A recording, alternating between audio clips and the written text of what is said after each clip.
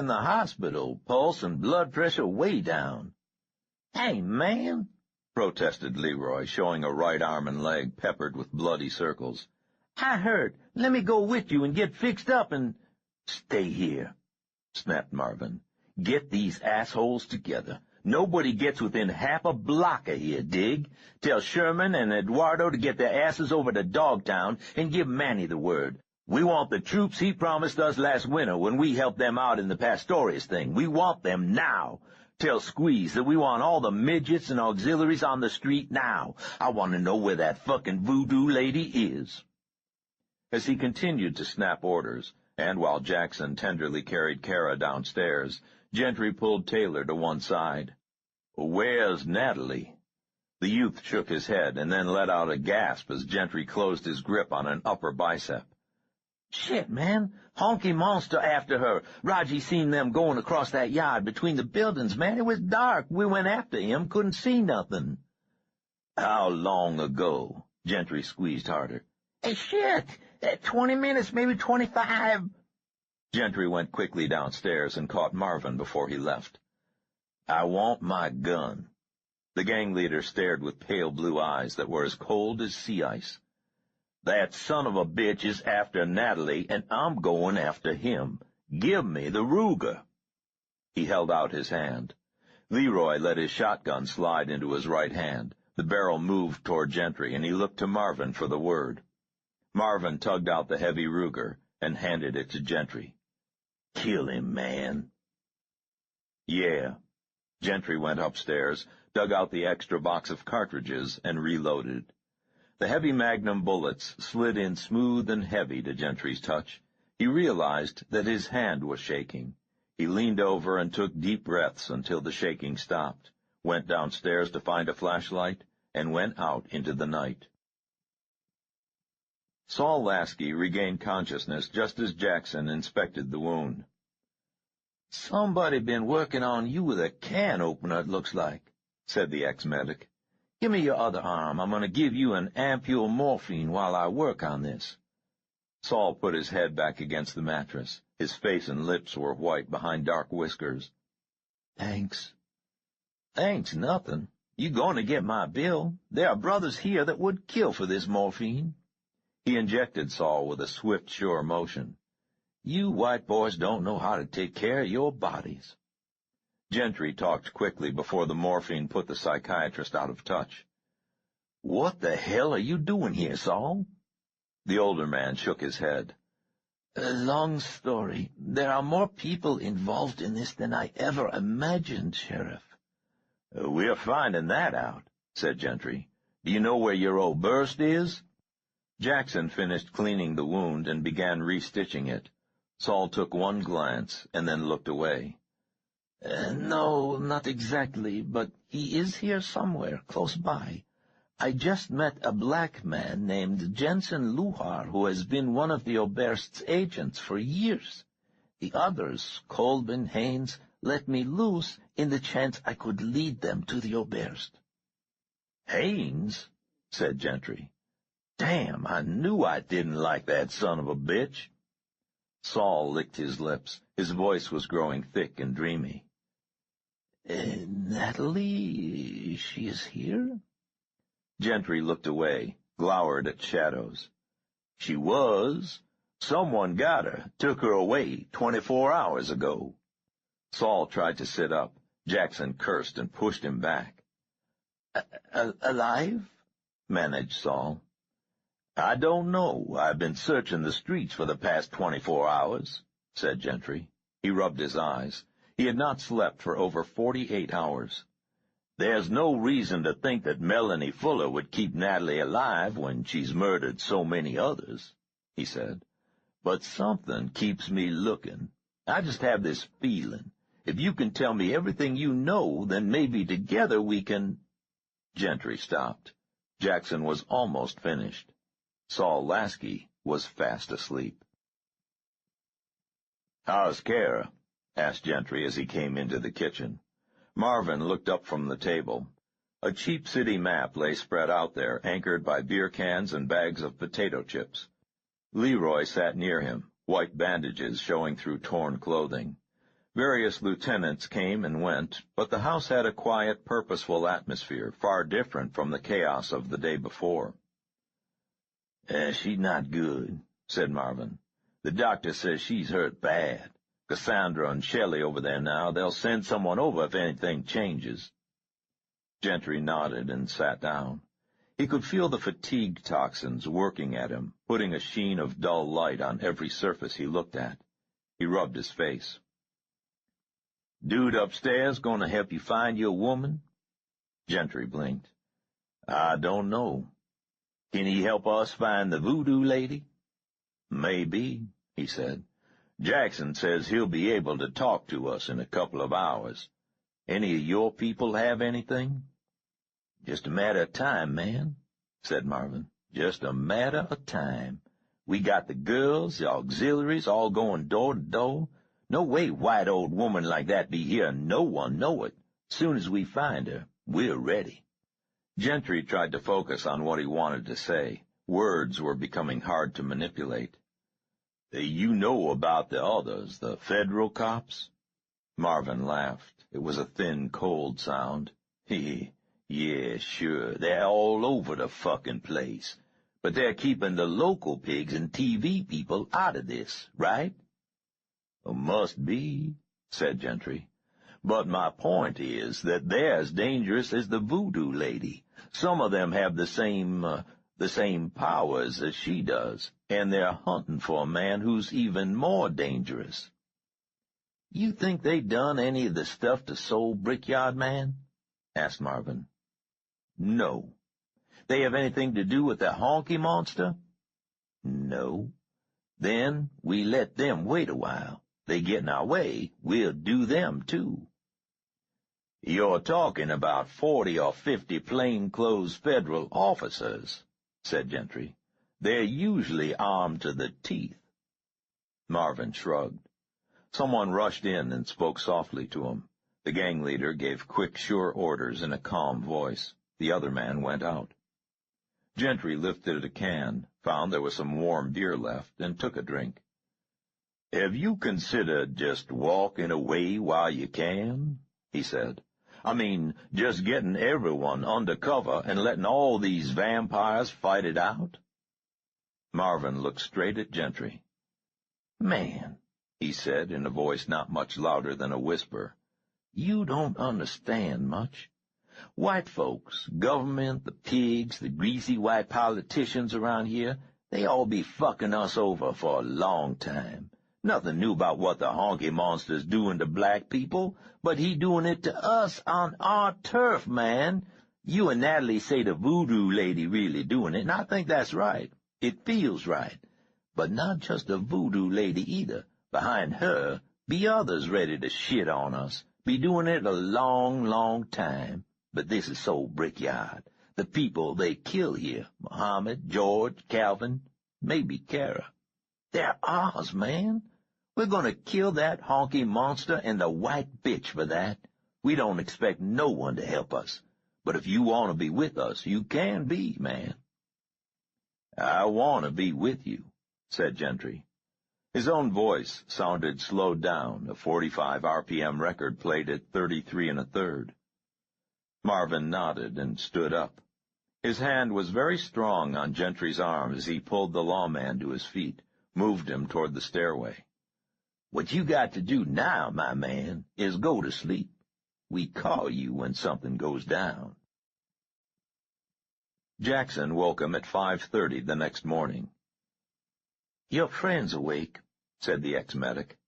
Gentry thanked him and sat on the edge of his mattress for several minutes, holding his head and trying to get his mind to work. Before seeing Saul, he clumped downstairs, made coffee in an ancient percolator, and came back up with 2 steaming, chipped cups. A dozen or so gang members snored on mattresses in various rooms. There was no sight of Marvin or Leroy. Saul took the coffee cup with a heartfelt thanks. "I woke up and thought I had dreamed everything," he said. "I expected to find myself in my apartment with a class to teach at the university. Then I felt this." He held up his bandaged left arm. "Well, how did that happen?" asked Gentry. Saul sipped coffee and said, "I'll tell you what, Sheriff. We will do a deal. I will start with the most important information and talk a while. Then you will do the same. If our stories connect in any way, we will pursue the connections. Agreed?" "Agreed," said Gentry. They talked for an hour and a half, and then questioned each other for another half-hour. When they stopped, Gentry helped the older man up, and they walked to a barred window and looked out at the first grayings of dawn. "It's New Year's Eve day," said Gentry. Saul reached to adjust his glasses, realized that he did not have them on. "It is all too incredible, is it not?" "Yes," said Gentry. "But Natalie Preston is out there somewhere, and I'm not leaving this city until I find her." They went back to the alcove to pick up Saul's glasses, and then went downstairs together to see if they could find anything to eat. Marvin and Leroy were back by 10 a.m., talking earnestly with two tall Hispanics. 3 low-slung automobiles idled at the curb, each filled with Chicano youths, eyeing the blacks on Community House porch. The black gang members glowered back. The kitchen had become a command center, entered by invitation only, and 20 minutes after the Hispanics left, Saul and Gentry were summoned. Marvin, Leroy, one of the twins, and half a dozen others stared at them in silence. "How's Kara?" asked Gentry. "She died," said Marvin. He looked at Saul.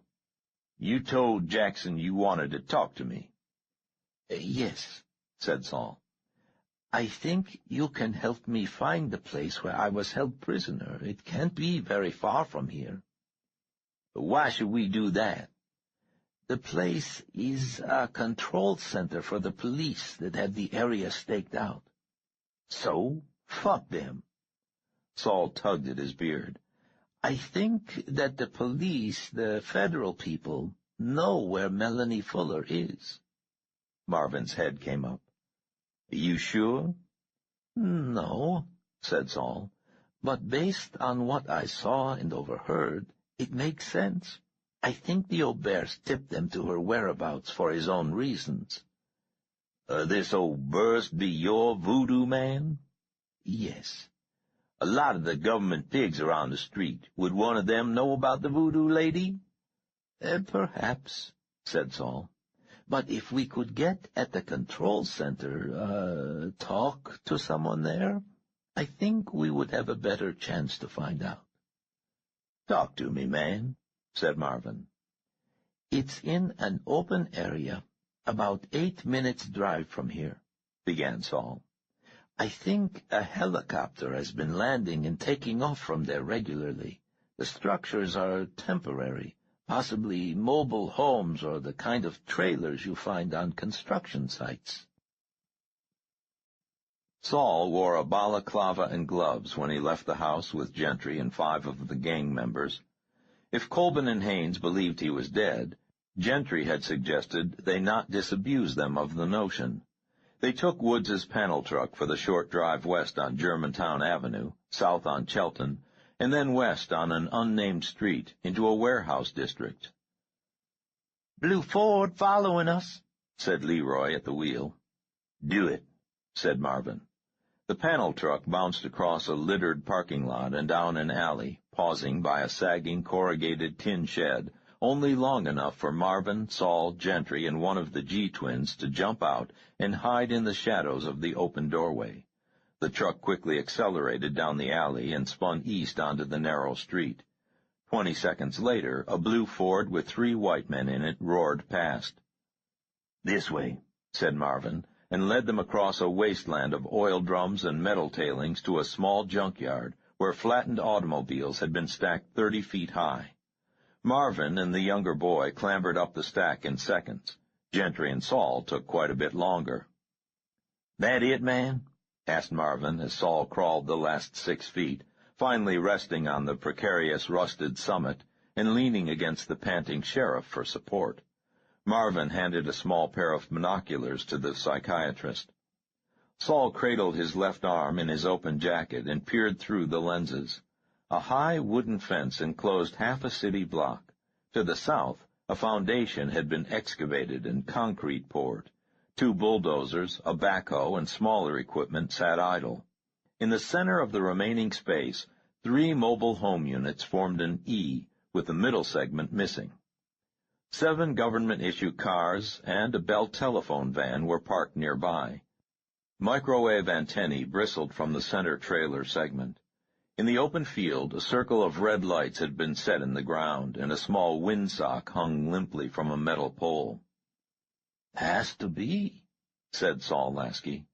As they watched, a man in shirt-sleeves came out of the center trailer and briskly walked the 20 yards to one of the 3 porta-toilets set up near where the cars were parked. "One of those dudes be the one you like to talk to?" asked Marvin. "Probably," said Saul.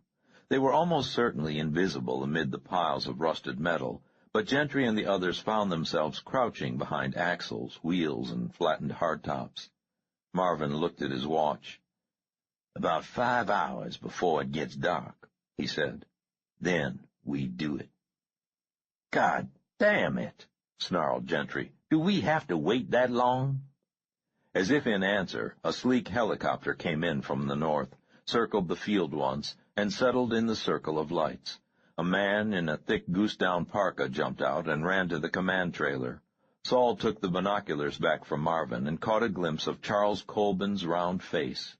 "That is a man you do not want to encounter," he said. "Wait until he is gone."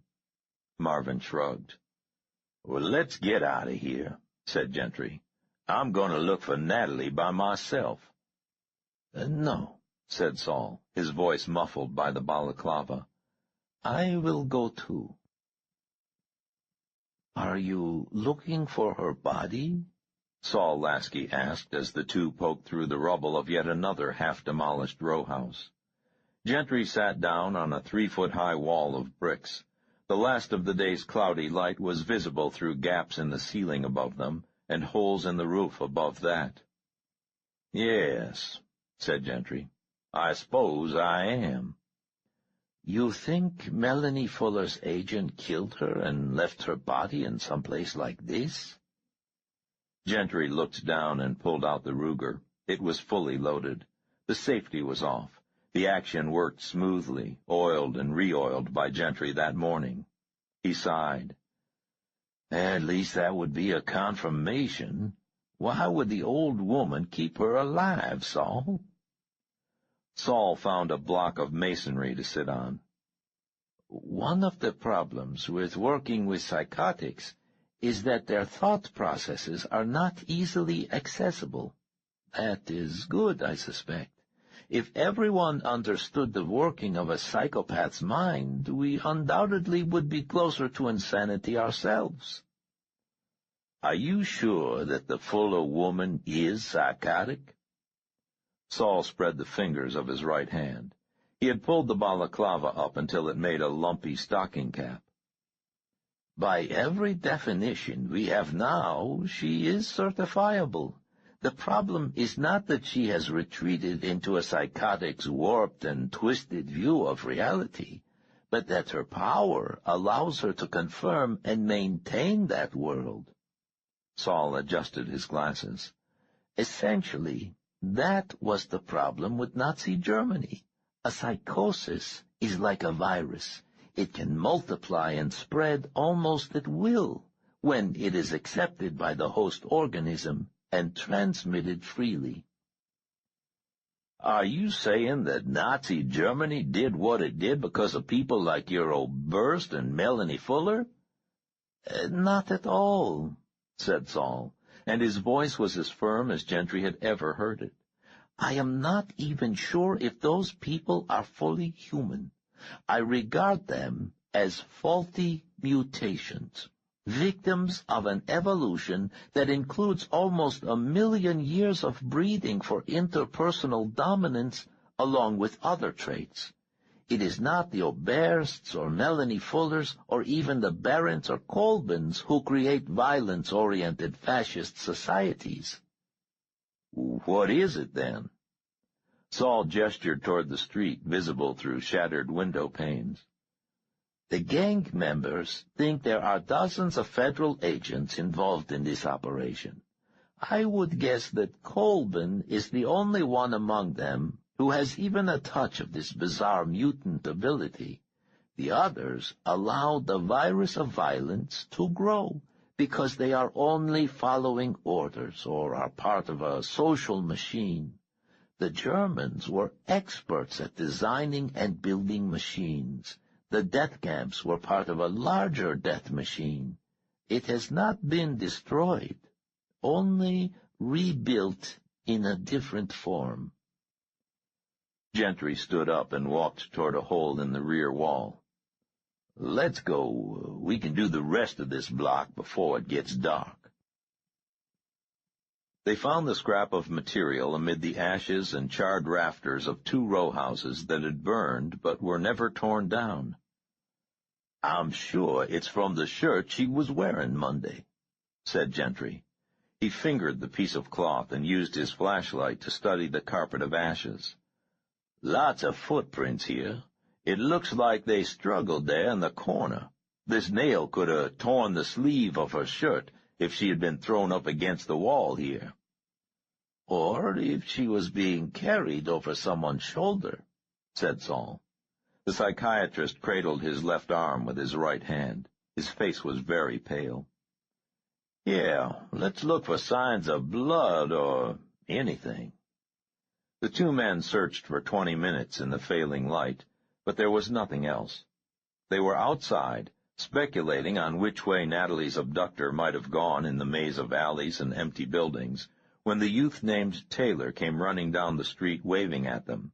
Gentry held the Ruger loosely at his side and waited. The boy stopped 10 feet from them.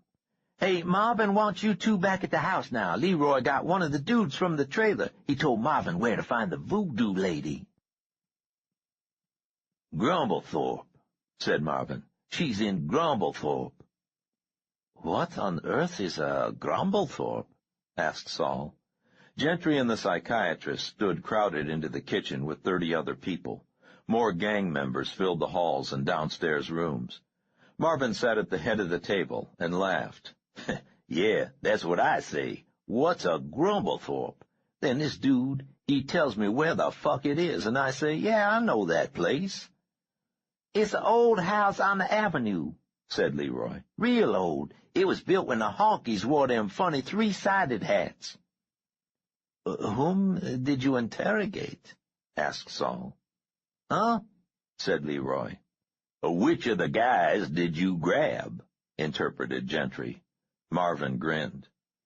Leroy, GB, and me, we went back when it was getting dark. The chopper was gone, man, so we wait by those toilets till dude comes out. He got his piece in this little bitty clip holster on his pants. GB and me, we let the dude drop his pants before we say hi. Leroy brought the truck up the side. We let the dude finish his business before we take him with us. Where is he now? Asked Gentry. Still in Rev Woods' truck. Why? I want to talk to him. Said Marvin. He's sleeping now. Dude says he a special agent, a video technician. Say he didn't know nothing about anything. Says he won't talk to us, and we in deep shit assaulting federal pig and all. Leroy and D.B. help him talk. Jackson say dude be all right, but he's asleep now. And the Fuller woman is in a place called Grumblethorpe on Germantown Avenue, said Gentry. The agent was sure? Yeah, said Marvin. Old voodoo lady been staying with another white broad on Queen Lane. Should have thought of that. Old white broads stick together. What's she doing at this Grumblethorpe place, then? Marvin shrugged. Federal pig said she'd been staying there more and more this week. We figure that's where the honky monster come from. Gentry shouldered his way through the crowd until he stood next to Marvin. All right, we know where she is. Let's go.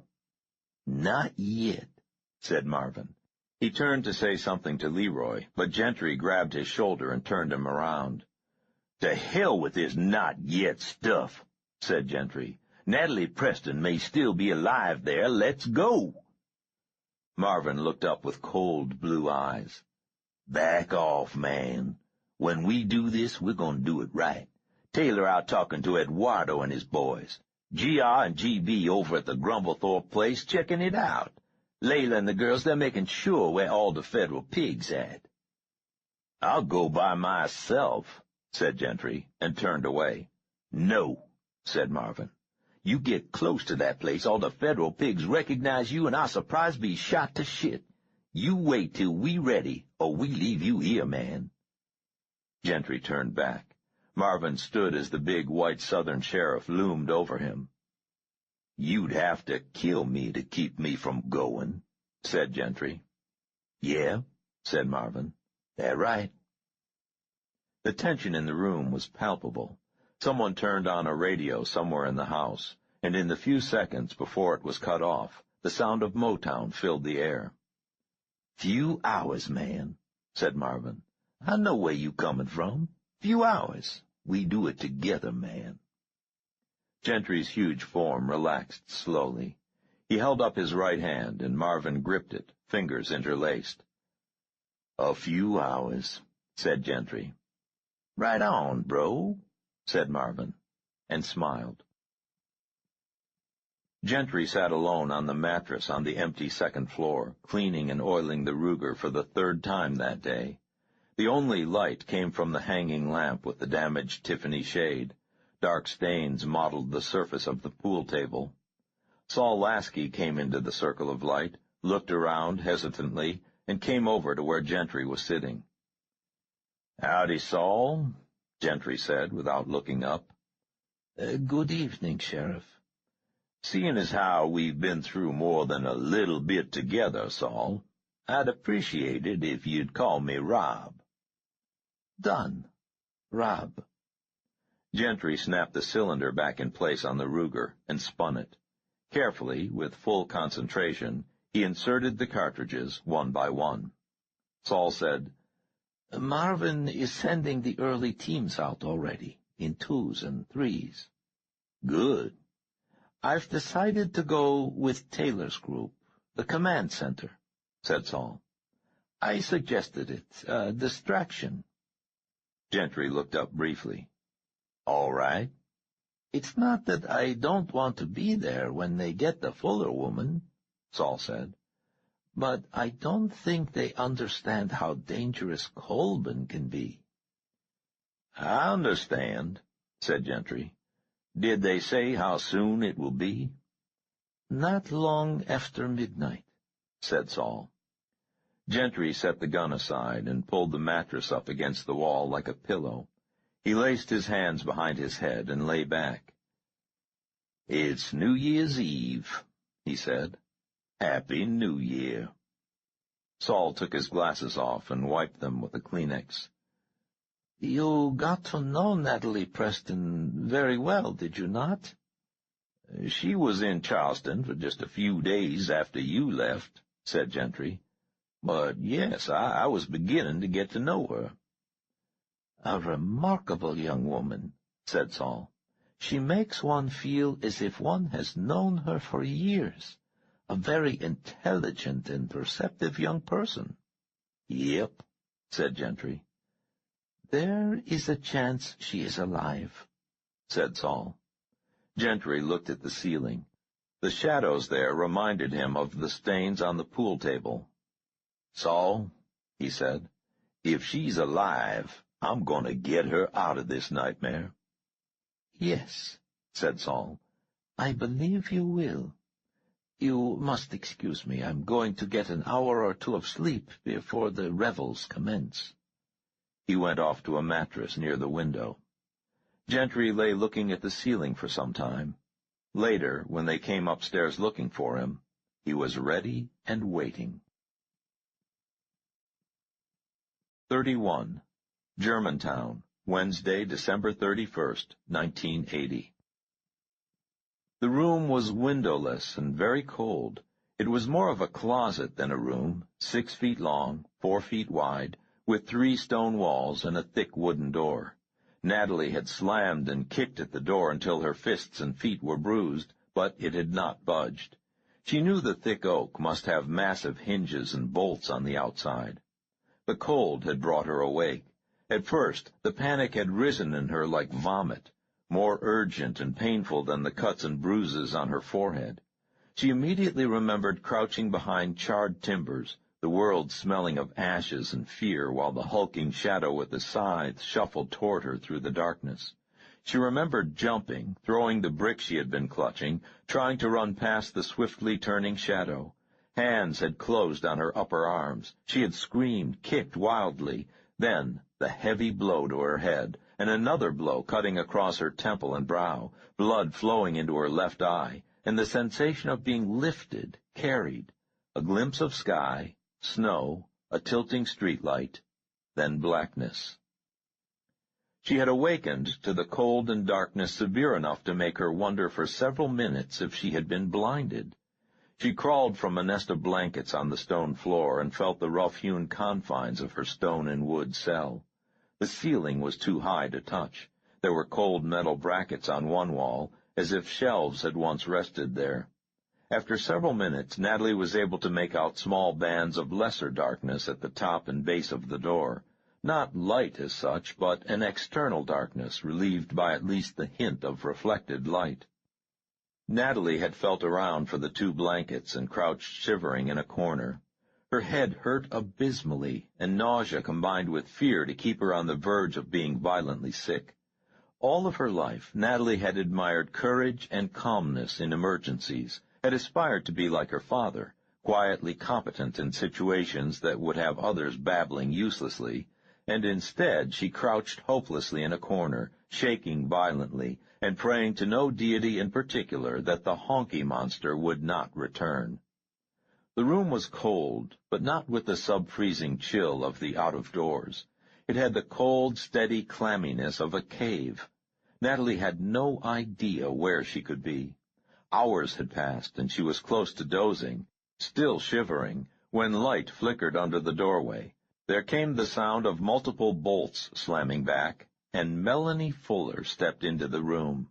Natalie was sure it was Melanie Fuller, although the dancing light from the single candle the old lady held illuminated her face from below and showed a bizarre caricature of humanity, cheeks and eyes gullied with wrinkles, corded neck a mass of wattles, eyes like marbles staring from dark pits, the left eyelid drooping, thinning blue-white hair flying out from a mottled scalp like a nimbus of static electricity. Behind this apparition, Natalie could make out the lean form of the honky monster, hair hanging over a face streaked with dirt and blood.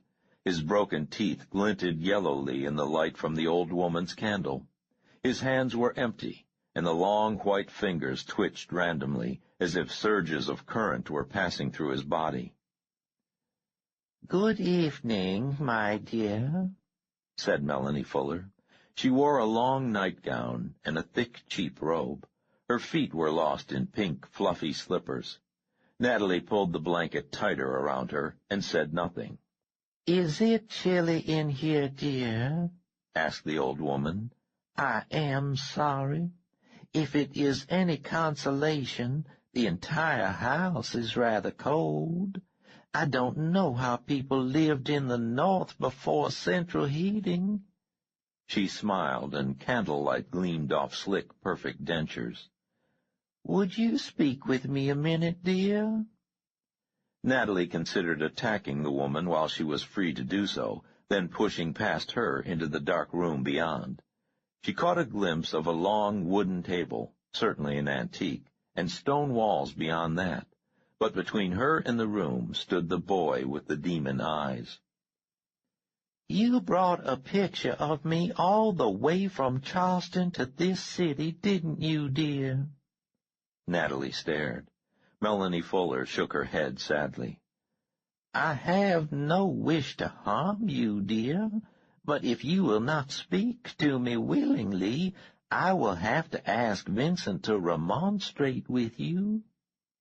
Natalie's heart pounded as she watched the honky monster take a step forward and stop. "Where did you get the photograph, dear?"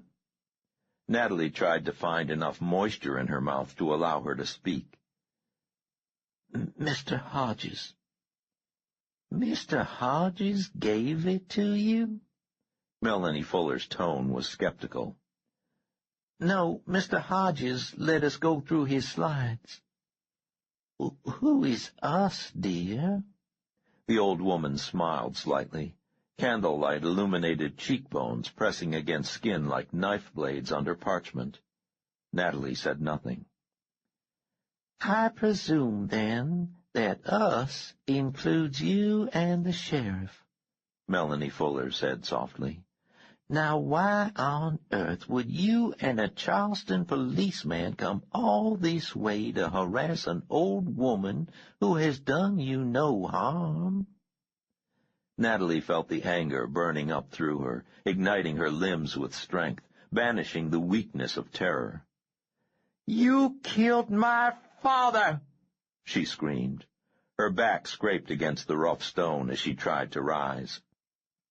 The old woman looked puzzled. Your father? There must be some mistake, dear. Natalie shook her head, fighting back the hot tears. You used your goddamn servant to kill him for no reason. My servant? Mr. Thorne? I am afraid you are confused, dear.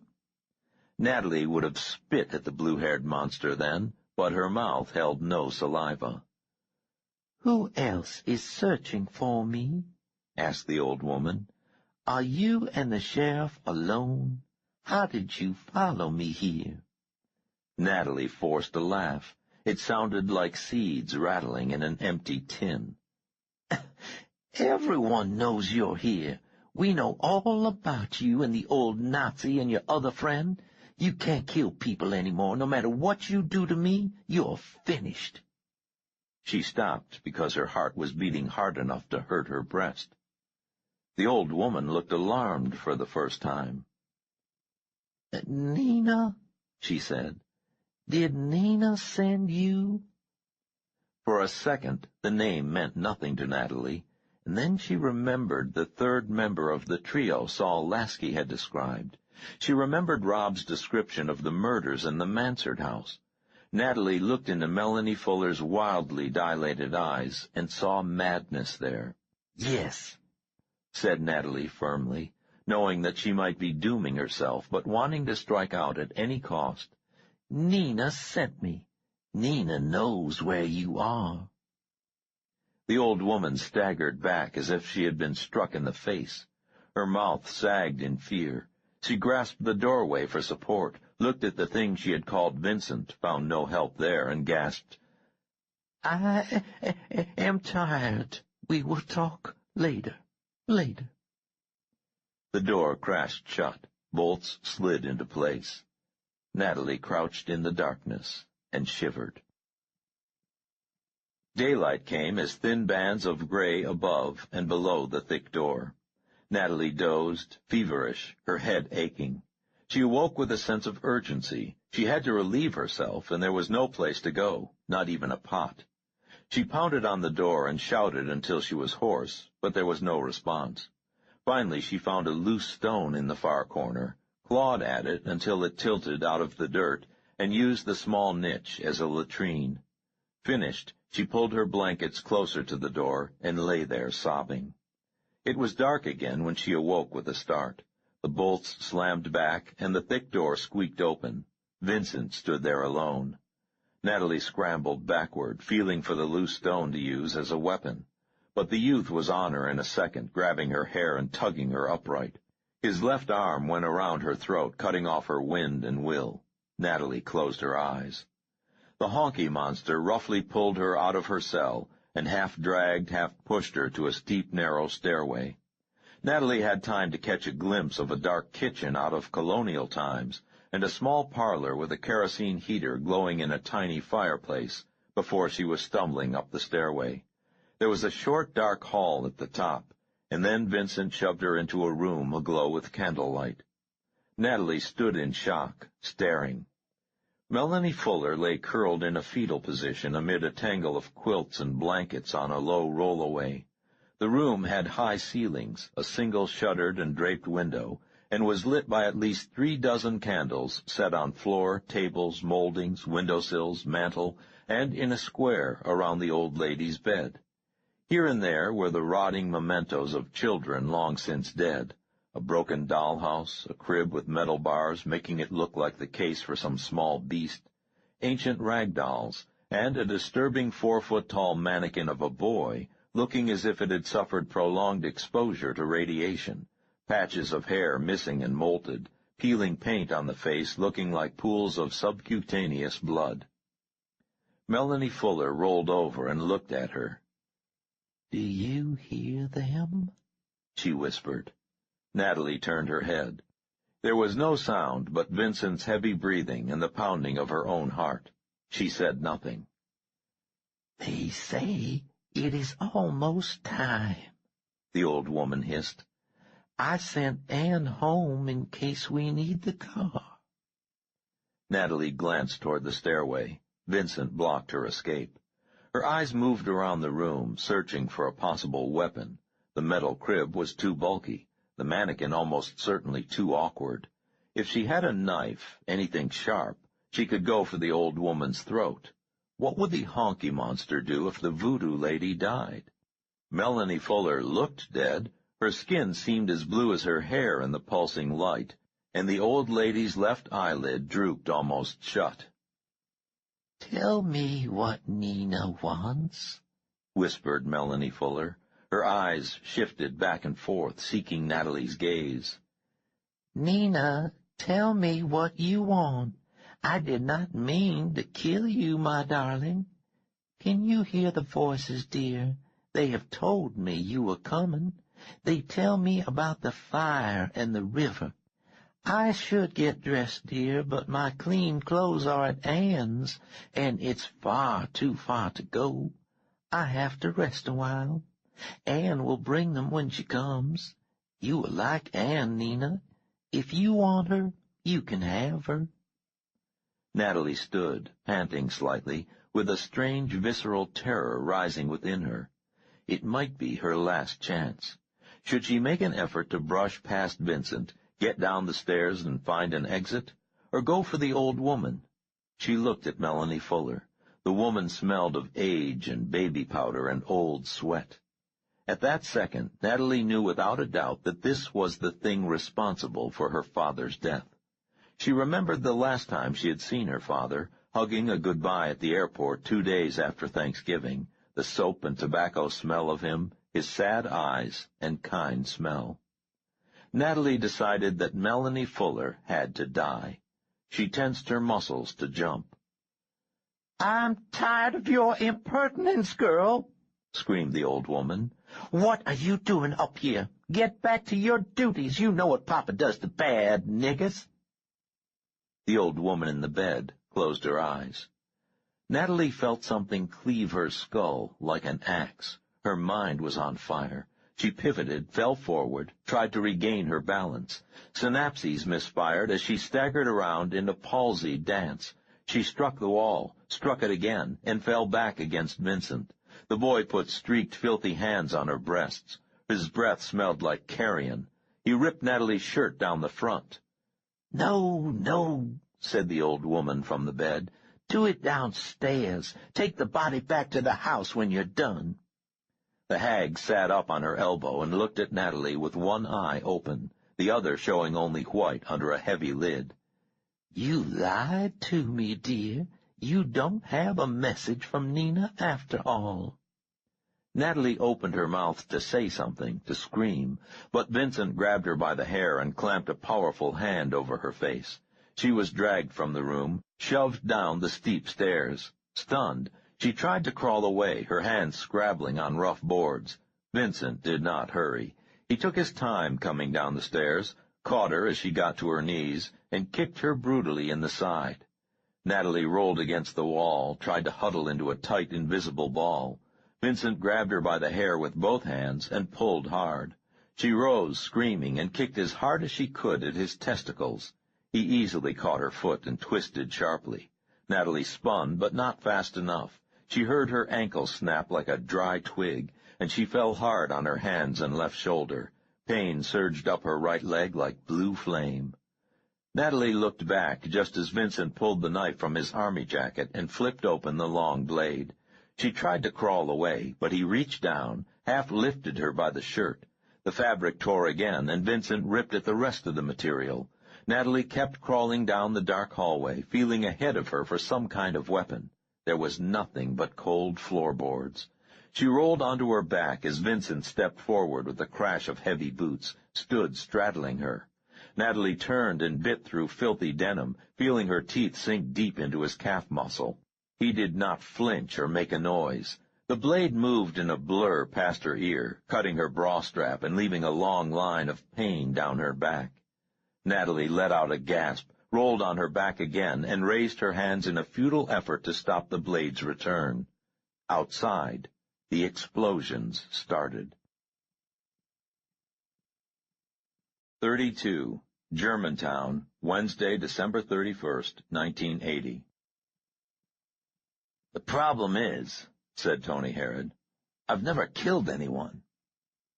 "No one?" asked Maria Chen. "No one," said Herod. "Never." Maria Chen nodded and poured more champagne into each of their glasses. They lay naked, facing each other in the long bathtub in room 2010 of the Chestnut Hills Inn. Mirrors reflected the light of a single scented candle. Herod lay back and looked at Maria Chen through heavy-lidded eyes. Her brown legs rose between the sharp white boundaries of his knees, her thighs were parted, her ankles touched his ribs in the soapy water. Bubbles hid all but the top curve of her right breast, but he could see the other nipple, as sweet and heavy as a strawberry in the dark water. He admired the curve of her throat and heavy weight of her black hair as she threw back her head to drink from the overflowing champagne glass.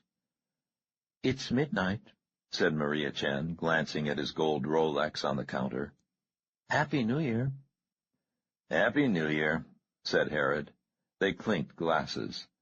They had been drinking since 9 p.m. It was Maria Chen's idea to take a bath. "Never killed anyone," muttered Herod. "Never had to." "It looks like you will have to now," said Maria Chen. "When Joseph left today, he reiterated Mr. Barrett's insistence that you be the one to—" "Yeah." Herod stood up and set his glass on the counter. He toweled off and held out his hand. Maria Chen took it and rose slowly from the bubbles. Herod used the towel gently, dabbing her dry, running both arms around her from behind to draw the thick terry cloth across her breasts. She shifted her weight to one foot and moved her thighs apart slightly as he dried between her legs. Herod dropped the towel, lifted Maria Chen in both arms, and carried her into the bedroom. It was like the first time for Herod. He had not had a woman on her terms since he was 15 years old. Maria Chen's skin tasted of soap and cinnamon. She gasped when he entered her, and they rolled across a wide expanse of soft sheets. Maria Chen lying atop him when they stopped, still joined, still moving, their hands and mouths sliding against one another. Maria Chen's orgasm was sudden and powerful, her moans soft. Herod came seconds later, closing his eyes and clinging to her as a falling man clings to the last thing that might break his fall. The phone rang, continued to ring. Herod shook his head. Maria Chen kissed his hand, slid across the sheets to answer it. She handed the receiver to him. "Herod, you've got to get down here now," came Colbin's excited voice. "All hell's breaking loose." Colbin went back into the control room. Men sat at monitors, scribbled notes, whispered into headset microphones. "Where the hell is Gallagher?" bellowed Colbin. "Still no word, sir," answered the technician at Console 2. "Fuck it, then," said Colbin. "Tell Green Team to quit looking for him. Assign them to back up Blue 2 near Market." "Yes, sir." Colbin strode down the narrow corridor to stand behind the last console. "The spook still at home, Castle?" "Yes, sir," said the young woman in front of the monitor.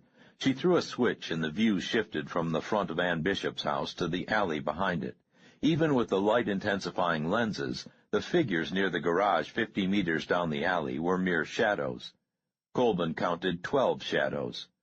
"Get me Gold 1, he snapped. "Yes, sir." The technician handed him an extra headset. "Peterson, I see a dozen of them now. What the fuck's going on there?" "I don't know, sir. You want us to move in?" "Negative on that," said Colburn. "Stand by." "8 more unknowns on Ashmead," said the agent at Console 5. "Just past White Team." Colburn pulled his headset off. "Where the hell is Haines?" "Just picked up Harrod and his secretary," called the man at Console 1. "EDA in 5 minutes." Colburn lit a cigarette and tapped the female technician on the shoulder. "Get Hodgick and the chopper over here right away." "Yes, sir." Agent James Leonard stepped out of Colburn's office and beckoned him over. "Mr. Barrett, on line 3? Colburn closed the door. "Colburn here." "Happy New Year, Charles," came Barrett's voice. From the static and hollow tone, it sounded like a satellite call to Colburn. "Yeah," said Colburn. "What's up?" "I was talking to Joseph earlier," said Barrett. "He has some concerns about the way the operation is going." "So what's new?" said Colburn. "Kepler's always bitching about something. Why didn't he stay here if he was so fucking concerned?" "Joseph said that he had other things to take care of in New York," said Barrett. There was a pause. "Is there any sign of our friends?" "You mean the old kraut?" said Colburn. "No, not since the explosion in the warehouse yesterday." "Do you have any idea why Willie would sacrifice one of his own operatives to terminate Dr. Lasky? And why such overkill? Joseph said the city fire department had to be called in." "How the hell should I know?" snapped Colburn. "Look, we're not even sure that was Luhar and the Jew in there." "I thought your forensics people were working on it, Charles." "They are, but it's a federal holiday tomorrow. Besides, as close as we can tell, Luhar and Lasky were sitting on top of 30 pounds of C4. There wasn't much left for forensics to look at." "I understand, Charles." "Look," said Colburn, "I'm going to have to go. We have a situation developing here." "What kind of situation?" asked Barrett through the static. Nothing serious. Some of those goddamn kids from the gang are farting around in the secured zone." "This will not complicate the morning's business, will it?" asked Barrett. "Negative," snapped Colburn. "I've got Harrod on the way over here now. If need be, we can seal off the area in 10 minutes and take care of the Fuller woman ahead of schedule." "Do you think Mr. Harrod is up to the task, Charles?" Colburn stubbed out his cigarette and lit another one. "I don't think Harrod's up to the task of wiping his own ass," he said. "The question is, what do we do when he screws up?" "I presume you have considered the options," said Barrett. "Yeah, Haines is ready to step in to take care of the old woman. Once Harrod fucks up, I'd like to deal with that Hollywood phony myself." "I presume you would recommend termination?" "I recommend that I stick a police special in that punk's mouth and blow his fucking brains all over West Philly," said Colburn. There was a brief silence, broken only by static. "Whatever you feel is necessary," Barrett said at last. "Oh," said Colburn, "his chink secretary will have to disappear too." "Of course," said Barrett. "Charles, just one other thing." Agent Leonard stuck his head in the office and said, "Haines just got here with Mr. Harrod and the girl. They're all aboard the chopper." Colburn nodded. "Yeah, what's that?" he said to Barrett. "Tomorrow is very important to us all," said Barrett. "But please remember that once the old woman is removed from the board, Mr. Borden remains our chief interest. You will contact him to negotiate if possible, but terminate him if the situation dictates. The Island Club is putting much trust in your judgment, Charles." "Yeah," said Colburn. "I'll remember. I'll talk to you later, all right?" "Good luck, Charles," said Barrett. The line hissed and went dead. Colburn hung up, pulled on a flak vest and baseball cap, and slipped his .38 and clip-on holster into the front pocket of his Arctic parka. The rotor blades began turning faster even as he ran crouching toward the open door of the helicopter. Saul Lasky, Taylor, Jackson, and 6 younger members of Soul Brickyard watched the helicopter rise and depart to the northeast. The panel truck had stopped along the high wooden fence half a block from the entrance gate to the FBI control compound. "What do you think?" Taylor asked Saul. "There go your voodoo man?" Perhaps," said Saul. "Are we near the construction end of the lot here?" "Near as I can tell," said Taylor. "Are you sure you can get the equipment started without keys?" Jackson spoke. "Shoot, man, 3 months in the motor pool of a construction battalion in Nam before I ended up out in the boonies? I could hotwire your mama." The bulldozers will suffice," said Saul, knowing, as Jackson knew, that a bulldozer required more than a simple hot wiring to start it. "Hey," said Jackson, "I get 'em started. Are you going to be able to handle yours?" 4 years building and maintaining a kibbutz," said Saul. "I could bulldoze your mama." "Careful, man," said Jackson, grinning broadly. "Don't start playing no dozens with me, babe. White boys just don't have the knack for good insults." "In my cultural group," said Saul, "we make a habit of trading insults with God. What better practice could one have for playing the dozens?" Jackson laughed and slapped Saul on the shoulder. "You two cut the shit," said Taylor. "We're 2 minutes behind." "You sure your watch is correct?" said Saul. Taylor looked indignant. He held out his wrist to show an elegant Lady Elgin, complete with 24-karat gold trim and inlaid diamond chips. "This don't lose 5 seconds a year," he said. "We got to move." "Fine," said Saul. "How do we get in?" "Catfish," Taylor called, and one of the boys in back pushed open the rear door, swung himself onto the roof of the van, jumped to the top of the 10-foot-high wooden fence, and dropped out of sight on the other side. The other 5 in the rear followed. They carried heavy backpacks in which bottles clinked. Saul looked at his taped left arm. "Come on," hissed Taylor, pulling himself out of the cab. "That arm's gonna hurt," said Jackson. "You want a shot of something?" No," said Saul. He followed the others up and over. "This can't be legal," said Tony Herod. He was watching streetlights, high-rises, and expressways pass under them as they roared along at only 300 feet of altitude. "Police helicopter," said Colbin. "Special clearance."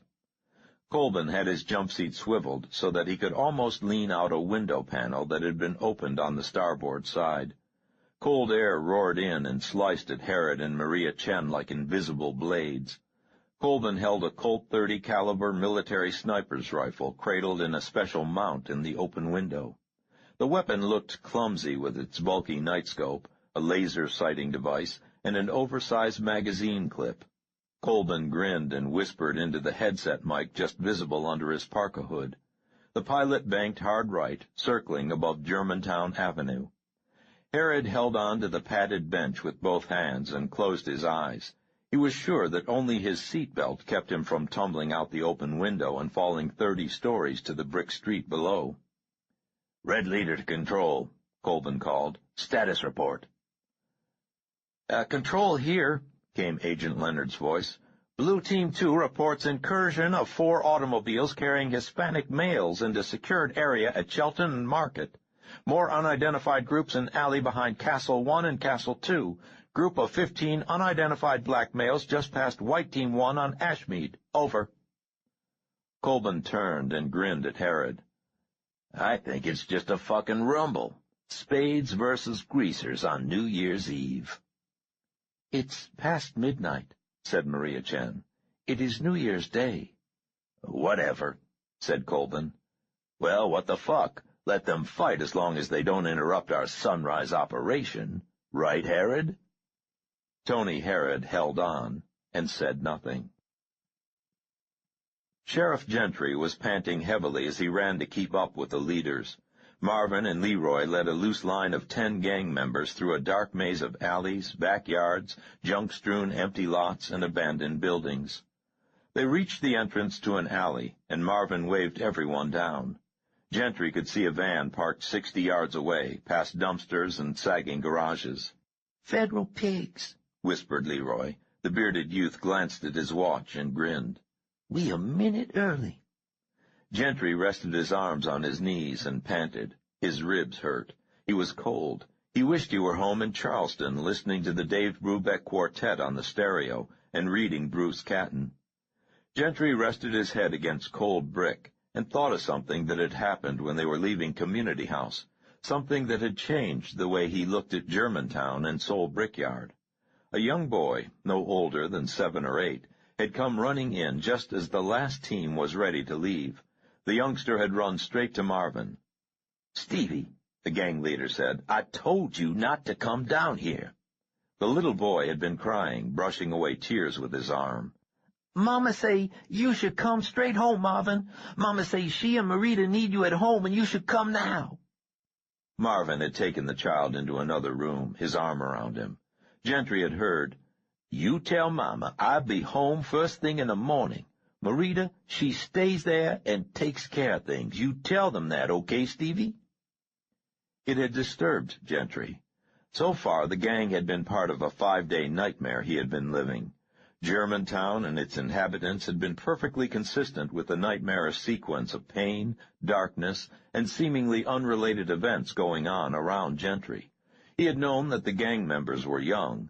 Jackson was an exception, but he was a lost soul, a visitor, an alumnus returned to his old haunts because life had left him nowhere else to go. Gentry had seen few other adults on the cold streets. Those he had seen had been silent, bruised-looking women on hurried errands, old men walking nowhere, peering out from tavern doors, the inevitable winos lying in littered storefronts.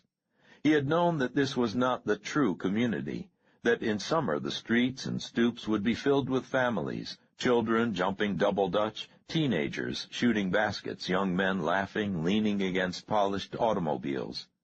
He had known that the nightmarish emptiness was a result of cold and new violence on the streets, and the presence of an invading army that thought itself invisible. But with Stevie's arrival, the knowledge had become reality. Gentry felt himself lost in a strange, cold place, fighting in the company of children against adult opponents who held all the power. "They're here, man," whispered Leroy. 3 loud automobiles, slung low, roared to a stop on the street at the opposite end of the alley. Young men poured out, laughing, singing, shouting in Spanish. Several of them went over to the van and began beating on its side with baseball bats and pipes. The vehicle's lights came on. Someone inside shouted. 3 men jumped out the side door of the van. One fired a shotgun into the air. "Come on," hissed Marvin. The line of gang members silently sprinted 20 yards down the alley, staying close to the sides of garages and fences. They paused in an empty area behind a shed, most leaning against a low metal fence. More shots rang out from the direction of the van. Gentry heard the lowriders accelerate away toward Germantown Avenue. "Grumblethorpe," Leroy said, and Gentry peered through the fence to see a small backyard, large bare tree, and the rear of a stone house. Marvin crawled near. "They got bars on the first-floor windows, 1 door in back, 2 in front. We going in both ways. Come on." Marvin, Leroy, GB, GR, and 2 others flowed over the fence like shadows. Gentry tried to follow, got hung up on torn wire, and landed heavily on one knee in frozen soil. He pulled the Ruger free of his pocket and ran to catch up. Marvin and GB beckoned him to the side of the house. Both carried pump shotguns, and Marvin had tied a red kerchief around his forehead and afro. "We gonna do the street doors." There was a 4-foot-high wooden fence between the stone house and the delicatessen next door. The 3 of them waited for an empty trolley to rumble past, and then Leroy kicked open the gate, and he and GB stepped out boldly, nonchalantly walking past shuttered windows to the 2 doors. Low railings stood on either side of each door like entrance stiles. There was a padlocked cellar door slanting almost to the sidewalk. Gentry stepped back and looked up at the front of the old house. No light was visible in any of the 9 windows. Germantown Avenue was empty except for the receding trolley 2 blocks to the west. Bright, anti-crime streetlights threw a yellow glare on storefronts and brick. The night had a late, cold smell to it. "Do it," said Marvin. GB stepped to the west door and kicked hard. The stout oak did not budge. Marvin nodded, and the 2 of them pumped their shotguns, stepped back, and fired at the locks. Splinters flew, and Gentry spun away, instinctively covering his eyes. The 2 fired again, and Gentry looked back in time to see the west door sag open. GB grinned at Marvin and held up a fist in a victory salute, just as a single small red dot appeared on his chest and moved upward to the side of his head. GB looked up, touched his forehead so that the circle of light appeared on the back of his hand, and glanced over at Marvin with a look of amused surprise. The sound of the shot was small and distant. GB's body was driven into the wooden door and then back onto the sidewalk. Gentry had time to notice that most of the youth's forehead was missing, and then he was running, falling on all fours, scrambling for the gate to the side yard. He was barely aware that Marvin had jumped the low railings and had dived for the open west door. Small red dots danced on the stone above Gentry. 2 shots kicked stone dust in his face, and he was through the gate, rolling to his right and coming up hard against something, even as several shots tore through the fence and slammed into frozen ground to his left. Gentry crawled blindly toward the rear of the yard. More shots came from the direction of the avenue, but nothing hit near him. Leroy ran up, panting, and dropped to one knee. "What the fuck?" "Shots from across the street," gasped Gentry, amazed to find that he was still holding the Ruger. "Second floor or rooftop. They're using some sort of laser sighting device." "Marvin?" "Inside, I think. GB's dead." Leroy stood up, motioned with his arm, and was gone. Half a dozen shadows ran by toward the front of the house. Gentry ran to the side of the stone building and peered into the backyard. The back door gaped open, and a faint light was visible from inside. Then a van slid to a stop in the alley. A door opened, the interior light briefly silhouetting a man stepping down from the driver's seat, and half a dozen shots rang out from dark areas near the shed. The man fell into the interior, and the door was pulled shut. Someone shouted from the direction of the shed, and Gentry saw shadows running quickly toward the large tree. From overhead there came the roar of a helicopter, and without warning, a brilliant searchlight stabbed down to illuminate most of the backyard in white glare. A boy Gentry did not know by name froze like a deer in a headlight and squinted up into the beam. Gentry saw a red dot dance on the boy's chest for a split second before his rib cage exploded. Gentry heard no shot. Gentry braced the Ruger with both hands and fired 3 times in the direction of the searchlight. The beam stayed on, but pivoted wildly, illuminating branches, rooftops, and the van as the helicopter spun away higher into the night. There was a riot of shots from the front of the house. Gentry heard someone screaming in a high, thin voice. There were more explosions and muzzle flashes from the direction of the van in the alley, and Gentry heard other cars nearby. He glanced at the Ruger, decided there was no time to reload, and ran for the open rear door of Grumblethorpe. Saul Lasky had not driven a bulldozer in years, but as soon as Jackson had replaced a magneto to get the thing roaring to life, Saul was in the padded seat and working to remember skills he had not used since he had helped to clear a kibbutz almost 2 decades earlier. Luckily, this was an American Caterpillar D7, direct descendant of his kibbutzim machines. Saul disengaged the flywheel clutch lever, set the speed selector level to neutral, pushed the governor control to the firewall, stood on the right steering brake, and locked it in position with a clamp, checked to make sure that important gears were in neutral, and then started searching for the starter engine controls. "Ah," he whispered when he found them. He set the transmission and compression levers to their proper settings, he hoped, pushed the starting engine clutch in, opened a fuel valve, set the choke, dropped the idling latch, and clicked on the ignition switch. Nothing happened. "Hey!" shouted the skinny youth named Catfish, who was crouching next to the seat. "You know what the fuck you doing, old man?" "Absolutely," Saul shouted back. He reached for a lever, decided it was the clutch, grasped a different one, and pulled it back. The electric starter whined, and the engine roared to life. He found the throttle, let the clutch out, gave too much traction to the right tread, and almost ran over Jackson as the man crouched to start the second bulldozer on Saul's left. Saul got the machine straightened out, almost stalled it, and managed to get it lined up with the trailer complex 60 yards away. Diesel exhaust and black smoke blew back into their faces. Saul glanced to his right and saw 3 of the gang members sprinting across the broken ground alongside the machine. "Can't this thing go any faster?" screamed Catfish. Saul heard a loud scraping noise and realized that he had not yet elevated the blade. He did so, and the machine moved forward with much more enthusiasm. There was a roar behind them as Jackson's bulldozer moved out of the construction area. "What you gonna do when we get there?" shouted Catfish. "Just watch," called Saul, and adjusted his glasses. He had not the slightest idea what he was going to do. He knew that any second now the FBI agents could come outside, step to either side, and open fire. The slow-moving bulldozers would be easy targets. Their chances of making it all the way to the trailers seemed incredibly remote. Saul had not felt so good in decades.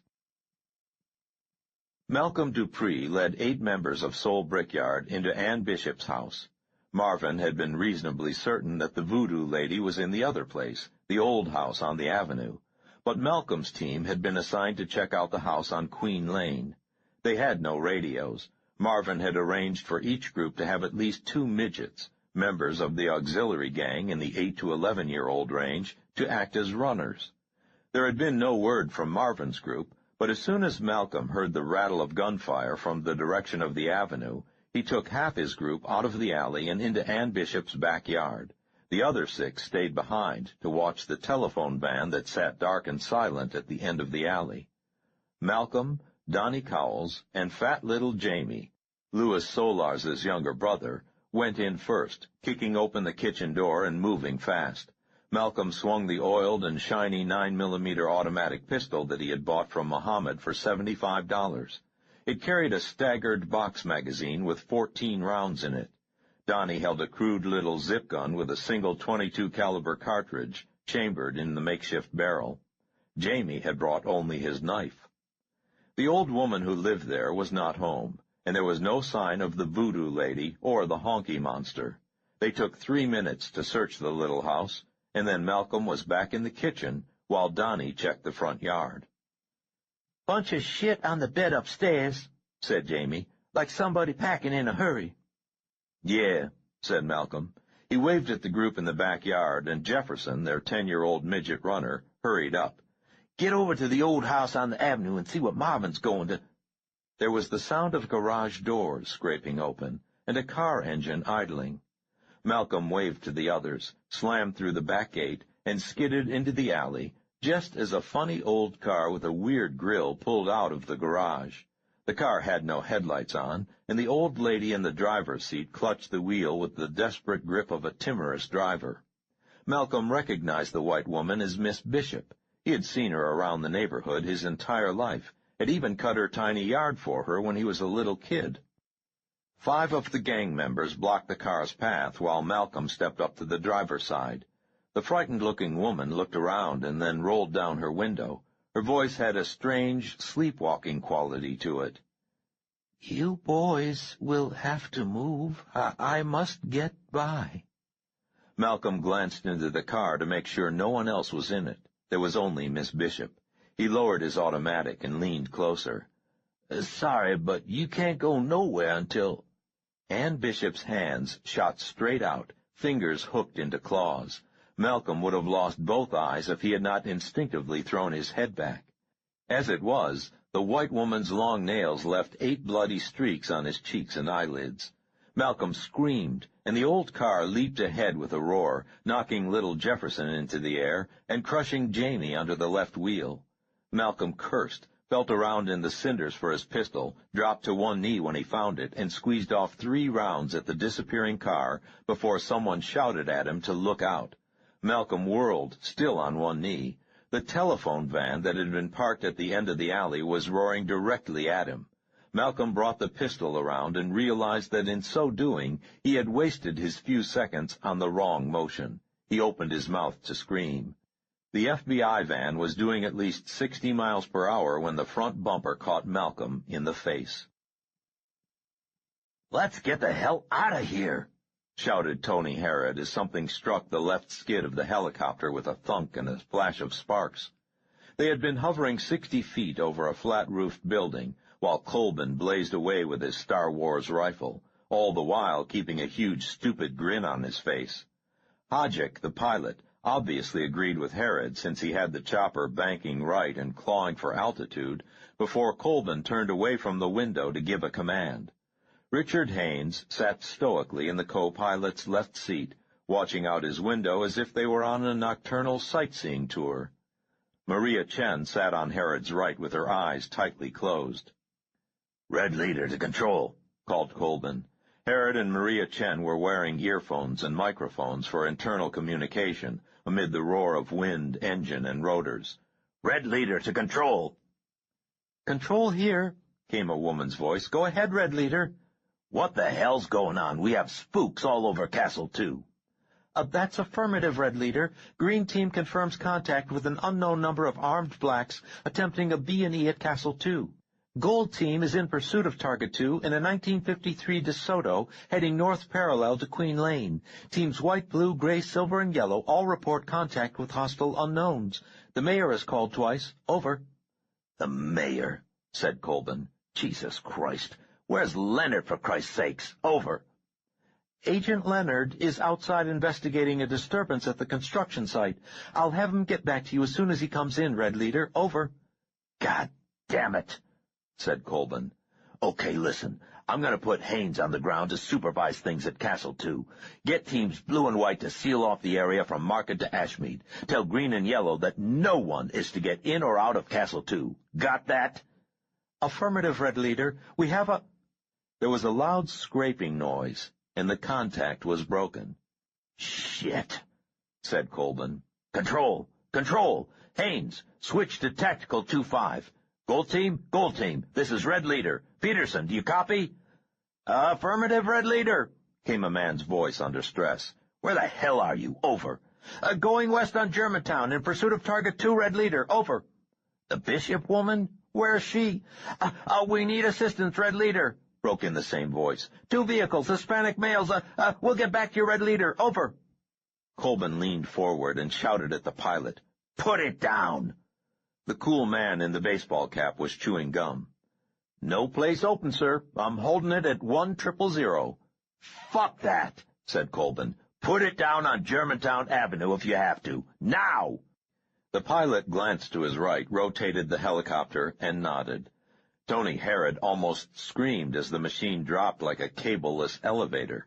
Streetlights seemed to rush up at them. There was a glimpse of something burning a block to their left, and the helicopter flared out and settled gently onto brick and asphalt in the center of the street. Haines was out immediately, running toward the sidewalk in a graceful crouch. "Up!" shouted Colburn, and jerked his thumb at the pilot. "No!" shouted Harrod. He nodded to Maria Chen, and both of them fumbled at their lap straps. "We're getting out, too." "The hell you are," said Colburn over the intercom. Harrod pulled his headset off just as Maria Chen brought the Browning out of her purse and leveled it at Colburn's chest. "We're getting out now," shouted Harrod.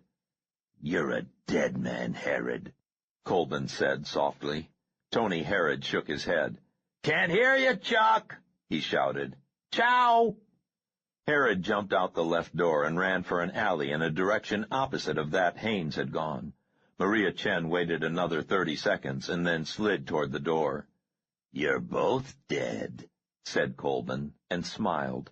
He glanced at the rifle set in clips on the starboard bulkhead and then relaxed. Maria Chen nodded, jumped out, and ran. 100 feet, Colburn said into the microphone. The helicopter cleared the wires and rooftops, rotated left, and hovered 10 stories above the avenue. Colburn slid the .30 caliber Colt rifle into the firing brace and swept the alleys with the nightscope. Nothing moved. Too many fucking overhangs, muttered Colvin. The tactical channel filled his earphones with urgent chatter. He heard Haynes's voice demanding a response from the sniper team at Green 1. Colvin shook his head. Back to Castle 2, he snapped. We'll deal with this shithead later.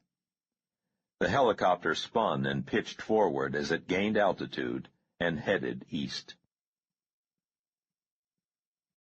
33. Germantown, Thursday, January 1st, 1981. Natalie Preston lay on her back, hands raised against Vincent's knife, when something exploded against Grumblethorpe's front door 6 feet down the hallway. Splinters flew into the confined corridor. There was a second explosion, and Natalie looked left through the doorway to the small parlor to see a street door shatter and fly open. In the sudden silence, Vincent's head went up and back, swiveling like a poorly programmed robot's. The knife glinted in his right hand. Natalie did not move or speak or breathe. There was a second series of explosions, more distant this time. Suddenly, a dark figure came hurtling into the parlor, rolling once into the wing chair by the fireplace. A shotgun skittered across bare boards and clattered against the legs of a table. Vincent stepped over her and strode into the parlor. Natalie caught a glimpse of Marvin Gaye's wide blue eyes as Vincent lifted him, and then she was scrabbling on her knees toward the rear of the house. She almost screamed at the pain in her ankle, but she bit her lip until she tasted blood and stayed quiet. There were more shots from outside the front of the house, and she heard crashes from the parlor as Marvin and the honky monster struggled. Natalie pulled herself up to stand on her left leg at the entrance to what must be the kitchen. The long room had shuttered windows, a huge fireplace, 2 candles burning on a long table, and a heavy bolted door. There was a pump shotgun leaning against the wall by the door. Natalie let out a soft noise and hopped toward the weapon. She was almost to it when 3 blasts in rapid succession slammed into the door from the outside. The 4th and 5th explosions shattered the iron lock and wooden bolt, sending splinters into her left leg and arm. Natalie jumped aside, put her weight down on her right foot, and tumbled into the table, pulling it over and hitting the stone floor hard. 2 more blasts hit the door, knocking it visibly inward. 6 feet in front of Natalie, the door to the pantry where she had been imprisoned gaped open, offering some concealment. She scrabbled forward, tumbled into the darkness just as someone kicked the kitchen door in from the outside. A boy whom Natalie recognized as one of the twins in Marvin's gang came in fast, followed by another youth. Both carried shotguns. Both jumped behind the overturned table. "Don't shoot!" screamed Natalie. "It's me!" "Who's that?" shouted the twin. He rose, swinging the shotgun in short arcs. Natalie slid back into the pantry just as Marvin Gaye staggered into the kitchen. His arms and chest were streaked with blood, and he dragged the stock of his shotgun along the floor as if he was too tired to lift it. "Marvin, fuck, man, how'd you get in here?" The twin stood up and lowered his weapon. The other boy raised his head from behind the table. Marvin swung the shotgun up and fired twice. The twin was knocked backward into the cold fireplace. The second boy rolled into the corner, shouted something, tried to rise. Marvin swiveled and fired from the hip. The boy struck the wall, tumbled forward, and simply disappeared into a hole that had been invisible in the shadows. Natalie realized that she was crouching, still holding her torn bra in place. She peered through the crack in the pantry door and saw Marvin walking woodenly to the fireplace to inspect the twin's body. He turned and strode over to stare down into the entrance to the tunnel. Then he lowered his shotgun into the hole and fired again. Natalie hopped quickly down the hallway, letting the bra fall and feeling the goosebumps break out all over her upper body. There was a tremendous sound of firing from outside. "This is all a bad dream," thought Natalie. "I will make myself wake up." The intense pain from her broken ankle told her otherwise. Vincent stepped into the hallway, legs apart, the long knife held loosely in his right hand. Natalie stopped, holding on to the wainscoting for support. The steep stairway to the second floor rose to her left. Vincent took a step toward her. Natalie jumped to the left, screamed as her ankle struck a step. Sobbing, she pulled her way up the stairs, even as she heard Rob Gentry's voice calling from the kitchen. Saul Lasky had proposed the idea of the strike at the control center as a harassing raid. Hit fast, cause as much confusion as possible, and get out. Ideally, there would be no casualties, preferably no shots fired. Privately, he hoped to find Colvin or Haynes there. Now, as the bulldozer covered the last 20 yards to the trailer, he wondered if his theory made any sense.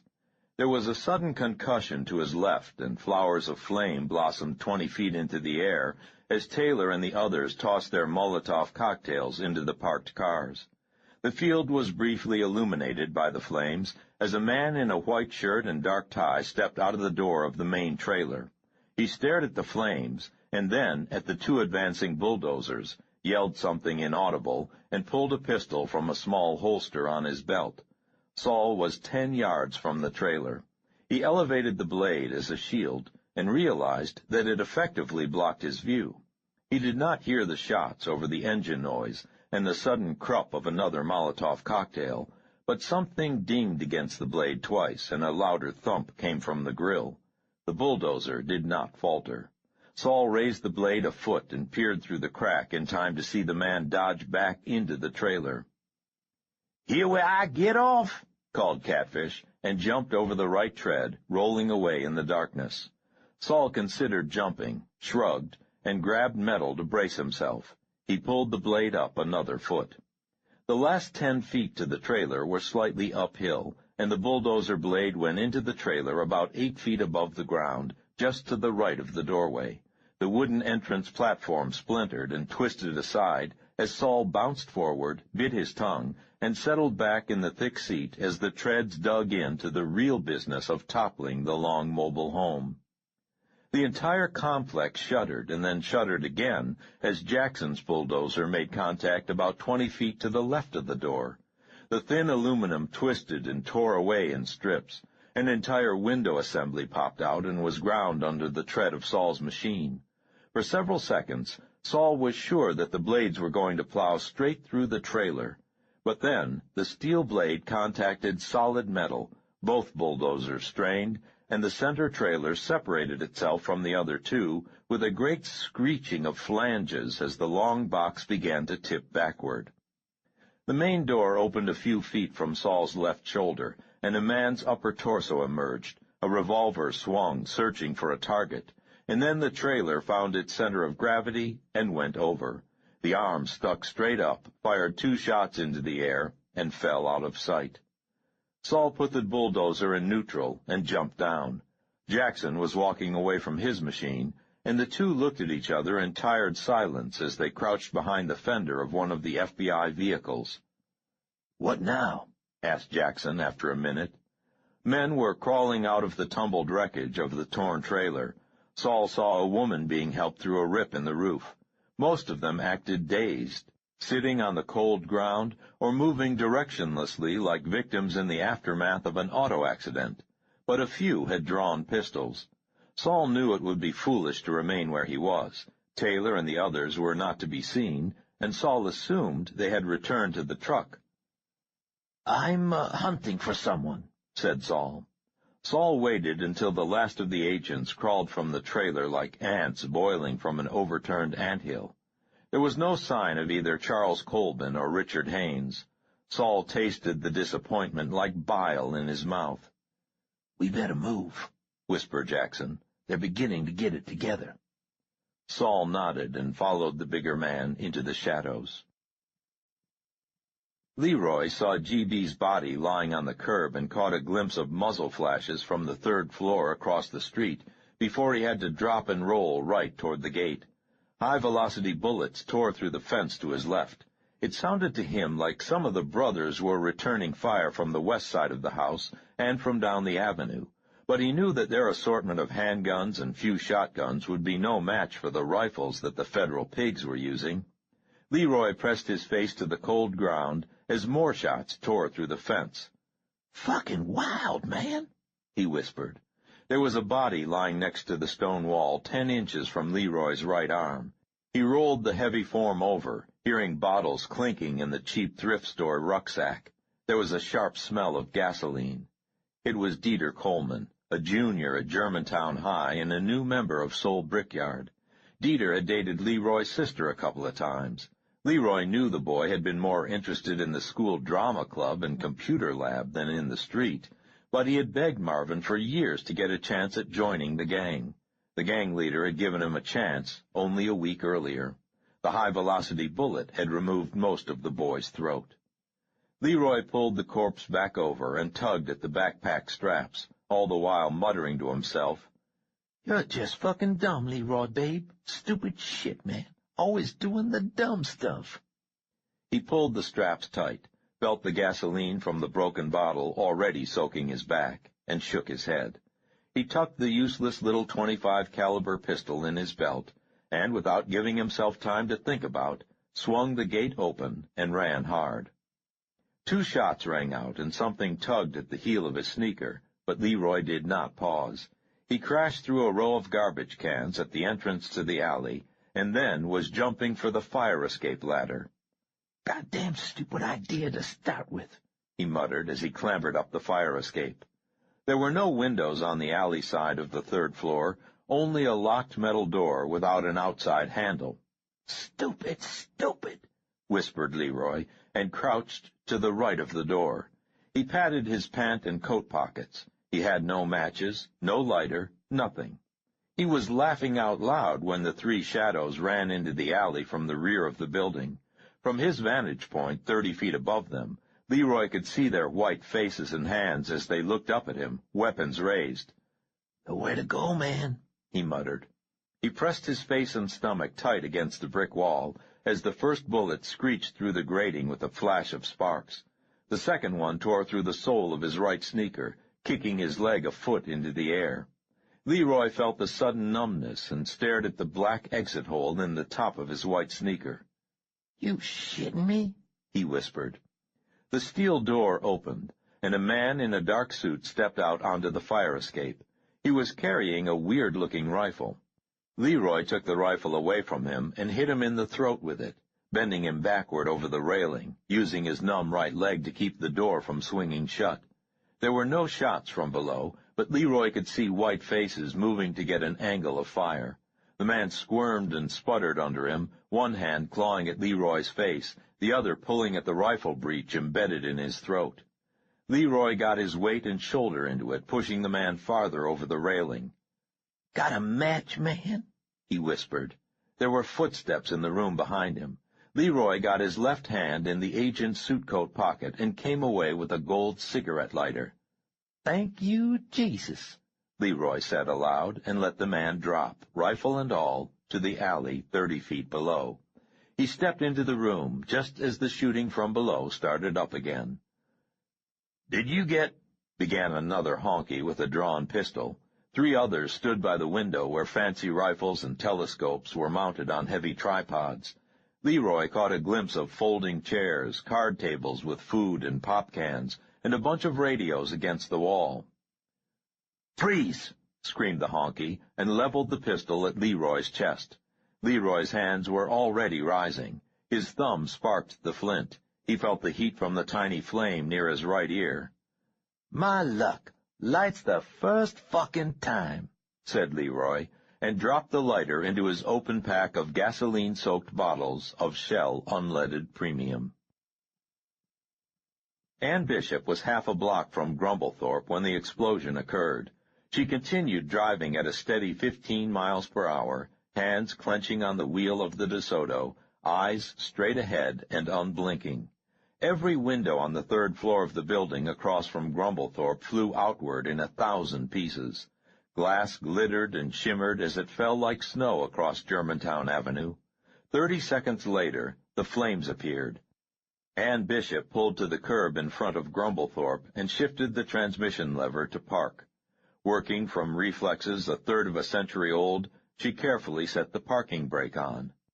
The flames from the burning building were much brighter now, casting an orange glow on Grumblethorpe and this entire section of the avenue. There came a scattered rattle of gunshots. 50 yards down the block, half a dozen long-legged figures sprinted across the street. Just beyond the right wheel of the DeSoto, a boy lay face down near the curb. A small black pool had appeared under his shattered head and run down into the gutter. The burning building across the street made a loud crackling noise, as if hundreds of heavy twigs were being snapped. Occasionally, ammunition would go off, sounding amazingly like popcorn being popped. Someone screamed in the distance. There came the wail of sirens. Ann Bishop sat in her 1953 DeSoto with her eyes straight ahead, hands on the wheel, waiting. Gentry had come through the open rear door quickly, Ruger ahead of him. An overturned table offered shelter, and he took it, dropping heavily to one knee and looking around. The old kitchen was illuminated by a candle on a countertop, and another burning on its side on the floor. The twin named G.R. lay dead in a huge fireplace 6 feet behind Gentry, his goose-down coat shredded from throat to crotch. Feathers covered the face, torso, and legs of the corpse. The rest of the kitchen was empty. A narrow door to the pantry or small room hung open near the entrance to a hallway, obscuring the view. Gentry aimed the Ruger at the pantry door, hearing noises in the hall beyond it. He realized that he was breathing through his mouth, too rapidly, coming close to hyperventilating. He held his breath for 10 seconds. There was a pause in the rattle of gunfire outside, and in the momentary silence, Gentry heard a gentle scraping in the shadowy corner behind him. He swiveled on his knee and watched as Marvin Gale seemed to rise out of the stone floor, pulling himself up like a man coming out of a swimming pool. Even in the faint light, Gentry could see that the gang leader's face was absolutely expressionless, his eyes little more than white slits with only a hint of iris. "Marvin?" Gentry said aloud. At the same instant the boy raised a shotgun from whatever hole he was standing in, aimed it at Gentry's head, and squeezed the trigger. There was a click as the firing pin struck. Gentry brought the Ruger to bear even as Marvin pumped the shotgun and fired again. Again, the shotgun's hammer fell on emptiness. Gentry had squeezed the trigger hard enough to raise the Ruger's hammer. Now he caught it with his thumb and lowered it. "Shit," he said softly, and jumped forward even as the parody of Marvin Gale dropped the shotgun and scrambled out of the tunnel entrance. The boy was shorter and lighter than Rob Gentry, but he was also younger and faster and powered by a demon's energy. Gentry did not know what it would take to beat him in what might be called a fair fight. He did not wait to find out. He got to the corner while Marvin was still scrambling to his feet and swung the Ruger in a vicious arc, clipping the youth on the temple with the long barrel. Marvin went down, rolled once, and was still. Gentry crouched next to him, found a pulse, and looked up in time to see the honky monster standing at the pantry door. Gentry fired twice, the first shot striking stone where the apparition had been standing a second before, the second punching through the pantry door. There were heavy footsteps in the hallway. From outside came the muffled concussion of an explosion. "Natalie!" yelled Gentry. He waited a second, yelled again. "Here, Rob! Be careful, he's—" Natalie's voice was cut off. It sounded like she was just down the hall. Gentry stood, shoved the table aside, and ran in the direction of her voice. Natalie had crawled as high as she could on the stairway, hoping to be able to kick at Vincent's face, if nothing else, when she realized she was not alone. She forced herself to quit peering back over her shoulder and to look up. Melanie Fuller stood at the top of the stairs, 3 feet from Natalie's head. She was wearing a long flannel nightgown, a cheap pink robe, and fuzzy pink slippers. Candlelight from the nursery illuminated a face beyond years, wrinkles blending into folds, eroding to tendons, a skull straining to escape a mask of dead skin. Her spiky nimbus of blue hair seemed far too sparse, her mottled scalp showing in patches, as if chemotherapy or some drug had caused much of her hair to come out in ragged clumps. Melanie Fuller's left eye was closed and grotesquely swollen. Her right eye showed only as a yellow orb. She smiled, and Natalie saw that the woman's upper denture hung loose from her gums. Her tongue appeared black as dried blood in the candlelight. "Shame on you, dear," said Melanie Fuller. "Cover your nakedness." Natalie shivered and clutched the rags of her blouse to her breasts. The old woman's voice was a sibilant death rattle. Her breath fouled the stairway with the scent of decay. Natalie tried to crawl toward her, to get her hands on that corded neck. "Natalie!" Rob's voice. She clutched at the torn wooden steps and called back to him. Where was Vincent? She was trying to warn Rob when Melanie Fuller came down 3 steps and touched her shoulder with a pink slipper. "Hush, dear." Gentry came down the hall with a pistol raised. He looked up at Natalie, and his eyes grew wide. "Natalie, dear God!" "Rob!" she cried, using every second her mind remained free. "Be careful! The honky monster's right there!" "Shh, dear," said Melanie Fuller. The old woman cocked her head to one side and looked at Gentry with the intense scrutiny of the insane. "I know who you are," she whispered, the loose dentures causing saliva to spray with each word. "But I did not vote for you." Gentry glanced behind him down the hall toward the parlor and front room. He stepped onto the staircase, pressed his back against the wall, and raised the revolver until it aimed at Melanie Fuller's chest. The old woman shook her head slowly. The revolver dropped lower as if pulled by some powerful magnetic force, wavered, steadied, remained aimed directly at Natalie Preston's face. "Yes, now," whispered Melanie Fuller. Gentry's body spasmed, his eyes widened, and his face grew more and more red. His arms shook violently as if every nerve in his body were fighting the commands of his brain. His hand clenched on the pistol, his finger tightened on the trigger. "Yes," hissed Melanie Fuller. Her voice was impatient. Sweat broke out on Gentry's face and soaked the shirt visible through the open jacket. Tendons stood out in his neck and veins bulged on his temples. His face was drawn into the mask of effort and agony visited only on those engaged in some supreme effort, an impossible task of muscle, mind, and will. His finger tightened on the trigger, loosened, tightened, until the revolver's hammer rose, fell back. Natalie could not move. She stared at that mask of agony and saw the blue eyes of Rob Gentry, nothing else. "This takes too long," whispered Melanie Fuller. She brushed at her forehead as if tired. Gentry flew backward as if he had been engaged in a tug-of-war with titans, and his opponents had released their end of the rope. He stumbled backward across the hall and slid down the wall, dropped the revolver on the floor as he gasped for breath.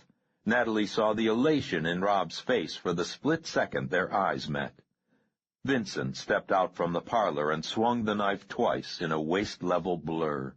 Gentry gasped and raised his hands to his throat as if he could seal the gaping wound with pressure. For 3 seconds it seemed to work, and then blood flowed between his fingers, poured in unimaginable quantities down over his hands and chest and torso. Gentry slid sideways down the wall until his head and left shoulder gently touched the floor. His gaze never left Natalie's face until his eyes slowly closed, a young boy sleepily closing his eyes for an afternoon nap. Gentry's body spasmed once and relaxed in death. "No!" Natalie screamed and jumped at the same instant. She had come up 8 steps, and now she went down those head first, striking the lowest step so hard with her left arm that she felt something break in her shoulder.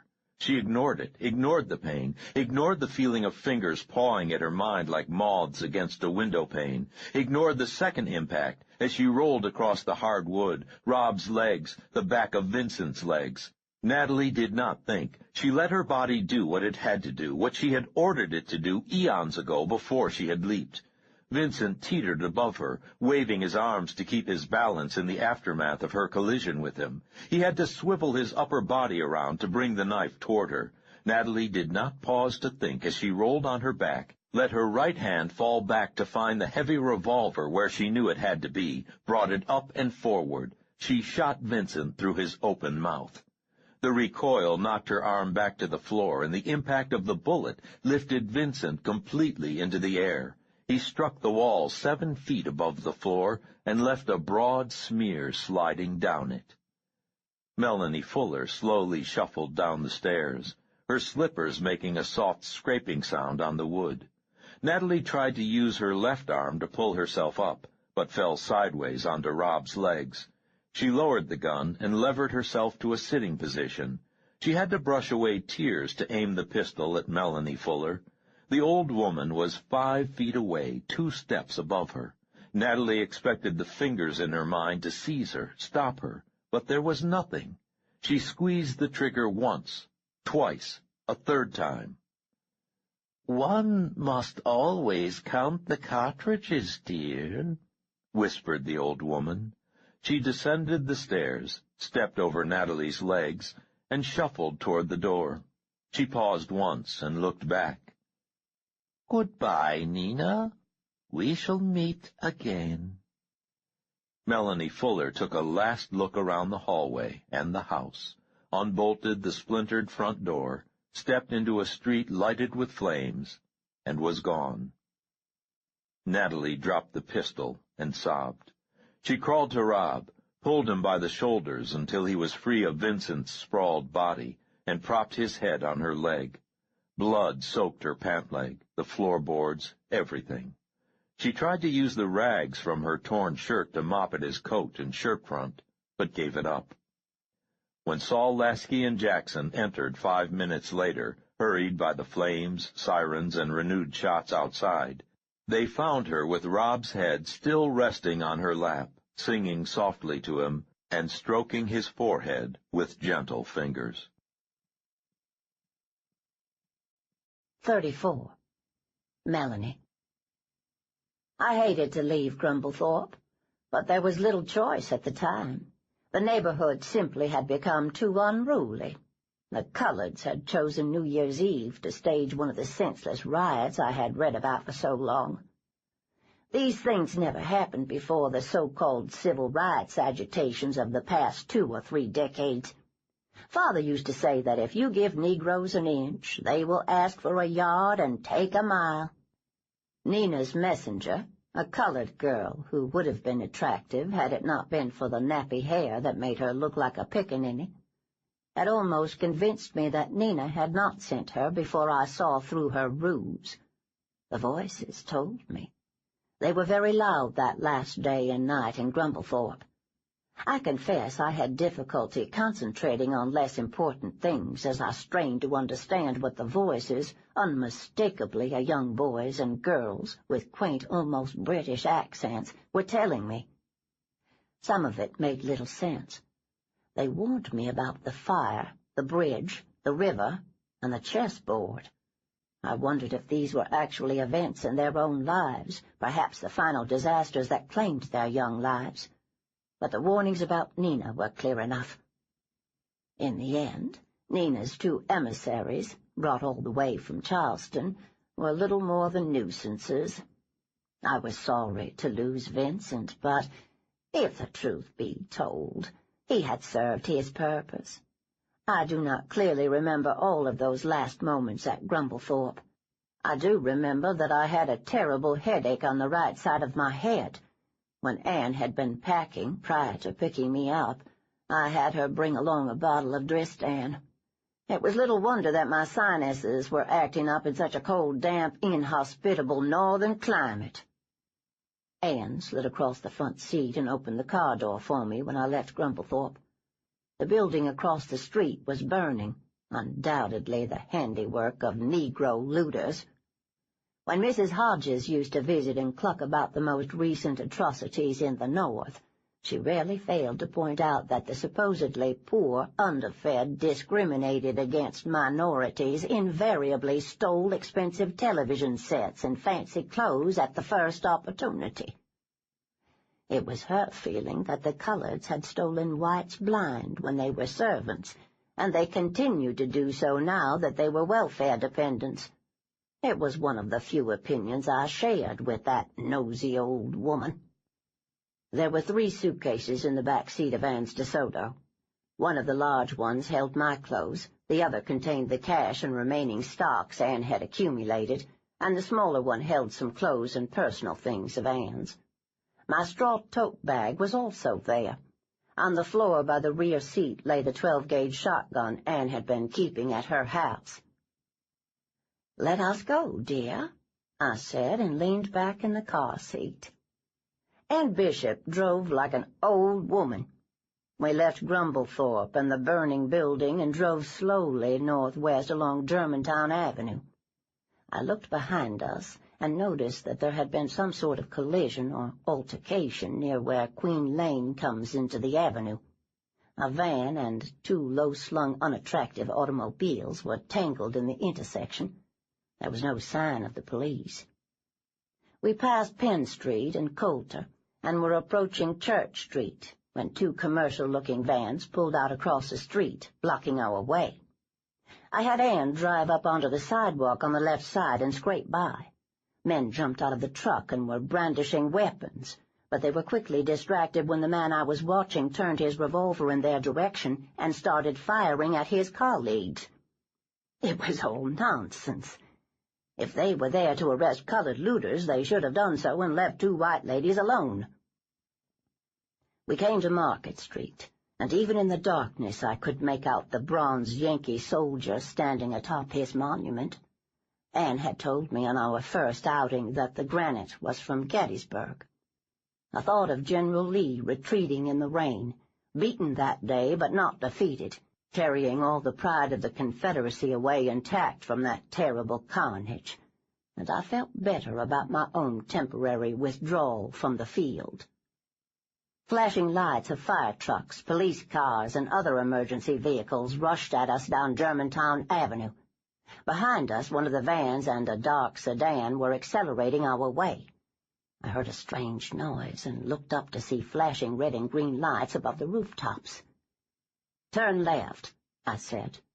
As we did so, I was close enough to see the face of the helmeted driver of the fire engine.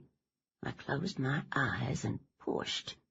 The long fire truck cut abruptly across the middle of the avenue, bounced over trolley tracks, and struck the van near the passenger door. The van rolled over several times and came to rest upside down in the center of Market Square. I caught a glimpse of the dark sedan skidding to avoid the red wall of the fire truck that now blocked the street, and then we were moving down Schoolhouse Lane and away from the commotion. Of all the things I had helped Anne to do, getting her to drive over 30 miles per hour was the hardest. I had to concentrate all of my will to have her operate the motor car the way I wanted. Eventually it was through her senses that I saw the streets flash by, heard the sound of rotors still overhead, and watched what little traffic was left on the street scurry to get out of our way. Schoolhouse Lane was a pleasant street, but had not been designed to accommodate a 1953 DeSoto traveling at 85 miles per hour. A green car skidded into the street to follow us. Occasionally I caught a glimpse of the helicopter roaring over rooftops parallel to us on our left or right. I had Anne brake to slide through a curve, then accelerate, and suddenly the right rear window starred and exploded glass inward. I looked back and saw two holes the size of my fist. A black man with no coat on stood weaving by the side of the road as we approached Ridge Avenue.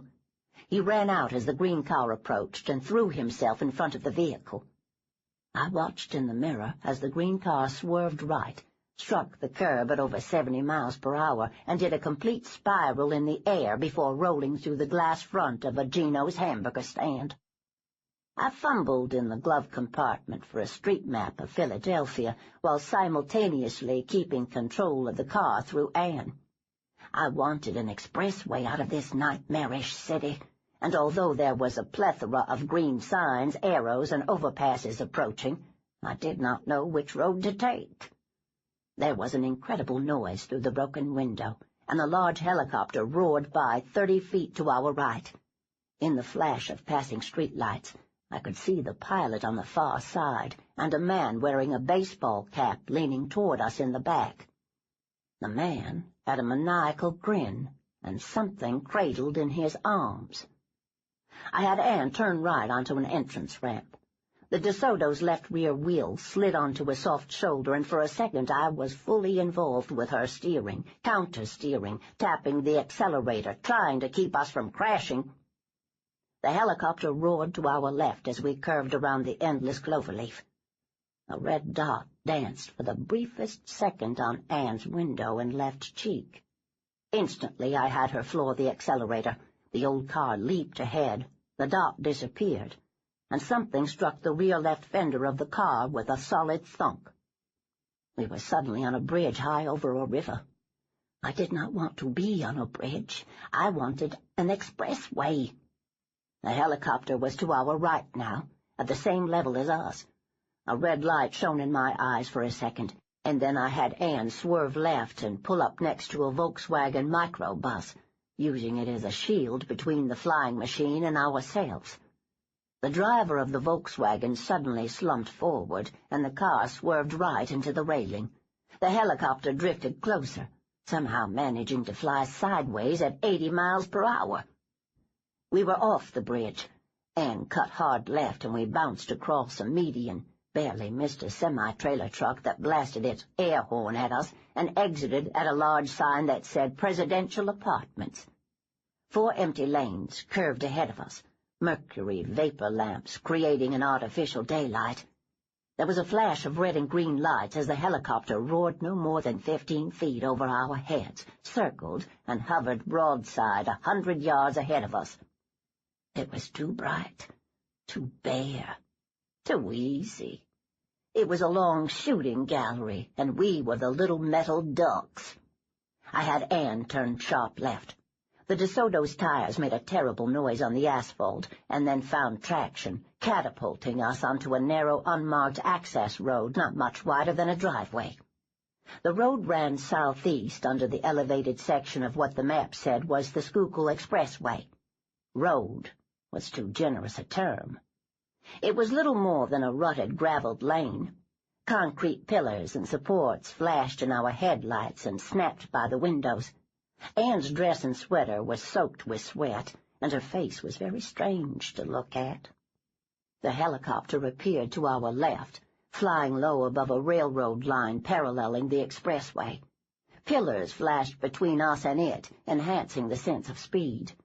Our old speedometer read 100 miles per hour. Ahead of us the gravel road ended, as a maze of clover leaves above generated hundreds of pillars, abutments, and cross braces. It was a forest of steel and concrete. I was careful not to have Anne lock up the brakes, but we must have skidded half the length of a football field, throwing up a cloud of dust that covered us and showed our headlight beams as 2 skewed shafts of yellow light. The dust passed. We had stopped less than a yard from an abutment the size of a small house. The DeSoto crept around it, rolled slowly between pylons, and moved cautiously out from under one roadway into the concealment of another. There must have been at least 15 lanes of traffic on the clover leaves above us, many curling toward a bridge that added more trunks to the stone and steel forest of supports. We rumbled another 50 yards into the maze, and I had Anne pull next to a concrete island, cut the engine, and turn out the lights. I opened my eyes. We were like mice trespassing in a bizarre cathedral. Huge pillars lifted 50 feet to a roadbed here, 80 feet there, and even higher to the bases of 3 bridges rising across the dark Schuylkill River. There was silence except for the distant hum of traffic far overhead and the even more distant call of a train. I counted to 300 before daring to hope that the helicopter had lost us and flown on. The roar, when it came, was terrifying. The infernal machine hovered 30 feet under the highest roadbed, the sound of its engine and rotors racketing off every surface, a searchlight stabbing ahead of it. The helicopter moved slowly, rotors never approaching pylon or embankment, the fuselage pivoting like the head of a watchful cat. The searchlight found us eventually and pinned us there in its relentless glare. I had Anne outside by that time. She held the shotgun awkwardly, bracing it on the roof of the DeSoto. I knew as soon as I had her fire that it was too soon, that the helicopter was too far away. The blast of the shotgun added to the already intolerable noise, but achieved nothing else. The recoil pushed her back 2 steps. The impact of a high-velocity bullet sent the shotgun flying and knocked her down. I was on the floorboards when the second shot shattered the windshield and scattered powdered glass onto the front seat. Anne was able to stand, stagger back to the car, and turn the ignition key with her left hand. Her right arm hung useless, almost separated at the shoulder. Bare bone gleamed through torn cloth and wool. We drove directly under the helicopter, the desperate mouse scurrying beneath the legs of the startled cat, and then we were roaring up a gravel road, temporarily heading away from the river, curving up a wooded bluff toward a dark bridge. The helicopter hurtled after us, but the bare trees on either side of the gravelled lanes overhung enough to shield us as long as we kept moving. We emerged on a wooded ridgeline, the lanes of the south-curving expressway to our right, the rail line and river to our left. I saw that our road hooked left to the southernmost of 2 dark bridges. We had no choice. The helicopter was behind us again. The trees were too sparse for cover here, and there was no way the DeSoto could get down the steep and wooded embankment to the expressway hundreds of yards below. We turned left and accelerated onto the dark bridge, and stopped. It was a railroad bridge, a very old one. Low stone and iron railings bordered each side, rusting rails, wooden ties, and a narrow cinder roadway stretched ahead into darkness, a sheer 80 feet above the river. 30 feet out, a thick barricade blocked our way. It would not have helped had we broken through the barricade. The roadbed was too narrow, too exposed, too slow with its obstacle course of ties. We did not pause more than 20 seconds, but that was too long. There came the roar. A rising cloud of dust and twigs enveloped us, and I ducked as a heavy mass occluded the sky. 5 holes appeared in the windshield, the steering wheel and dash shattered, and Anne Bishop thrashed as bullets struck her in the stomach, chest, and cheek. I opened the car door and ran. One of my slippers tumbled down the embankment into the brush. My robe and nightgown billowed in the hurricane gale from rotors. The helicopter hurtled by, skid 5 feet above my head, and disappeared beyond the ridgeline. I staggered along the wooden ties away from the bridge, beyond the ridge and the reflected light haze of the expressway. I could see the relative darkness of Fairmount Park. Anne had told me that it was the largest city-owned park in the world, more than 4,000 acres of forest along the river. If I could get there. The helicopter rose above the tree line like a spider climbing its web. It slid sideways toward me. From the side window I could see a thin red beam slicing through the dusty air. I turned and staggered back onto the bridge, toward the parked DeSoto. That was exactly what they wanted me to do. A steep trail cut through brush to the right down the embankment.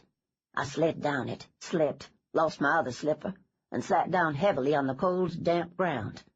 The helicopter roared overhead, hovered 50 feet over the river, and set its searchlight stabbing along the bank. I stumbled along the trail, slid 20 feet down the steep hillside, feeling brushes and branches tearing at my skin. The searchlight pinned me again. I stood up, shielded my eyes, and squinted into the glare. If I could use the pilot... A bullet tugged at the hem of my robe. I fell to all fours and clawed my way along the slope 40 feet under the bridge. The helicopter dipped lower and followed. It was not Nina in the helicopter. Then who? I crawled behind a rotting log and sobbed. 2 bullets struck the wood. I tried to curl into myself. I had a terrible headache. My robe and nightgown were soiled. The helicopter hovered almost level with me, 30 or 40 feet out, not quite under the bridge. It pivoted on its own axis, playing with me, a hungry predator almost ready to end the game. I raised my head, focused all of my attention on the machine and its passengers. Through the agony of my headache, I extended my will farther and harder, and with more finality than ever before. Nothing. There were 2 men in the machine. The pilot was a neutral, a hole in the fabric of thought. The other man was a user, not Willie, but as willful and intent on blood as Willie ever was. Without knowing him, seeing him, confronting him, I could never override his ability sufficiently to use him. But he could kill me. I tried to crawl forward, toward a stone archway support 20 feet away. The bullet slammed into the earth 10 inches from my hand. I tried to back up the narrow trail toward a thick bush. The bullet almost grazed the sole of my foot. I pressed my cheeks against the ground and my back against the rotted log and closed my eyes. A bullet tore through pulped wood inches from my spine. Another thudded into the dirt between my legs. Anne had been struck by 4 bullets. One had passed through her stomach and just missed her spine. One had struck her 3rd rib, ricocheted out her chest wall, and shattered her left arm. The 3rd one had passed through her right lung and lodged in her right shoulder blade. The final bullet had struck her left cheek, removed her tongue and most of her teeth, and exited through her right jawbone. To use her, I had to experience all of the pain she was feeling as she died. Any buffer at all would have been enough to allow her to slip away from me, from everything. I could not allow her to die yet. I had a final use for her. The ignition was on.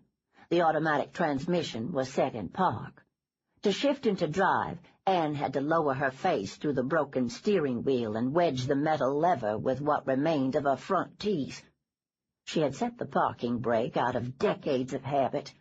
We used her knee to pull back and trip the brake release. Her vision grayed and faded to nothing. I forced it back through the strength of my will. Bone fragments from her jaw clouded her right eye. It did not matter. She levered her shattered arms onto the metal horn ring and hooked her clenched right hand onto the broken plastic of the wheel. I opened my own eyes. A red dot danced on the dead grass near me, found my arm, traveled to my face. A rotted log had been shot away to nothing. I tried to blink away the red beam. The sounds of the DeSoto accelerating and crashing through the railing high above was audible even over the rotor noise. I looked up in time to see the twin headlights stabbing out and then down. There was a glimpse of dark transmission and oil pan as the 1953 DeSoto fell almost vertically. The pilot was very, very good. He must have glimpsed something above him in his peripheral vision and reacted almost instantaneously. The helicopter's engine screamed and the fuselage pitched forward steeply even as it turned toward the open river. Only the tip of one rotor contacted the falling car. It was enough. The red beam was gone from my eye. There was an almost human scream of tortured metal. The helicopter seemed to transfer all of its rotational energy from the rotors to the fuselage as the sleek cabin whipped around counterclockwise once, 3, 5 times, before slamming into the stone arch of the railroad bridge. There was no fire, no explosion. The shattered mass of steel, plexiglass, and aluminum fell a silent 60 feet to splash in the water not 10 feet from where the DeSoto had disappeared not 3 seconds earlier. The current was very strong. For several bizarre seconds the helicopter's searchlight remained on, showing the dead machine sliding deeper underwater and farther downstream than one could imagine in so short a time. Then the light went out, and the dark waters closed over everything like a muddy shroud. It was a minute before I sat up, half an hour before I tried to stand. There was no sound except the soft lapping of the river and the distant, unchanging susurration of the unseen expressway. After a while I brushed the twigs and dust off my nightgown, tightened the belt of my robe, and began walking slowly up the trail. 35. Philadelphia, Thursday, January 1st, 1981. The children had been allowed to leave the house to play for an hour before breakfast. The morning was cold, but very clear, the rising sun a distinct orange sphere struggling to separate itself from the innumerable bare branches of the forest. The three children laughed, played, and tumbled on the long slope that led to the woods, and to the river beyond that. Tara, the oldest, had turned 8 just 3 weeks earlier. Allison was 6. Justin, the redhead, would be 5 in April. Their laughs and shouts echoed on the forested hillside. All three looked up as an elderly lady emerged from the trees and walked slowly toward them. "Why are you still in your bathrobe?" asked Allison. The woman stopped 5 feet from them and smiled. Her voice sounded strange. "Oh, it was such a sunny morning, I didn't feel like getting dressed before I took a walk." The children nodded their understanding. They often wanted to play outside in their pajamas. "Why don't you have any teeth?" asked Justin. "Hush," said Tara quickly. Justin looked down and fidgeted. "Where do you live?" asked the lady. "We live in the castle," said Allison. She pointed up the hill toward a tall old building made of gray stone. It sat alone amid hundreds of acres of parkland. A narrow ribbon of asphalt wound along the ridge into the forest. "My daddy is assistant ground superintendent," intoned Tara. "Really?" said the lady. "Are your parents there now?" "Daddy's still asleep," said Allison. "He and Mommy were up late at the New Year's Eve party last night. Mommy's awake, but she has a headache and she's resting before breakfast. We're gonna have French toast," said Justin. "And watch the Rose Parade," added Tara. The lady smiled and looked up at the house. Her gums were pale pink.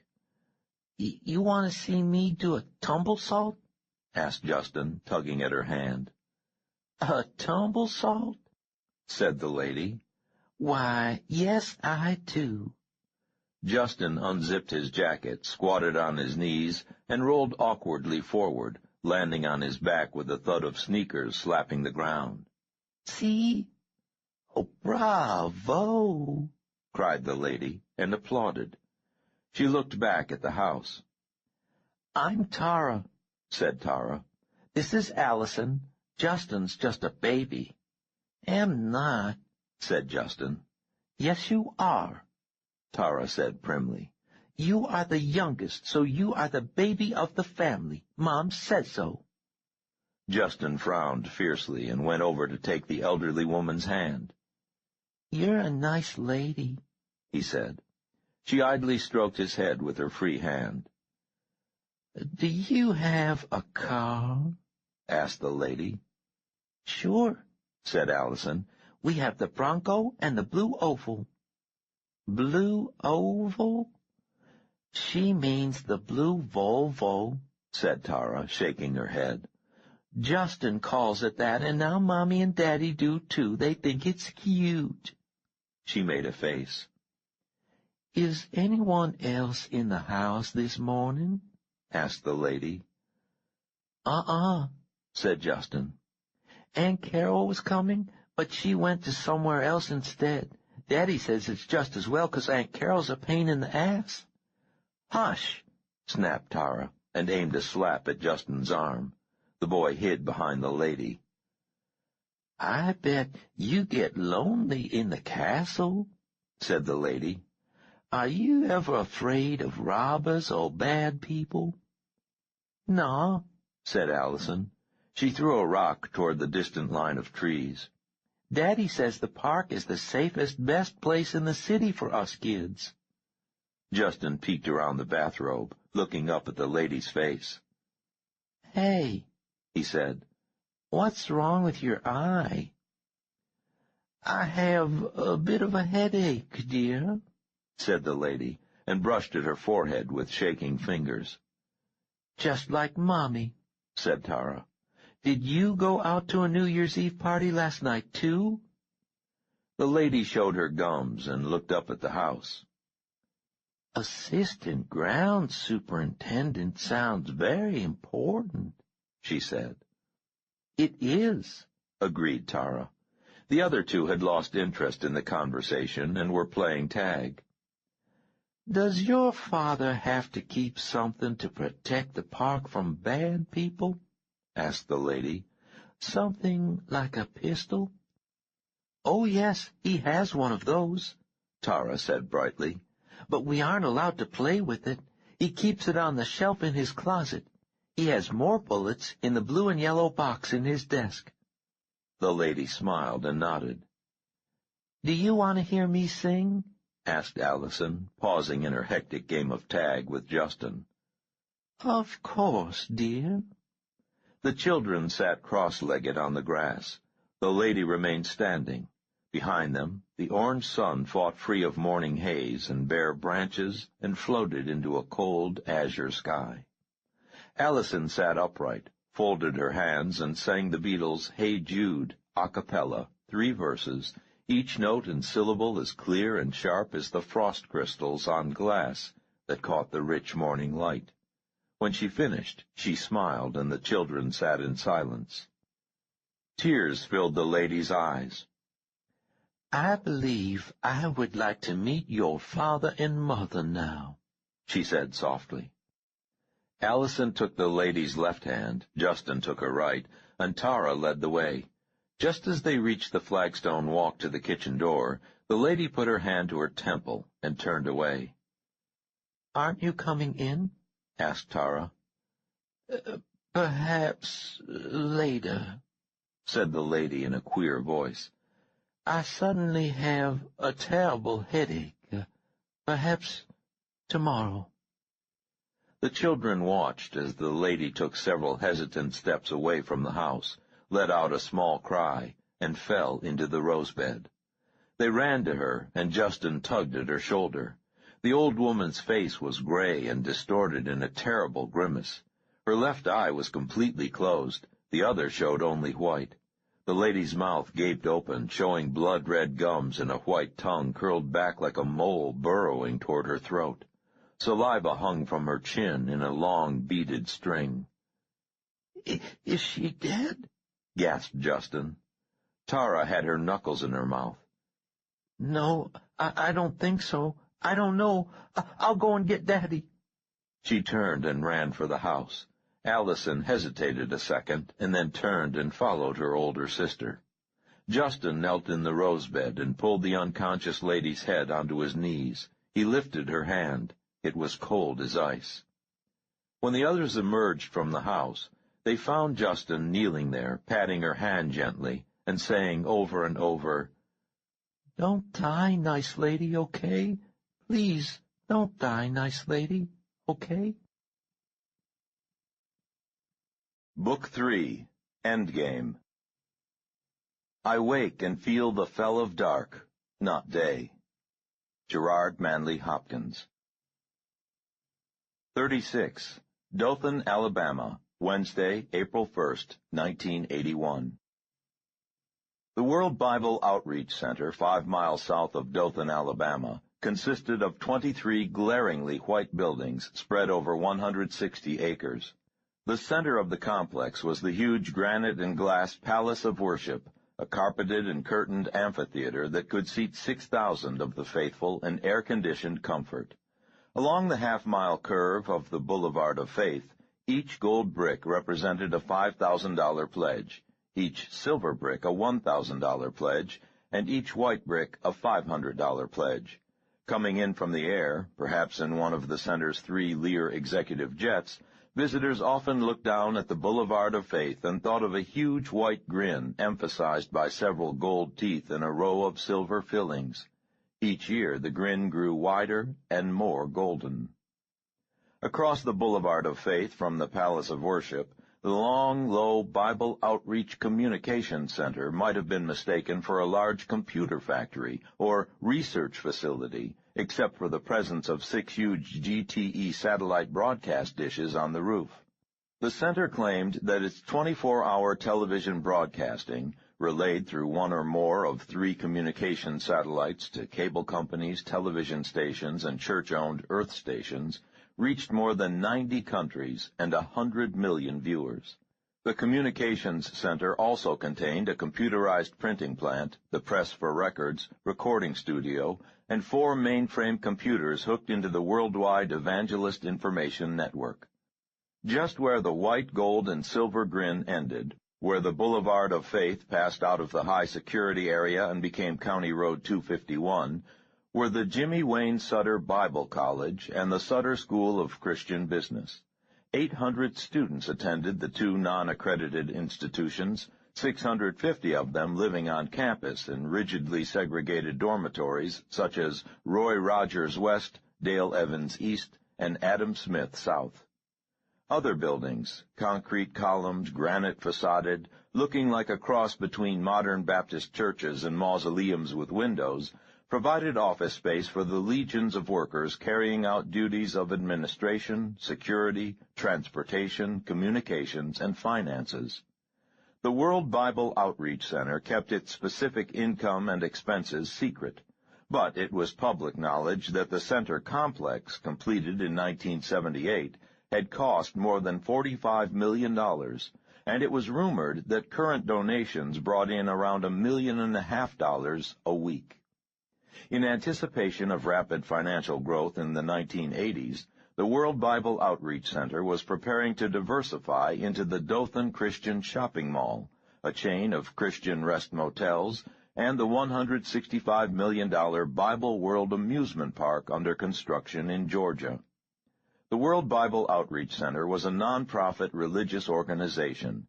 Faith Enterprises was the taxable corporate entity created to handle future commercial expansion and to coordinate franchising. The Reverend Jimmy Wayne Sutter was the president of the Outreach Center and currently the chairman and sole member of the board of directors for Faith Enterprises. The Reverend Jimmy Wayne Sutter put on his gold-rimmed bifocals and smiled into camera 3. "I'm just a country preacher," he said. "All this highfalutin financial and legal stuff just passes me by."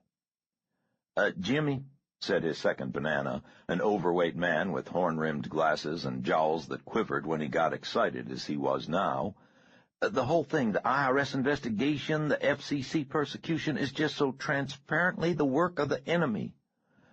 "But I know persecution when I see it," continued Sutter, his voice rising, smiling ever so slightly as he noticed that the camera had stayed on him. He saw the lens expand as 3 moved in for an ECU.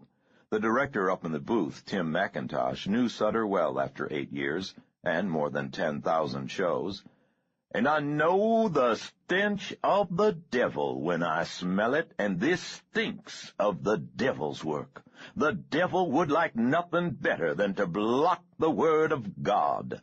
The devil would like nothing better than to use big government to keep the word of Jesus from reaching those who cry out for his help, for his forgiveness, and for his salvation."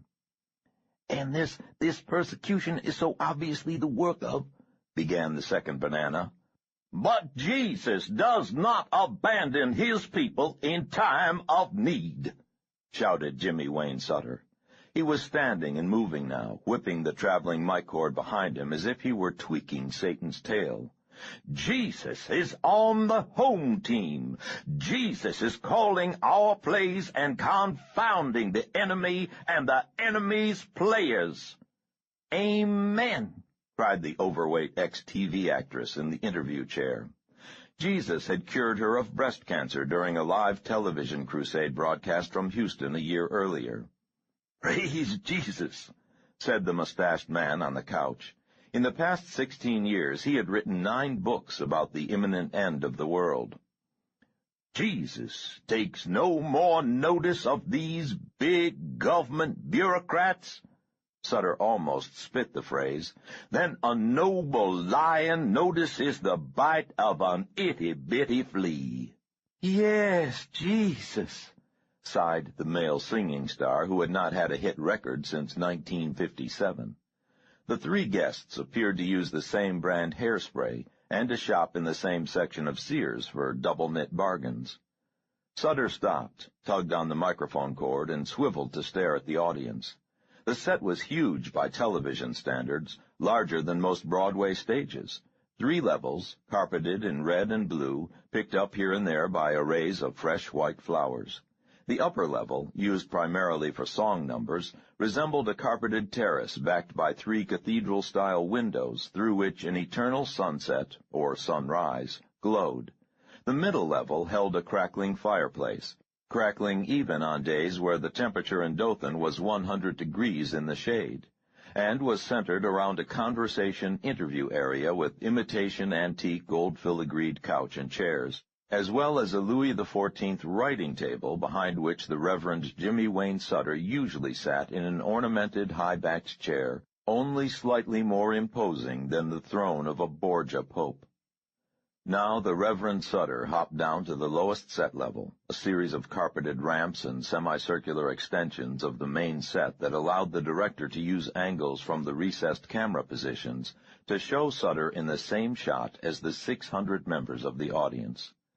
This studio was used for the daily Bible Breakfast Hour show, as well as the longer Bible Outreach program with Jimmy Wayne Sutter, now being taped.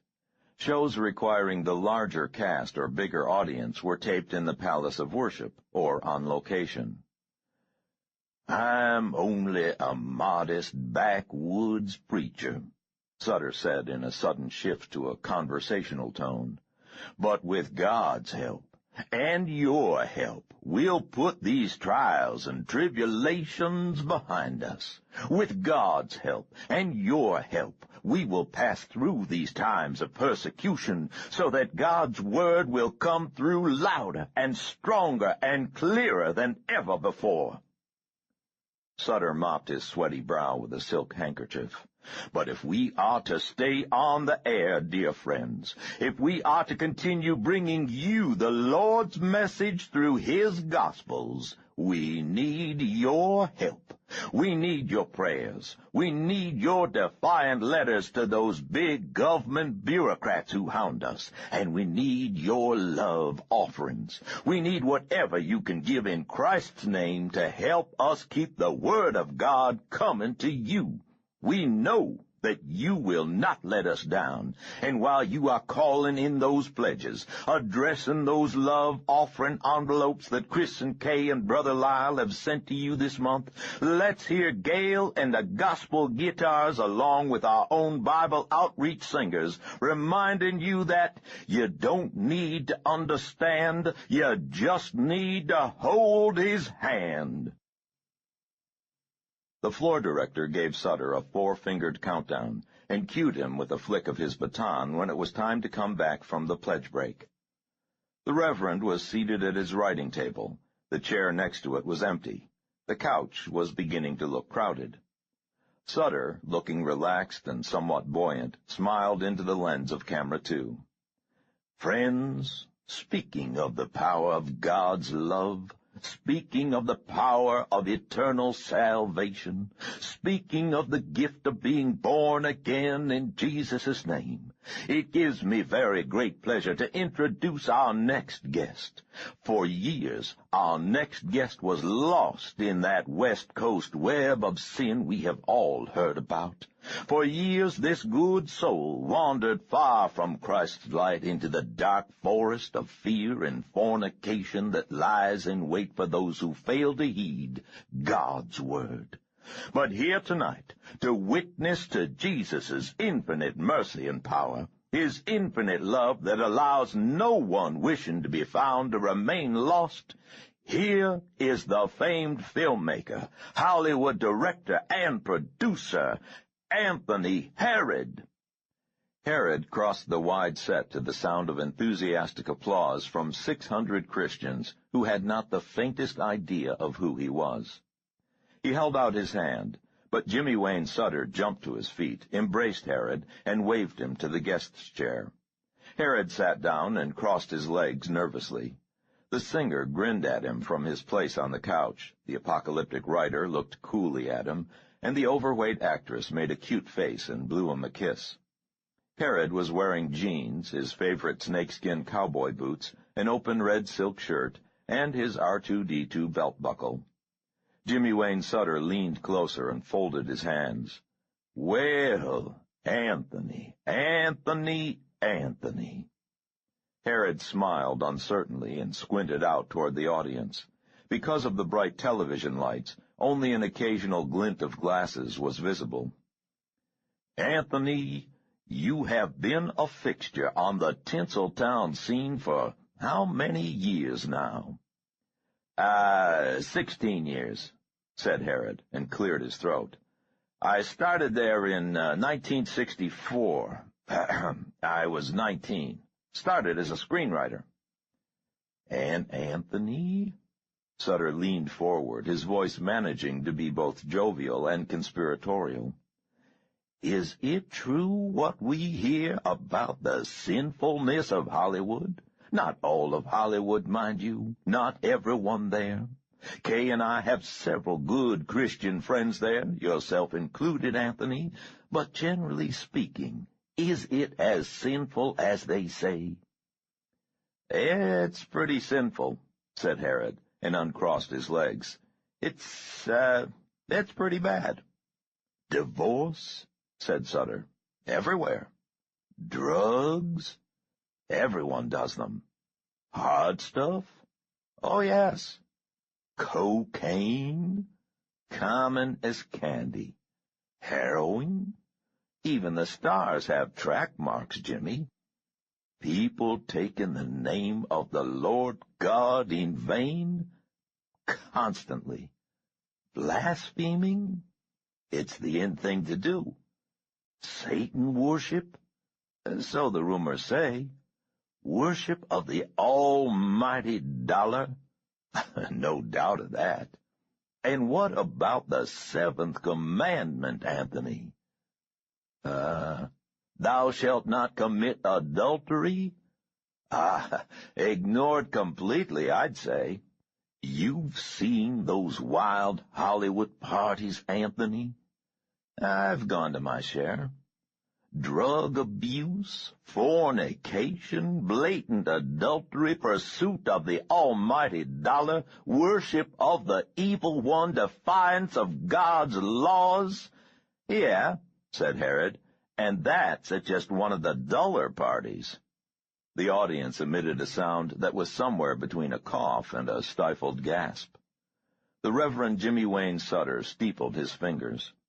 And Anthony, tell us your story, your history, your descent and ultimate elevation from this mink-lined pit.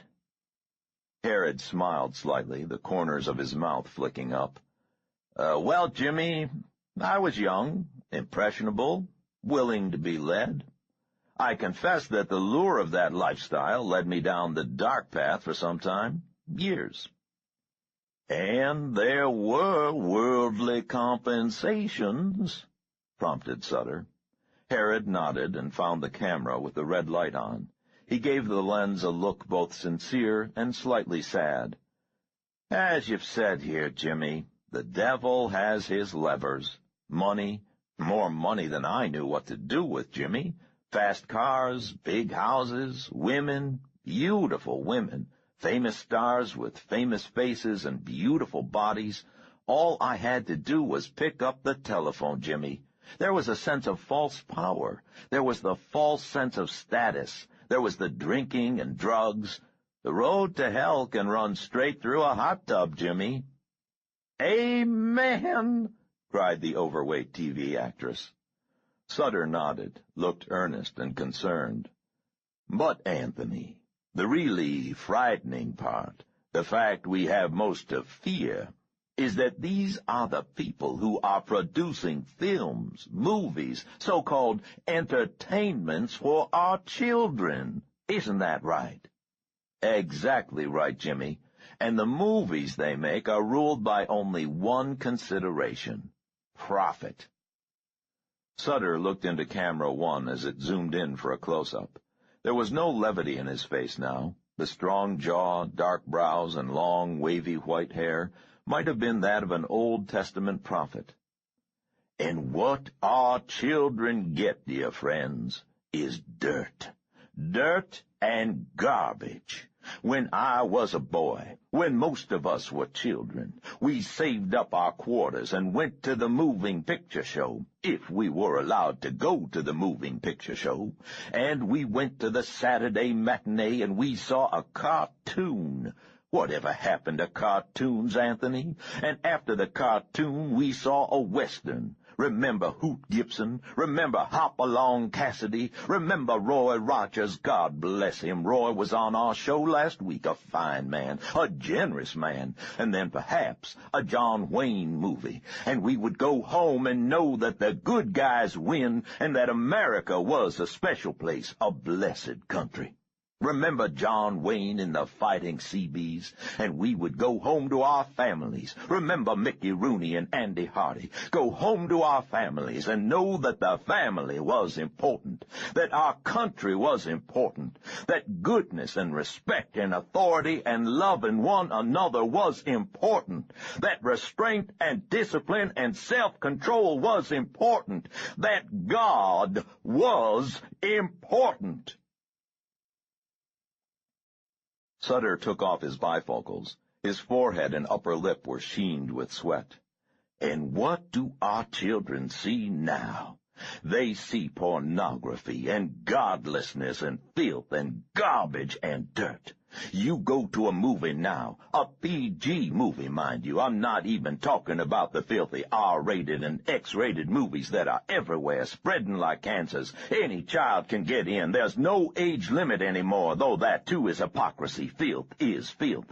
What is not good for our 16-year-olds is not good for grown-up God-fearing citizens. But the children go, oh, how they go, and they see PG movies that show them nakedness and profanity. One curse word after the other, one profanity after the other, and the movies tear down the family, tear it down, and tear down the country, tear it down, and tear down the laws of God, and laugh at the word of God, and give them sex and violence and filth and excitation. And you say, what can I do? What can we do? And I say this: get close to God. Get full of the Word. Get so full of Jesus Christ that this garbage, this trash holds no attraction. And get your children to accept Jesus into their hearts. Accept Jesus as their Savior, their personal Savior. And then the movie filth will have no attraction. This Hollywood version of Gomorrah will have no appeal. The Father hath committed all judgment unto the Son. The Father hath given him authority to execute judgment. The hour is coming. All that are in the graves shall hear his voice and shall come forth. They that have done good unto the resurrection of life, and they that have done evil, will rise to hear their doom. John 5:22, 26, 28. The crowd shouted hallelujahs. "Praise Jesus!" cried the singer. The apocalyptic writer closed his eyes and nodded. The overweight actress sobbed. "Anthony," Sutter said in a low voice that drew attention back to him, "you have accepted the Lord?" "I have, Jimmy. I found the Lord." "And accepted him as your personal Savior?" Yes, Jimmy, I took Jesus Christ into my life and allowed him to lead you out of the forest of fear and fornication, out of the false glare of Hollywood sickness into the healing light of God's Word." "I have, Jimmy. Christ has renewed the joy in my life, given me purpose to continue living and working in his name." "God's name be praised," breathed Sutter, and smiled beatifically. He shook his head as if overcome and turned toward camera 3. The floor director was rolling his fingers in an urgent circle. "And our good news, in the near future, the very near future, I hope, Anthony will be bringing his skills and talents and expertise to a very special Bible outreach project. We can't say too much about it now, but be assured that we will be using all of the wonderful skills of Hollywood to bring God's word to millions of the good Christians who hunger for solid family entertainment." The audience and other guests responded with enthusiastic applause. Sutter leaned toward the microphone and spoke over the noise. "Tomorrow, a special Bible outreach service of sacred music. Our special guests, Pat Boone, Patsy Dillon, the Good News Singers, and our own Gail and the Gospel Guitars." The applause grew louder as electronic prompters flashed. Camera 3 came in for an extreme close-up of Sutter. The Reverend smiled. "Until next time, remember John chapter 3, verse 16. God so loved the world that he gave his only begotten Son. Whosoever believeth in him shall have everlasting life. Goodbye. God bless you all." Sutter and Herod left the set as soon as the red on-the-air lights went off, before the applause had ended, and walked quickly through carpeted and air-conditioned corridors. Maria Chen and the Reverend's wife, Kay, were waiting in Sutter's outer office. "What did you think, dear?" asked Sutter. Kay Ellen Sutter was tall and thin, weighted down with layers of makeup and a hairdo that looked as if it had been sculpted and left in place for years. "Wonderful, dear, excellent." "We'll have to get rid of that blame fool singer's monologue when he started raving on about Jews in the record business," said Sutter. "Oh, well, we gotta cut about 20 minutes before it's ready to broadcast anyway." He put on his bifocals and peered at his wife. "Where are you two ladies headed?" "I thought I would show Maria the daycare and nursery over at Married Student Housing," said Kay Sutter. "Great, great," said the Reverend. "Anthony and I've got one more brief meeting, and then it'll be time to get you good folks out to the airstrip for the hop up to Atlanta." Maria Chen gave Herod a look. Herod shrugged. The two women left with Kay Ellen Sutter talking at a brisk pace. The Reverend Jimmy Wayne Sutter's office was huge, thickly carpeted, and decorated in subtle beiges and earth tones, in great contrast to the red, white, and blue decor prevailing elsewhere in the complex. One long wall was a curved window looking out on pasture land and a small patch of woodland preserved by the developers. Behind Sutter's broad desk, 30 feet of teak wall space was literally covered with signed photographs of the famed and powerful, certificates of merit, service awards, plaques, and other documentation of the status and lasting power of Jimmy Wayne Sutter. Herod sprawled in a chair and straightened his legs. "Whew!" Sutter pulled off his suit jacket, draped it over the back of his leather executive's chair, and sat down, rolling up his sleeves and clasping his hands behind his head. "Well, Anthony, was it the lark you expected it to be?" Herod ran his hands through his permed hair. "I just hope to hell that none of my backers saw that." Sutter smiled. "Why is that, Anthony? Does associating with the godly cause one to lose points in the film community?" "Looking like an asshole does," said Herod. He glanced toward a kitchen area at the far end of the room. "Can I get a drink?" "Certainly," said Sutter. "Do you mind making it yourself? You know the way." Herod had already crossed the room. He filled a glass with Smirnoffs and ice and pulled another bottle from the concealed cupboard. "Bourbon?" "Please," said Sutter. When Herod handed him his drink, the Reverend said, "Are you glad you accepted my little invitation to come visit for a few days, Anthony?" Herod sipped at his vodka. "Do you think it was smart to tip our hand by having me on the show?" "They knew you were here," said Sutter. "Kepler's keeping track of you, and both he and Brother C are watching over me. Maybe your witnessing will serve to confuse them a mite."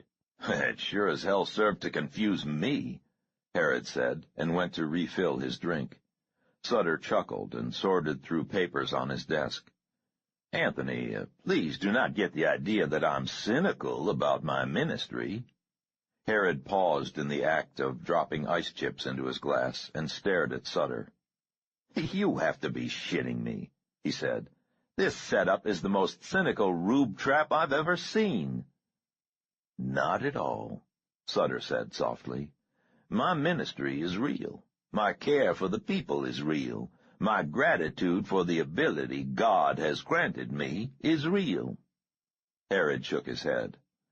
"Jimmy Wayne, for 2 days you've been showing me around this fundamentalist Disneyland, and every goddamn thing I've seen is designed to separate some provincial moron's money from his genuine Kmart imitation cowhide wallet.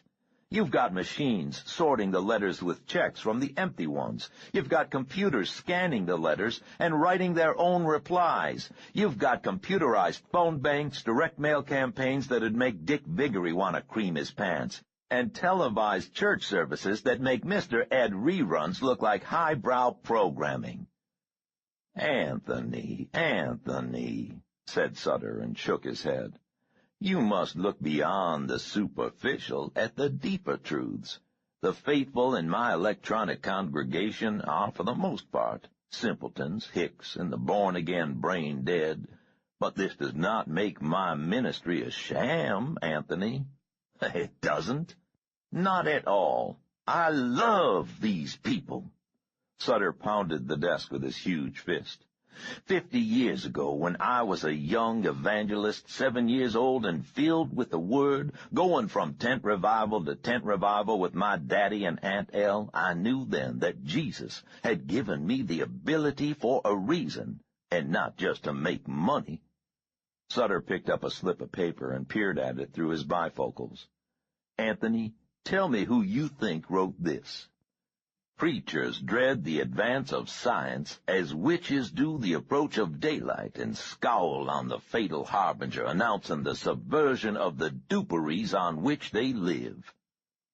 Sutter looked over the top of his bifocals at Herod. "Tell me who you think wrote that, Anthony." Herod shrugged. "H.L. Mencken? Madeline Murray O'Hare?" Sutter shook his head. "Jefferson, Anthony. Thomas Jefferson." "So?"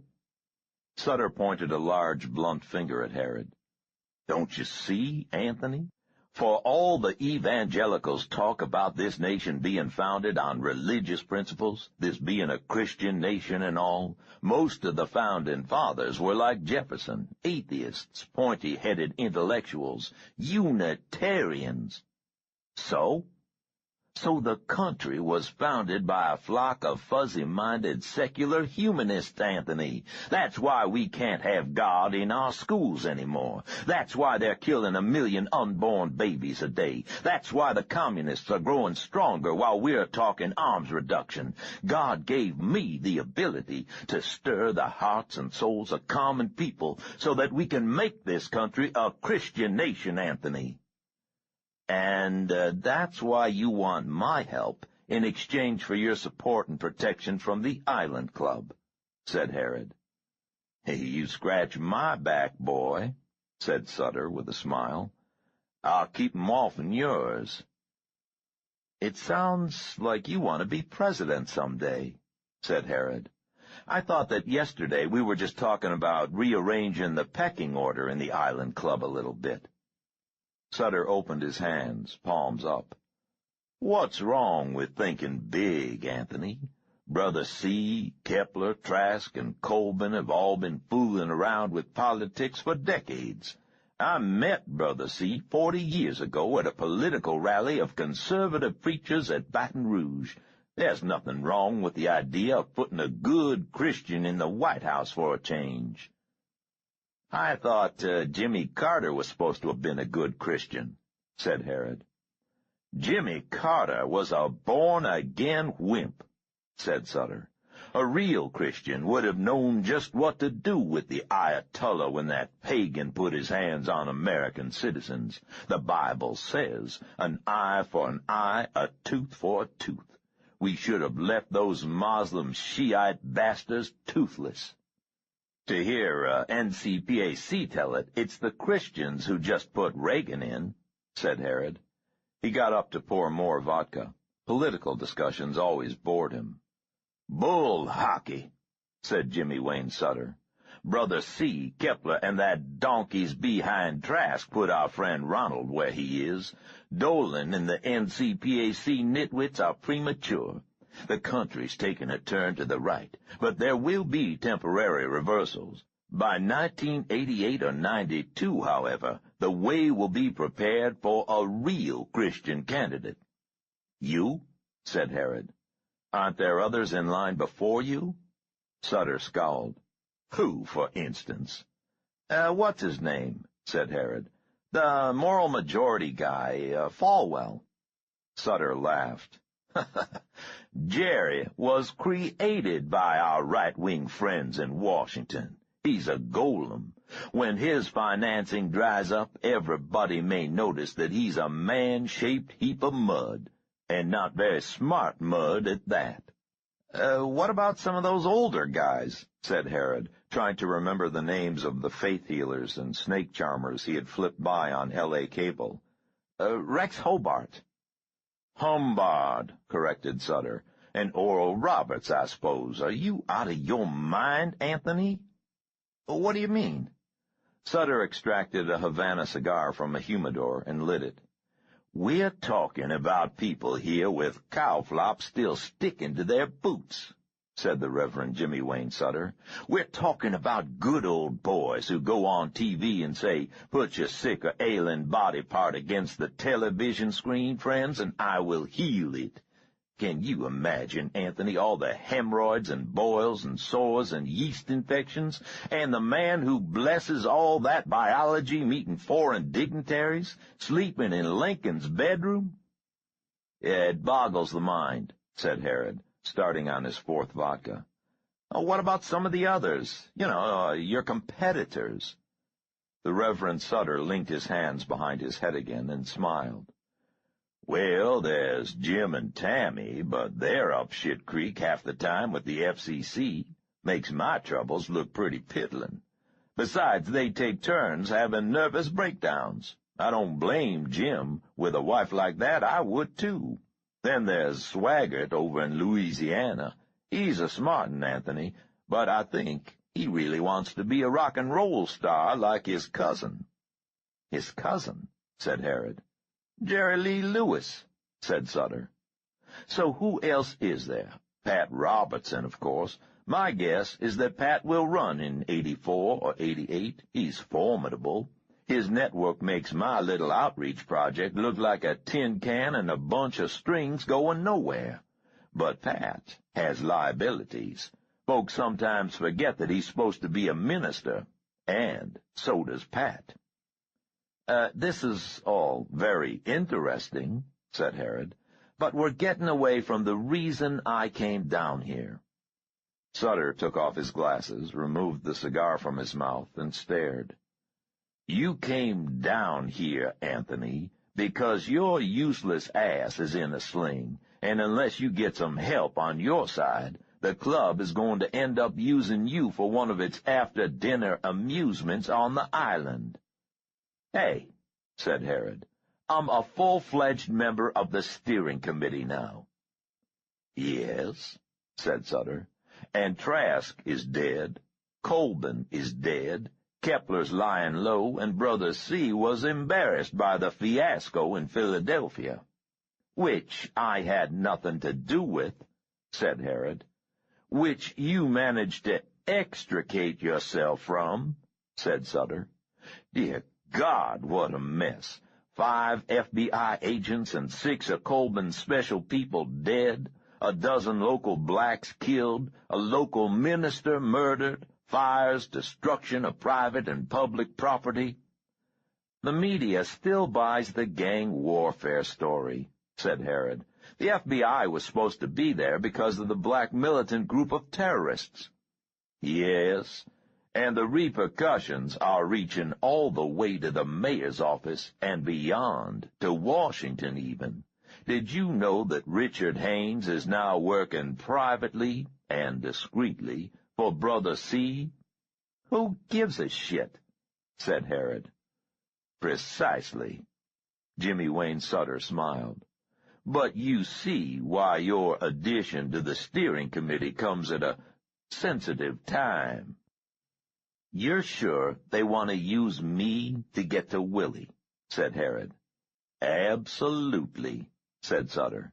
"And then they'll dump me?" "Literally," said Sutter. "Why?" asked Herod. "Why would they take a murderous old psychopath like Willie?" "There's an old desert saying that was never included in Scripture, but was old enough to have been recorded in the Old Testament," said Sutter. "What's that?" "It's better to have a camel inside your tent pissing out than outside pissing in," intoned Sutter. "Thank you, Reverend," said Herod. "You're welcome, Anthony." Sutter glanced at his watch. "You'd better hurry if we're going to get you to Atlanta in time for your flight." Herod sobered up quickly. "Do you know why Barron called this meeting for Saturday?" Sutter made a vague gesture. "I presume Brother C. called it because of this Monday's events." "Reagan's shooting." "Yes," said Sutter. "But did you know who was with the president, 3 steps behind him when the shots rang out?" Herod raised his eyebrows. "Yes, Brother C. himself," said Sutter. "I imagine we will have lots to talk about." "Jesus," said Herod. Jimmy Wayne Sutter scowled. "You will not take the name of the Lord God in vain in this room," he snapped. "Nor would I advise that you do it in the presence of Brother C." Herod walked to the door, paused. "One thing, Jimmy. Why do you call Barron Brother C?" "Because C. Arnold does not care for it when I call him by his Christian name," said Sutter. Herod looked amazed. "You know it?" "Of course," said Sutter. "I have known Brother C. since the 1930s, when both of us were little more than children." "What is it?" "C. Arnold's Christian name is Christian," said Sutter with a smile. "Huh?" "Christian," repeated Sutter.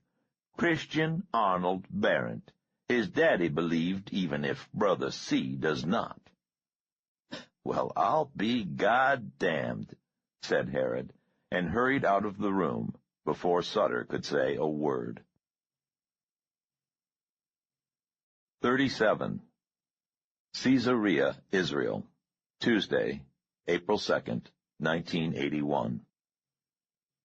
Natalie Preston landed at the David Ben-Gurion Airport near Lod on the LL flight from Vienna at 10:30 a.m. local time. Israeli customs was calm and efficient, if not overly courteous. "Welcome back to Israel, Ms. Habshaw," said the man behind the counter as he checked her 2 bags. It was her 3rd entry into the country on the false passport, and her heart still pounded as she waited. It was only slightly reassuring that the Mossad, Israel's own intelligence agency, had forged the documents in the first place. Once through customs, she took the LL bus to Tel Aviv and walked from the bus station on Jaffa Road to the ITS Avis outlet on Hamas Ger Street. She paid the weekly rate and left a $400 deposit for a green 1975 Opel with brakes that pulled to the left every time she stopped. It was early afternoon by the time Natalie left the ugly suburbs of Tel Aviv and drove north along the coast on the Haifa Road. It was a sunny day, the temperature was in the high 50s, and Natalie pulled on her sunglasses as midday glare reflected off the highway and the Mediterranean. About 20 miles from Tel Aviv, she passed through Netanya, a cluttered little resort town set on cliffs above the beach. Some miles beyond that, she saw the sign for Or Akiva, and left the 4-lane highway for a narrower asphalt road that wound through sand dunes toward the beach. She caught a glimpse of the Roman aqueduct and the massive ramparts of the Crusader city, and then she was following the old coastal road past the Don Casaria Hotel with its 18-hole golf course secured behind a perimeter of high fence and concertina barbed wire. She turned east onto a gravel road and followed a sign for Kibbutz Ma'agan Mikhail until another narrower lane intersected it. The Opel bounced its way a quarter of a mile uphill through stands of carob trees, around thick clusters of pistachio bushes, and past an occasional pine tree before stopping at a padlocked gate. Natalie got out of the car, stretched her legs, and waved at the white house on the hilltop. Saul Lasky came down the lane to let her in. He had lost weight and shaved his beard. His thin legs protruding from baggy khaki shorts and his narrow chest under a white T-shirt should have made him look like a parody of a prisoner from the bridge on the River Kwai, but the effect was more of deeply tanned skin over lean muscle. His bald spot was more pronounced because of sunburn, but the rest of his hair had bleached grayer and grown longer, curling down over his ears and the back of his neck. He had traded his broken horn-rimmed glasses for a pair of silver aviator-style glasses that darkened in the bright sun. The scar on his left arm was still a raw red. He unlocked the gate, and they hugged each other briefly. "Did it go well?" he asked. "Very well," said Natalie. "Simon Wiesenthal says to say hello." "He is in good health?" "Very good health for a man his age." "And he was able to direct you to the right sources?" "Better than that," said Natalie. "He did the searching himself. What he didn't have in that strange little office of his, he had his researchers bring from the various Vienna libraries and registries and such." "Excellent," said Saul. "And the other things?" Natalie gestured toward her large suitcase in the back seat. "Filled with photocopies. It's terrible stuff, Saul. Are you still going to Yad Vashem twice a week?" "No," said Saul. "There is a place not far from here, Lohame Hagetaot, built by Poles." "And it's like Yad Vashem?" "On a smaller scale," said Saul. "It will suffice if I have the names and case histories. Come, drive through, and I will lock the gate and ride up with you." There was a very large white house on the summit of the hill. Natalie followed the road past it, down the south side of the hill, to where a small whitewashed bungalow sat at the edge of an orange grove. The view was incredible. To the west, beyond the groves and cultivated fields, lay sand dunes and ruins and the serried breakers of the blue Mediterranean. To the south, shimmering in the heat days of distance, rose the forested cliffs of Netanya. East lay a series of hills and the orange-scented Sharon Valley. North, beyond Templars' castles, fortresses old in Solomon's time, and the green ridge of Mount Carmel, lay Haifa with its narrow streets of rain-washed stone. Natalie was glad to be back. Saul held the door open for her as she carried her bag in. The cottage was just as she had left it 8 days earlier. Small kitchen and dining room combined in a long room with a fireplace. Simple wooden table with 3 chairs, another chair by the fireplace, small windows spilling rich sunlight onto whitewashed walls and 2 bedrooms. Natalie carried her bags into her room and tossed them on the big bed. Saul had set fresh flowers in the white vase on her nightstand. He was brewing coffee when she came out to the main room. "A good trip?" he asked. "No problems?" "No problems," said Natalie. She laid out some dossiers on the rough wood of the table.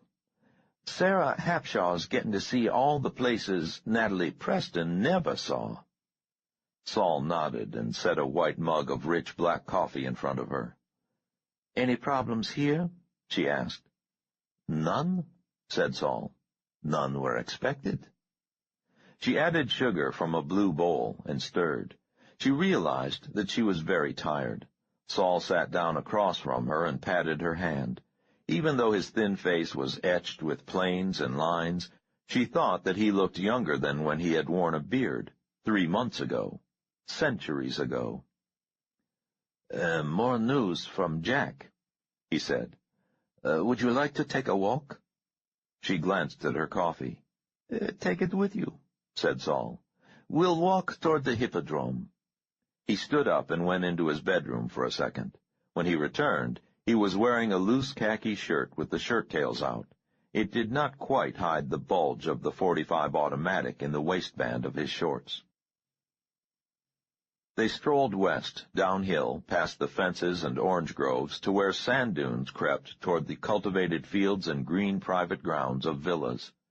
Saul walked out from the top of a dune onto the surface of an aqueduct that rose 25 feet above the sand and stretched for miles toward the cluster of ruins and new buildings near the sea. A young man in a white shirt ran toward them, shouting and waving his arms, but Saul spoke to him quietly in Hebrew, and the man nodded and turned away. Saul and Natalie walked along the rough top of the aqueduct. "What did you say to him?" asked Natalie. "I mentioned that I knew the trinity of Frova, Aviona, and Negev," said Saul. "Those three have been excavating the sites here since the 1950s. "Is that all?" "Yes," said Saul. He stopped and looked around. The Mediterranean lay to their right. A riot of low new buildings caught afternoon sunlight a mile ahead. "When you told me about your place here, I imagined a shack in the desert," said Natalie. "That is what it was when I came here right after the war," said Saul. "First we built and enlarged Kibbutzim Ga'ash, Kfar Vitkin, and Ma'agan Michael. After the War of Independence, David and Rebecca built their farm here." "It's an estate," said Natalie. Saul smiled and sipped at the last of his coffee. "The Baron Rothschild's place is an estate. That is now the 5-star Don Casaria Hotel down there." "I love the ruins," said Natalie. "The aqueduct, the theater, the Crusader city. It's all so old." Saul nodded. "I missed that sense of overlay of ages when I was in America." Natalie removed the red shoulder bag she had been carrying and set their empty coffee cups in it, wrapping them carefully in a towel. "I miss America," she said. She hugged her knees and looked out over the expanse of sand that lapped against the Yellowstone aqueduct like a tan and frozen sea. "I think I miss America," she said. "Those last days were so nightmarish." Saul said nothing, and the two sat in silence for several unstrained minutes. Natalie spoke first. "I wonder who went to Rob's funeral." Saul glanced at her, his polarized glasses reflecting the light. Jack Cohen wrote that Sheriff Gentry was buried in a Charleston cemetery with members of several local agencies and police forces attending." "Yes," said Natalie, "but I mean, who was close to him? Were there any family members there? His friend, Darrell Meeks? Anyone who had loved him?" Natalie stopped. Saul handed her his handkerchief. "It would have been madness for you to go," he said softly. "They would have recognized you. Besides, you were in no condition. The doctors in Jerusalem Hospital said that your ankle had a very bad break." Saul smiled at her and accepted his handkerchief back. "I noticed almost no limp today." "No," said Natalie. "It's much better." She returned Saul's smile. "Okay," she said. "Who goes first?" "You, I think," said Saul. "Jack had some very interesting news, but I want to hear about Vienna." Natalie nodded. "Hotel registries confirmed that they were there. Miss Melanie Fuller and Nina Hawkins. That was the Drayton woman's maiden name. The Hotel Imperial, 1925, 26, and 27. The Hotel Metropole in 33, 34, and 35. They could have been there other years in other hotels that lost their records because of the war or some other reason. Mr. Wiesenthal's still checking." "And von Borchardt?" said Saul. No hotel registration," said Natalie. "But Wiesenthal confirmed that Wilhelm von Borchardt rented a small villa in Perchtoldsdorf just outside of the city from 1922 until 1939. It was torn down after the war." "What about the others?" asked Saul. "Crimes." "Murders," said Natalie. "The usual assortment of street crime, political killings, crimes of passion, and so forth. Then, in the summer of 1925, 3 bizarre, inexplicable murders. 2 important men and a woman, a prominent Vienna socialite, murdered by acquaintances. In each case, the murderers had no motives, no alibis, no excuses. The papers called it summer insanity because each of the killers swore they had no memory of their deeds. All 3 were found guilty. 1 man was executed, 1 committed suicide, and the 3rd, a woman, was sent to an asylum where she drowned in a fish pond a week after she was institutionalized. "Sounds like our young mind vampires were beginning their game," said Saul, getting a taste for blood. "Mr. Wiesenthal couldn't understand the connections," said Natalie, "but he kept researching for us.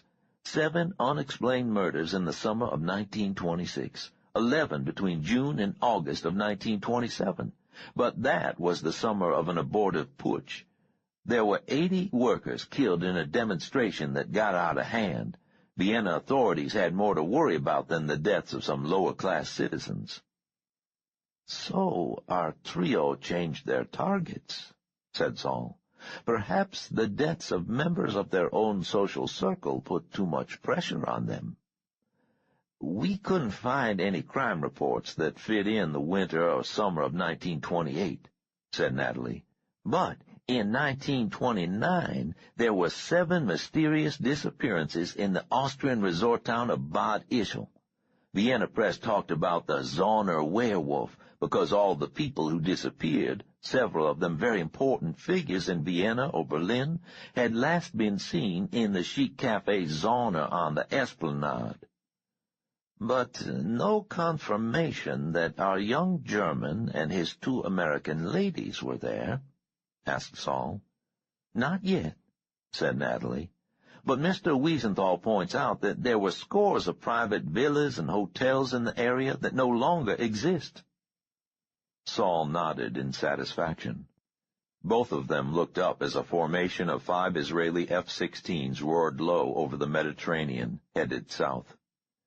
"It's a beginning," said Saul. "We will need more detail, much more detail, but it is a beginning." They sat in silence for several minutes. The sun was getting lower in the southwest, throwing the intricate shadows of their aqueduct farther across the dunes. The world seemed wrapped in a red and golden glow. Finally Saul said, "Herod the Great, a fawning sycophant, started this city in 22 B.C., dedicating it to Caesar Augustus. It was a center of power by 6 A.D., the theater, hippodrome, and aqueducts all gleaming white. For a decade, Pontius Pilate was prefect here." Natalie frowned at him. "You told me most of this when we first came here in February," she said. "Yes," said Saul. "Look." He pointed to the dunes lapping high on the stone arches. "Most of this has been buried for the last 1,500 years. The aqueduct we're sitting on was not excavated until the early 60s. "So?" asked Natalie. "So what of Caesar's power?" asked Saul. "What of Herod's ingratiating schemes? What of the Apostle Paul's fears and apprehensions when he was imprisoned here?" Saul waited several seconds. "All dead," he said. "Dead and covered with the sands of time. Power gone, the artifacts of power toppled and buried. Nothing left but stone and memories." "What are you saying, Saul?" asked Natalie. "The Oberst and the Fuller woman must be at least in their 70s by now," said Saul. "The photograph Aaron showed me was of a man in his 60s. As Rob Gentry once said, they are mortal. They will not rise with the next full moon." "So we just stay here?" snapped Natalie, her voice rising in anger. "We just hunker down here until these monsters die of old age or kill each other off?" "Here or somewhere else safe," said Saul. "You know what the alternative is. we too must take life. Natalie stood up and paced back and forth on the narrow stone wall. You forget, Saul, I've already taken life. I shot that awful boy, Vincent, the one whom the old lady was using. He was a thing by that time, said Saul. You did not take his life. Melanie Fuller did that. You released his body from her control. They're all things as far as I'm concerned, said Natalie. We have to go back. Yes, but, began Saul. I can't believe you're serious about not going after them, said Natalie. All the risk that Jack Cohn has taken for us in Washington, using his computers to dig up all this information, my weeks of research in Toronto and France and Vienna, the hundreds of hours you've spent on Yad Vashem. Saul stood up. It was just a suggestion, he said. At the very least, it might not be necessary for both of us to— Ah, so that's it, said Natalie. Well, forget it, Saul. They killed my father. They killed Rob. One of them touched me with his filthy mind. There are only the two of us, and I still don't know what we can do. But I am going back. With you or without you, Saul, I'm going back. All right, said Saul Lasky. He handed her the shoulder bag, and their hands touched. I just had to be sure. I'm sure, said Natalie. Tell me about the new stuff from Cohn. Later, said Saul. After dinner. Touching her lightly on the arm, they turned back for the long walk along the aqueduct, their shadows mingling, bending, and twisting along the high banks of encroaching sand. Saul prepared an excellent dinner of salad with fresh fruit, home-baked bread he called bagela, which looked and tasted nothing like a bagel, mutton cooked in the Oriental style, and sweet Turkish coffee. It was dark when they went into his room to work and turned up the hissing Coleman lantern. The long table was covered with folders, stacks of photocopied documents, piles of photographs, the top ones showing concentration camp victims staring passively out, and dozens of yellow pads filled with Saul's tight scribble. Sheets of white paper covered with names, dates, and maps of concentration camps were taped to the rough white walls. Natalie noticed the aging photocopy of the young Oberst and several SS officers smiling from their newspaper photograph next to an 8x10 color print of Melanie Fuller and her manservant crossing the courtyard of their Charleston house. They sat at heavy, comfortable chairs, and Saul pulled over a thick dossier. Jack thinks that they've located Melanie Fuller, he said. Natalie sat straight up. Where? Charleston, said Saul. Her old house. Natalie slowly shook her head. Impossible. She couldn't be that stupid. Saul opened the file and looked at the sheets typed on Israeli embassy stationery. The Fuller house had been closed pending final legal determination of the status of Melanie Fuller. It would have taken some time for the courts to declare her legally dead, much longer for the estate to be worked out. There seemed to be no surviving relations. In the meantime, a certain Howard Warden appeared claiming to be Melanie Fuller's grandnephew. He showed letters and documents, including a last will and testament dated January 8, 1978, deeding the house and its possessions to him as of that date, not in the case of her death, and giving him full power of attorney. Warden explained that the old lady had been concerned about failing health and the onset of senility. He said that it had been a technicality, that he fully expected his great-aunt to live out her life in the house, but with her disappearance and presumed death, he felt it was important that someone maintain the place. He is currently living there with his family. Could he really be a long-lost relative? Asked Natalie. It seems unlikely, said Saul.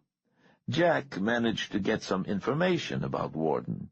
He grew up in Ohio and moved to Philadelphia about 14 years ago. He had been assistant grounds superintendent for the city park for the last 4 years, actually living in Fairmount Park the last 3. Fairmount Park, gasped Natalie. That's near where Melanie Fuller disappeared. Exactly, said Saul. According to sources in Philadelphia, Warden, who's 37, had a wife and 3 children, 2 girls and a boy. In Charleston, his wife fits the same description, but they have only 1 child, a 5-year-old boy named Justin. But, began Natalie. Wait, there's more, said Saul. The Hodges place next door was also sold in March. It was purchased by an M.D. named Stephen Hartman. Dr. Hartman lives there with his wife and their 23-year-old daughter. What's wrong with that? Asked Natalie. I can understand why Mrs. Hodges wouldn't want to return to that house. Yes, said Saul, and pushed his aviator's glasses higher on his nose.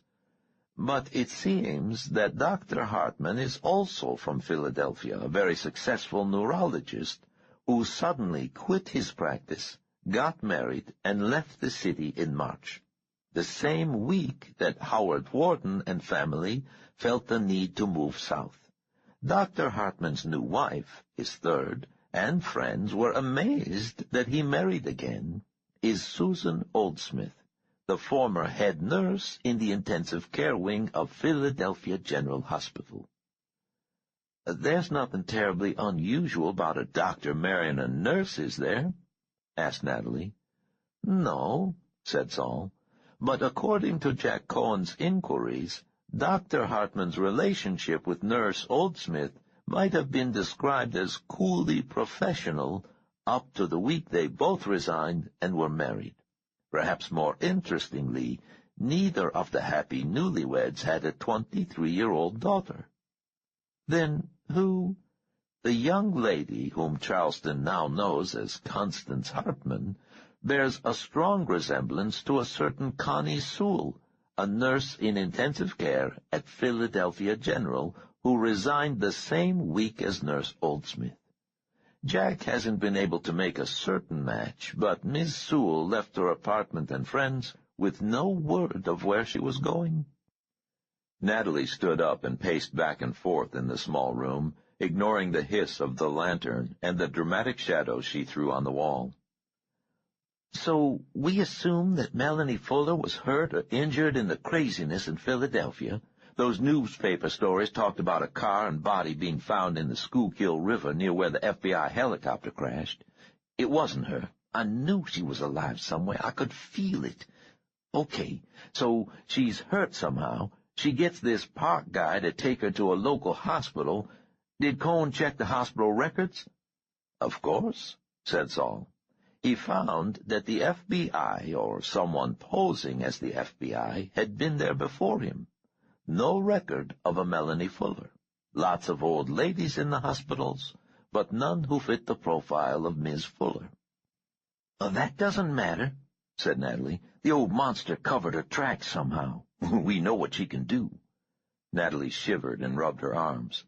So, when it came time to convalesce, Melanie Fuller had a group of conditioned zombies bring her home to Charleston.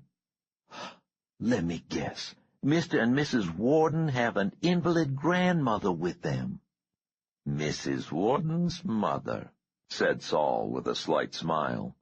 Neighbors haven't seen her, but some commented to Jack about all the sick-room equipment that had been carried in. It's doubly strange, because Jack's inquiries in Philadelphia showed that Nancy Warden's mother had died in 1969. Natalie paced back and forth excitedly. And Dr. What's-his-name? Hartman? Yeah, he and Nurse Oldsmith are there to keep up the first-class health service. Natalie stopped and stared. Oh, my God, Saul, it's so risky. What if the authorities— She stopped. Precisely, said Saul. Which authorities? The Charleston police are not about to suspect that Mr. Warden's invalid mother is the missing Melanie Fuller.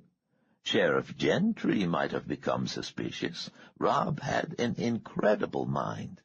But he's dead. Natalie looked down quickly and took a deep breath. "What about Barron's group?" she said. "What about the FBI and the others?" "Perhaps a truce has been called," said Saul.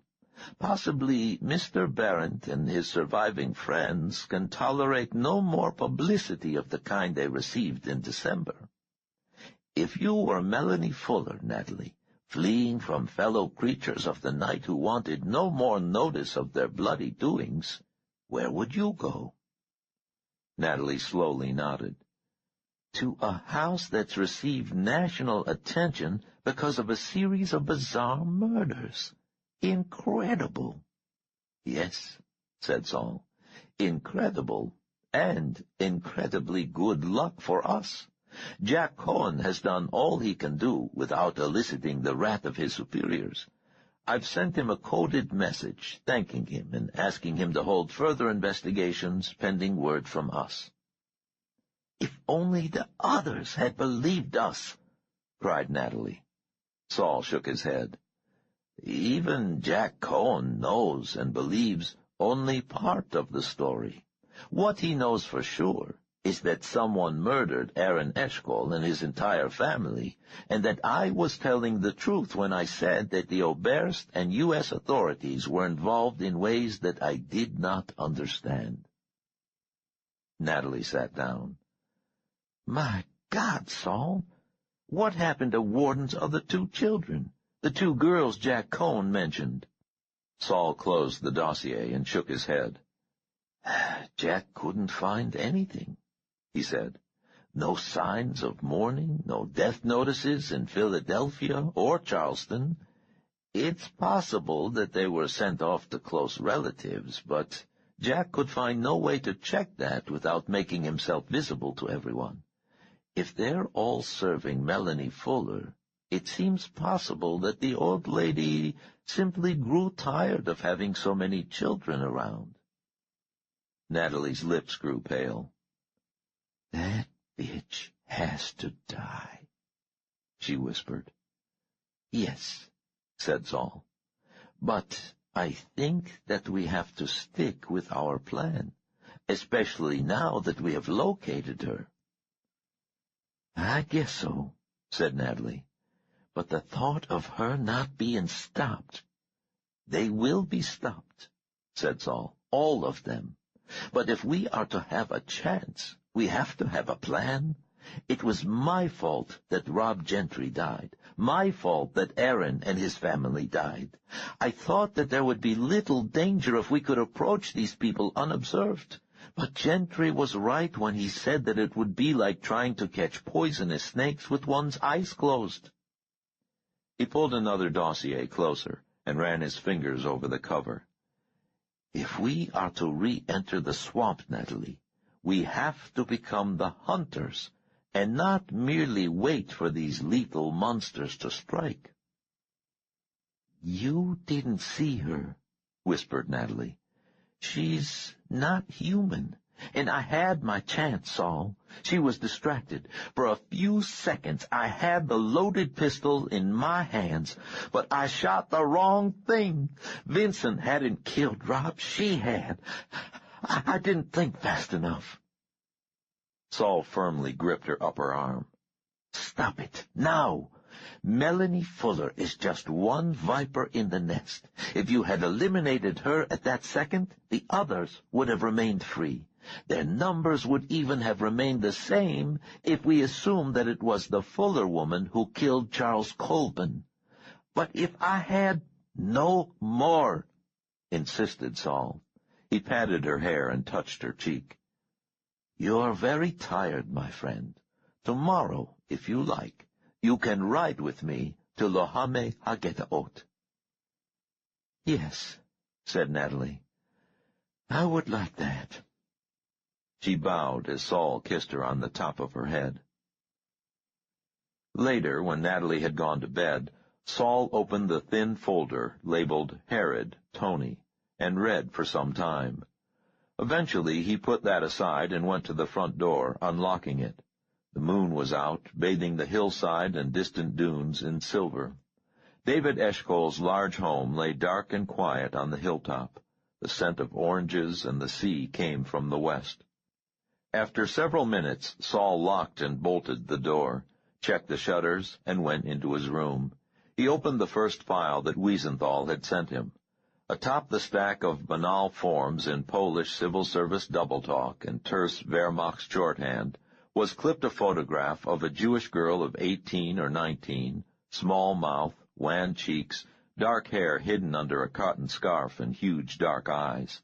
Saul gazed at the photograph for several minutes, wondering what had been in the young woman's mind as she stared into the official camera lens, wondering how and when she died, wondering who had mourned her, and if any of the answers might be in the dossier.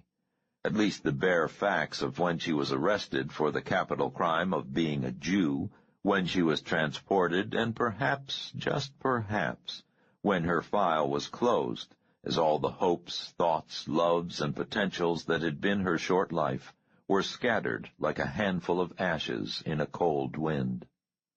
Saul sighed and began reading. They rose early the next day, and Saul fixed one of the huge breakfasts that he insisted was an Israeli tradition. The sun was barely over the hills in the east when they tossed a backpack in the rear of his venerable Land Rover and drove north along the coastal highway. 40 minutes later, they reached the port city of Haifa, spread out at the base of Mount Carmel. "Your head crowns you like Carmel, and your flowing locks are like purple," said Saul over the rush of wind. "Nice," said Natalie. "Song of Solomon?" "Song of Songs," said Saul. Nearing the northern sweep of Haifa Bay, signs announced Akko and translated it as both Acre and St. Joan of Acre. Natalie looked west at the white-walled, gleaming city in the rich morning light. It was going to be a warm day. A narrow road led off the Akko-Nahariya highway to a kibbutz where a sleepy security guard waved Saul through. They passed verdant fields and the kibbutz complex to stop at a large, blocky building with a sign outside announcing in Hebrew and English, Lohame Hagetaot, Ghetto Fighter's House, and giving the times it was open. A short man with 3 fingers missing on his right hand came out and chatted with Saul in Hebrew. Saul pressed some money into the man's hand, and he led the way in, smiling and repeatedly saying, "Shalom," to Natalie. "Toda Rabbah," said Natalie as they entered the dim central room. "Boker Tov." "Shalom," the little man smiled. "Lehitraot." Natalie watched him leave, and then wandered past glass cases with journals, manuscripts, and relics of the hopeless Warsaw Ghetto resistance. Blown-up photographs on the walls depicted life in the ghetto and the Nazi atrocities that had destroyed that life. "It's different from Yad Vashem," she said. "It doesn't have the same sense of oppression, maybe because the ceiling is higher." Saul had pulled over a low bench and now sat cross-legged on it. He set a stack of dossiers on his left and a small battery-powered stroboscope on his right. "Lohame Hagetaot is dedicated more to the idea of resistance than to the memory of the Holocaust," he said. Natalie stood gazing at the photograph of a family disembarking from a cattle car, their possessions lying in a heap on the ground near them. She turned quickly. "Could you hypnotize me, Saul?" Saul adjusted his glasses. "I could. It would take much longer. Why?" Natalie shrugged. "I guess I'm curious to find out what it feels like. You seem to do it so easily." "Years of experience," said Saul. "For years I used a form of auto-hypnosis to fight migraine headaches." Natalie picked up a folder and looked at the photograph of the young woman inside it. "Can you really make all this part of your subconscious?" Saul rubbed his cheek. "There are levels of consciousness," he said. "On some levels, I'm simply trying to recover memories that are already there by trying to block out the blocks, I guess you'd say. In another sense, I'm trying to lose myself to some extent by empathizing with others who shared a common experience. Natalie looked around. And all this helps? It does, especially in subliminally absorbing some of the biographical data. How much time do you have? She asked. Saul glanced at his watch. About 2 hours, but Shmuluk promised that he would turn tourists away until I was done. Natalie tugged at her heavy shoulder bag. I'll take a walk and start collating and memorizing some of this Vienna stuff. Shalom, said Saul. When he was alone, he read the first 3 dossiers through carefully. Then he turned sideways and switched on the small strobe, setting the timer. A metronome ticked in beat with the pulsing light. Saul relaxed completely, emptied his mind of everything except the regular throb of light, and opened himself to another time and another place. On the walls around him, pale faces stared down through smoke and flames and years. Natalie stood outside the square building and watched the young kibbutzniks going about their business, a final truckload of workers heading out to the fields. Saul had told her that this kibbutz had been settled by survivors of the Warsaw Ghetto and the concentration camps set in Poland, but most of the workers Natalie saw were Sabra, native-born Israelis, as lean and tan as young Arabs. She walked slowly to the edge of the field and sat in the shade of a single eucalyptus tree as a tall sprinkler pulsed water toward the crops with a beat as hypnotic as Saul's metronome. Natalie pulled a bottle of Maccabi beer from the bottom of her shoulder bag and used the can opener on her new Swiss Army knife to pop the lid. It was warm already, but tasted very good, blending nicely with the unseasonable warmth of the day, the sound of sprinklers, and the smell of wet earth and growing plants. The thought of returning to the United States made her stomach constrict and her pulse race. Natalie had only the haziest of memories of those hours and days after the death of Rob Gentry.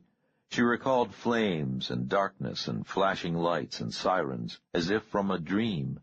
She remembered cursing Saul and striking him for leaving Rob's body behind in that cursed house, remembered Saul carrying her through the darkness, the pain in her leg making her shift in and out of consciousness like a swimmer rising and falling beneath the surface of a rough sea.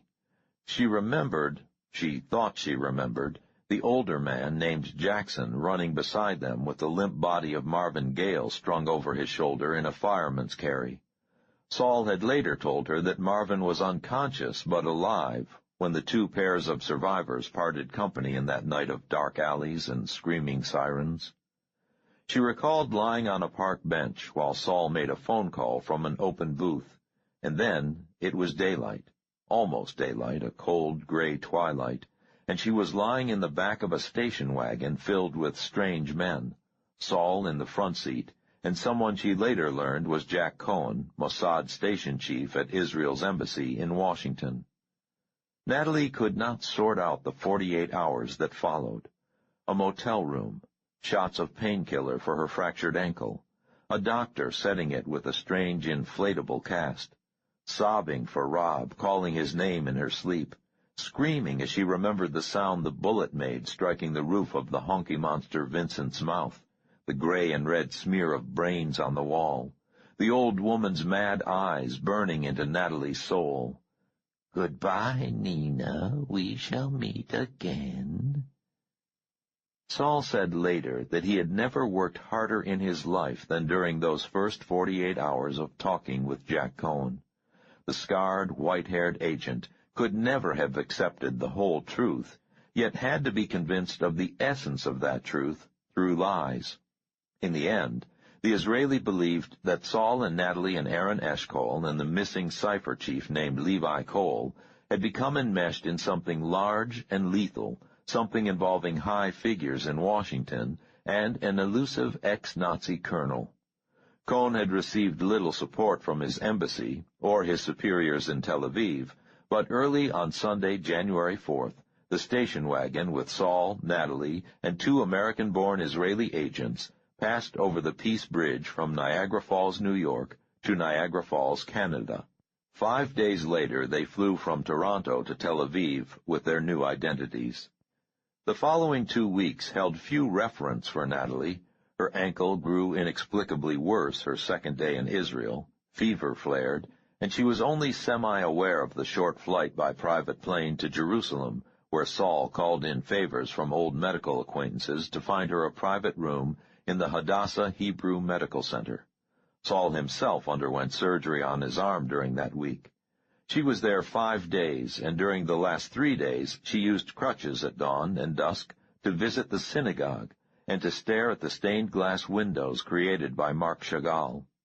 Natalie felt numbed, as if her entire body had been given a massive dose of Novocaine. Each night she closed her eyes and saw Rob Gentry staring back at her. His blue eyes were filled with that terrible second of temporary triumph before the blade appeared and slashed sideways. Natalie finished the beer and set the bottle back in her handbag, feeling vaguely guilty about drinking so early while others worked. She drew out the first stack of folders, clusters of photocopied pictures and written information about Vienna in the 20s and 30s, police reports translated by Wiesenthal's assistants, a thin biography of Nina Drayton, typed by the late Francis Harrington, and added to in Saul's wild, hard-to-read script. Natalie sighed and began to work. They drove south in the early afternoon and stopped in Haifa for a late lunch before everything closed down for the Sabbath. They picked up falafels at a stand on HaNevi'im Street and munched them as they walked down to the busy port. Several black-market entrepreneurs hovered close, trying to sell toothpaste, blue jeans, and Rolexes, but Saul snapped something in Hebrew and they backed away. Natalie leaned on a railing and watched a large freighter moving out to sea. She said, "How long until we go back to America, Saul?" "I will be ready in 3 weeks, perhaps sooner. When do you think you will be prepared?" "Never," said Natalie. Saul nodded. "But when will you be willing to return?" "Any time," said Natalie. "The sooner the better, actually." She let out a breath. "Jesus, the thought of going back makes my legs go weak." "Yes," agreed Saul. "The feeling is mutual. Let us review our facts and assumptions to see if there's a weak point in our plan." "I'm the weak point," Natalie said softly. "No," said Saul. He squinted out at the water. "All right. We assume that Aaron's information was accurate, and that there were, at a minimum, 5 of them in the central cabal: Berendt, Trask, Colbin, Kepler, and the evangelist named Sutter. I watched Trask die at the Oberst's hands. We will assume that Mr. Colbin perished as a result of Melanie Fuller's actions. That leaves 3 in that group. 4, if you count Herod," said Natalie. "Yes," said Saul. "We know that he appeared to be acting in concert with Colbin's people. That is 4 of them. Perhaps Agent Haynes, but I suspect that he is an instrument rather than initiator. Question: why did the Oberst kill Trask?" "Revenge?" said Natalie. Perhaps, but I got the impression that there was a power play underway. Let us assume for the time that the entire charade in Philadelphia was aimed toward finding the Oberst rather than the Fuller woman. Berendt allowed me to live only because I was to be another weapon aimed at the Oberst. But why did the Oberst allow me to live and introduce you and Rob into the equation? To confuse the issue? A diversion? Possibly, said Saul. But let us return to a former assumption and say that he was indirectly using us as instruments. There's no doubt that Jensen Luhar was William Borden's assistant in Hollywood. Jack Cohen has confirmed Harrington's notes on that. Luhar identified himself to you on the plane. There was no need for that, unless the Oberst wanted both of us to know that he's manipulating us, and the Oberst went to great lengths to convince Barron's and Colburn's surrogates that I had died in the explosion and fire in Philadelphia. Why? He has further use for you, said Natalie. Exactly. But why did he not use each of us directly? Perhaps it was too difficult for him, said Natalie. Proximity seems to be important for these mind vampires. Maybe he was never in Philadelphia at all. Only his conditioned proxies, agreed Saul. Luhar, poor Francis, and his white assistant, Tom Reynolds. It was Reynolds who attacked you outside the Fuller home on Christmas Eve. Natalie gasped. She had not heard this assumption before. Why do you say that? Saul took his glasses off and wiped them on his shirt-tail. What reason did the assault have except to set you and Rob back on the right track? The Oberst wanted both of you on the scene in Philadelphia when the final showdown with Colburn's people occurred. I don't understand, said Natalie. She shook her head. Where does Melanie Fuller come in? Let us continue with the assumption that Miss Fuller is in collaboration with neither the Oberst nor his enemies, said Saul. Did you get the impression that she was aware of either group? No, said Natalie. She mentioned only Nina. Nina Drayton, I assumed. Yes. Goodbye, Nina, we shall meet again. Yet, if we are to follow Rob's logic, and I see no reason not to, it was Melanie Fuller who shot and killed Nina Drayton in Charleston. Why would Fuller think you were the agent of a dead woman, Natalie? Because she's as crazy as a goddamned bedbug, said Natalie. You should have seen her, Saul. Her eyes were sick. We hope this is the case, said Saul. Even though Melanie Fuller may be the most deadly viper of all, her insanity might yet serve us. And what of our Mr. Herod? I wish he was dead, said Natalie, remembering his clammy, insistent presence in her mind. Saul nodded and put his glasses on.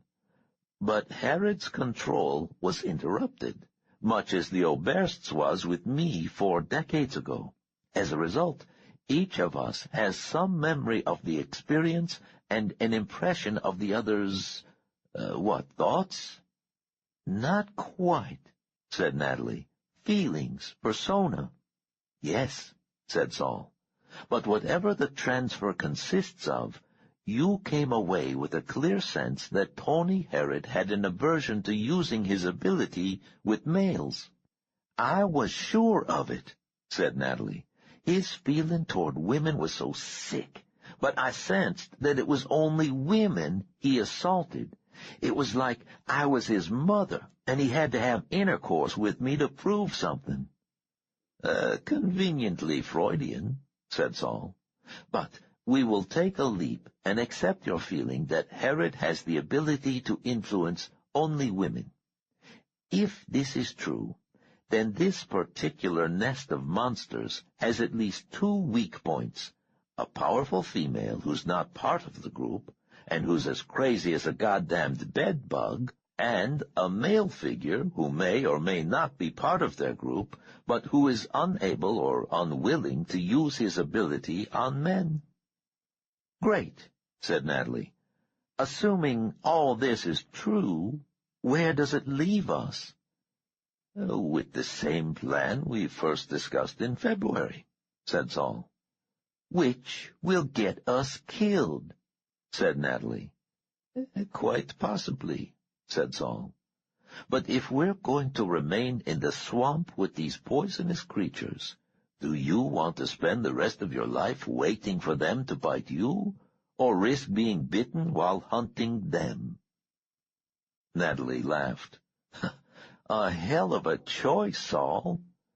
It remains the only one we have. Well, let's go get the gunny sack and practice catching snakes, said Natalie. She gazed up at the gold dome of the Baha'i shrine gleaming on Mount Carmel, and looked back at the freighter disappearing out at sea. "You know," she said, "it doesn't make any sense, but I have a feeling that Rob would have loved this part, the planning, the tension. Even if it is all nuts and doomed, he would have seen the humor in it." Saul touched her shoulder. "Then let's get on with our crazy planning," he said, "and not let Rob down." Together they walked up toward the Jaffa Road and the waiting Land Rover. 38. Melanie. It was so nice to come home. I had grown tired of the hospital, even with the private room, the wing closed off for my convenience, and the entire staff there to serve me. In the end, there is no place like home to raise one's spirits and aid in the healing process. Years ago I had read about so-called out-of-body events supposedly experienced by dying patients, hapless individuals clinically dead on the operating table before resuscitation and so forth. And I put no stock in such stories. More absurd, sensational journalism so common these days. But that is precisely the sensation I experienced upon regaining consciousness in the hospital. For a time I seemed to be hovering near the ceiling of my room, seeing nothing but sensing everything. I was aware of the shrunken, curled body on the bed, and the sensors and tubes and needles and catheters attached to it. I was aware of the hustle and bustle of nurses, doctors, orderlies, and others as they worked to keep that body alive. When I finally re-entered the world of sight and sound, I realized that I was doing so through the eyes and ears of these people, and so many at once. It had never been possible for me, or for Willie or Nina, I knew, so totally to use someone that clear sensory data came from more than one person at a time. While it was possible, with experience, to use a stranger while keeping control of a conditioned cat's paw, or, with even more effort and experience, to use two strangers by alternating control quickly back and forth, access to such clear sight, sound, touch, and ease of control as I was now experiencing was simply unheard of. More than that, our use of others invariably involved awareness of our presence by those used, resulting in either destruction of the instrument or the blocking of all memories afterward. A simple enough process, but one which left an inexplicable gap in the subject's memory. Now I watched from half a dozen viewpoints and knew that the observers had absolutely no awareness of my presence. But could I use them?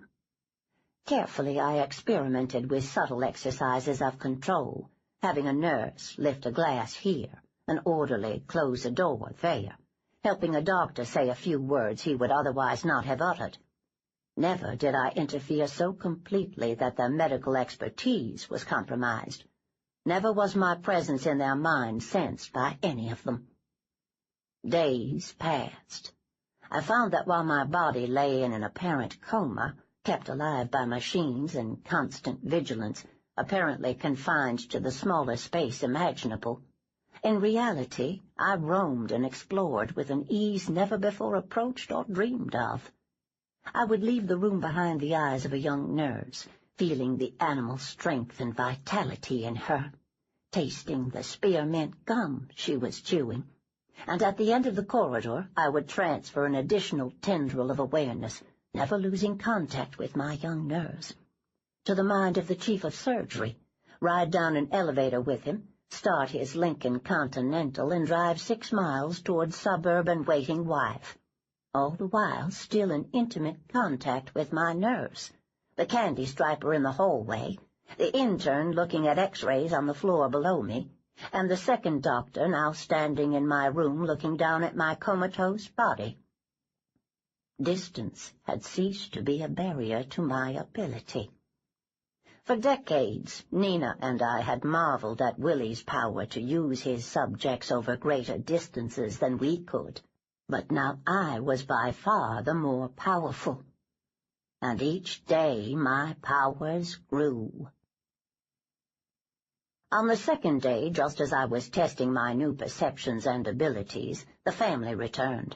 I did not recognize the tall red-headed man or his thin blonde wife, but I looked out at the lobby through the receptionist's eyes and saw the 3 children, and knew them at once, the children in the park. The red-headed man looked alarmed at my appearance. I was in the intensive care unit, a web of pie-shaped cubicles radiating from a central nurse's station. Within that web I was tied into an even tighter web of intravenous tubes and sensor wires. The doctor moved the red-headed man away from the clear partition, looking into what my nurse called IC. "Are you a member of the family?" asked the doctor. He was a skillful, precise man with a mane of graying hair. His name was Dr. Hartman, and I felt the nurse's pleasure, anxiety, and respect when they were in his presence. No," said the large redhead.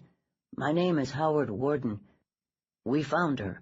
That is, my kids found her yesterday morning, wandering in our yard. She collapsed when—" Yes, said Dr. Hartman. "I read the report you gave the ER nurse. You have no idea who the lady is?" "No. She only had on the bathrobe and a nightgown. My kids said they saw her walking out of the woods when they—" "And no real idea of where she came from?" Said Warden. I didn't call the police. I guess I should have. Nancy and I waited around here for several hours, and when it was obvious that she, the old lady, wasn't going to— that she was stable, we went home. It was my day off. I was going to call the police this morning, but I thought we would see how she's doing first." "We have already informed the police," lied Dr. Hartman. It was the first time I had used him. It was as easy as pulling on an old and favorite coat. "They came and took a report. They seem to have no idea where Mrs. Doe came from. No one has reported a missing relative." "Mrs. Doe?" said Howard Warden. "Oh, like Jane Doe, right. Well, it's a mystery to us, Doctor. We live about 2 miles into the park, and from what the kids say, she wasn't even walking along the access drive." He glanced back toward the intensive care unit. "How is she, Doctor? She looks, terrible." "The lady has suffered a massive stroke," said Dr. Hartman. "Perhaps a series of them." At Howard's blank look, the doctor went on. "She's had what we call a CVA, a cerebrovascular accident, what used to be called a cerebral hemorrhage. There has been a temporary cut-off of oxygen to the brain. As far as we can tell, the incident seems to have been located in the right hemisphere of this patient's brain, resulting in disruption of cerebral and neurological function. Most of the effects are to be seen on her left side, drooping eyelid, limb paralysis. But in a sense this may be a welcome sign, since aphasia, speech problems, generally are associated with accidents in the left hemisphere. We've run both an EEG and a CAT scan, and to be honest, the results are somewhat confusing. While the CAT scan has confirmed infarction and probable obstruction of the middle cerebral artery, the EEG readings are not at all what we would expect following an episode of this nature." I lost interest in the medical double-talk and returned my primary awareness to the middle-aged receptionist in the lobby. I had her rise and walk over to the 3 children. "Hello," I had her say. "I bet I know who you're here to see." "We can't visit," said the 6-year-old one, the girl who had sung Hey Jude as the sun rose. "We're too young." "But I bet I know who you would like to see," the receptionist said with a smile. "I want to see the nice lady," said the little boy. There were tears in his eyes. "I don't," the oldest girl said adamantly. "I don't either," said her 6-year-old sister. "Why not?" I asked. I was hurt. "'Cause she's weird," said the oldest girl. "I thought I liked her, but when I touched her hand yesterday, it was all funny." "What do you mean, funny?" I asked. The receptionist wore thick glasses, and I found the view distorted. I had never needed glasses for anything besides reading. "Funny," said the girl. "Weird, like a snake skin or something. I let go real fast, even before she got sick, but it was like I knew she was real mean." "Yeah," said her sister. "Shut up, Allie," said the oldest girl, obviously sorry she had spoken to me. "I like the nice lady," said the 5-year-old boy. It looked as if he had been crying before he came to the hospital. I beckoned the 2 girls away from the boy toward the reception desk. "Come here, girls. I have something for you." I rummaged through the drawer and came up with 2 wrapped spheres of peppermint candy. When the oldest girl reached for one, I grasped her firmly by the wrist. "First, tell me your fortune," I had the receptionist whisper. "Let go," the girl whispered back. "Shut up," I hissed. "Your name is Terrell Warden. Your sister's name is Allison. Both of you live in a big stone house on the hill in the park, and you call it the castle. And some night soon a huge green boogeyman with sharp yellow teeth is going to come into your room when it is dark, and he is going to chop you into little pieces, both of you, and eat the pieces." The girls staggered backward, their faces pasty white, and their eyes huge as saucers. Their mouths hung slack with fear and shock. "And if you tell anyone, your father, mother, anyone," I had the receptionist hiss after them, "the boogeyman is going to come for you tonight." The girls staggered back to their seats, staring at the woman as if she were a snake. A minute later, an elderly couple arrived, asking directions to a room, and I let the receptionist return to being her sweet, simple, slightly officious self. Upstairs, Dr. Hartman had finished explaining my medical condition to Howard Warden. Down the hall, head nurse Oldsmith checked medication for the patients, taking great care in double-checking anything labeled for Mrs. Doe.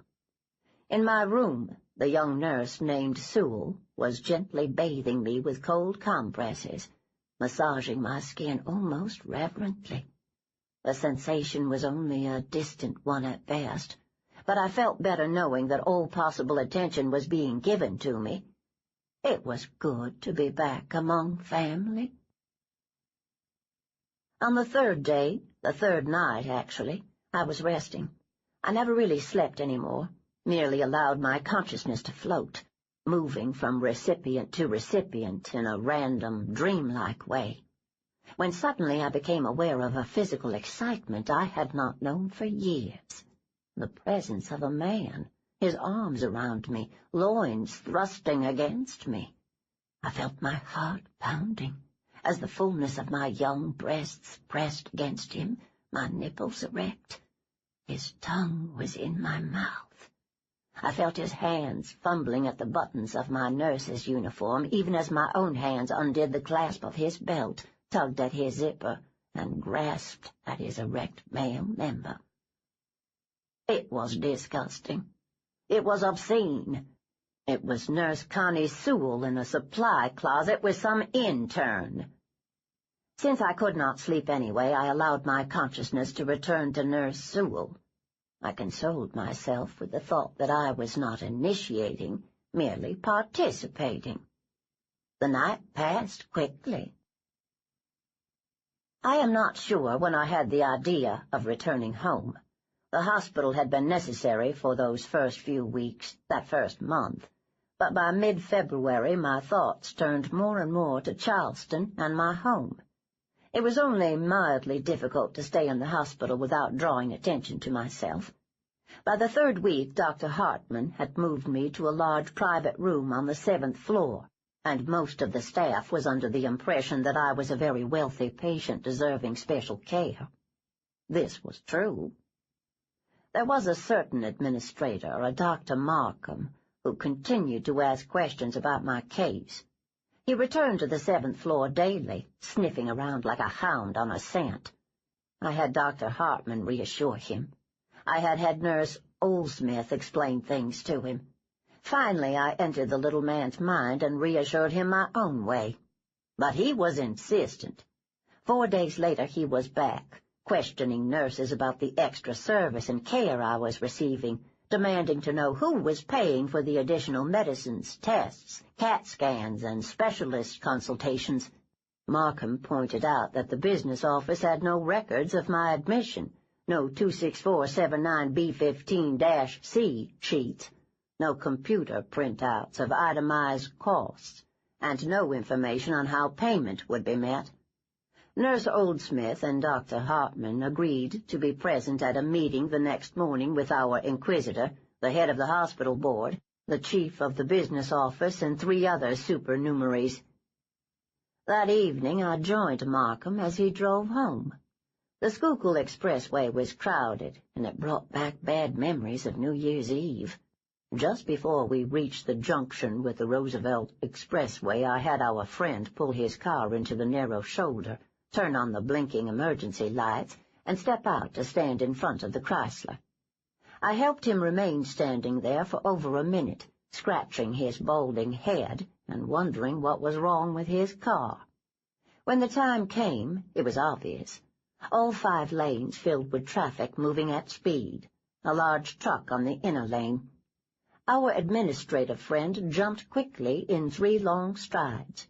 There was time for me to record the roar of the air horns, to see the shocked expression on the truck driver's rapidly approaching face, and to sense the disbelieving scurry of Markham's thoughts before the impact sent me sliding back to other viewpoints. I sought out Nurse Sewell and shared her eagerness for the shift change and the arrival of her young intern. Time meant very little to me during this period.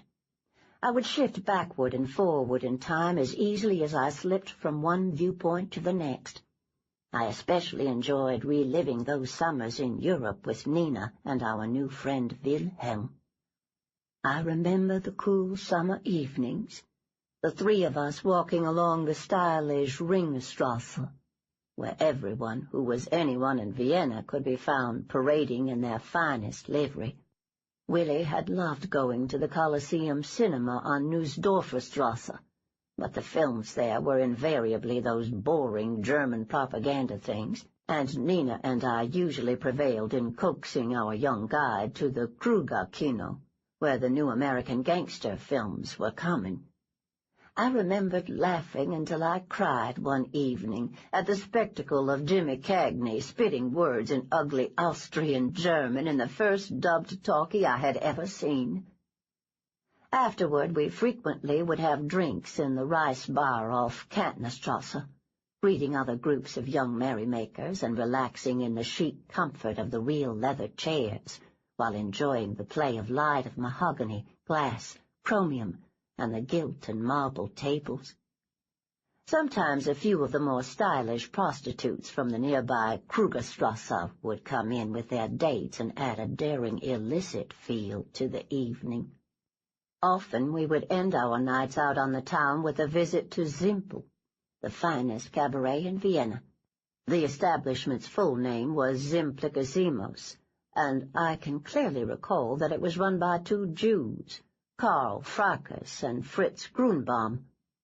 Even later, when the brown shirts and stormtroopers were raising havoc on the streets of the old city, these 2 comics would have the patrons pealing with laughter at their satirical sketches of Nazi stereotypes blundering their way through a social encounter, or arguing fine points of fascist doctrine while zig-heiling dogs, cats, and passers-by. I remember Willie roaring with laughter until tears ran down his red cheeks. Once he laughed so hard that he choked until Nina and I patted him resoundingly on the back and offered our glasses of champagne to him.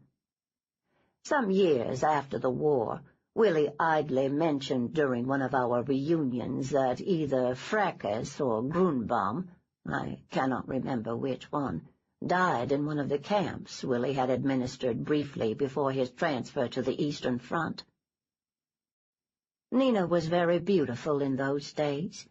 Her blonde hair had been cut and curled in the most current fashion, and because of her inheritance she could afford the finest silk dresses from Paris. I especially remember one green gown, cut very low in front, the soft material clinging to her small breasts, and how magnificently the green brought out the delicate blush of her peaches and cream complexion, while oddly complementing the blue of her eyes. I do not remember who formally proposed that we play the game that first summer, but I remember our excitement and the thrill of the vicarious chase. We took turns using different cat's paws, acquaintances of ours, friends of our intended targets, a mistake that we did not make again. The next summer we played the game even more earnestly, sitting together in our hotel rooms on Josefstederstrasse and using the same instrument, a dull-witted and thick-necked working-class peasant who was never caught but who Willie disposed of later. And the act of the three of us present in that same mind and sharing the same sharp experiences was somehow more intimate and thrilling than any sexual menage we might have experimented with. I remember the summer we spent at Bad Ischl. Nina made a joke about the station where we had our single train change from Vienna, a small village named Atnag-Pogheim. Repeated at a quickening rate, Atnag-Pogheim soon became the sound of the train itself. We laughed until we could laugh no more, and then would begin again. I remember the scolding glances of an old dowager across the aisle from us. It was in Bad Ischl that I found myself alone in the Café Zauna one early afternoon. I had gone off for my voice lessons as always, but the instructor was ill, and when I returned to the café where Willie and Nina always waited for me, our usual table was empty. I returned to the hotel where Nina and I were staying on the Esplanade. I remember being slightly curious as to what impromptu excursion my friends had embarked on, and why they had not waited for me. I had unlocked the door and walked halfway through the sitting room before I heard the sounds from Nina's bedroom. At first I took them for noises of distress, and then I ran toward her room with some naive notion of offering assistance to the chambermaid or whoever was in trouble. It was Nina and Willie, of course. They were not in trouble. I remember how pale Nina's thighs and Willie's thrusting flanks were in the dim light filtering through the maroon drapes. I stood there for a full minute, watching, before turning and silently leaving the suite. During that long minute, Willie's face remained turned away, hidden in Nina's shoulder and the eiderdown pillow. But Nina turned her face and clear blue eyes toward me almost at once. I am sure she saw me. She did not stop, however, nor did she cease the rhythmic grunt of animal sounds that came from her open, pink, and perfect mouth. By mid-March I decided that it was time to leave the hospital and Philadelphia and go home. I had Howard Warden take care of the details of moving. Even with his savings, however, Howard could scrape together only about $2,500. The man would never have amounted to anything. Nancy, on the other hand, closed out the savings account started from her mother's estate, and it came to a comfortable $48,000. It had been put aside for the children's college expenses, but that was no longer a concern now. I had had Dr. Hartman visit the castle. Howard and Nancy waited in their rooms while the doctor visited the girls' bedroom with his 2 syringes. Afterward, the doctor took care of the details. I had remembered a pleasant little clearing in the forest of Fairmount Park, a mile toward the railroad bridge. In the morning, Howard and Nancy fed 5-year-old Justin and, due to the strength of my conditioning, noticed nothing unusual except for an occasional flash of recognition not too dissimilar from those dreams where one suddenly realizes that he or she has forgotten to dress and is sitting naked in school or some other public place. These passed. Howard and Nancy adjusted nicely to having only one child, and I was pleased that I had decided not to use Howard in the necessary actions. Conditioning is always easier and more successful if there is no vestigial trauma or resentment. The wedding of Dr. Hartman and head nurse Oldsmith was a small affair, officiated by a Philadelphia justice of the peace and witnessed only by Nurse Sewell, Howard, Nancy, and Justin.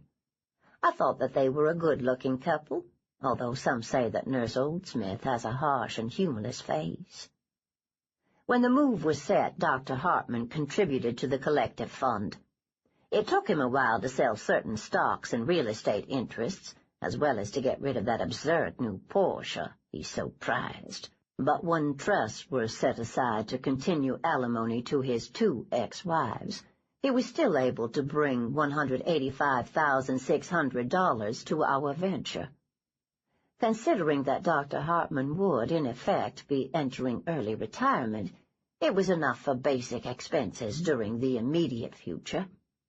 It did not, however, offer enough to settle the problem of purchasing either my old home or the Hodges place. I no longer had any interest in allowing strangers to live across the courtyard from me. Foolishly, the Wardens had taken out no life insurance on their children. Howard retained a $10,000 policy on his own life, but this was laughable in light of the real estate prices in Charleston. In the end, it was Dr. Hartman's mother, 82, in perfect health and living in Palm Springs, whose estate offered the best solution. It was on Ash Wednesday the doctor was in surgery when the word came about his mother's sudden embolism. He flew to the West Coast that same afternoon. The funeral was on Saturday, March 7th, and because there were several legal details to settle, he did not fly home until Wednesday, the 11th. I saw no reason why Howard should not return on the same flight. The initial cash settlement of the estate came to a little over $400,000. We moved south a week later, on St. Patrick's Day. There were a few final details to take care of before we left the North. I was comfortable with my little family, Howard, Nancy, and young Justin, as well as with our future neighbors, Dr. Hartman, Nurse Oldsmith, and Miss Sewell. But I felt that a certain security aspect was missing. The doctor was a small man, 5'5" and thin, and while Howard was substantial in height and girth, he was as slow-moving as he had been slow-thinking, and much of his weight had gone to fat. We needed 1 or 2 more members of our group to help me feel more secure. Howard brought Cully into the hospital on the weekend before we left. He was a giant of a man, at least 6'5", weighing at least 280 pounds, all of it that was visible compacted into slabs of muscle. Cully was dim-witted, almost unable to speak coherently, but as quick and nimble on his feet as a jungle cat. Howard explained that Cully had been an assistant foreman in park grounds maintenance before being sent away for manslaughter 7 years earlier. He had returned the year before to work on the lowest, toughest level of maintenance, clearing stumps, tearing down old structures, paving asphalt trails and lanes, clearing snow. Cully had worked without complaint and was no longer on parole.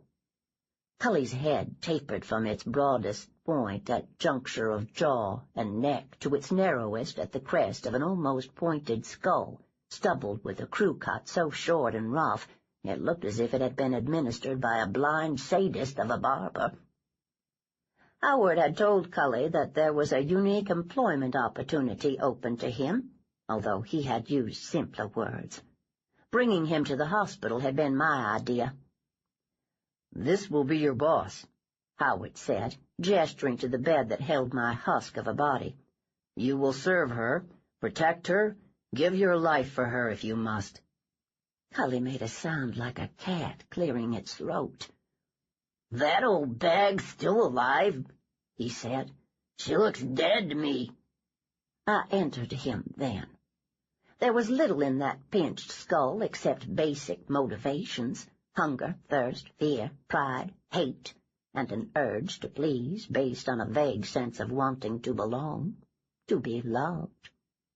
It was that final need that I enlarged upon, built upon. Cully sat in my room for 18 consecutive hours.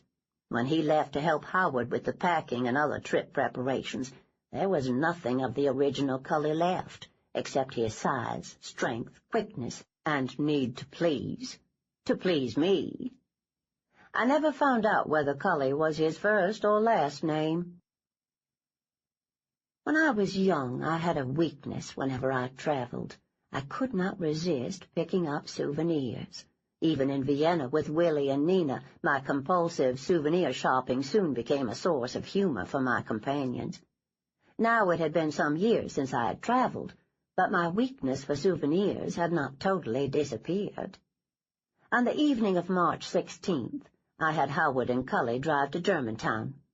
Those sad streets were like the landscape of a half-remembered dream to me. I believe Howard would have been nervous in that Negro section, in spite of his conditioning, if it had not been for the reassuring presence of Cully. I knew what I wanted. I remembered his first name and description, but nothing else. The first 4 youngsters Howard approached either refused to respond or did so in colorful epithets, but the 5th one, a scruffy 10-year-old wearing only a ragged sweatshirt despite the freezing weather, said, "Yeah, man, you talking about Marvin Gale. He just got out of jail, man, for cite and riot or some shit. What you want with Marvin?" Howard and Cully elicited directions to his house without answering that question.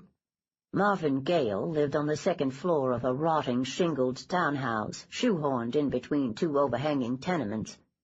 A little boy opened the door, and Cully and Howard stepped into a living room with a sagging couch covered with a pink spread, an ancient television where a green-skinned game show host blared enthusiasm, peeling walls with a few religious prints, and a photograph of Robert Kennedy, and a teenage girl lying on her stomach staring up vacuously at the visitors. A large black woman came in from the kitchen, drying her hands on a checked apron. "What you two want?" "We'd like to talk to your son, ma'am," said Howard. "What about?" demanded the woman. "You're not the police. Marvin hasn't done anything. You leave my boy alone." "No, ma'am," said Howard unctuously. "It's nothing like that. We just want to offer Marvin a job." "A job?" The woman looked suspiciously at Cully and then back to Howard. "What kind of job?" "It's all right, Ma." Marvin Gale stood in the door to the inside hallway, dressed in nothing but an old pair of shorts and an oversized T-shirt. His face was slack and his eyes were vague, as if he had just awakened. "Marvin, you don't have to talk to these people if—" "It's all right, Ma." He stared at her with that dead face until she looked down, and then he turned the gaze on Howard. "What you want, ma'am?" "Can we talk outside?" asked Howard. Marvin shrugged and followed us outside despite the darkness and freezing wind. The door closed on the mother's protests. He stared up at Cully and then stepped closer to Howard. There was the slightest flicker of animation in his eyes, as if he knew what was coming and almost welcomed it. "We're offering you a new life," whispered Howard. "A whole new life." Marvin Gale started to speak then, but from 10 miles away I pushed, and the colored boy's mouth fell slack, and he did not finish the first word. Technically speaking, I had used this boy before, briefly, in those last mad minutes before I bid adieu to Grumblethorpe, and that might have made the feat the slightest bit easier, but that did not really matter. I never would have been able to do what I did that evening before my illness. Working through the filter of Howard Warden's perceptions, while simultaneously controlling Cully, my doctor, and half a dozen other conditioned catspaws in as many differing locations, I was still able to project my force of will so powerfully that the colored boy gasped, staggered backward, stared blankly, and awaited my first command. His eyes no longer looked drugged and defeated. They now reflected the bright, transparent stare of the terminally brain-damaged. Whatever had been the sad total of Marvin Gale's life, thoughts, memories, and pitiful aspirations, was gone forever. I had never done this type of total conditioning in a single blow before, and for a long minute my almost forgotten body twitched in the vice of total paralysis on the hospital bed while Nurse Sewell massaged me. The receptacle that had been Marvin Gale waited quietly in the freezing wind and darkness. I finally spoke through Cully, not needing the verbal command, but wanting to hear it through Howard's awareness. "Go get dressed," he said. "Give your mother this. Tell her it is an advance on salary." Cully handed the young Negro $100 bill. Marvin disappeared into the house and came out 3 minutes later. He was wearing only jeans, a sweater, sneakers, and a black leather jacket. He brought no luggage. That is, as I wished. We would prepare an appropriate wardrobe for him when we moved. In all my years of growing up, I do not remember a time when we did not have colored servants. It seemed appropriate upon my return to Charleston that this again be the case. I could not leave Philadelphia without bringing home a souvenir. The convoy of trucks, 2 sedans, and the rented van with my bed and medical apparatus made the drive down in 3 days. Howard had gone ahead in the family Volvo, which Justin called the Blue Oval, to make final arrangements, air the house out, and prepare the way for my homecoming. We arrived long after dark. Cully carried me upstairs, with Dr. Hartman attending and Nurse Oldsmith walking alongside with the intravenous bottle. My bedroom glowed in the lamplight. The comforter was turned down. The sheets were clean and fresh. The dark wood of the bed, bureau, and wardrobe smelled of lemon polish, and my hairbrushes lay in a perfect row on my dressing table. We all wept. Tears coursed down Cully's cheeks as he set me tenderly, almost reverently, in the long bed. The smell of palmetto fronds and mimosa came through the slightly opened window. Equipment was brought in and set up. It was odd to see the green glow of an oscilloscope in my familiar bedroom. For a minute everyone was there, Dr. Hartman and his new wife, Nurse Oldsmith, performing their final medical tasks, Howard and Nancy with little Justin between them as if they were posing for a family photograph, young Nurse Sewell smiling at me from near the window, and near the door, Cully standing there filling the doorway, looking no less massive for his white orderly's uniform, and just visible in the hallway, Marvin dressed in formal tails and tie, white gloves on his well-scrubbed hands. There was a small problem that Howard had encountered with Mrs. Hodges. She was willing to rent the house next door, but she did not want to sell. That was unacceptable to me. But I would deal with that in the morning. For the time being, I was home, and surrounded by my loving family. For the first time in weeks, I would really sleep. There were bound to be small problems. Mrs. Hodges was one. But I would deal with those tomorrow.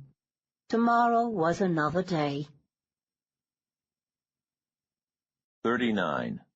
35,000 feet over Nevada. Sunday, April 4th, 1981. "Play it again, Richard," said C. Arnold Barrett. The cabin of the customized Boeing 747 grew dark, and once again the images danced on the large video screen. The president turned toward a shouted question, raised his left hand to wave, and grimaced. There were shouts, confusion. A Secret Service agent leaped forward and seemed to be lifted onto his toes by an invisible wire.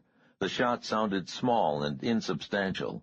An Uzi submachine gun appeared in another agent's hand as if by magic. Several men scuffled a young man to the ground. The camera shifted and swung to a fallen man with blood on his bald head. A policeman lay face down. The agent with the Uzi crouched and snapped orders like a traffic cop while others struggled with the suspect. The president had been pushed forward into his limousine by a surge of agents, and now the long black car accelerated away from the curb, leaving confusion and crowd noise behind. "All right, freeze it there, Richard," said Barrett. The image of the receding limousine stayed on the screen while the cabin lights came back up. "Gentlemen," said Barrett. Tony Harrod blinked and looked around.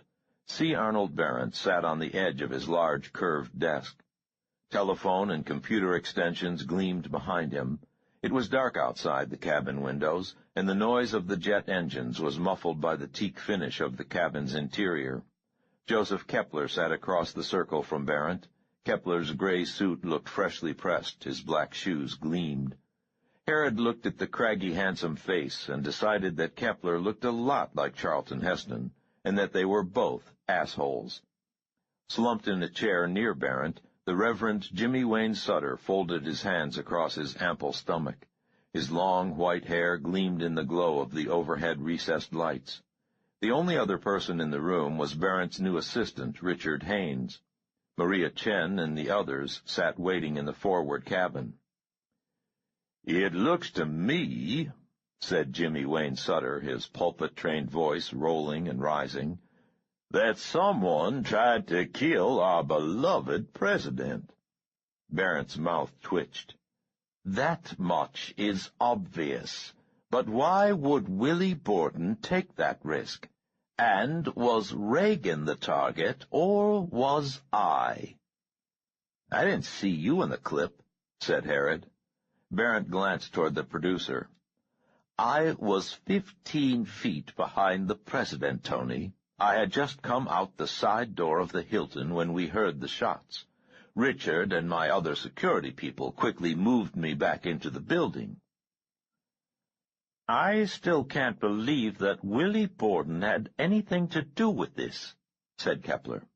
"We know more now than we did last week. The Hinckley kid had a long record of mental problems. He kept a journal. The whole thing hinged on an obsession he's had with Jodie Foster, for Christ's sake.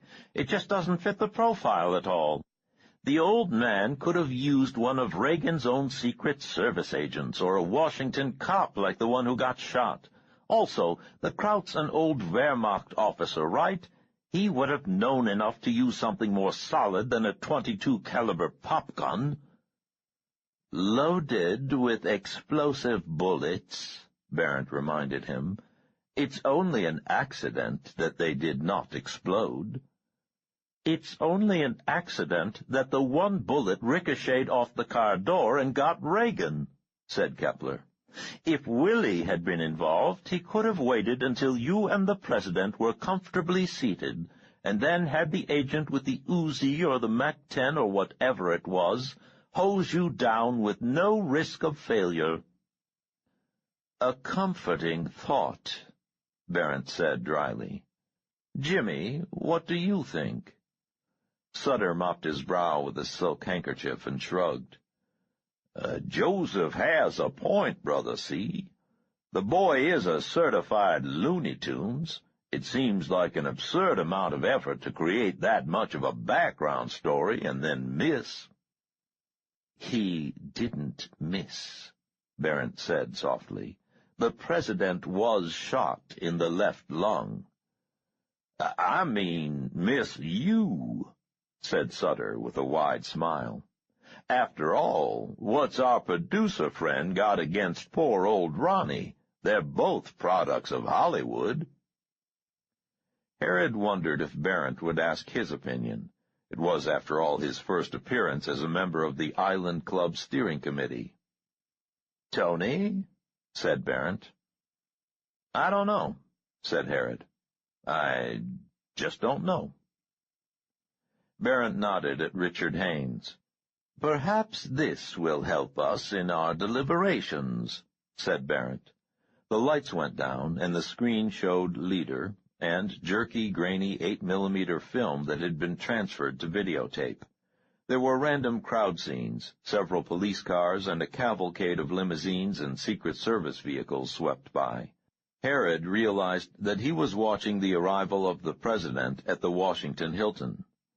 "We found and confiscated as much private still and home movie film as we could," said Barrent. "Who is we?" asked Kepler. Barrent raised one eyebrow. "Even though Charles's untimely death was a great loss, Joseph, we still have some contacts within certain agencies. Here, this is the part." The film had been showing mostly the empty street and backs of heads. Herod guessed that it had been taken from 30 or 40 yards from the shooting. on the wrong side of the street, by a blind person with cerebral palsy. There was almost no attempt to steady the camera. There was no sound. When the shootings took place, they were obvious only by increased commotion in the small crowd. The photographer had not been aiming at the president at the time. "Here," said Barrett. The film stopped with a single freeze frame on the large video screen. The angle was bizarre, but an old man's face was visible between the shoulders of two other spectators. The man, who appeared to be in his early 70s, had white hair emerging from under a plaid sports car cap, and was intently watching the scene across the street. His eyes were small and cold. "Is that him?" asked Sutter. "Can you be sure?" "It doesn't look like the photographs of him I've seen," said Kepler. "Tony?" said Barrett. Herod felt beads of perspiration break out on his upper lip and forehead. The frozen image was grainy, distorted by the poor lens, odd angle, and cheap film. There was an octagon of light glare on the lower right third of the frame. Herod realized that he could say that the picture was too fuzzy, that he did not really know. He could stay the fuck out of it. "Yeah," said Herod. "That's Willie, all right." Barrett nodded, and Haynes killed the video image, brought the lights back up, and departed. For several seconds there was only the reassuring drone of the jet engines. "Just a coincidence, perhaps, Joseph?" said C. Arnold Barrett. He walked around and sat behind his low, curved desk. "No," said Kepler. "but it still doesn't make any sense. What's he trying to prove?" "That he's still out there, maybe," said Jimmy Wayne Sutter. "That he's waiting. That he can get to us, any of us, whenever he wants to." Sutter lowered his chin so that his jowls and chins furrowed, and he smiled at Barrett over his bifocals. "I presume that you will not be making any more personal appearances for a while, Brother C?" he said. Barrett steepled his fingers. "This will be our last meeting before the Island Club summer camp in June. I will be out of the country on business until then.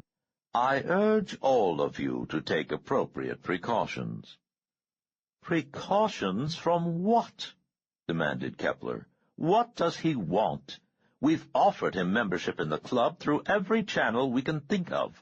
We've even sent that Jew psychiatrist out with a message, and we're sure he was in touch with Luhar before the explosion killed them both." "The identification was incomplete," said Barrett. "Dr. Lasky's dental records were missing from his dentist's office in New York."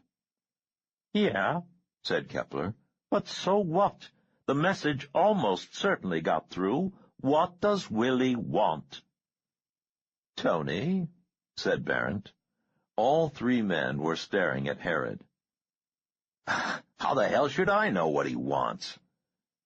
"Tony, said Barrett. "You were the gentleman's colleague for years. You ate with him, spoke with him, joked with him. What does he want?" "The game." "What?" said Sutter. "What game?" asked Kepler, leaning forward. "He wants to play the game on the island after summer camp?" Herod shook his head. He said. "He knows about your island games, but this is the game he likes. It's like the old days in Germany, I guess, when he and the two old broads were young. It's like chess. Willie's fucking crazy about chess. He told me once he dreams about it. He thinks we're all in a fucking chess game." "Chess," muttered Barrett, and tapped his fingertips together. "Yeah," said Herod. "Trask made a bad move, sent a couple of pawns too deep into Willie's territory. Bam. Trask gets removed from the board. Same with Colvin. Nothing personal, just chess." "And the old woman," said Barrett. Was she a willing queen, or just another of Willie's many pawns? How the fuck should I know? Snapped Herod. He stood up and paced, his boots making no noise in the thick carpeting.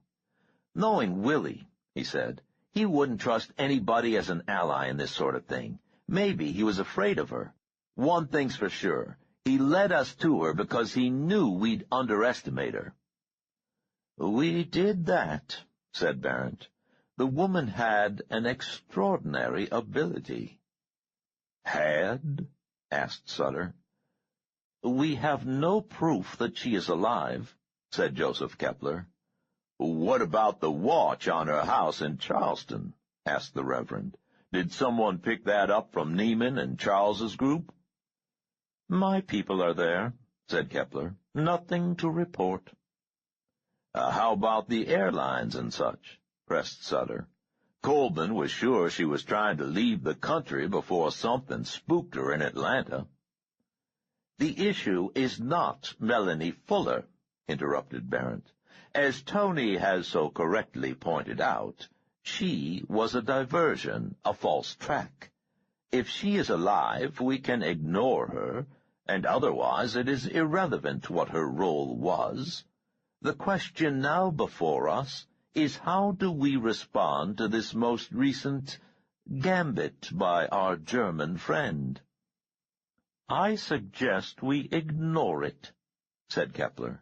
The incident on Monday was just the old man's way of showing us that he still has teeth. We've all agreed that if he'd meant to get to Mr. Barrett, he would have done so. Let the old fart have his fun. When he's done, we'll talk to him. If he understands the rules, he can have the 5th seat in the club. If not, God damn, gentlemen, between the 3 of us, excuse me, Tony, the 4 of us, we have hundreds of paid security people at our disposal. How many does Willie have, Tony? 2, when he left L.A., said Herod. Jensen Luhar and Tom Reynolds. They weren't paid, though. They were his personal pets. See, said Kepler, we wait until he gets tired of playing this one-sided game, and then we negotiate. If he doesn't negotiate, we send Haynes and some of your people out, or some of my plumbers. No, roared Jimmy Wayne Sutter. We have turned the other cheek too many times. The Lord avengeth and is full of wrath. Who can stand before his indignation, and who can abide by the fierceness of his anger? His fury is poured out like fire, and the rocks are broken asunder by him. He will pursue his enemies into darkness. Nahum chapter 1, verse 2. Joseph Kepler stifled a yawn. Who's talking about the Lord, Jimmy? We're talking about how to deal with the senile Nazi with a chess hang-up. Sutter's face grew red, and he leveled a blunt finger at Kepler. The large ruby in his ring caught the light. "Do not mock me," he warned in a bass growl. "The Lord has spoken to me and through me, and he will not be denied." Sutter looked around. "If any of you lacks wisdom, let him ask of God, who gives to all men generously and without reproaching, and it will be given him," he rumbled. James chapter 1, verse 5.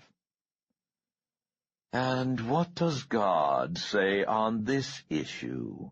Barrett asked quietly. "This man may well be the Antichrist," said Sutter, his voice drowning out the faint hum of the jet engines. "God says we must find him and root him out. We must smite him hip and thigh. We must find him and find his minions. The same shall drink the wine of the wrath of God, and he shall be tormented with fire and brimstone in the presence of the holy angels, and in the presence of the Lamb, and the smoke of their torments ascendeth up for ever and ever." Barrett smiled slightly. "Jimmy, I presume from what you say that you are not in favor of negotiating with Willie and offering him a membership in the club?" The Reverend Jimmy Wayne Sutter took a long sip of his bourbon and branch water.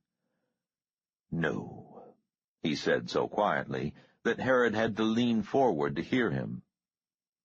"I think we should kill him." Barrett nodded and swiveled his large leather chair. "Tie vote," he said. "Tony, your thoughts?" "I pass," said Herod. "But I think deciding is one thing. Actually tracking Willie down and dealing with him will be another. Look at the mess we made with Melanie Fuller." "Charles made that mistake, and Charles paid for it," Barrett said. He looked at the other two men. "Well, since Tony abstains on this matter, it looks as if I have the honor of casting the deciding vote." Kepler opened his mouth as if to speak, and then thought better of it. Sutter drank his bourbon in silence. "Whatever our friend Willie was up to in Washington," said Barrett, "I did not appreciate it. However, we will interpret it as an act of pique and let it go for now. Perhaps Tony's insight on Willie's obsession with chess is the best guide we have in this matter. We have 2 months before summer camp on Dolman Island and our, ensuing activities there. We must keep our priorities clear. If Willie abstains from further harassment, we will consider negotiation at a later date. If he continues to be troublesome, so much as a single incident, we will use every resource, public and private, to find him and destroy him in a method not, inconsistent with Jimmy's advice from Revelation. It was Revelation, was it not, Brother J?" "Just so, Brother C." "Fine," said Barrett. "I think I will go forward and get some sleep. I have a meeting in London tomorrow. All of you will find your sleeping compartments made up and ready for you. Where would you like to be dropped off?" "L.A.," said Herod. "New Orleans," said Sutter. "New York," said Kepler. "Done," said Barrett. "Donald informed me a few minutes ago that we were then somewhere over Nevada, so we'll drop Tony first. I'm sorry you won't be able to enjoy the accommodations overnight, Tony, but you might want to catch 40 winks before we land." "Yeah," said Herod. Barrett rose, and Haines appeared, holding the door to the forward corridor open. "Until we meet again at the Island Club summer camp, gentlemen," said Barrett. "Ciao, and good fortune to each of you." A servant in a blue blazer showed Herod and Maria Chen forward to their stateroom. The rear part of the 747 had been turned into Barrett's large office, a lounge, and the billionaire's bedroom. Forward of the office, to the left of a corridor that reminded Herod of all the European trains he had ever traveled on, were the large staterooms, decorated in subtle shades of green and coral, consisting of a private bath, sleeping area with a queen-size bed, and couch and color TV. "Where's the fireplace?" Herod muttered to the servant in the blazer. "I believe that is Sheikh Muzad's aircraft that has a working fireplace," answered the handsome young man with no trace of a smile. Herod had poured another vodka on ice and joined Maria Chen on the couch when there was a soft knock at the door. A young woman in a blazer identical to the male aide's said, "Mr. Barrett wondered if you and Ms. Chen would care to join him in the Orion Lounge." "The Orion Lounge?" said Herod. "Sure, what the hell?" They followed the young woman down the corridor and through a security card-locked door to a spiral staircase. On a commercial 747, Herod knew, the staircase would lead up to the first-class lounge. As they stepped off the dark staircase at the top, both Herod and Maria Chen stopped in awe. The woman went back down the stairs, securing the door at the bottom and shutting off the last gleam of reflected light from below. The room was the same size as a normal 747 lounge, but it was as if someone had removed the top of the aircraft, leaving a platform open to the skies at 35,000 feet. Thousands of stars blazed overhead, seeming not to twinkle at all at this altitude, and Herod could look left and right at the dark wedge of wings, the blinking red and green navigation lights, and a carpet of starlit cloud tops a mile or more below them. There was absolutely no sound and no sense of separation between where they stood and an infinite expanse of night sky. Only low silhouettes suggested the presence of shadowy furniture and a single seated person in the lounge itself. Behind and below them receded the long metallic bulk of the airliner, the top of its fuselage glowing slightly in the starlight, a single bright beacon flashing on the tall tail. "Jesus Christ," whispered Herod. He heard Maria Chen's sudden intake of breath as she remembered to breathe. "I'm glad you like it," came Barrett's voice from the darkness. "Come and sit down." Herod and Maria Chen walked carefully to a cluster of low chairs around a circular table, their eyes adjusting to the starlight. Behind them, the entrance to the spiral staircase had a single warning strip of red light on the top step, and the bulkhead to the crew compartment was a black hemisphere against the western star field. They collapsed on soft cushions and continued to stare at the sky. "It's a translucent plastic compound," said Barrett. "More than 30 layers, actually, but almost perfectly transparent and much stronger than plexiglass. There are scores of support ribs, but they are fiber-thin and do not interfere with the view at night. The outer surface polarizes in the daylight and looks like a glossy black paint job from the outside. It took my engineers a year to develop it, and then it took me 2 years to convince the CAB that it was airworthy. If it was left to the engineers, aircraft would have no windows for passengers at all." "It is beautiful," said Maria Chen. Herod could see starlight reflected in her dark eyes. "Tony, I asked both of you here because this concerns both of you," said Barrett. "What does?" "The, dynamics of our group. You may have noticed a little tension in the air." "I noticed that everyone's on the verge of losing their fucking minds." "Just so," said Barrett. "The events of the past few months have been, troublesome." "I don't see why," said Herod. "Most people don't get worked up when their colleagues are blown to shit or dropped into the Schuylkill River." "The truth is," said C. Arnold Barrett, "that we had grown far too complacent. We have had our club and our way for too many years, decades, actually, and it may be that Willie's little vendettas have offered a necessary, pruning." "As long as none of us are next in line to be pruned," said Herod. "Precisely." Barrett poured wine into a crystal goblet and set it in front of Maria Chen. Herod's eyes had adapted so that he could see the others clearly now, but it only made the stars brighter, the cloud tops more milkily iridescent. "In the meantime," said Barrett, "there are bound to be certain imbalances in a group dynamic that had been so precariously established under circumstances no longer operative." "What do you mean?" said Herod. "I mean that there is a power vacuum," said Barrett, and his voice was as cold as the starlight that bathed them. "Or more precisely, the perception of a power vacuum. Willie Borden has made it possible for little people to think they can be giants, and for that he will have to die." "Willie will?" said Herod. "So all that talk about possible negotiations and Willie joining the club was bullshit?" "Yes," said Barrett.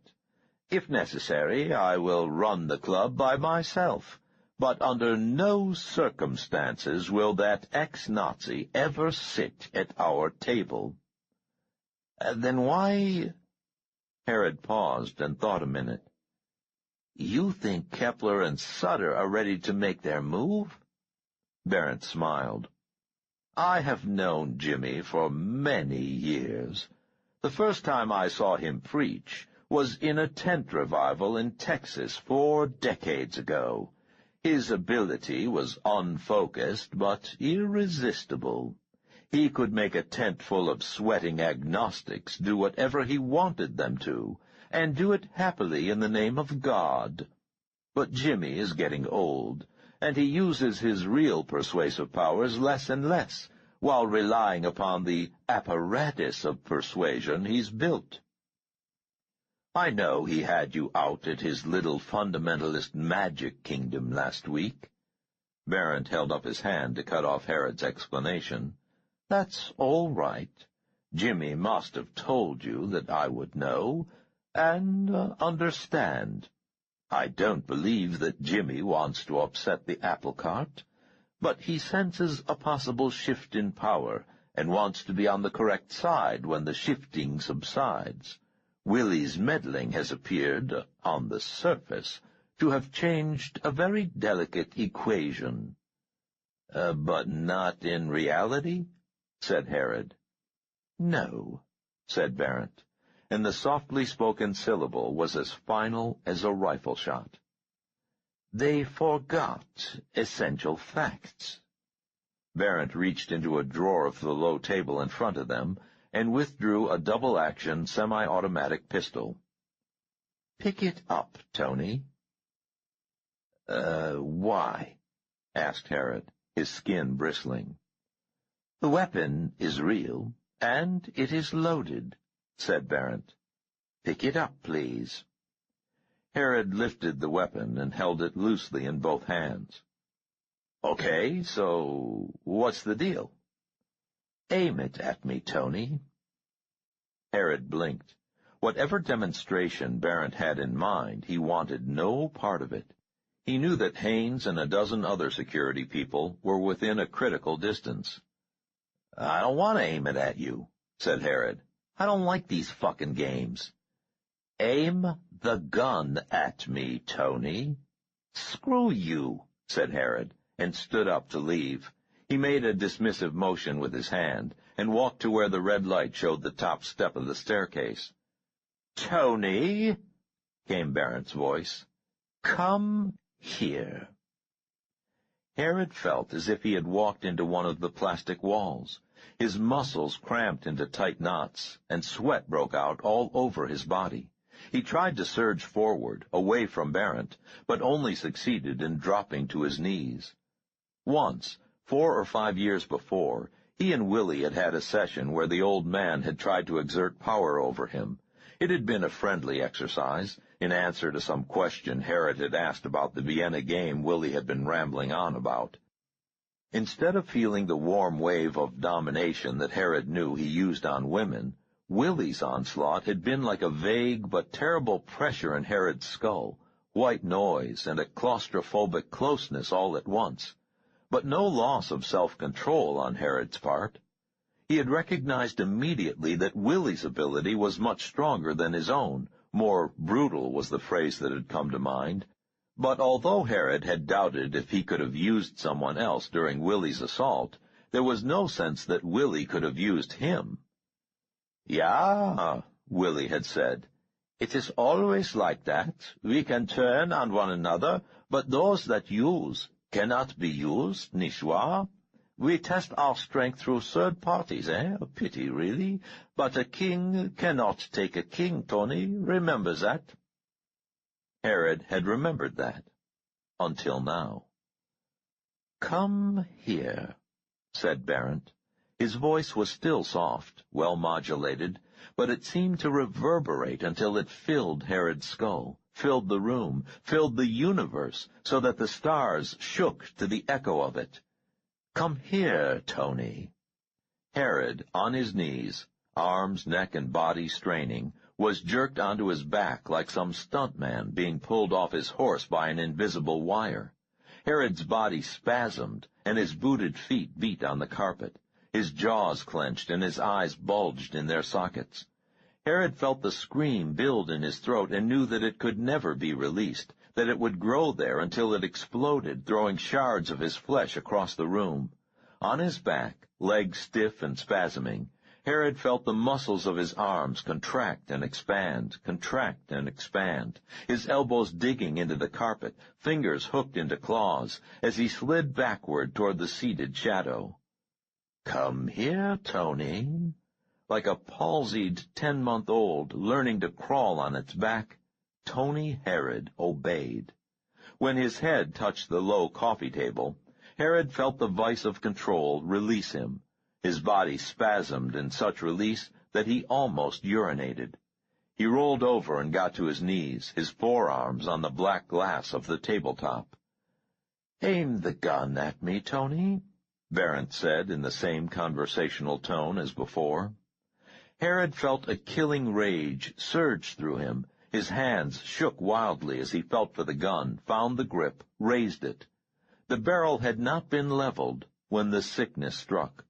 Years ago, his first year in Hollywood, Herod had suffered a kidney stone. The pain had been incredible, unbelievable. A friend later told Herod that he imagined it was like being knifed in the back. Herod knew otherwise. He had been knifed in the back while running with a Chicago gang as a kid. The kidney stone hurt more. It was like being knifed from the inside out, like someone dragging razor blades through your entrails and veins. And along with the incredible pain of the stone itself had come instant nausea, vomiting, cramps, and fever. This was worse, far worse. Before the barrel came level, Herod was curled on the floor, vomiting on his silk shirt and trying to wrap himself in a knot. Along with the pain and sickness and humiliation, there was the overwhelming knowledge that he had tried to hurt Mr. Barrent. The idea was insupportable. It was the saddest thought Tony had ever suffered. He wept as he vomited and groaned with pain. The pistol had fallen out of his limp fingers onto the black glass tabletop. "Oh, you don't feel well," Barrent said softly. "Perhaps Miss Chen should aim the weapon at me." "No!" gasped Herod, curling into a tighter ball. "Yes," said Barrent. "I want her to. Tell her to aim the gun at me, Tony." "Aim the gun," gasped Herod. "Aim it at him." Maria Chen moved slowly, as if underwater. She lifted the revolver, steadied it in her small hands, and aimed it at Tony Herod's head. "No, at him!" Herod doubled over as the cramp struck him again. "At him!" Barrent smiled. "She does not have to hear my orders to obey them, Tony." Maria Chen pulled the hammer back with her thumb. The black opening was aimed directly at Herod's face. Herod could see the terror and sorrow building behind her brown eyes. Maria Chen had never been used before. "Impossible!" gasped Herod, feeling the pain and illness recede, and knowing that he might have only seconds to live. He staggered to his knees and held his hands up as a useless shield against the bullet. "Impossible! She's a neutral!" He almost screamed it. "What is a neutral?" inquired C. Arnold Barrent. "I have never encountered one, Tony." He turned his head. "Pull the trigger, please, Maria."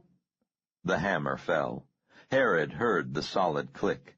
Maria Chen squeezed the trigger again. Again. "How careless," said Barrent. "We forgot to load it. Maria, could you help Tony to his seat, please?" Herod sat shaking, sweat and vomit plastering his shirt to his stomach, his head bowed, forearms on his knees. "Deborah will take you below and help you clean up, Tony," said Barrent. "And Richard and Gordon will clean up in here. If you would like to come up later and have a drink in the Orion Lounge before we land, do feel free. It is a unique place, Tony. But please, remember what I said about the temptations others will have to, rearrange the natural order of things. It is at least partially my fault, Tony. It has been too many years since most of them have experienced, a demonstration. Memory fades, even when it is in the best interest of the individual for it not to. Barrett leaned forward. When Joseph Kepler comes to you with an offer, you will agree to it. Is that understood, Tony? Herod nodded. Sweat fell onto his stained slacks. Say yes, Tony. Yes. And you will contact me immediately? Yes. Good boy, said C. Arnold Barrett, and patted Herod's cheek. He turned his tall chair so that only the back of it was visible, a black obelisk against the starfield. When it swiveled back, Barrett was gone. Men came in to clean and disinfect the carpet. A minute later, the young woman came with a flashlight and took Herod's elbow. He thrust her hand away.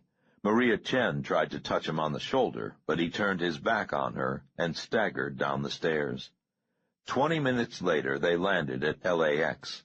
A driver and limousine met the plane. Tony Herod did not look back to watch the ebony 747 taxi and take off. 40.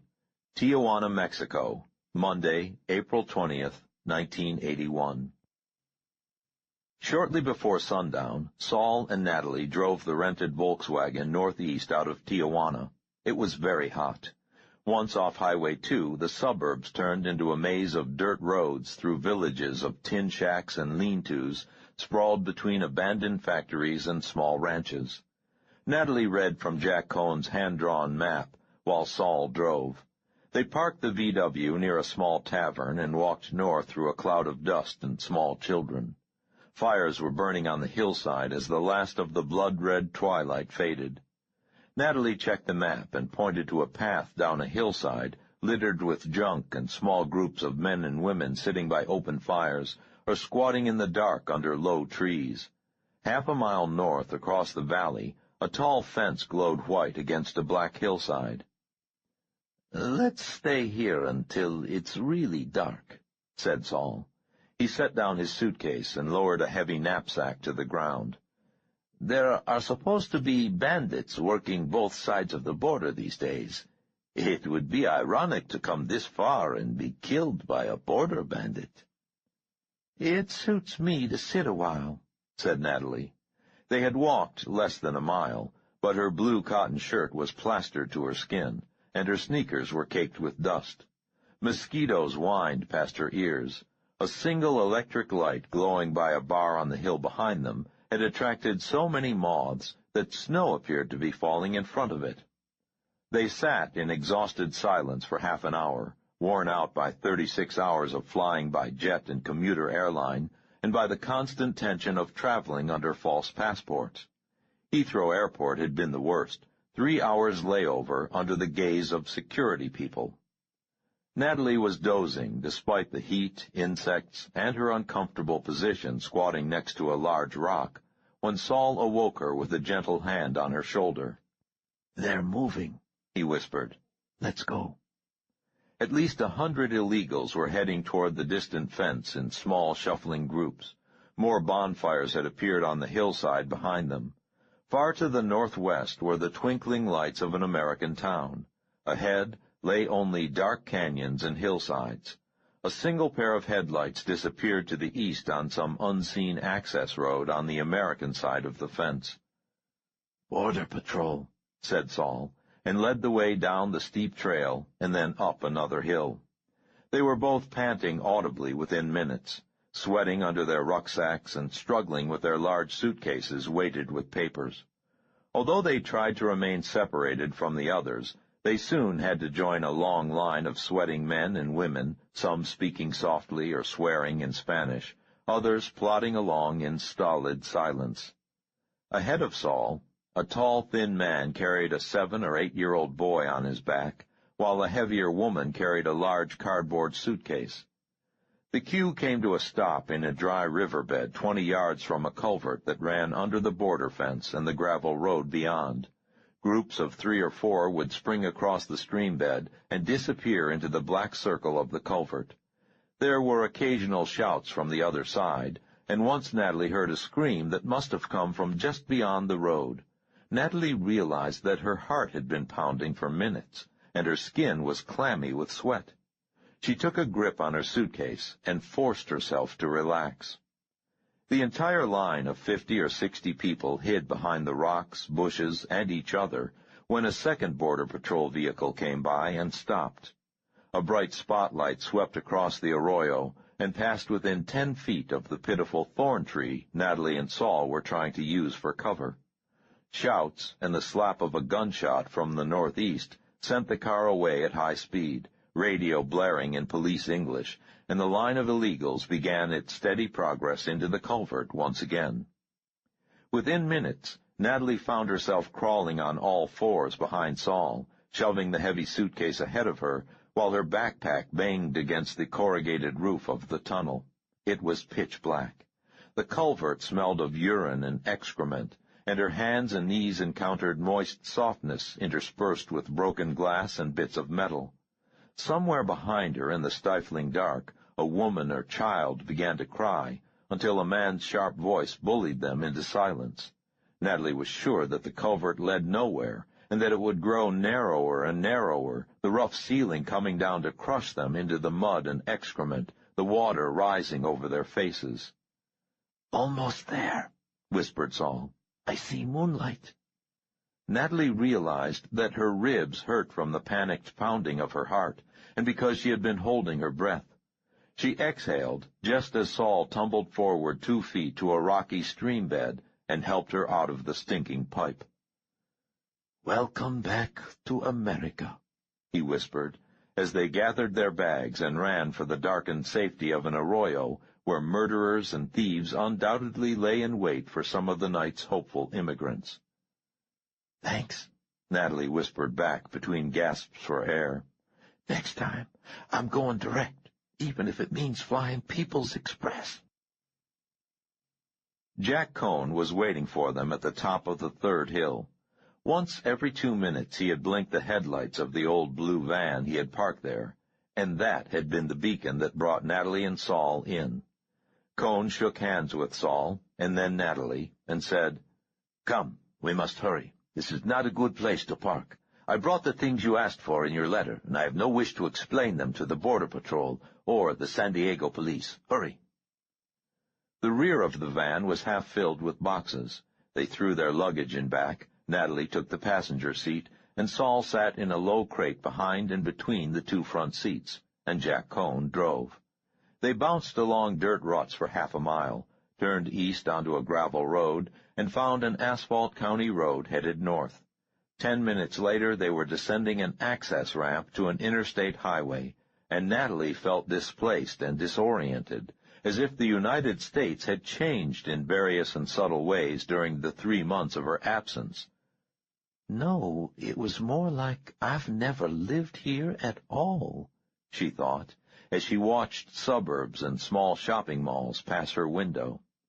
She stared at the streetlights and cars, and wondered at the incredible fact that thousands of people here were going about their evening business just as if nothing was happening, as if men and women and children were not crawling through shit-filled culverts 10 miles from these comfortable middle-class homes, as if sharp-eyed young Sabras were not right at that minute riding armed guard on the boundaries of their kibbutzim, while masked PLO killers, boys themselves, oiled their Kalashnikovs and waited for dark, as if Rob Gentry was not dead, murdered, dead and buried, as finally unreachable as her father, who used to come in every evening to tuck her in bed and tell her stories about Max, the inquisitive dachshund who was always— "Did you get the gun in Mexico City where I told you to?"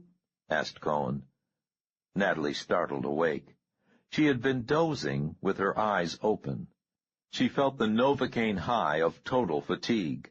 There was the muted roar of jet engines in her ears. She concentrated on listening to the 2 men. "Yes," said Saul. "No problem, although I was worried about what would happen if the federales found it on me." Natalie worked to focus her eyes to better see the Mossad agent. Jack Cohn was in his early 50s, but seemed older even than Saul, especially now that Saul had shaved his beard and let his hair grow. Cohn's face was thin and pockmarked, set off by large eyes and a nose that obviously had been broken more than once. He had thin white hair that looked as if he had tried to trim it himself and given up before the job was done. Cohn's English was fluent and idiomatically correct, but overlaid with an accent that Natalie could not place. It was as if a West German had been taught his English from a Welshman who had learned his from a Brooklyn scholar. Natalie liked Jack Cohn's voice. She liked Jack Cohn. Let me see the gun," said Cohn. Saul pulled a small pistol from his waistband. Natalie had had no idea that Saul had a weapon. It looked like a cheap cap pistol. They were alone in the left lane of a bridge. No one was behind them for at least a mile.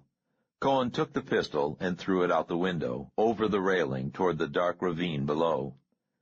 "It would probably have exploded the first time you tried to use it," said Cohen. "I was sorry I suggested it, but it was too late to wire you. You're right about the federales, papers or no papers. If they found that gun on you, they would have hung you up by the cojones and checked in every second or third year to make sure you were still moaning. Not pleasant people, Saul. It was the damn money that made me think it was worth the risk. How much money did you end up bringing in?" "About 30,000, said Saul. "Another 60's being wired to a bank in Los Angeles by David's attorney." "Is it yours or David's?" asked Cohen. "Mine," said Saul. "I sold a 9-acre farm I've had near Netanya since before the War of Independence. I figured that it would be foolish to try to get to my New York savings account." "You figured correctly," said Cohen. They were in a city now. Mercury vapor lamps passed lighted rectangles over the windshield and made Cohen's ugly, handsome face look yellow.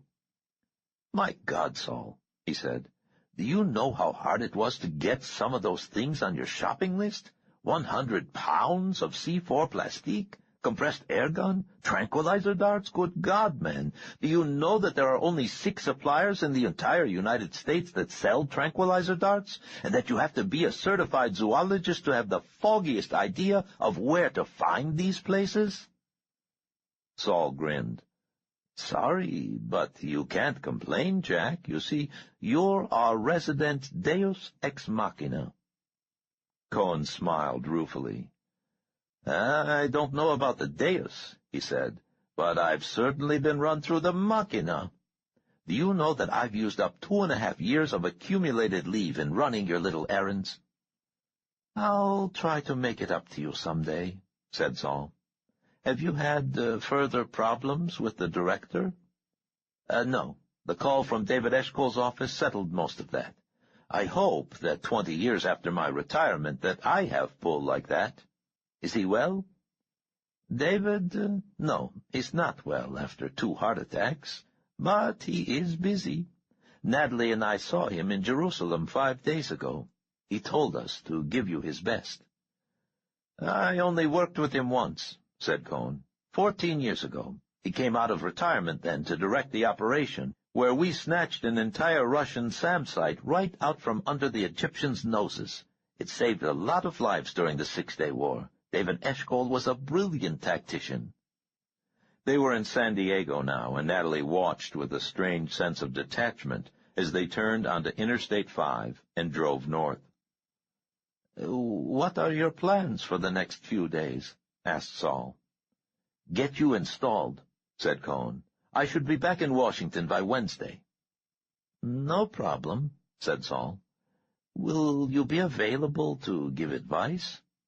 "At any time," said Cohen, "providing you answer one question." "What is that?" "What's really going on here, Saul? What is the bottom-line connection between your old Nazi, this group in Washington, and the old woman in Charleston? No matter which way I put it together, it makes no sense. Why would the U.S. government harbor this war criminal?" "They're not," said Saul. "Groups in the government are trying to find him as hard as we are.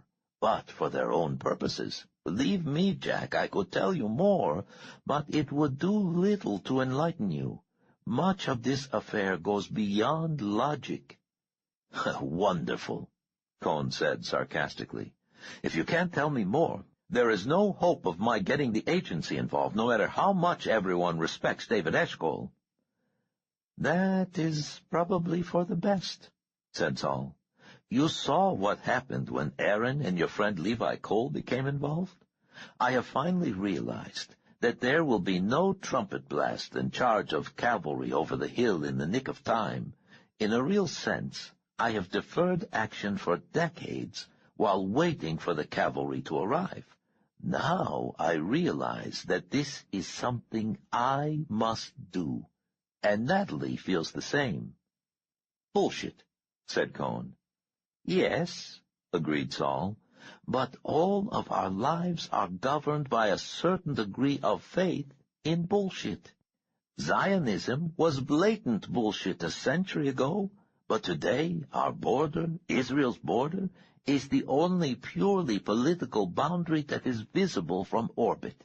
Where the trees end and the desert begins, there ends Israel." "You're changing the subject," Cohn said flatly. "I've done these things because I liked your nephew and loved Levi Cole like a son, and I believe you're after who killed them. This is true?" "Yes." "And the woman you think has returned to Charleston, she's part of it, not a victim?" "Part of it, yes," said Saul. "And your Oberst is still killing Jews?" Saul hesitated. "He is still killing innocent people, yes." "And this Potts in Los Angeles is involved?" "Yes." "All right," said Cohn.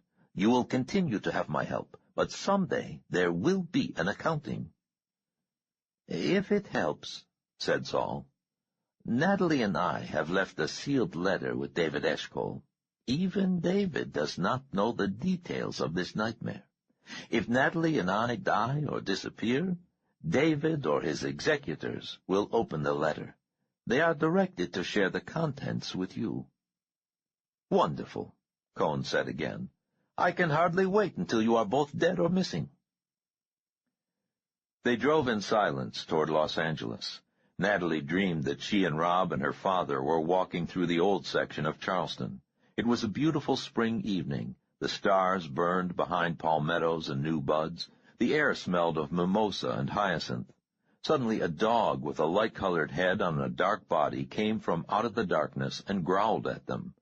Natalie was afraid, but her father told her that the dog only wanted to make friends. He knelt and extended his right hand for the dog to smell it, but the dog bit and kept chewing, growling and swallowing until the hand was gone, his arm was gone, and then her father was gone. The dog had changed then, become much larger, while Natalie realized that she had grown smaller, become a little girl. The dog turned on her then, its incongruously white head glowing in the starlight, and she was too terrified to turn or run or scream. Rob touched her cheek and stepped in front of her just as the dog leaped. It struck him in the chest and knocked him down. As they struggled, Natalie noticed that the dog's strange head was growing smaller, disappearing. Then she realized that the dog had chewed and burrowed its way through Rob's chest. She could hear the noise of its eating. Natalie sat down heavily on the sidewalk. She was wearing skates and the blue dress she had received from her favorite aunt on her 6th birthday. Rob's back was in front of her, a large gray wall. She looked at the pistol on the holster at his hip, but it was secured by a flap of leather and a snap, and she could not bring herself to reach for it. His body shook with the violence of the animal's movements, and she could hear the chewing, snapping sounds very clearly. She tried to rise, but each time she got her feet under her, the skates would fly out, and she would sprawl on her behind again. One of the skates had come loose now and hung by a green strap. She rolled to her knees and was only inches from Rob's impossibly tall gray back when the dog's head burst through. Fibers of flesh and shirt clung to the thing's cheeks and teeth. It thrashed to widen the hole, its eyes gleaming madly, its powerful jaws working like a shark's. Natalie crawled backward 2 feet, but could move no further. Her attention was riveted on the dog as it growled and snapped and burrowed to get at her. Its neck and shoulders were through the opening now. Saliva and blood splattered her. She could see the dark, matted fur of the thing's shoulders and forelegs as it fought to free itself of its fleshy burrow. It was like watching some terrible, nightmarish birth, all the while knowing that its birth meant one's own death. But it was the face that riveted Natalie, froze her into immobility, and made the weakness of terror rise in her throat like vomit. For above the dark fur of the powerful thrusting shoulders and scrabbling paws, above where the blood-streaked fur paled to blue-gray, there began the whiteness.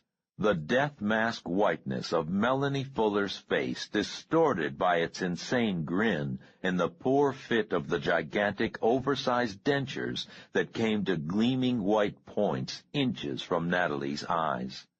The dog thing let out a howl, convulsed its entire body in a feral, bloody thrust of effort, and was born. Natalie snapped awake, gulping air. She extended her hand to the van's dash and steadied herself.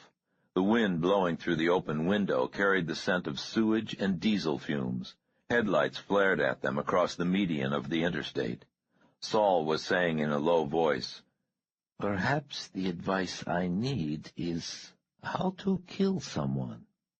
Cohen gave him a sideways glance. "I am not the killer, Saul." "No, nor am I. But between us, we have seen a lot of killing.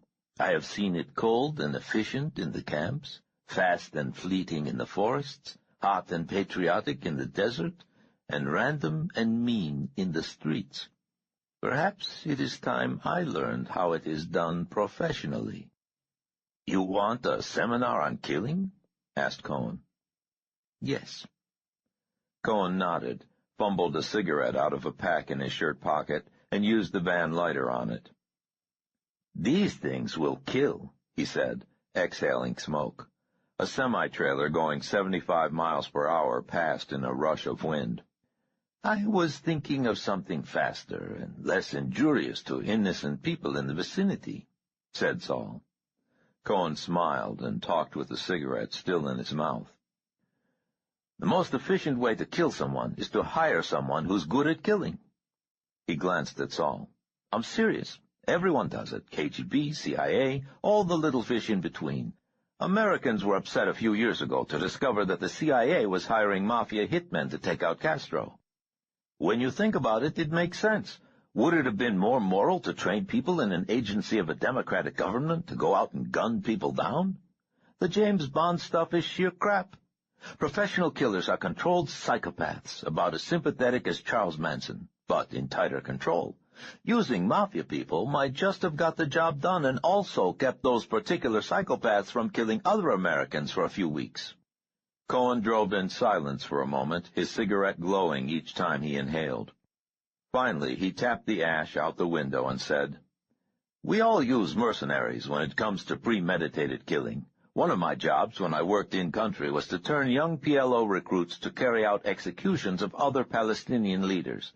I would guess that a third of the internecine hits within the terrorist community are a result of our operations. Sometimes all we have to do to eliminate A is to take a wild pot shot at D. Then get the word to D that C was paid by B to eliminate D on the orders of A, and sit back and wait for the fireworks." "Assume that hiring someone is out of the question," said Saul. Natalie realized that from their quiet tones that they thought she was asleep. She realized that her eyes had almost closed again, the headlights and occasional overhead lights filtering through her eyelashes. She remembered dozing in the back seat of the car as a child, listening to the soft monotone of her parents' conversation. But their conversation had never sounded like this. "All right," said Cohen. "Assume that you cannot hire someone for political, practical, or personal reasons. Then things get complicated. The first thing one must decide is whether or not you're willing to trade your own life for your targets. If you are, then you have a great advantage. Traditional methods of security are essentially useless. Most of the great assassins of history have been willing to give up their own lives, or at least to be apprehended immediately, in order to carry out their sacred missions. Assume, in this case, that the killer prefers to stay at large after the deed is performed, said Saul. Then the difficult becomes more difficult, said Cohn. Choices. Military action. Our F-16 strikes into Lebanon are nothing but indiscriminate attempts at assassination. Selective use of explosives, rifles at a distance, handguns close in with an avenue of escape prepared, poison, knives, or hand-to-hand combat. Cohen tossed out the stub of the first cigarette and lit another. Explosives are in vogue at present, but they're very tricky, Saul. How so? Take the C4 that you have 10 years' supply of in the back right now. Safe as silly putty. You can bounce it, mold it, submerge it, sit on it, shoot it, or use it as caulking compound, and it will not ignite. What ignites it is nitric acid, the explosive in the deadly little detonators packed away very, very carefully in a special box set in plastic noodles in another box back there. Have you ever used plastique, Saul? No. God help us, said Cohn. All right. Tomorrow at the safe house, we will have a plastique seminar. But say you have the explosive set in place. How will you detonate it? What do you mean? I mean the choices are infinite. Mechanical, electrical, chemical, electronic, but none are safe. Most explosive experts die preparing their little bombs. It is the single greatest killer of terrorists next to other terrorists. But let us say that you manage to plant your plastic explosive, attach the detonator, rig an electrical trigger to your detonator to be activated by a radio signal from a transmitter, and everything's ready. You're in a car a safe distance behind the target's vehicle. You will wait until his vehicle is in the country, away from witnesses and innocent bystanders. Instead, with your transmitter off, his car blows up while passing a school bus full of handicapped children. Why? Natalie could hear the fatigue in Saul's voice, and she realized that he must be as bone-tired as she was. Garage door openers, aircraft transmissions, children's walkie-talkies, citizen band radios, intoned Cohn. Even a television remote control device could set off such a trigger. So you work with a minimum of 2 switches on your plastique, a manual one to arm it, and a line-of-sight electronic one to trigger it. The chances of failure are still great. Other ways, said Saul. The rifle, said Cohn. The second cigarette was almost gone. It grants the safety of distance, allows time for a retreat, is selective, and almost always efficient when used correctly. The weapon of choice, endorsed by Lee Harvey Oswald and James Earl Ray and countless unsung others. A few problems, though. What? First of all, forget all that television crap about the sniper bringing his weapon somewhere in an attaché case and snapping it together while the target obligingly gets into position. A rifle and scope have to be sighted in, adjusted for distance and angle and wind velocity, and the vagaries of the weapon itself. The marksman needs to have experience with that weapon and with distance and velocity ratios. A military sniper works at distances where the target has time to walk 3 paces between the shot and the impact. Have you had experience with rifles, Saul? Not since the war, the European war, said Saul. And then, never to kill a man. That is all they are good for, said Cohn. I have things on your list back there. $18,000 of your money invested in the damnedest selection of things I've ever had to track down, but no rifle. What about security? Said Saul. Yours or theirs? Theirs. What about it? How does one deal with it? Cohen held his cigarette European style and squinted at the tunnel of light the headlights burrowed through the night. Security is, at best, a doomed attempt to postpone the inevitable if someone is intent on killing you. If the target has a public life, commitments, the best security can only make it difficult for the successful assassin to escape. You saw the result last month when an untrained punk decided he wanted to shoot the American president with a .22 caliber pop gun. Aaron told me that you train your agents to use .22 Berettas, said Saul. We have in recent years, said Cohen, but they use them close in, where knives might be expected, in situations that call for lack of noise or quick handling rather than firepower. If we sent a team in to kill someone, it would be a team, after weeks of following the target, rehearsing the operation, and testing the escape route. This boy who shot your president last month did so with no more preparation than you or I would use to go down to the corner to buy a newspaper. So, what does that prove? It proves that there is no such thing as security when one's movements are predictable, said Cohn. A good security chief will allow his client to abide by no timetables, follow no routines, and make no engagements that might become public knowledge. Unpredictability saved Hitler's life half a dozen times. It is the only reason we have not terminated the top 3 or 4 Palestinians on our official ship list. Whose security are we talking about in this hypothetical discussion? Hypothetically, said Saul. Let us hypothetically discuss the security of Mr. C. Arnold Barrent. Cohen's head snapped around. He flicked his cigarette out the window and did not light another one. This is why you asked for the files on Barrent's summer camp? We are speaking hypothetically, said Saul. Cohen ran his hand through his hair. Good God, man, you are insane. You said that security is a hopeless attempt to forestall the inevitable, said Saul. Is Mr. Barrent an exception? Listen, said Jack Cohen. When the President of the United States travels anywhere, even to visit leaders of other countries in secluded security zones, the Secret Service shits bricks.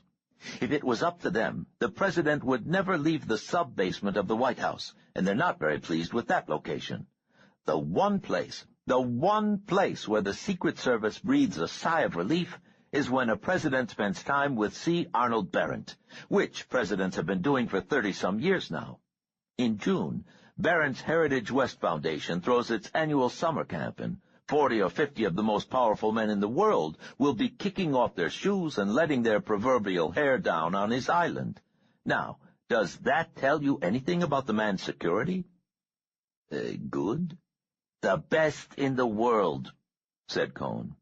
If Tel Aviv sent the word tomorrow that the future of the State of Israel depended upon C. Arnold Barrent's sudden death, I would call in the best men we have from Israel, alert the commando teams that made Entebbe look easy, pull our revenge squads in from Europe, and still not give us a 1 in 10 chance of coming close. How would you try? Asked Saul. Cohn drove in silence for several minutes. Hypothetically, he said at last, I would wait until he was dependent upon someone else's security, like the president's, and try then.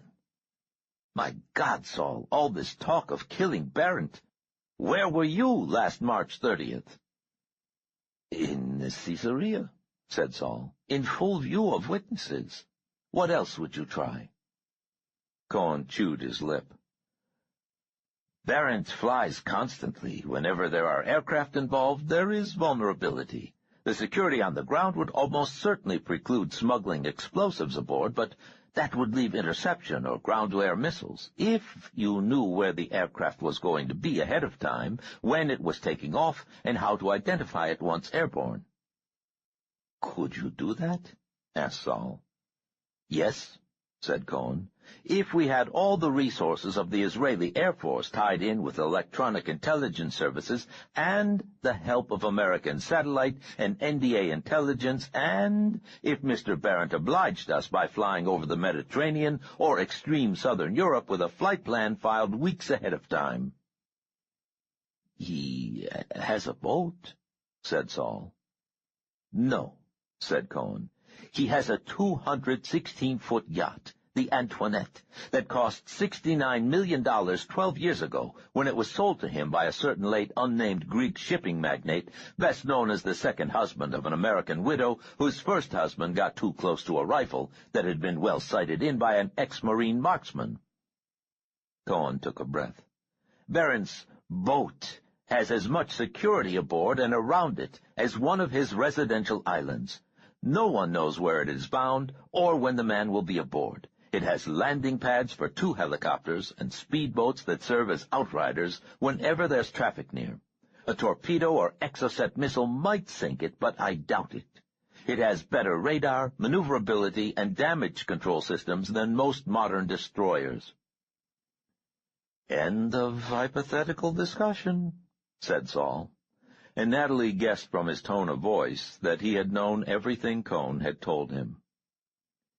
"This is where we get off," said Cohn, and headed up an exit ramp. The sign had said San Juan Capistrano. They stopped at an all-night gas station, and Cohn paid with his credit card. Natalie got out and stretched her legs, still fighting sleep. The air was cool now, and she thought she could smell the sea. Cohn was getting a cup of coffee from a machine as she walked up to the station.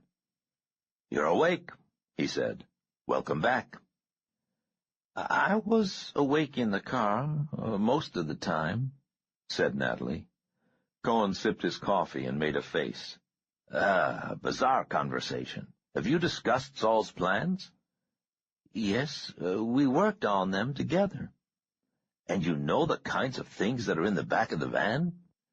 "If they're what were on our list, yes," said Natalie. Cohen began walking toward the vehicle with her. "Well, I hope you both know what you're doing." "We don't," said Natalie, and smiled at him. "But we do appreciate your help, Jack." "Uh-huh," he said, and opened the door for her. "As long as my help doesn't end up letting you kill yourselves faster." They drove 8 miles up Highway 74, away from the sea, and turned north through scrub forest before stopping at the farmhouse. The building was dark, set a 1/4 of a mile down a narrow lane. "It used to be used by our West Coast people as a safe house," said Cohn. "No one's had a reason to use it for the last year or so, but somebody keeps it up, mows the yard. Locals think it's a summer house owned by a couple of Anaheim Hills young professional types." There were 2 floors, with too many cheap beds in the upstairs bedrooms.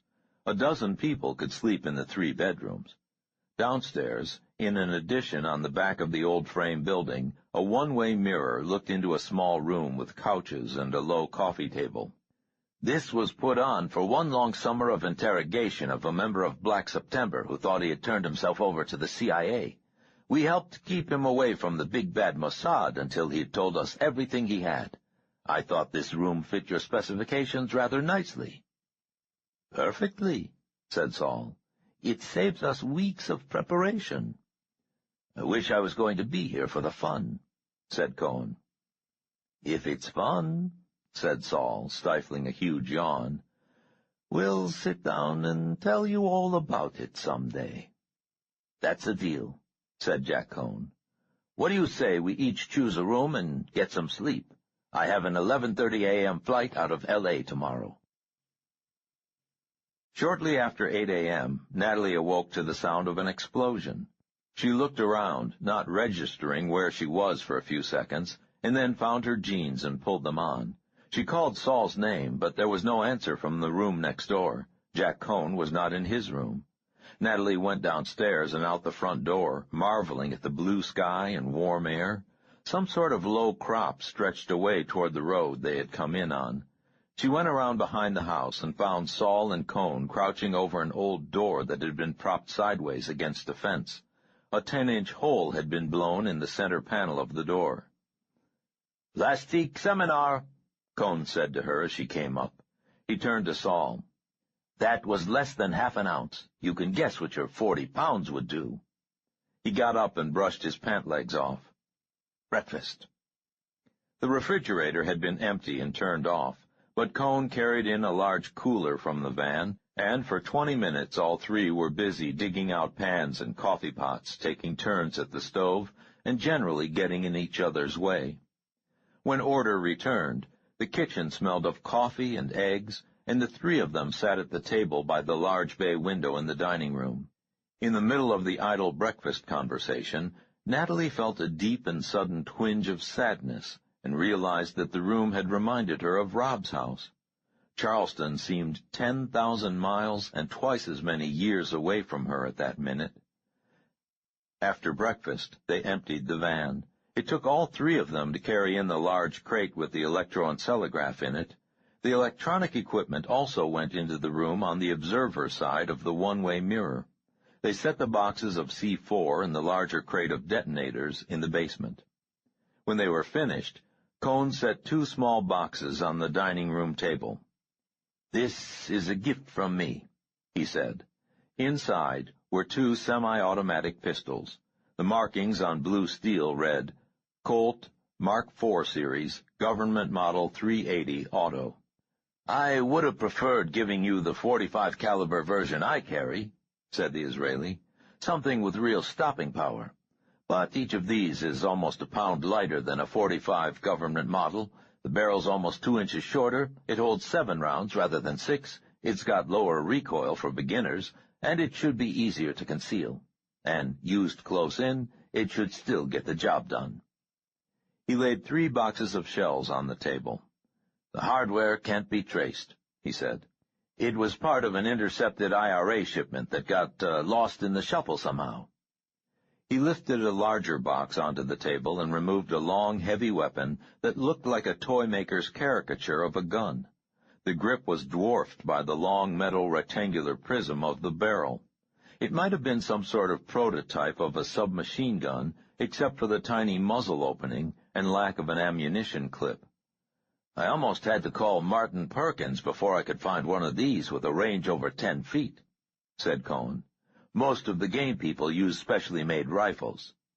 He broke the weapon and lifted a dart from the box, inserted it in the single-shot breech. "CO2 cartridge is good for about 20 shots, said Cone. "Want to see it in operation?" Natalie stepped off the front porch, looked at the van, and started laughing. The lettering was yellow on blue. Jack and Nat's Pool Installation and Repair. Hot tubs and spas, our specialty.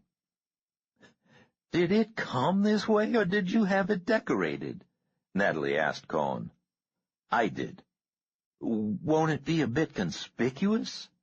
"Perhaps, but I hope it will serve the opposite purpose." "How so?" "You're going into a definite high-rent neighborhood," said Cone. "It has one of the most security-conscious local police forces in the country. Plus, the community is paranoid. If you're parked somewhere for half an hour, people will notice. This might help." Natalie chuckled and followed them around to the barn. A small pig trotted toward them in the pen. "I thought the farm wasn't used anymore," said Natalie. "It's not," said Cone. "I picked this fellow up yesterday morning. It was Saul's idea." Natalie looked at Saul. "He weighs about 140 pounds, said Saul. "You remember the problems Itzhak discussed at the Tel Aviv Zoo?" "Oh," said Natalie. Cone lifted the air pistol. "It's awkward, but you aim it about the same as any pistol. Just pretend the barrel is your forefinger. Aim and shoot." Cone lifted the bulky pistol, and there was a loud The small dart with its blue feathered tail appeared in the center of the barn door 15 feet away. Cone broke the pistol and opened the box of darts.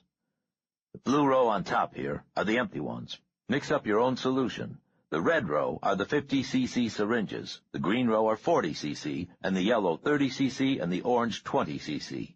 Saul has the extra vials if you want to mix your own." He lifted a red dart and inserted it in the breech. "Natalie, you want to try?" "Sure." She closed the air gun and aimed it at the barn door. Said Saul. "Let's try it on our friend here." Natalie turned and looked dubiously at the pig. Its snout flared at her as he snuffled the air. "The compound is based on curare," said Cone. "Very expensive and nowhere near as safe as the wildlife specials suggest. You have to have the right amount for body weight. It doesn't really knock them all the way out. It's not a tranquilizer, really. It's more like a specific nerve toxin that paralyzes the nervous system. Too little, and the target feels a sort of Novocaine numbness but can hop away. Too much, and it inhibits breathing and heart rate, as well as the voluntary functions. Is this the right amount?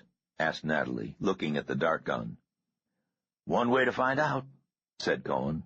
Porker here is the weight Saul specified, and the 50cc dart was recommended for animals that size. Give it a try. Natalie walked around the pen to get a clear shot. The pig poked its head through the slats as if expecting a treat from Saul and Jack Cohen. Any special spot? Asked Natalie. Try to avoid the face and eyes, said Cohen. The neck can give problems. Anywhere on the torso is fine. Natalie lifted the air pistol and shot the pig in the rump from 12 feet away. The pig jumped, squealed once, and gave Natalie a reproachful look. 8 seconds later, its hind legs gave way. It made a half circle with its front legs, and it fell over, sides heaving. All three got in the pen with it. Saul laid his palm on the pig's side. Its heart is going crazy. This amount may be a bit too concentrated. You wanted it fast-acting, said Cohen. This is as fast as it gets without killing the animal you're capturing. Saul looked into the pig's open eyes. Can it see us?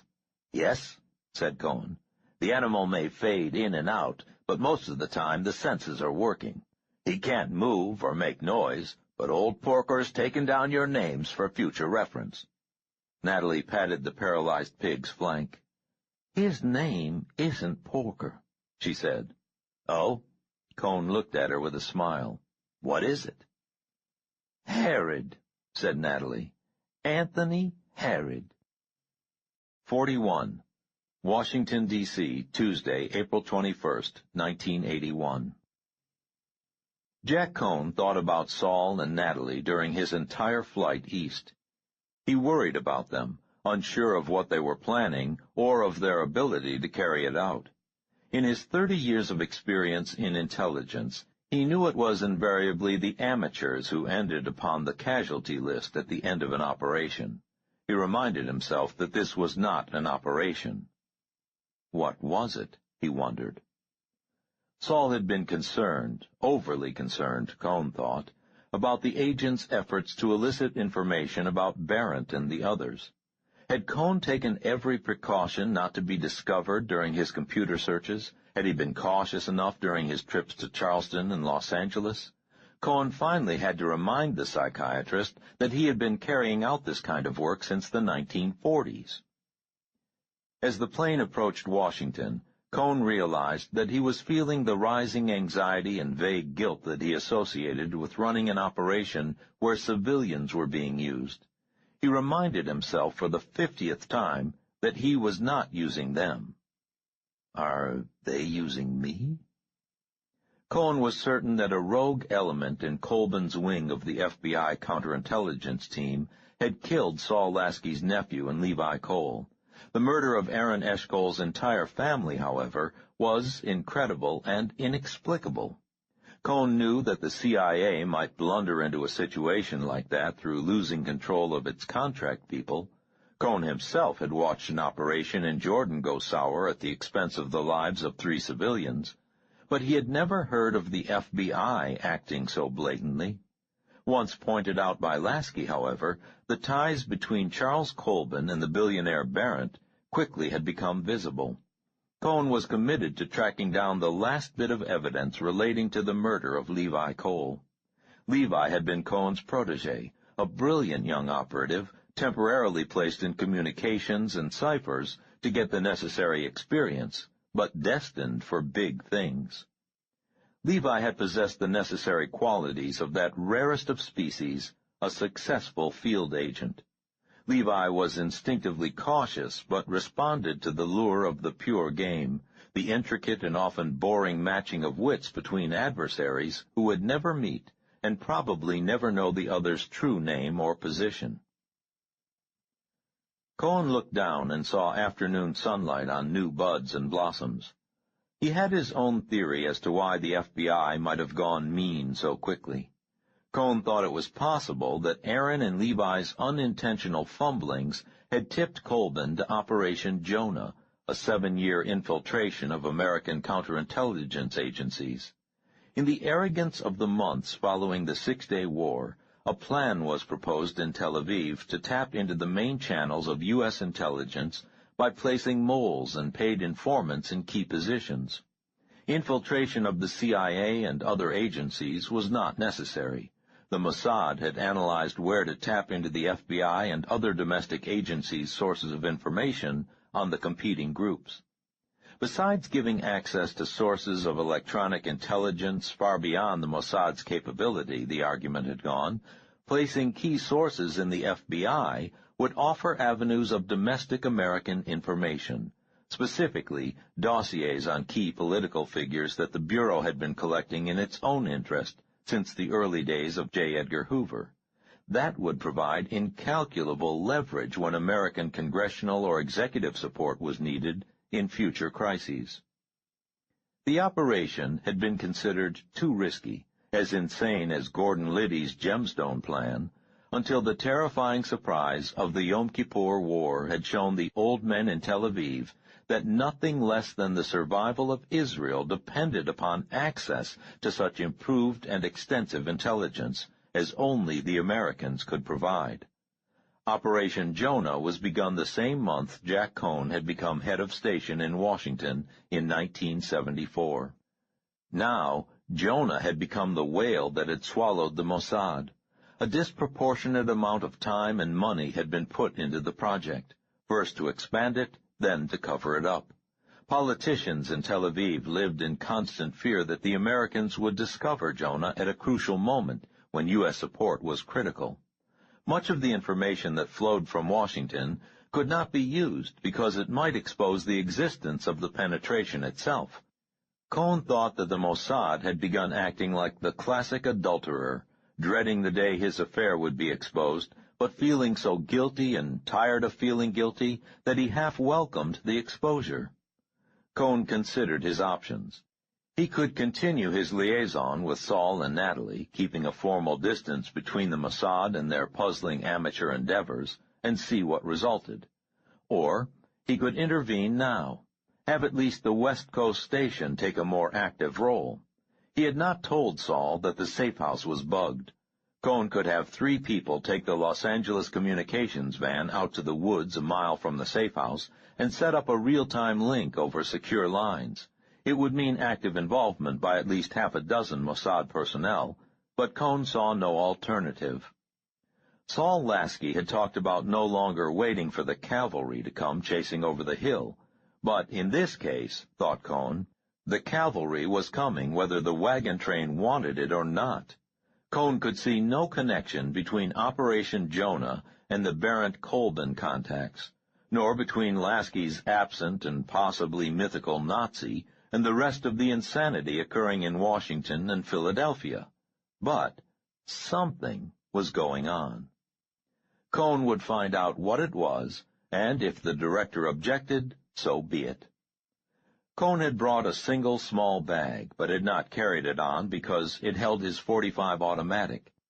Airline security was, Cohn decided as he waited at Dulles baggage claim carousel, a pain in the ass.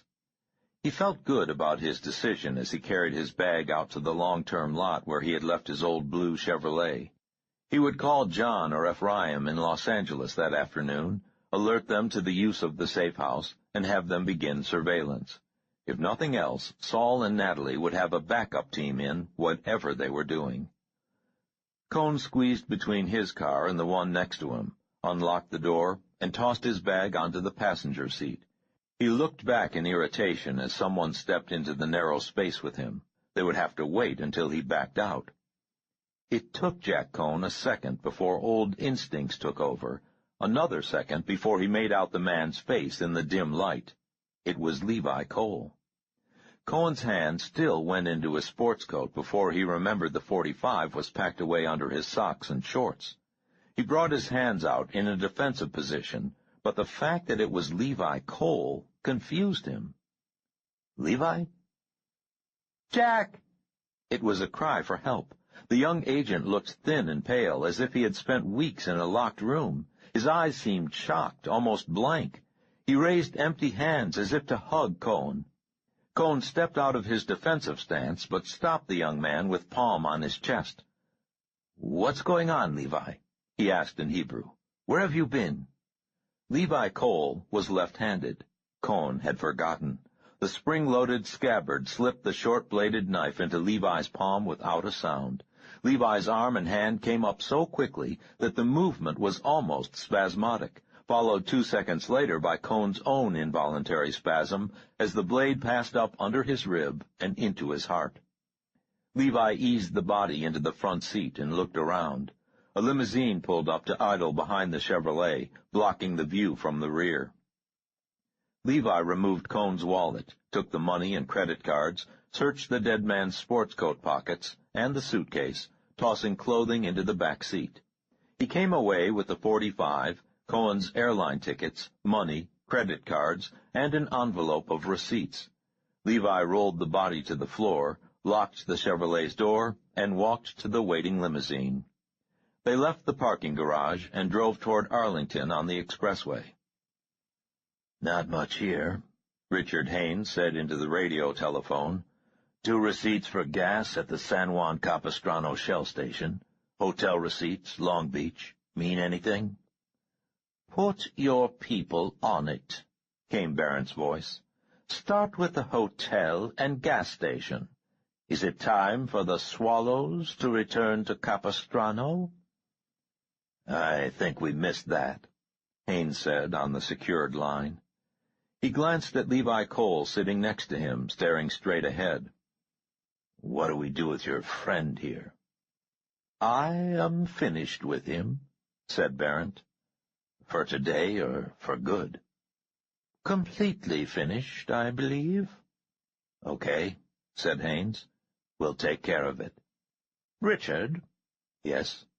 "Do begin your inquiries at once, please. Whatever attracted the curious Mr. Cohen's interest out there has certainly captured mine. I expect a report by Friday at the latest." "You'll have it," said Richard Haynes. He placed the phone in its cradle and watched the Virginia countryside pass by. A large jet flashed overhead, gaining altitude, and Haynes wondered if it was Mr. Barron's aircraft on its way somewhere. Through the heavily tinted glass, the clear sky appeared to be the color of brandy, shedding a sick copper light that made one think that a terrible storm was brewing. 42. Near Meriden, Wyoming, Wednesday, April 22, 1981. The area northeast of Cheyenne, Wyoming, was the type of western landscape that made some people rhapsodic and gave others instant agoraphobia. Once the state road left sight of the interstate, 40 miles of driving afforded views of endless grasslands, wind-blown snow fences looking dwarfed and forgotten against great expanses of prairie, occasional ranches set back miles from the road, buttes to the north and east rising like massive keeps, an occasional stream huddled about with cottonwood and brush, hesitant clusters of antelope, and small groups of cattle looking unworthy on their millions of acres of grazing land. And the missile silos. The silos were as unprepossessing as any man-made thing could be against that expansive landscape. Small, square, hurricane-fenced plots of gravel, usually set 50 to 100 yards from the state road. The only visible indications that the fenced squares were anything but a natural gas pumping station or empty lot were the metal weather vane, the 4 pipes with reflecting mirrors, and the low, massive concrete roof set on rusted rails. The last details could be seen only if the viewer approached on the gravel ruts, close enough to see the signs that read, "No trespassing, U.S. government property. Use of deadly force authorized beyond this point." There was nothing else to see.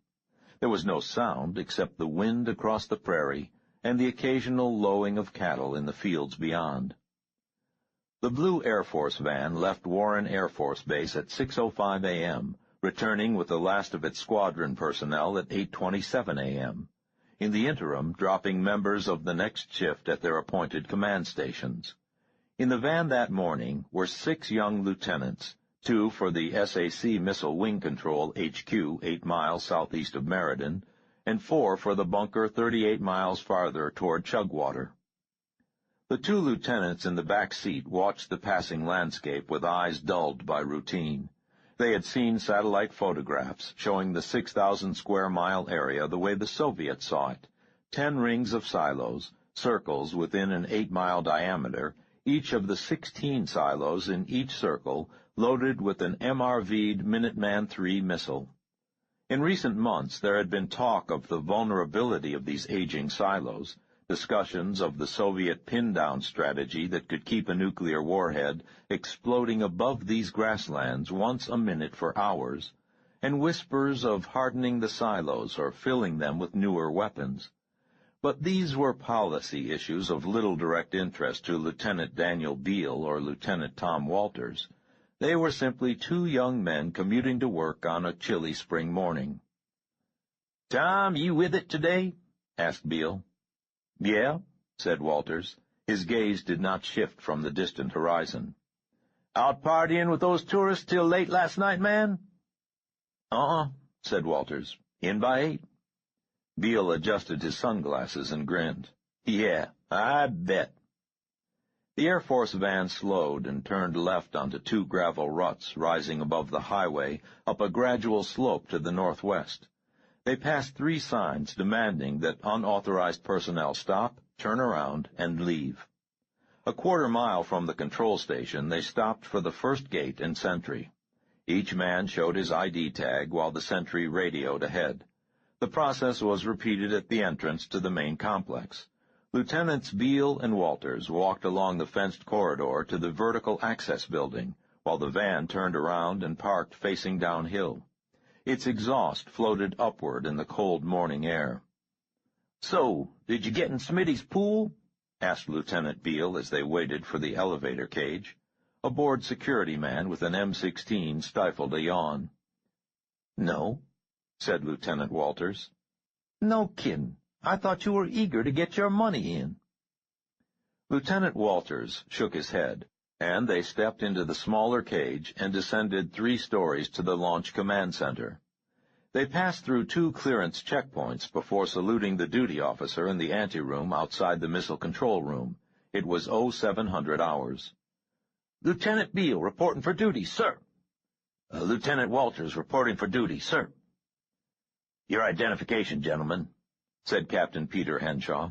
He carefully compared the photographs on their identification tags to the 2 men, even though he had known them for over a year. Captain Henshaw nodded, and the sergeant slipped a coded security card into the lockbox and the outer door hissed open. 20 seconds later, the inner door cycled, and 2 Air Force lieutenants stepped out. The 4 men saluted each other and grinned. "Sergeant, log it in that Lieutenants Beale and Walters relieved Lieutenants Lopez and Miller at 07:130 hours, said Captain Henshaw. "Yes, sir." The 2 tired men handed over their bolstered sidearms and 2 thick 3-ring binders. "Anything?" asked Beale. "Communications check showed some trouble with the landlines at 0350, said Lieutenant Lopez. "Gus is on it. We had to stand up at 0420, a full run at 0510. Terry had a wire alert on 6 South at 0535. Checked it out." "Rabbits again?" asked Beale. Faulty pressure sensor. That's about it. You awake, Tom?" "Yes," said Walters, and flashed a grin. "Don't take any wooden PC-380s, said Lieutenant Lopez, and the 2 men left. Beale and Walters closed both airlock doors behind them as they entered the long, narrow missile control room, each man strapped into one of the blue, heavily cushioned chairs that ran on rails along the control boards on the north and west walls. Working efficiently, occasionally talking to men in other parts of the command center through headset microphones, they ran through their first 5 checklists. At 0743, there was an Omaha command link check through Warren, and Lieutenant Beale handled the 12-channel acknowledgments. When the phone was set back in its blue box, he looked over at Lieutenant Walters. "You sure you feel okay, Tom?" Headache," said Walters. Got some aspirin over here in the kit. Later, said Walters. At 11:56 hours, just as Beale was breaking out the thermoses and brown bags, a full stand-up order came through Warren Air Force Base. At 11:58 hours, Beale and Walters unlocked the red safe below Console 2, took out their keys, and activated missile launch sequences. At 12:10:30, missile launch sequences were completed, except for the actual arming and launch of the 16 missiles and their 120 warheads. They received a "well done" from Warren, and Beale was beginning the 2-minute stand-down sequence when Walters undid his shoulder harness and began walking away from his console. "Tom, what are you doing? We've got to get this back to Elcon 2 before we eat," said Beale. "Headache," said Walters. His face was a sick white, his eyes glazed. Beale reached for the med kit on the shelf that held his thermos. "I think there's some extra-strength Anacin in here." Lieutenant Walters removed his .45 automatic and shot Lieutenant Beale in the back of the head, making sure that the trajectory was down and to the side, so an exiting bullet would not strike the console. The bullet did not exit. Beale spasmed once and slumped forward against his harness. Hydrostatic pressures caused blood to pour from his eyes, ears, nose, and mouth. Within seconds of the shot, 2 yellow intercom lights began blinking, and a telltale showed that the outer airlock door was cycling open. Walters walked unhurriedly to the inner door and fired 2 bullets into the electronic lockbox. He walked back to Beale's console and threw the switch that put the self-contained missile control room on 100% reserve oxygen. Then Walters returned to his own chair and studied the manual for several minutes. Frenzied pounding was just barely audible through the thick steel door as Walters stood up, took 7 paces to Beale's seat, took the long ignition switch key from the dead man's pocket, and inserted it in the proper panel. He threw the 5 switches to arm the missiles, did the same at his own console, and inserted his own key. Lieutenant Walters flicked the intercom switch on. "The hell are you doing, Lieutenant?" It was the voice of Colonel Anderson from the command center at Warren. "You know it takes 2 men on the key. Now open that door immediately." Walters turned off the intercom and watched the digital clock back through 90 seconds and continue to drop. According to the operations manual, the huge concrete silo cover explosives would be arming at this time, preparing to blow the 110-ton silo doors a quarter-mile across the grasslands and expose the slick steel pits and nose cones of the inert Minutemen. At ignition minus 60 seconds, air horns would blast at each site, ostensibly to warn any repair or inspection crews at the location. In reality, the shrieks would alarm only rabbits, nearby cattle, and the occasional rancher passing by in his pickup. The Minutemen missiles were solid-fueled, awaiting only the electronic match to light them. Targeting instructions, guidance programming, gyroscopes, and the electronic accessories to launch had been powered up during the drill segment of the launch sequence. At ignition minus 30 seconds, the computers would halt the sequence and wait for the twin-key launch activation signal. Without the turn of those 2 keys, the hold would be indefinite. Walters looked over at Beale's console. The 2 keys were 16 feet apart. They had to be turned within 1 second of each other. The Air Force had gone to great lengths to ensure that it would be impossible for one man to activate his own key and then race to the other within the necessary time interval. The corners of Tom Walters's mouth twitched up. He walked over to Beale's console, slid the seat and corpse out of the way along the rail, and withdrew a spoon and 2 lengths of string from his pocket. The spoon was a regular dinner spoon, filched from the officers' mess at Warren. Walters tied the bowl of the spoon to the flange of the key, bringing the handle down at right angles, and knotted the longer string to the end of the handle. He walked over to his own panel, pulled the string taut, waited until the clock reached 30, turned his own key, and tugged hard at the string. The spoon provided enough leverage to turn Beale's key. The computer acknowledged launch activation signal, verified the launch code he and Beale had programmed in during the drill, and proceeded with the final 30 seconds of the launch sequence. Walters pulled a memo pad over and wrote a brief note. He looked at the door. A section of steel near the lock handle glowed cherry red from the acetylene torch they were wielding in the airlock. The metal would take at least 2 more minutes to burn through. Lieutenant Tom Walters smiled, strapped himself into his chair, set the muzzle of the .45 in his mouth so the sight touched his palate, and pulled the trigger with his thumb. 3 hours later, General Vern Ketchum, USAF, and his aide, Colonel Stephen Anderson, walked away from the control center complex to get a breath of fresh air and to view the chaos. Almost a dozen military vehicles and 3 ambulances filled the parking area and spilled down the hill beyond the inner security zone. 5 helicopters were parked in the field beyond the west perimeter, and Ketchum could see and hear 2 more throbbing in from the southwest. Colonel Anderson looked at the cloudless sky. "Wonder what the Russians think is going on." "Fuck the Russians," said Ketchum. "Today I've had my ass chewed by everybody up to the vice president. When I go back in, he'll be on the line. Every one of them demands to know how it happened. What do I tell them, Steve?" "We've had a few problems before," said Anderson. "Nothing like this. You saw Walters's last psych report just 2 months ago. The man was moderately intelligent, unmarried, reacted well to stress, was ambitious only within the service, obeyed orders to the letter, was on the winning team last fall in the Vandenberg launch competitions, and he had all the imagination of that piece of sagebrush over there.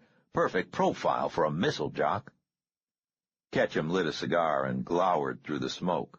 "So what the fuck happened?" Anderson shook his head and watched the chopper coming in. "It doesn't make any sense.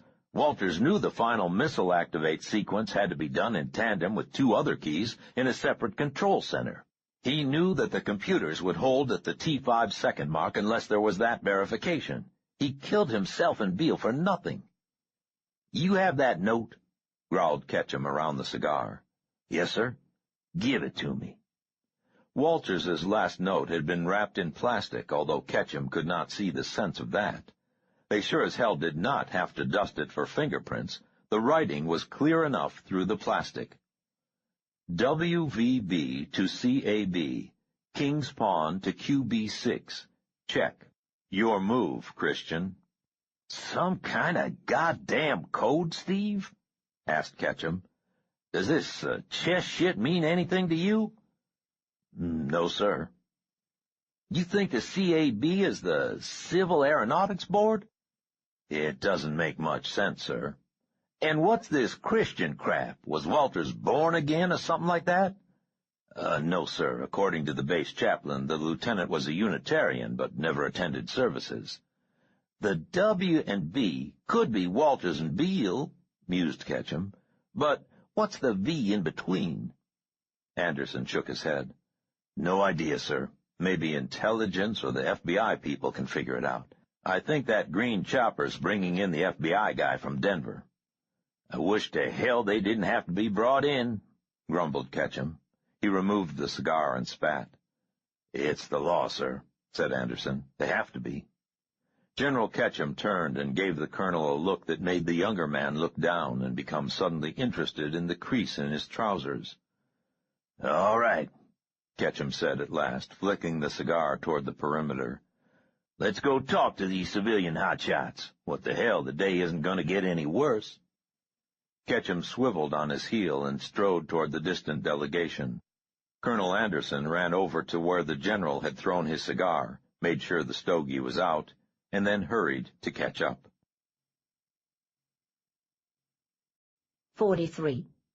Melanie. Somehow the world seemed safer.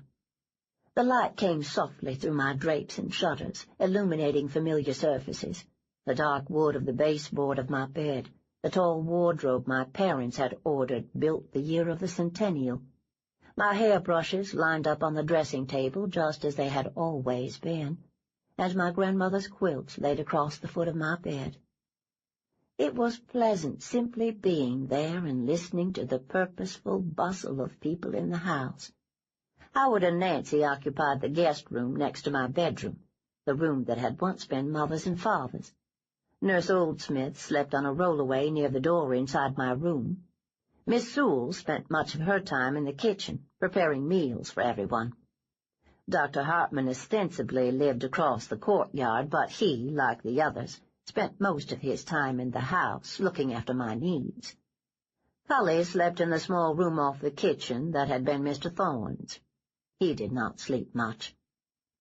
At night he sat in the chair in the hall by the front door. The Negro boy slept on a cot we fixed for him on the back porch.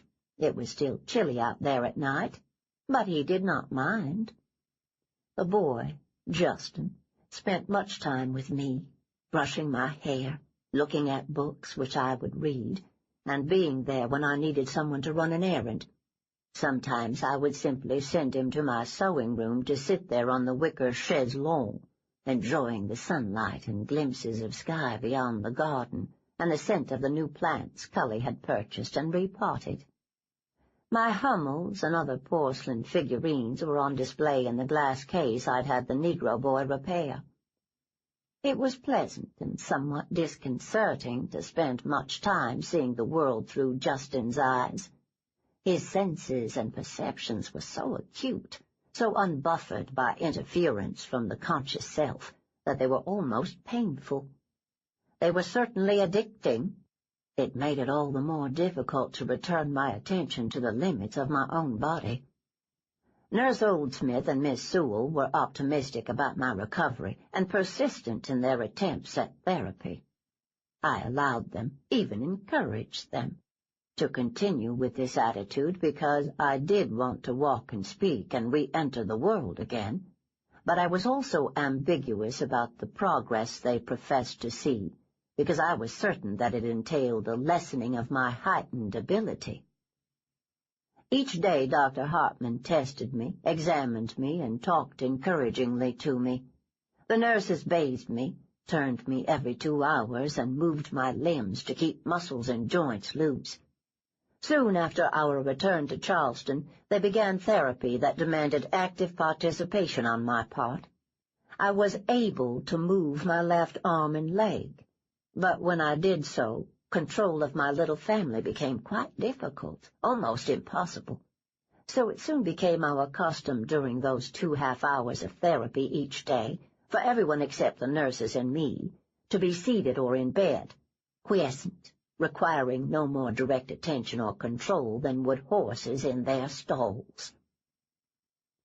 By late April, the vision had returned to my left eye, and I was able to move my limbs after a fashion. Sensation on my entire left side was very strange, as if I had been given shots of Novocaine in jaw, arm, side, hip, and leg. It was not unpleasant. Dr. Hartman was quite proud of me. He said that I was quite unusual in that while I had undergone major sense deprivation in those first weeks following my cerebrovascular accident, and while there was obvious left hemiparesis, there was no sign of paroxia or visual perception. I did not make paraphasic errors or perseverate. The fact that I had not spoken at all for 3 months did not mean the doctor was in error in deciding that I was free of the speech dysfunctions that so frequently afflict stroke victims. I spoke every day to Howard or Nancy or Miss Sewell or one of the others.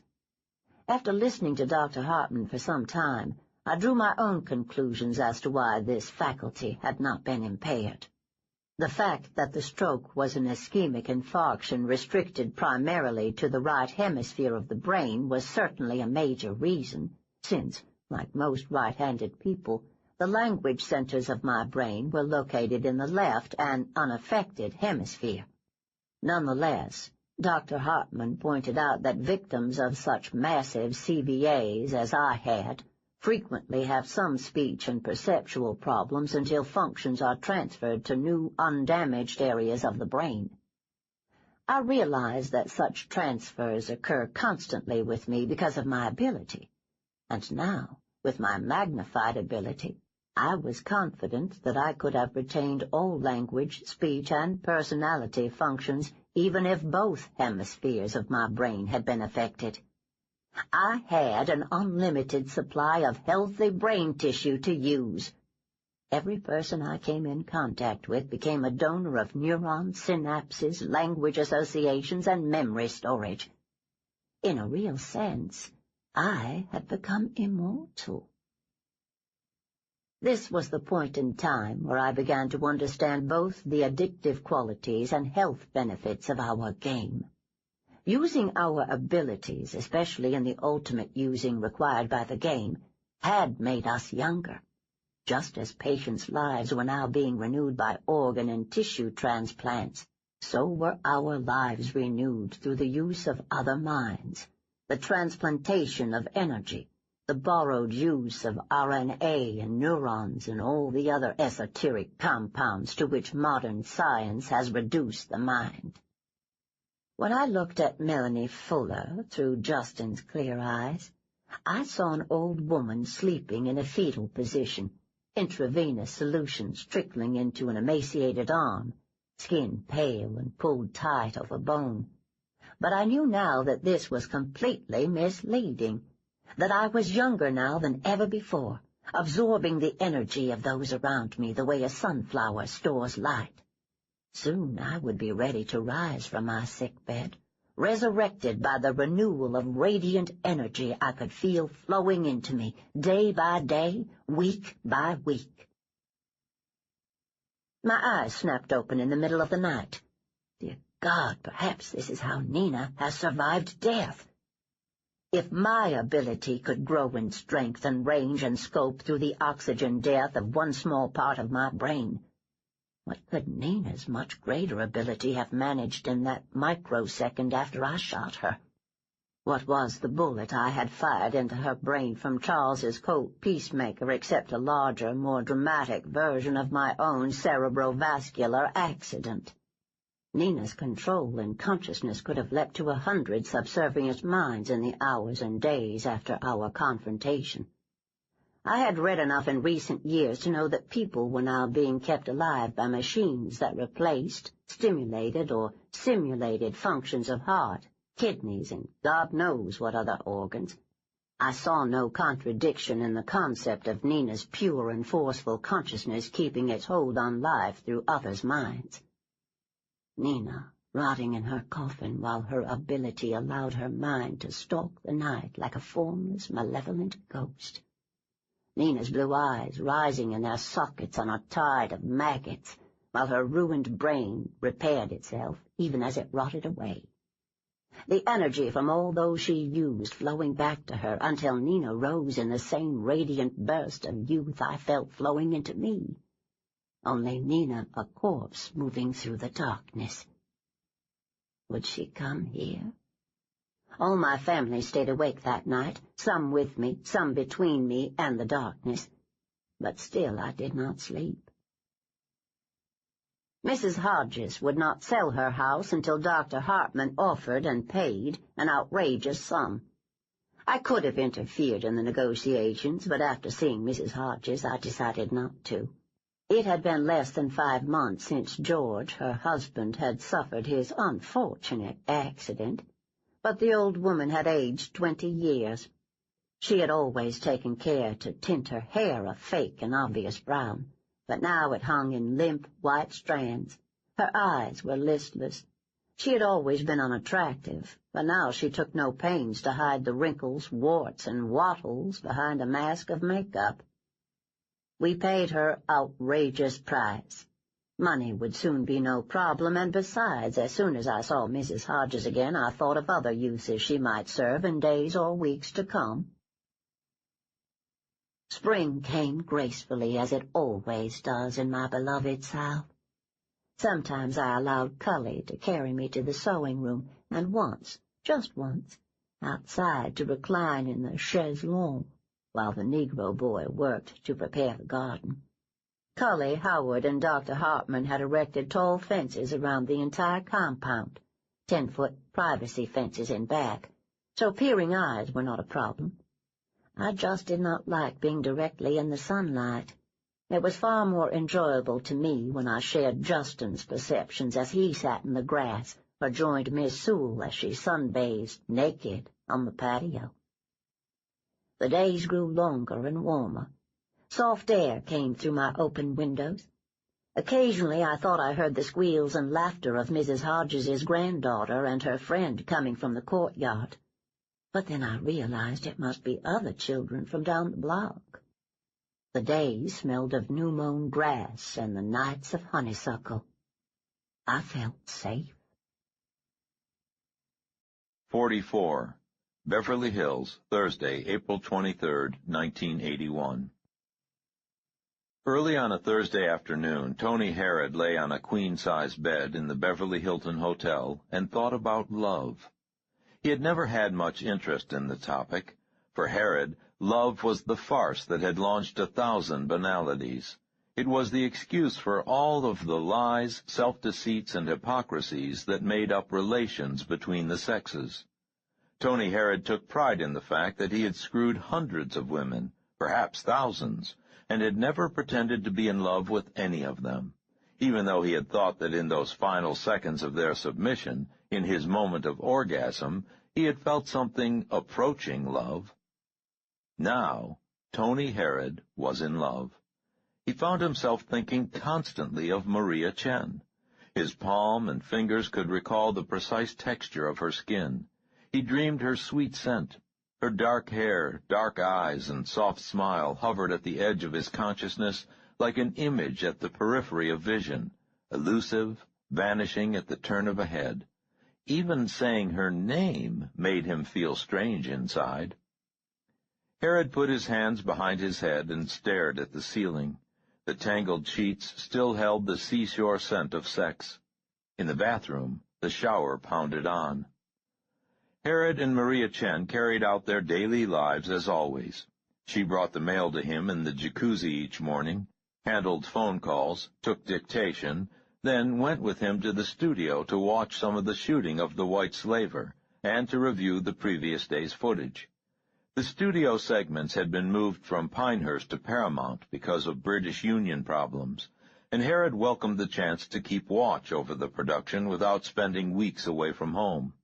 The day before, Harrod had been watching rushes of Janet Delacourt, the 28-year-old cow that had filled the role written for the nubile 17-year-old, and he suddenly imagined Maria Chen in the lead role, Maria Chen's subtle expressions rather than Delacourt's gross emotions, Maria Chen's alluring and sensuous nudity rather than the pale white starlet's heavy nakedness. Harrod and Maria Chen had made love only 3 times since Philadelphia, a restraint that Harrod did not understand, but which inflamed him with a desire for her that spread from the physical to the psychological. She was in his thoughts most of the day. The simple act of watching her walk across the room gave Tony Harrod pleasure. The shower went off, and Harrod heard the muffled sounds of toweling and the roar of a hairdryer. Harrod tried to imagine a life with Maria Chen. Between them, they had enough money that they could pick up and leave without being uncomfortable for 2 or 3 years. They could go anywhere. Harrod had always wanted to chuck it all, find a small island in the Bahamas or somewhere, and see if he could write anything besides formula slice-and-dice flicks. He imagined leaving a fuck you note for Berendt and Kepler and just getting the hell away from it all. Maria Chen coming back from the beach in her blue bathing suit, the 2 of them talking over croissants and fresh ground coffee as the sun rose over the lagoon. Tony Harrod enjoyed being in love. Janet Delacourt came naked out of the bathroom and shook her long blonde hair out over her shoulders. "Tony, baby doll, do you have a cigarette?" No. Harrod opened his eyes to look at her. Janet had a face of a hardened 15-year-old and breasts to fill a Russ Meyer wet dream. After 3 films, her acting ability remained mercifully undiscovered.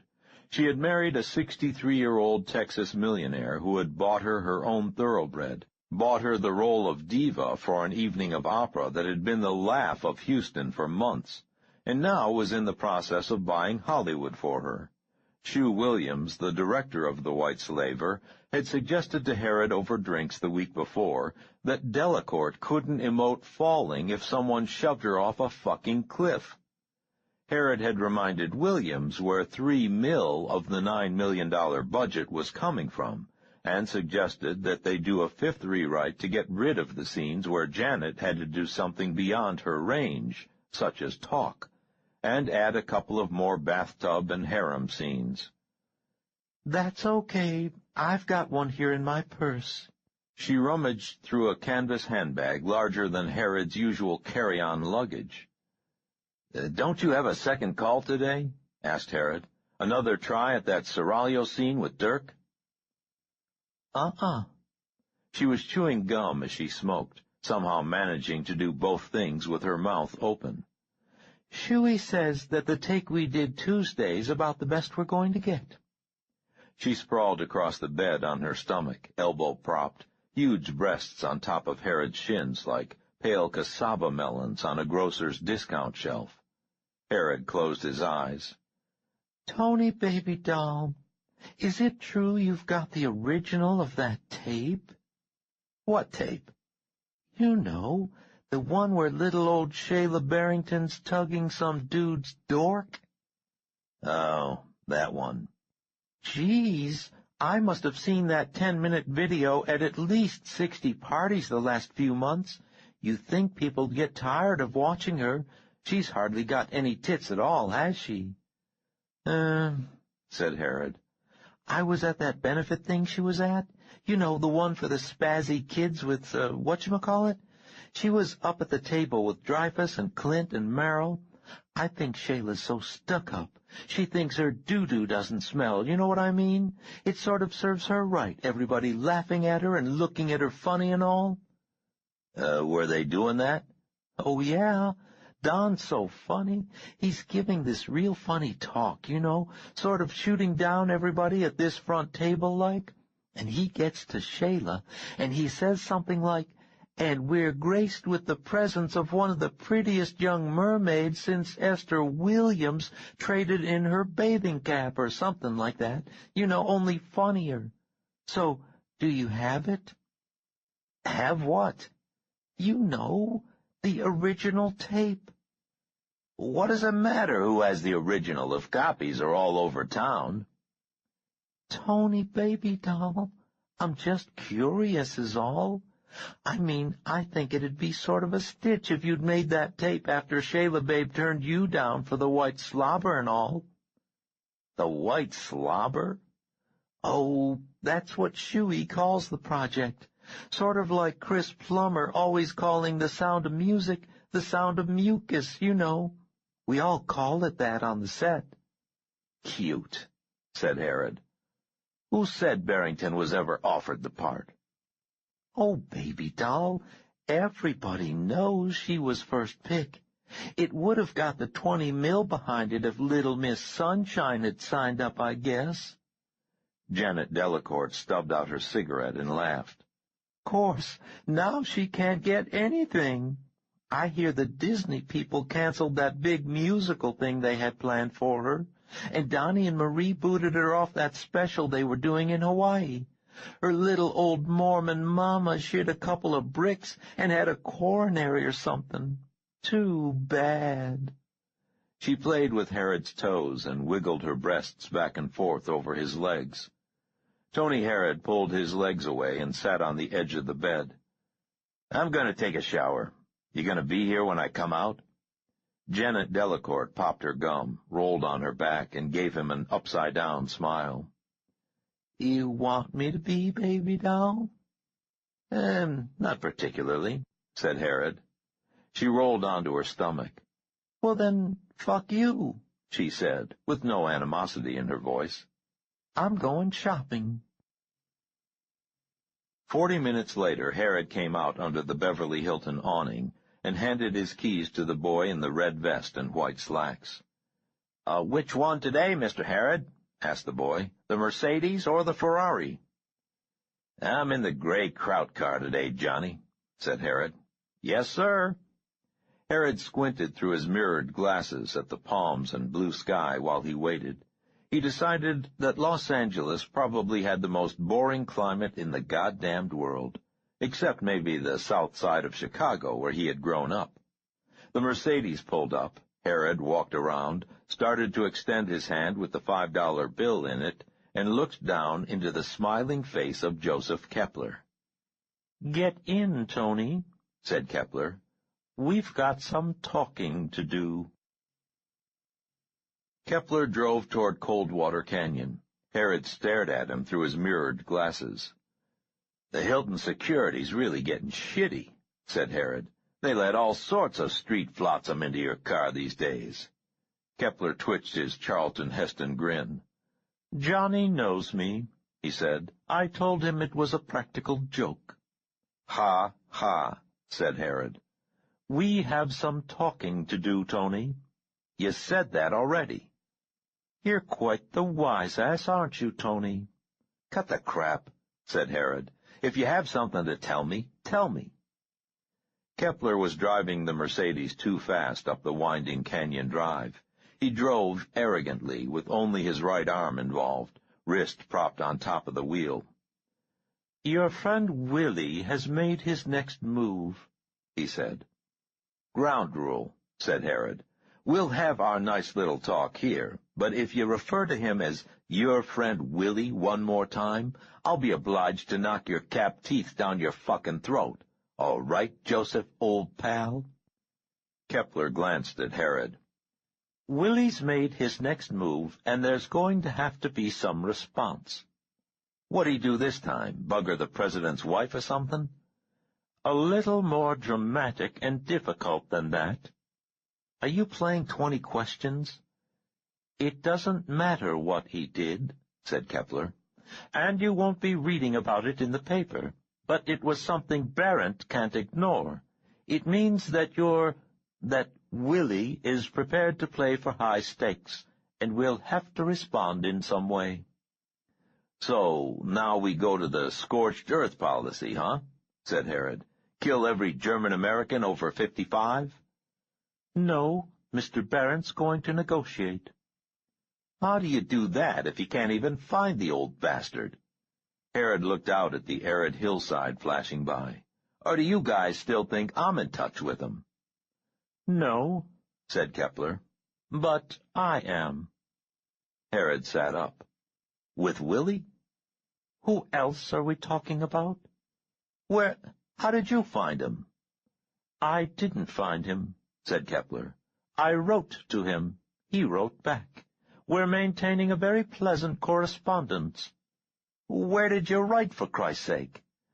"I sent a registered letter to his little house in the woods in Bavaria." "Waldheim? The old estate near the Czech border? No one's there. Barron's had people watching it since I was there in December."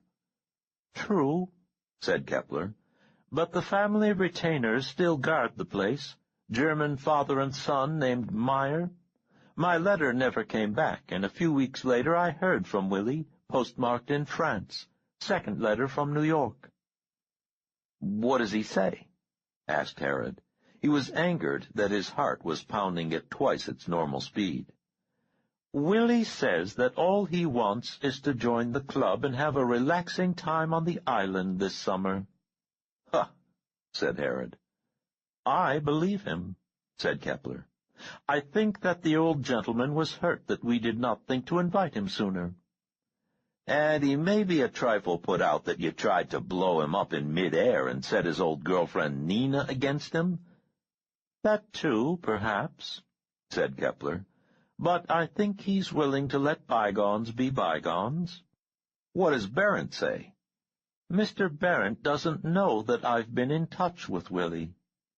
"Jesus," said Herod. "Aren't you taking one big fucking chance?" Kepler grinned. "He really worked you over with that conditioning session the other day, didn't he, Tony? No, it's not too much of a chance. Barrent isn't going to do anything too brash, even if he finds out. With Charles and Neiman gone, C. Arnold's coalition is getting a bit shaky. I don't think Barrent wants to have his island sport all to himself." "Are you going to tell him?" "Yes," said Kepler. "After yesterday, I think Barrent will be grateful that I found a way to contact Willie. Barrent will agree to the old man's inclusion in the summer camp follies. if he's sure it will be safe." "How could it be safe?" asked Herod. "Don't you see what Willie can do? That old son of a bitch won't stop at anything." "Precisely," said Kepler. "But I think that I've convinced our fearless leader that it's safer having Willie with us, where we can keep an eye on him, than out in the shadows playing Spider King and picking us off one by one. Besides, Barrent still has faith that anyone he comes into personal contact with will never be a threat again." "Do you think he can neutralize Willie?" "Don't you?" Kepler sounded sincerely curious. "I don't know," Herod said at last. "Barrent's ability seems unique, but Willie, well, I'm not sure Willie is completely human." "It really doesn't matter, Tony." "What do you mean?" "I mean that it's quite probable that the Island Club is overdue for a change of executive leadership." "You mean dump Barrent? How do we do that?" "We don't have to, Tony. All we have to do is stay in contact with our pen pal Wilhelm, and assure him that we'll stay neutral in case of any unpleasantness on the island." "Willie's coming in during summer camp." "On the last night of the public segment," said Kepler. "Then he'll join us during the hunt through the next week."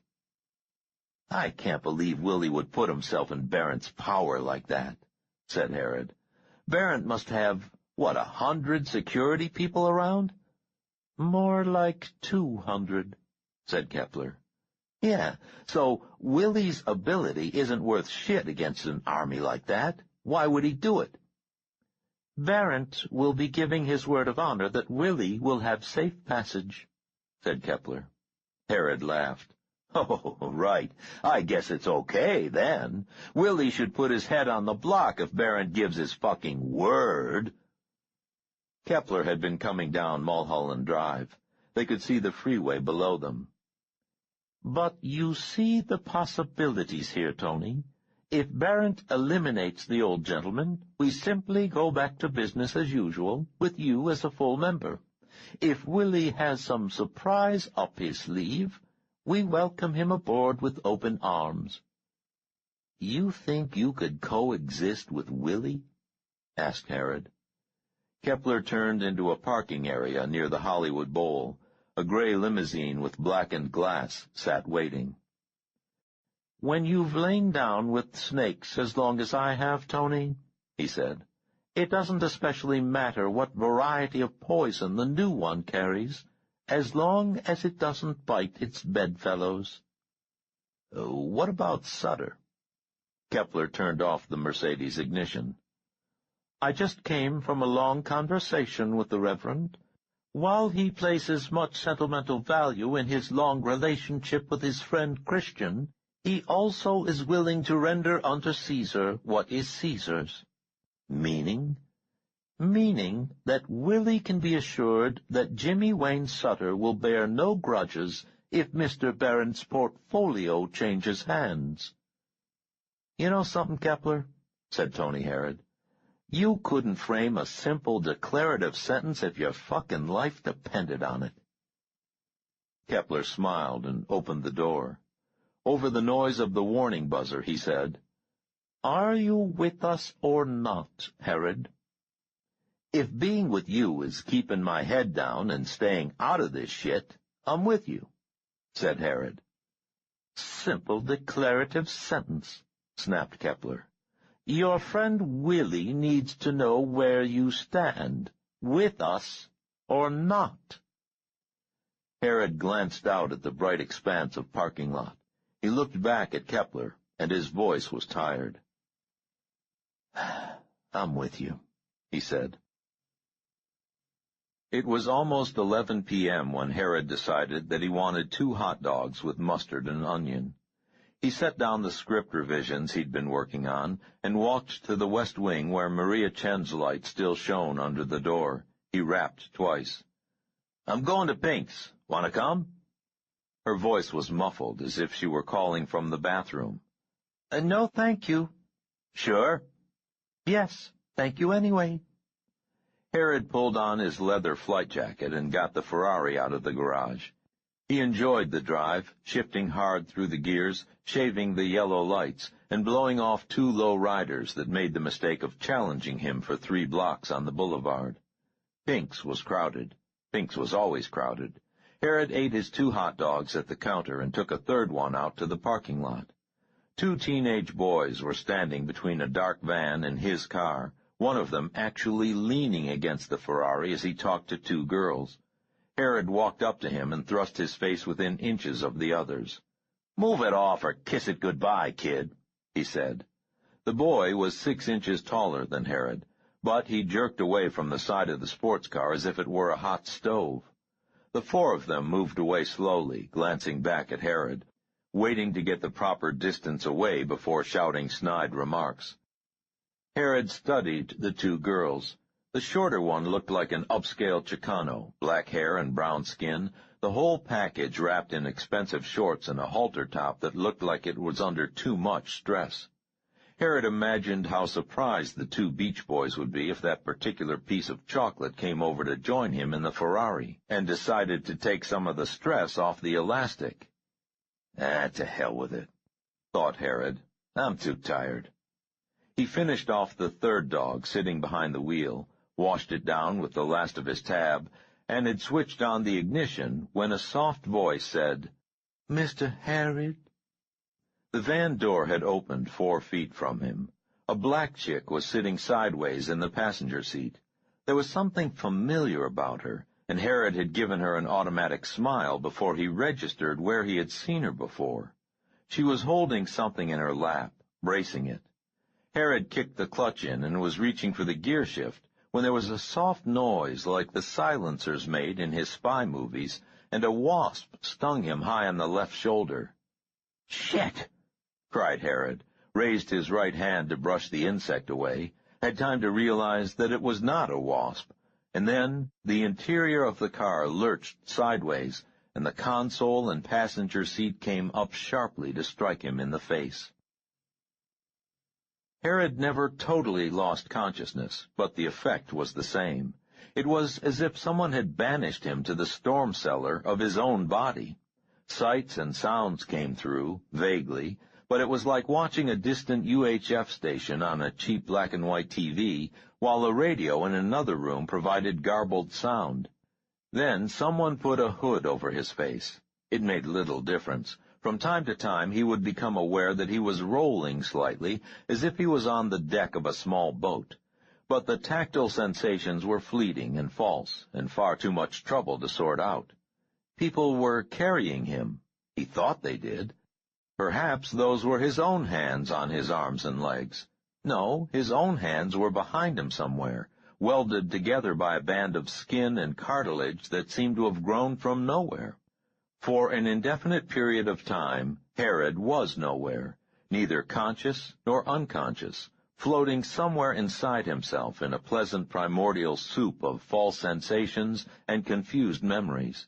He was distantly aware of 2 voices, one of them his own, but the conversation, if that's what it was, bored him, and he soon returned to the inner darkness, the way a skin diver allows his weights and a gentle current to carry him deeper into purple depths.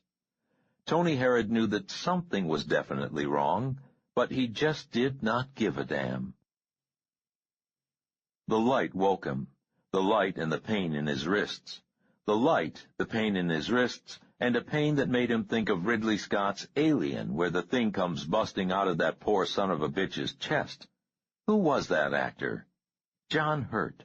Why the hell was the light in his eyes, and why did his wrists hurt, and what had he been drinking to turn his skull inside out like this? Herod sat up, tried to sit up.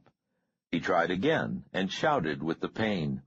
The shout seemed to clear some last film between himself and the world, and he lay there and paid attention to things that had not seemed important before. He was handcuffed. Lying in a bed, handcuffed. His right arm was on the pillow next to him, the manacle around the right wrist connected to the heavy white metal of the headboard. His left arm was down at his side, but the handcuffs there were connected to something solid below the side of the mattress. Herod tried to lift his left arm. Metal rattled on metal.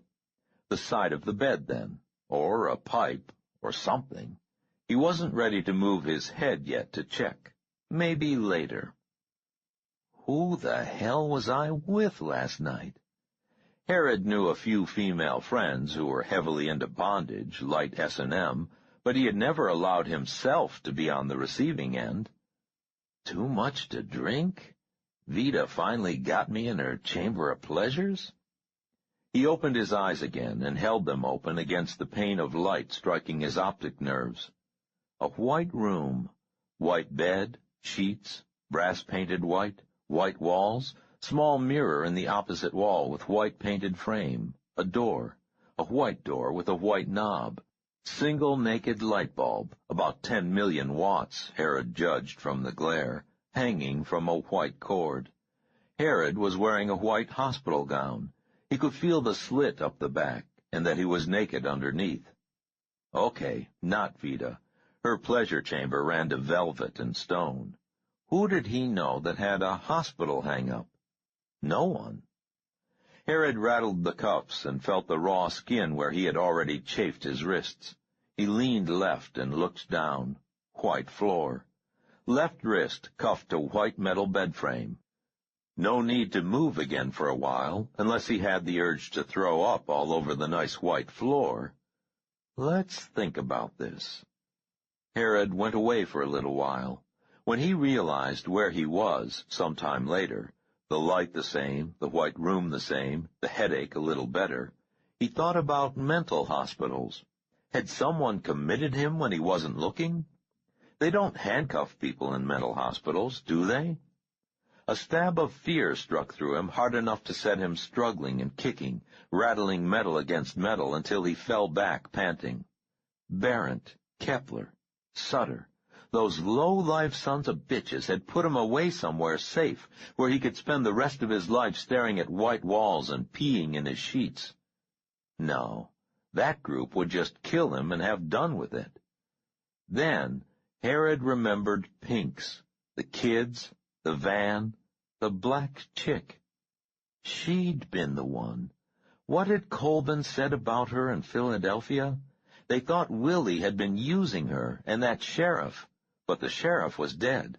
Herod had still been there when Kepler and Haynes arranged to have the body discovered in a Baltimore bus station, so there would be no connection with the Philadelphia fiasco. Who was using her now? Willie? Possibly. Perhaps he hadn't been satisfied with the message relayed through Kepler. But why all this? Herod decided to quit thinking for a while. It hurt too much. He would wait for a visitor. If the black chick came in and Willie or whoever didn't have a very tight grip on her, someone would be in for a surprise. Herod was feeling the definite need to urinate, and had tried some serious shouting when the door finally opened. It was a man. He was wearing a green surgical outfit and a black balaclava with mirrored sunglasses in the place of eyes.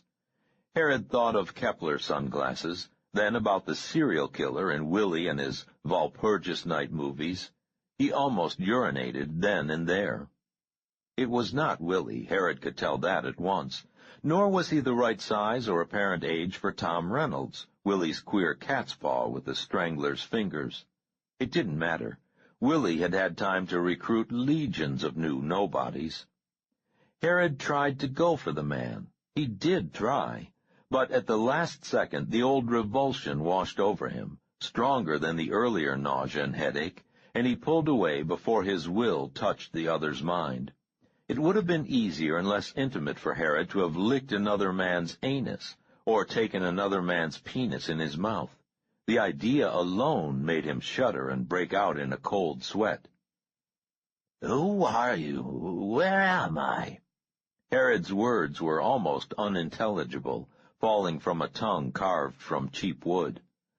The man walked to the bedside and looked down at Herod. Then he reached under his surgical blouse and pulled out an automatic pistol. He aimed it at Herod's forehead. "Tony," he said in a soft accent, I'm going to count to 5 and fire. If you're going to do something, you had better do it now. Herod pulled at the cuffs hard enough to move the bed. 1, 2, 3. Herod's mind leaped, but 30 years of self-conditioning prevented him from completing the contact. 4. Herod closed his eyes. 5. The hammer fell and went click. When Herod opened his eyes, the man was standing by the door, and the gun was out of sight. Do you need anything? Came the soft, accented syllables. Bedpan, whispered Herod. The balaclava nodded. The nurse will bring it. Herod waited until the door was closed, and then squeezed his eyes shut in concentration. The nurse, he thought. Dear God, let it be the old-fashioned, tits on top, slit between the legs kind of nurse. He waited. The nurse was the black woman, the one from Philadelphia, the one who had shot him and brought him here. He remembered her name, Natalie. He owed her a lot. She wore no balaclava, but appeared to have white patches on her temples, wires in her hair. She carried a bedpan and set it in place professionally, stood back to wait. Herod brushed over her mind lightly as he relieved himself. No one was using her. He could not believe that they had been so stupid, whoever they were. Maybe it was just this stupid black bitch and an accomplice. Colburn had said something about the two of them being after Melanie Fuller. Obviously, they did not know what he could do. Herod waited until she had retrieved the bedpan and walked to the door. He had to make sure the door was unlocked. It would be just Willie's kind of joke to have them both locked in, to give Herod someone to use and no way to use her. What the hell were those little wires in her hair? Herod saw them in hospital movies, but on patients, not nurses. Some sort of sensors. She opened the door. He hit her so fast and so hard that she dropped the bedpan, spilling urine down the front of her white skirt. Tough titty, thought Herod, and took her out through the door, seeing through her eyes. Get the keys, he ordered. Kill that other cocksucker any way you can. Get the keys and get me out of here. There were 6 feet of corridor and another door. This one was locked. He threw Natalie against it until he felt her shoulder twist, had her claw at the wood. It did not budge. Fuck this. He brought her back into the room. Nothing that could be used as a weapon. She walked over to the bed, tugged at the cuffs. If she could dismantle the bed for him, tear the frame apart. But there was no way to do that quickly while Herod was cuffed to frame and headboard both. He looked at himself through her eyes and saw black stubble on his white cheeks, eyes wide and staring, curling hair matted. The mirror. Herod looked at it and knew that it had to be one of those one-way things. He'd have Natalie break it with her bare hands if need be.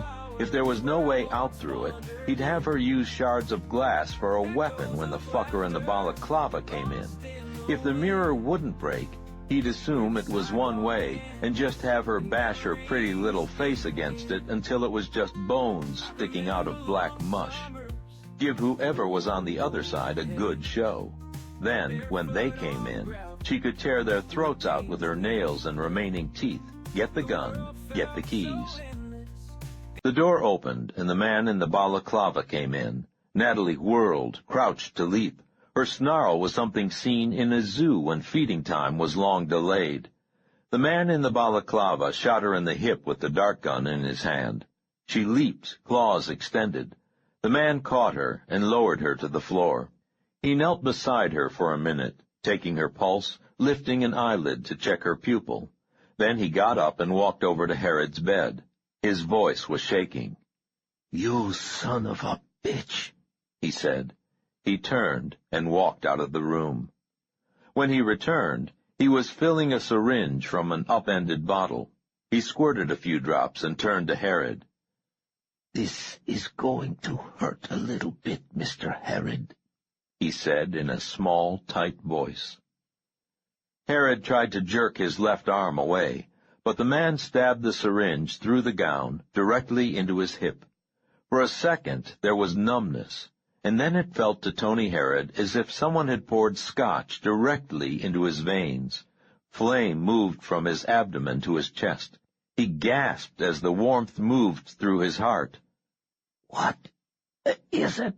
he whispered, knowing that the man in the balaclava had killed him. A lethal injection, the tabloids called it. Herod had always been in favor of capital punishment. "What is it?" "Shut up," said the man, and turned his back even as the blackness swirled and whirled and tumbled Tony Herod away like a chip on a hurricane sea. 45. Near San Juan Capistrano, Friday, April 24th, 1981. Natalie came up out of the fog of anesthesia to the sight and soft touch of Saul cleansing her forehead with a wet cloth. She looked down, saw the straps around her arms and legs, and began to cry. There, said Saul. He bent close and kissed her hair gently. "It's all right." "How?" Natalie paused and licked her lips. They felt remote and rubbery. How long?" "About 30 minutes, said Saul. "We may have been too conservative with the mixture." Natalie shook her head. She remembered the horror of watching herself, feeling herself preparing to leap at Saul. She knew she would have killed him with her bare hands. "Had to be fast," she whispered. "Herod?" She could barely bring herself to say his name. Saul nodded. "The first interrogation went very well. The EEG recordings are extraordinary. He should be coming out of it very soon. That's why He gestured at the straps. "I know," said Natalie. She had helped set up the bed with its canvas restraints. Her pulse was still racing from the incredible adrenaline flow during Herod's possession of her, and from her fear prior to going in the room. Entering that room had been the hardest thing she had ever done. "I think it looks good," said Saul. "According to the EEGs, there was no attempt to use his powers on either you or me while he was under sodium pentothal. He's been coming out of it for about 15 minutes now. His readings are almost back to the base we established this morning. And he's not trying to reestablish contact with you. I feel reasonably certain that it's a line-of-sight process for either initial contact or once after contact is broken. Certainly, it would be different for subjects he has conditioned, but I don't think he can reestablish contact with you now without seeing you." Natalie tried hard not to cry. The straps were not uncomfortable, but they gave her an overwhelming sense of claustrophobia. Wires ran from the electrodes on her scalp to the small telemetry pack taped to her waist. Saul had known about the equipment from colleagues doing dream studies, and had been able to tell Cohn exactly where to purchase it. "We just don't know," she said. "We know a lot more than we did 24 hours ago," said Saul. He held up 2 long strips of paper from the EEG readout. The computer stylus had traced a mad scribble of peaks and valleys. "Look at this. First, what appears to be this random misfiring in his hippocampus. Herod's alpha waves peak, drop to almost nothing, and then go into what appears to be REM state. 3.2 seconds later, look." Saul showed her a second strip where the peaks and valleys perfectly matched the first. "Perfect sympathy. You lost all higher-order functions, no control of voluntary reflexes. Even your autonomous nervous system had become slave to his. Less than 4 seconds to join him in this altered REM state, or whatever it is. And perhaps the most interesting anomaly here. Herod generates a theta rhythm. It is unmistakable. Here, your hippocampus responded with an identical theta rhythm, while the neocortical EEG flattened. Natalie, this theta rhythm phenomenon is well documented in rabbits, rats, and so forth during species-specific activities, such as aggression and dominance displays, but never in a primate. "Are you saying I had the brain of a rat?" said Natalie. It was a weak joke and did not stop her from wanting to cry. "Somehow Herod, and presumably the others, generates this exceptional theta rhythm activity in both his own hippocampus and that of his victim," Saul said, half to himself. He had not noticed Natalie's attempt at humor. "The sympathetic effect on your brain was to flatten neocortical activity while generating an artificial REM state. You received sensory input, but could not act on it. Herod could. Incredible. This," he pointed to a sudden flattening of the squiggles on her chart, "is precisely where the nerve toxins in the tranquilizer dart take effect. Notice the lack of reciprocity on his chart. Whatever he willed evidently could be transmitted to neurochemical commands in your body, but what you experienced was only vicariously transmitted to Herod. He felt no more of your pain or paralysis than one would feel in a dream. Here, 48 seconds later, is when I injected him with the amytal pentothal mixture."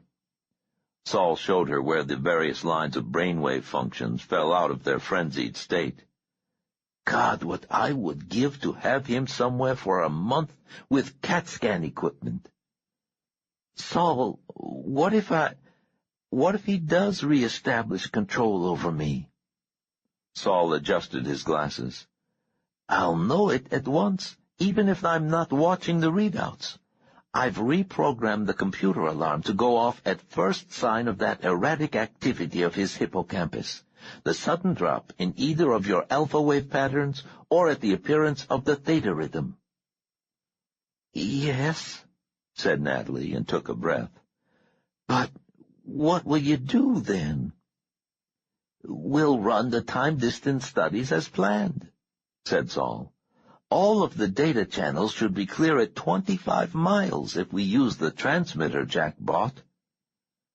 "But what if he can do it at 100 miles, 1,000? Natalie strained to keep her voice calm. She wanted to scream. "What if he never lets me go?" She felt as if he had agreed to a medical experiment where some loathsome parasite had been allowed to grow inside her body. Saul took her hand. 25 miles is all we need to know at this time. If it comes to that, we'll just return, and I'll put him under again. We know that he cannot control you when he's unconscious." "He never could again if he was dead," said Natalie. Saul nodded and squeezed her hand. "He's awake now. We'll wait 45 minutes, and if he makes no attempt at seizing you, you can get up. I personally do not believe our Mr. Herod can do it. Whatever the source of our monster's powers, all preliminary indications suggest that Anthony Herod is a very minor monster indeed." He went to the sink, brought back a cup of water, and held Natalie's head up while she drank it. "Saul, after you release me, you're still going to have the computer alarm hooked up, and you'll keep the dart gun, won't you?" "Yes," said Saul. "As long as we have this viper in the house, we will keep him in his cage." Second interrogation of Anthony Herod, Friday, April 24th, 1981, 7:23 p.m. Subject currently injected with sodium pentothal and meloritin C. Data also available on videotape, EEG readout, polygraph, and biosensor channels. "Tony, can you hear me?" "Yeah." "How do you feel?" Okay, funny." "Tony, when were you born?"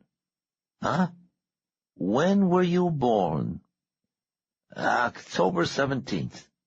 "What year, Tony?" 1944. "And how old are you now?" 36. "Where did you grow up, Tony?" "Chicago." When was the first time you knew you had the power, Tony? What power?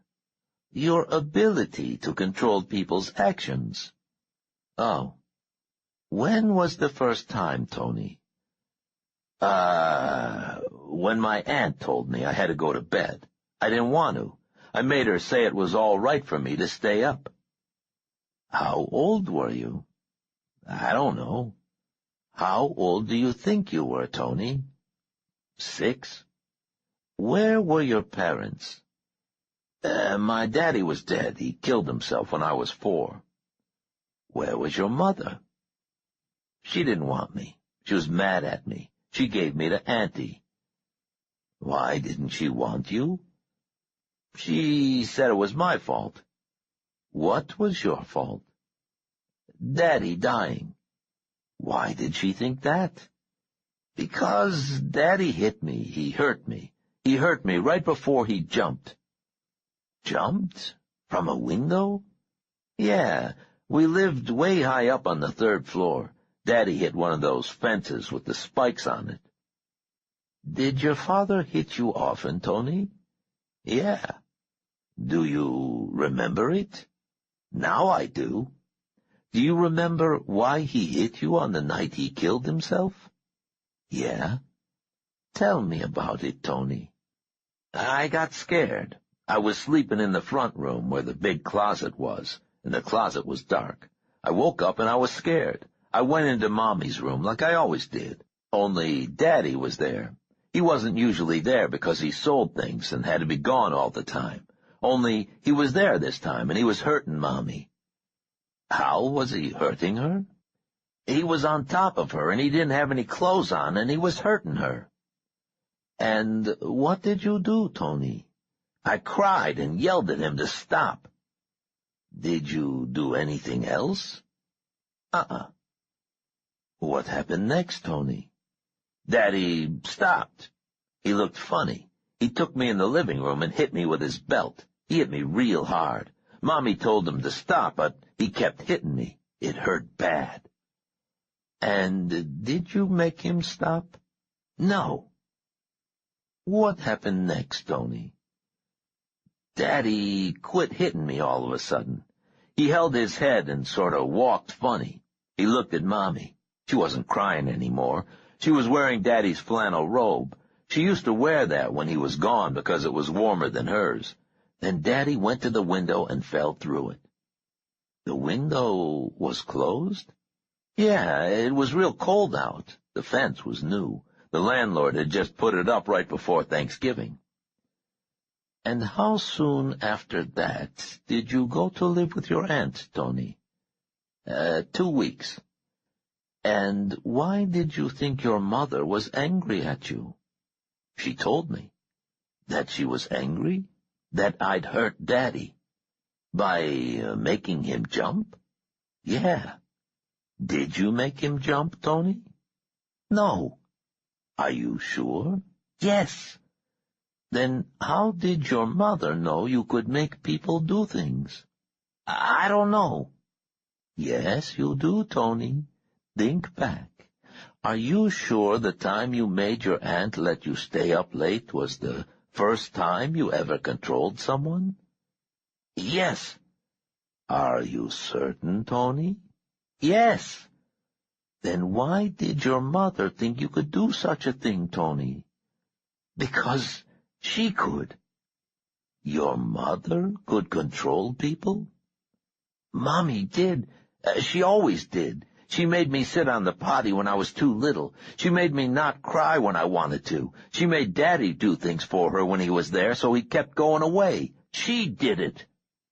She made him jump that night? No, she made me make him jump. Third interrogation of Anthony Herod, 8:07 p.m., Friday, April 24th. Tony, who killed Aaron Eshkol and his family? Who? The Israeli. Israeli? Mr. Colburn must have told you about it. Colburn? Oh, no, Kepler told me about it, that's right. The kid from the embassy. Yes, the kid from the embassy. Who killed him? Haynes had a team go talk to him. Richard Haynes? Yeah. The FBI agent, Haynes? Uh-huh. Did Haynes personally kill the Eshkol family? I guess so. Kepler said he led the team. Who authorized this operation? Colburn? Barrett? Which one, Tony? It doesn't matter. Colburn was just Barron's finger puppet. Can I close my eyes? I'm very tired. Yes, Tony. Close your eyes. Sleep until we talk again. Fourth interrogation of Anthony Herod, Friday, April 24th, 1981, 10:16 p.m. Sodium pentothal intravenously administered. Ammo-barbitol sodium reintroduced at 10:04 p.m. Data available on videotape, polygraph, EEG, and biosensor. Tony? Yes? Do you know where the Oberst is? Who? William Borden. Oh, Willie. Where is he? I don't know. Do you have any idea where he is? No. Is there any way you can find out where he is? Maybe. I don't know. Why don't you know? Is there someone else who knows where he is? Kepler. Maybe. Joseph Kepler? Yeah. Kepler knows where Willie Borden is? Kepler says he's gotten letters from Willie. How recent were these letters? I don't know, last few weeks. Do you believe Kepler? Yeah. Where do the letters come from? France, New York. Kepler didn't tell me everything. Did Willie initiate the correspondence? I don't get what you mean. Who wrote first, Willie or Kepler? Kepler did. How did he get in touch with Willie? Mailed it to the guys who guard his house in Germany. Waldheim? Yeah. Kepler sent a letter to Willie, care of the caretakers at Waldheim, and Willie has written back? Yeah. Why did Kepler write him, and what did Willie say in return? Kepler's playing both hands against the middle. He wants to get on Willie's good side if Willie steps into the Island Club. The Island Club. Yeah, what's left of it. Trask is dead, Colburn's dead. I guess Kepler figures Barrett will have to negotiate if Willie keeps the pressure on. Tell me about the Island Club, Tony. It was after 2 a.m. when Saul joined Natalie in the kitchen. The psychiatrist looked tired and very pale. Natalie poured a fresh cup of coffee for him, and they sat looking at a large road atlas. "This is the best I could do," said Natalie. "I found it at an all-night truck stop on I-5. We need a real atlas or some sort of satellite data. Perhaps Jack Cohen can help us." Saul ran his finger down the South Carolina coast. "It's not even on here." "No," said Natalie, "but if it's 23 miles off the coast the way Herod says, it probably wouldn't be on this map. I figure it to be here, east of Cedar and Murphy Islands, no farther south than Cape Romaine." Saul removed his glasses and rubbed the bridge of his nose. "This isn't some low-tide key or sandbar," he said. "According to Herod, Dolman Island is almost 7 miles long and 3 miles across at its widest. You lived in Charleston most of your life. Wouldn't you have heard of it?" "I didn't," said Natalie. "Are you sure he's asleep?" "Oh, yes," said Saul. "I couldn't wake him for another 6 hours if I tried." Saul took out the map he had drawn from Herod's instructions and compared it to the map from Cohen's dossier on Barrett. You awake enough to review this? Try me, said Natalie. All right. Barrent and his group, the surviving members, will be meeting for their Dolman Island summer camp during the week of June 7th. That's the public part. The people Herod said will be there match the caliber of notables that Jack Cohn told us about. All men, no women allowed. Even Margaret Thatcher couldn't get in if she wanted to. All the support personnel are male. According to Jack, there will be scores of security men. The public fun ends Saturday, June 13th.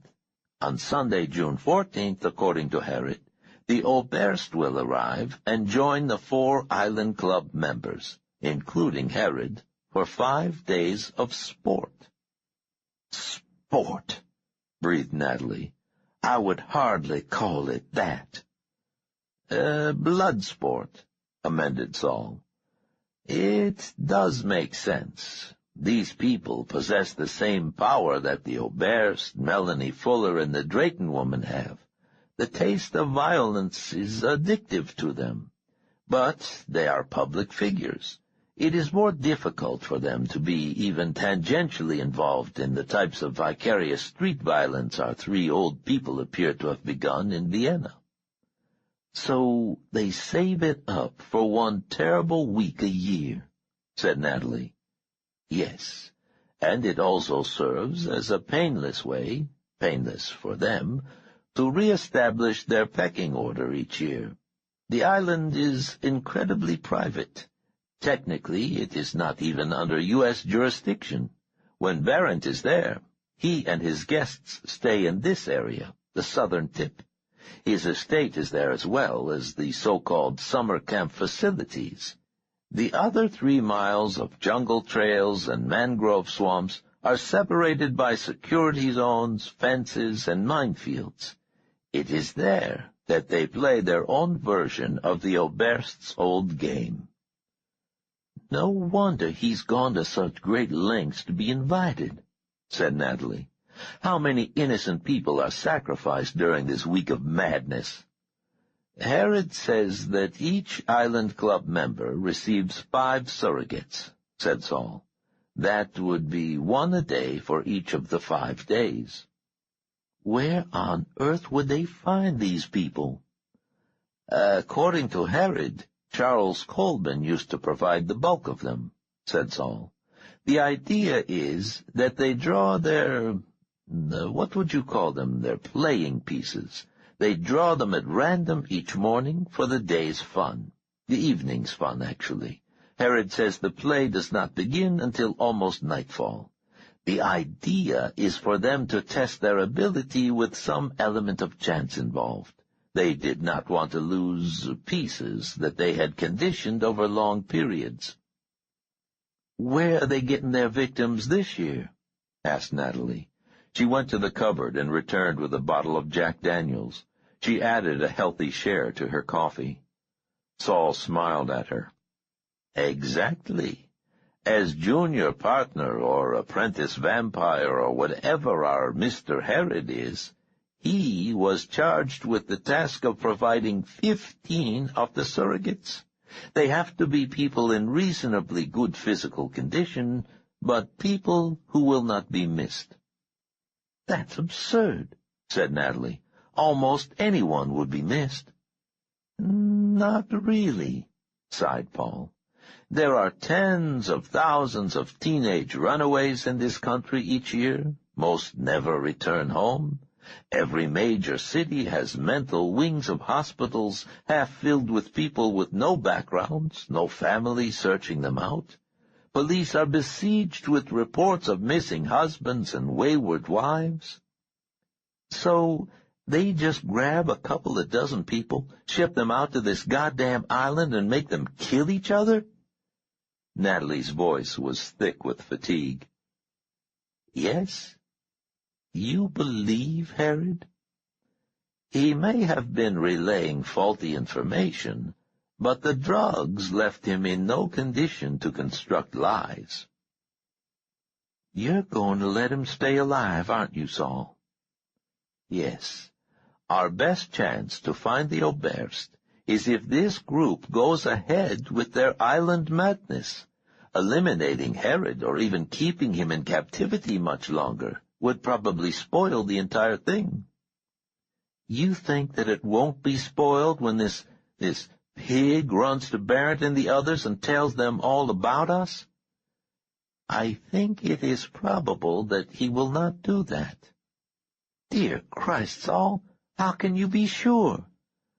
I am not, but I am sure that Herod is very confused.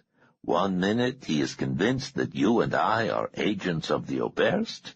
The next he believes that we were sent by Kepler or Berendt. He simply cannot believe that we are independent actors in this melodrama. Melodrama is right, said Natalie.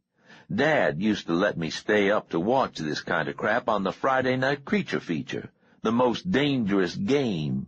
This is bullshit, Saul. Saul Lasky slammed the kitchen table with his palm so hard that the noise echoed in the tiled kitchen like a rifle shot. Natalie's coffee cup jumped and spilled its contents on the wooden tabletop. "Don't tell me it's bullshit!" shouted Saul. It was the first time in 5 months that Natalie had heard him raise his voice. "Don't tell me that this is all a bad melodrama. Tell your father, and Rob Gentry with their throats cut. Tell my nephew Aaron and his wife and children. Tell all of them. Tell the thousands that the Oberst led through the ovens. Tell my father and brother Joseph." Saul stood so quickly that his chair went over backward. He leaned over the table, and Natalie noticed the muscles under the tanned flesh of his forearms, the terrible scar on his left arm, the faded tattoo. His voice was lower when he spoke again, but not calmer. The ferocity was simply under control now. "Natalie, this entire century has been a miserable melodrama written by third-rate minds at the expense of other people's souls and lives. We can't stop it, even if we put an end to these aberrations. It will only shift the spotlight to some other carrion-eating actor in this violent farce. These things are done every day by people with no shred of this absurd psychic ability, people exercising power in the form of violence by right of their place, position, by bullet or ballot, or the point of their knife blade. But by God, these sons of bitches hurt our family, our friends, and we're going to stop them." Saul stopped, leaned on his hands, and lowered his head. Sweat dripped to the table. Natalie touched his hand. "Saul," she said softly, "I know, I'm sorry. We're very tired. We need sleep." He nodded, patted her hand, and rubbed his cheeks. "You'll get a few hours' sleep. I'm going to bed down on the rollaway in the observation room. I have the sensors programmed to set off the alarm when Herod wakes. With luck, both of us can get 7 hours' sleep." Natalie flicked off the light and walked with him to the bottom of the stairs. As she started up, she paused and said, "This means that we definitely have to go ahead with the next part, don't we, Charleston?" Saul nodded tiredly. "I think so. I see no other way. I am sorry." "That's all right," said Natalie, although her skin tightened with fear at the thought of what lay ahead. "I knew it would come to that." Saul looked up at her. "It doesn't have to." "Yes," said Natalie. She started slowly up the stairs, whispering the next sentence only to herself. "Yes, it does have to." 46. Los Angeles, Friday, April 24th, 1981. Special Agent Richard Haynes used a Bureau scrambler phone to contact Mr. Barrett's communications center in Palm Springs. He had no idea where Barrett was when the billionaire answered the phone. "Richard, what do you have to report?" "Not much, sir," said Haynes. "The Bureau here has been keeping track of the local Israeli consulate. That's standard procedure. but they don't have any record of Cohn visiting either the consulate or the import office that is the Los Angeles front for in-county Mossad operatives. We've got a man in their operations here, and he swears that Cohn wasn't here on business." "That's all you have?" Not quite. We checked out the Long Beach motel and confirmed that Cohn was there. The day clerk said that he'd been driving a rental car the morning he checked in, Thursday the 16th, but that he'd had a van. The clerk was pretty sure that it was a Ford Econoline when he checked out on Monday morning. One of the maids remembered that there were several large boxes, almost crate size, she said, stored in his room on Saturday and Sunday. She said that one of them was labeled Hitachi. "Electronics," said Barrett. "Surveillance equipment?" Possibly," said Haynes. "But the Mossad usually provides that kind of equipment without buying it over the counter." "What if Cohn was working alone or for someone else?" "We're going under that assumption right now," said Haynes. "Have you been able to ascertain whether Willie Borden was in the area?" No, sir. We staked out his house again. It hasn't been sold yet, but there's no sign of him or Reynolds or Luhar." "What about Harrod?" "Well, we haven't been able to get in touch with him." "What does that mean, Richard?" "Well, sir, we haven't had any surveillance on Harrod for several weeks, and when we tried to call yesterday and today, his secretary tells us that he's out and she doesn't know where he is. We have people over there today, but so far he hasn't left his house or shown up on the Paramount set." "I am somewhat disappointed, Richard." Haynes began to shake slightly down the length of his body. He propped his elbows on the desk and gripped the receiver tightly in both hands. "I'm sorry, sir. It's been difficult handling the Wyoming investigation while supervising the special team here in California." "What else has come of the Wyoming search?" Nothing concrete, sir. We're sure that Walters, the affected Air Force officer who— Yes. Well, Walters was in a Cheyenne bar on Tuesday evening. The bartender's pretty sure he remembers a group of men who included someone who fit Willie's description. Pretty sure? It was very crowded, Mr. Barrett. We're assuming it was Willie. We've checked all of the hotels and motels in an expanding radius that's reached Denver, but no one remembers seeing him or his two companions. This is becoming a litany of futile actions, Richard. Have you had any leads in discovering Willie's current location? Well, sir, we have all airline, Amtrak, and bus line scheduling computers on alert should any of Willie's entourage use a credit card or fly under their own names.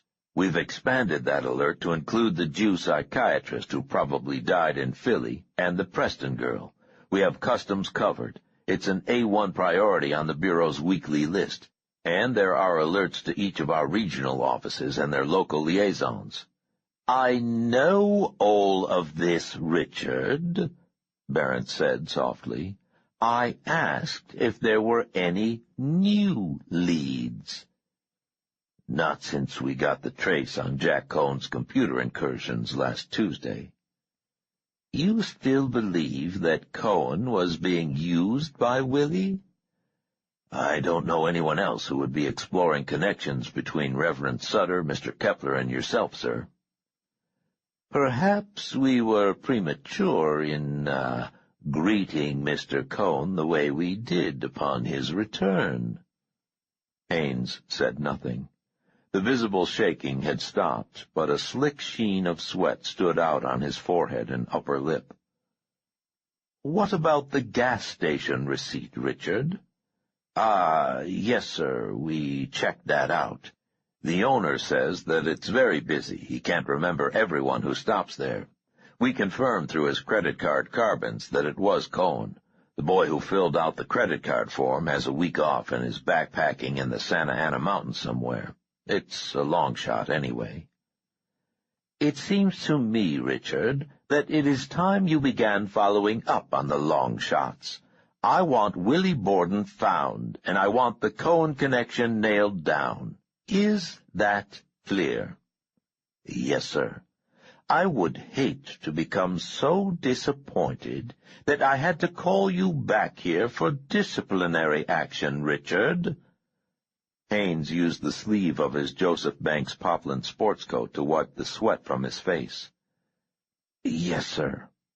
Now, did you not mention that you considered it a possibility that the Israelis had a safe house, or more than one, near Los Angeles? Ones that your bureau would not have yet discovered?"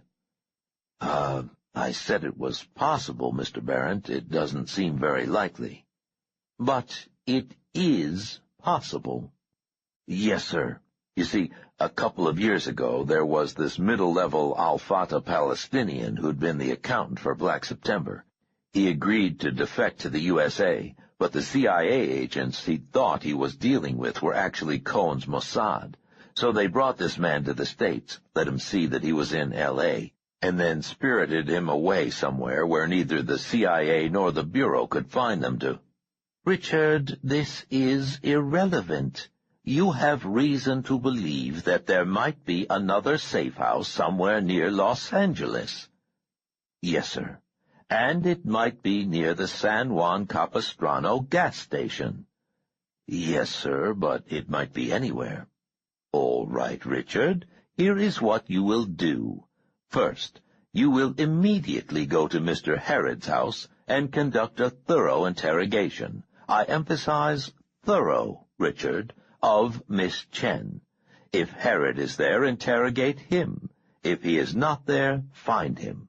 Second, you will utilize the full resources of your Los Angeles bureau station and whatever other local resources are necessary to find that backpacking gas station attendant and any other witnesses you may want to question. I want to know precisely what vehicle Mr. Cohen was driving, who was with him, and what direction they went from this particular gas station. Third, begin a survey of electronic supply stores in the Long Beach and surrounding areas. Find out if Jack Cohen or Willie purchased anything there. Fourth, re-interrogate the maids and clerks at the Long Beach Motel to discover the smallest bits of additional information. You may use whatever form of persuasion you deem necessary. Finally, I will offer some help from this end. A dozen of Joseph's plumbers will be sent out this afternoon to aid you in your, confidential investigations. Also, we will find out about that additional safe house. I will have that information to you within 24 hours. Haines rubbed his eyebrows. But how— He shut up. C. Arnold Barrett's chuckle sounded static-filled over the scrambled circuit. "Richard, you certainly don't believe that you and Charles were my only sources of information? If all else fails, I will telephone certain, contacts I have within the Israeli government. Because of the time difference, it may be tomorrow morning before I have a specific address for you. Do not wait that long. Begin a search of the area around San Juan Capistrano this afternoon. Check land sales records, homes that are unattended much of the year. Simply drive around and look for a dark Econoline van if nothing else occurs to you. Remember, you are looking for a private dwelling in a secure area, most probably away from residential areas." "Yes, sir," said Haines. "I will be back to you as soon as possible," said C. Arnold Barrett. "And Richard?" "Yes, sir." "Do not disappoint me again." "No, sir," said Richard Haines. 47. Los Angeles, Saturday, April 25th, 1981. Harrod was blindfolded and drugged when they dropped him off a block from Disneyland. When he returned to full consciousness, he was sitting behind the wheel of his Ferrari, fully clothed, his hands untied, his eyes covered with a simple black sleep mask. The car was parked behind a discount rug store, between a garbage dumpster and a brick wall. Herod got out of the car and leaned on the hood until most of the nausea and dizziness was gone. It was 30 minutes before he felt well enough to drive. Avoiding the freeways, heading west through Saturday traffic and then north on Long Beach Boulevard, Herod tried to sort things out. Much of the previous 40 hours was blurred or dreamlike, long conversations he could recall only fragments of, but the intravenous bruises and vestigial tingling from the final tranquilizer dart left no doubt that he had been drugged, dragged off, and put through hell. It had to be Willie. The last conversation, the only one he could remember completely, left no doubt of that. The man in the balaclava had come in and sat on the bed. Herod wanted to see the man's eyes, but there were only the mirrored lenses reflecting his own pale and stubbled face.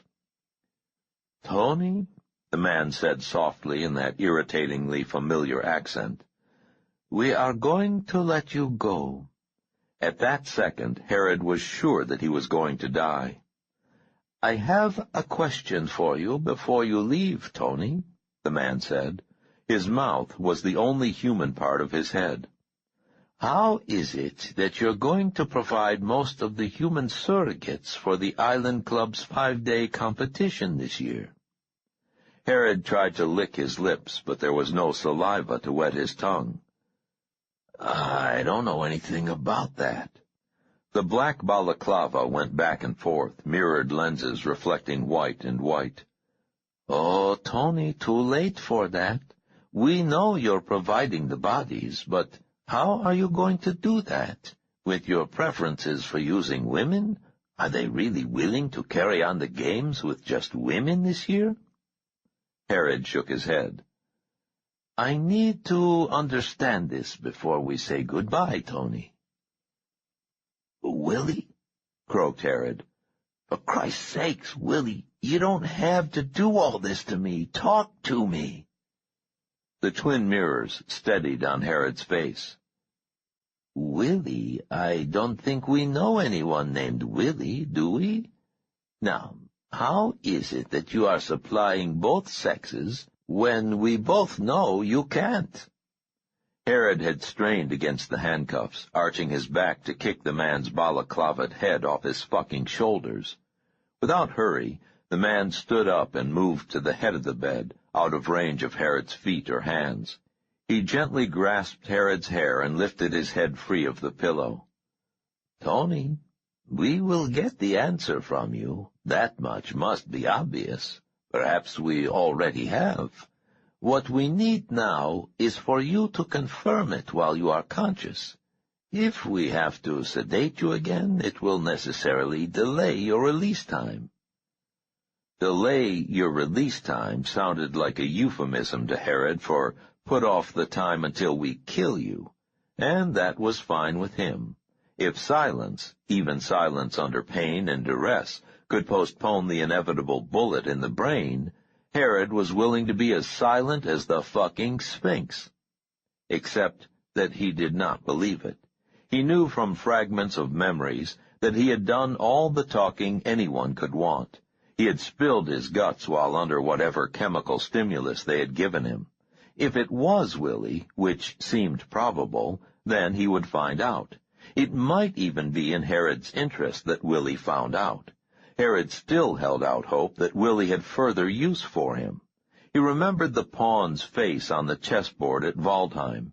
If these two were being run by Barrent or Kepler or Sutter, or a coalition of these three, then they wanted confirmation of things they either knew or could easily find out.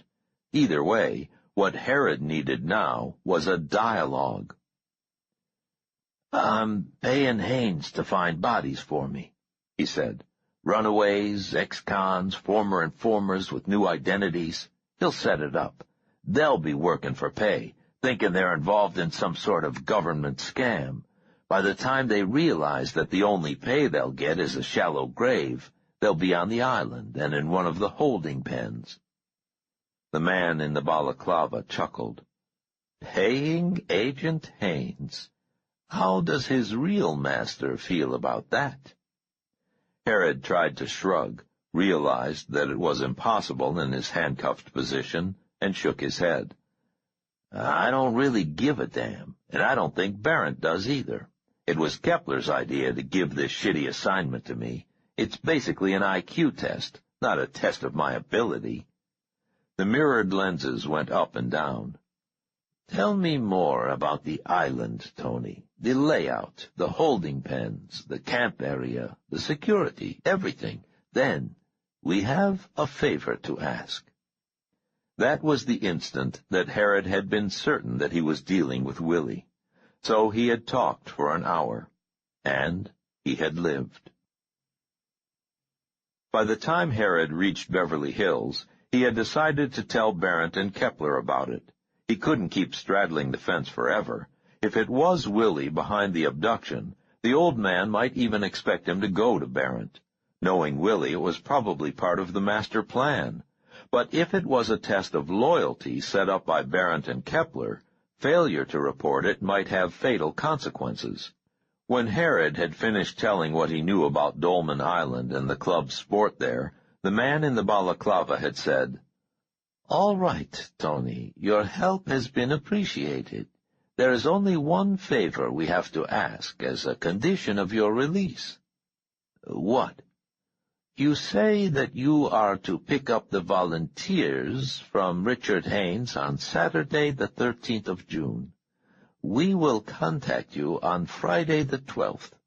There will be one or more people we will be substituting for some of Haynes's volunteers." Of course, Herod had thought. Willie's trying to mark the deck somehow. Then the impact of that fact really hit him. Willie's really coming to the island. "Is that agreed?" asked the man behind the mirrored lenses. Yeah, right." Herod still could not believe they were going to let him go. He could agree to anything and then do whatever he damned pleased. "And you'll keep the substitution to yourself?" "Yeah." "You realize that your life depends on doing this, depends on it now and in the future? There is no statute of limitations on betrayal, Tony." "Yeah, I understand." Herod wondered how stupid Willie thought he was, and how stupid had Willie become.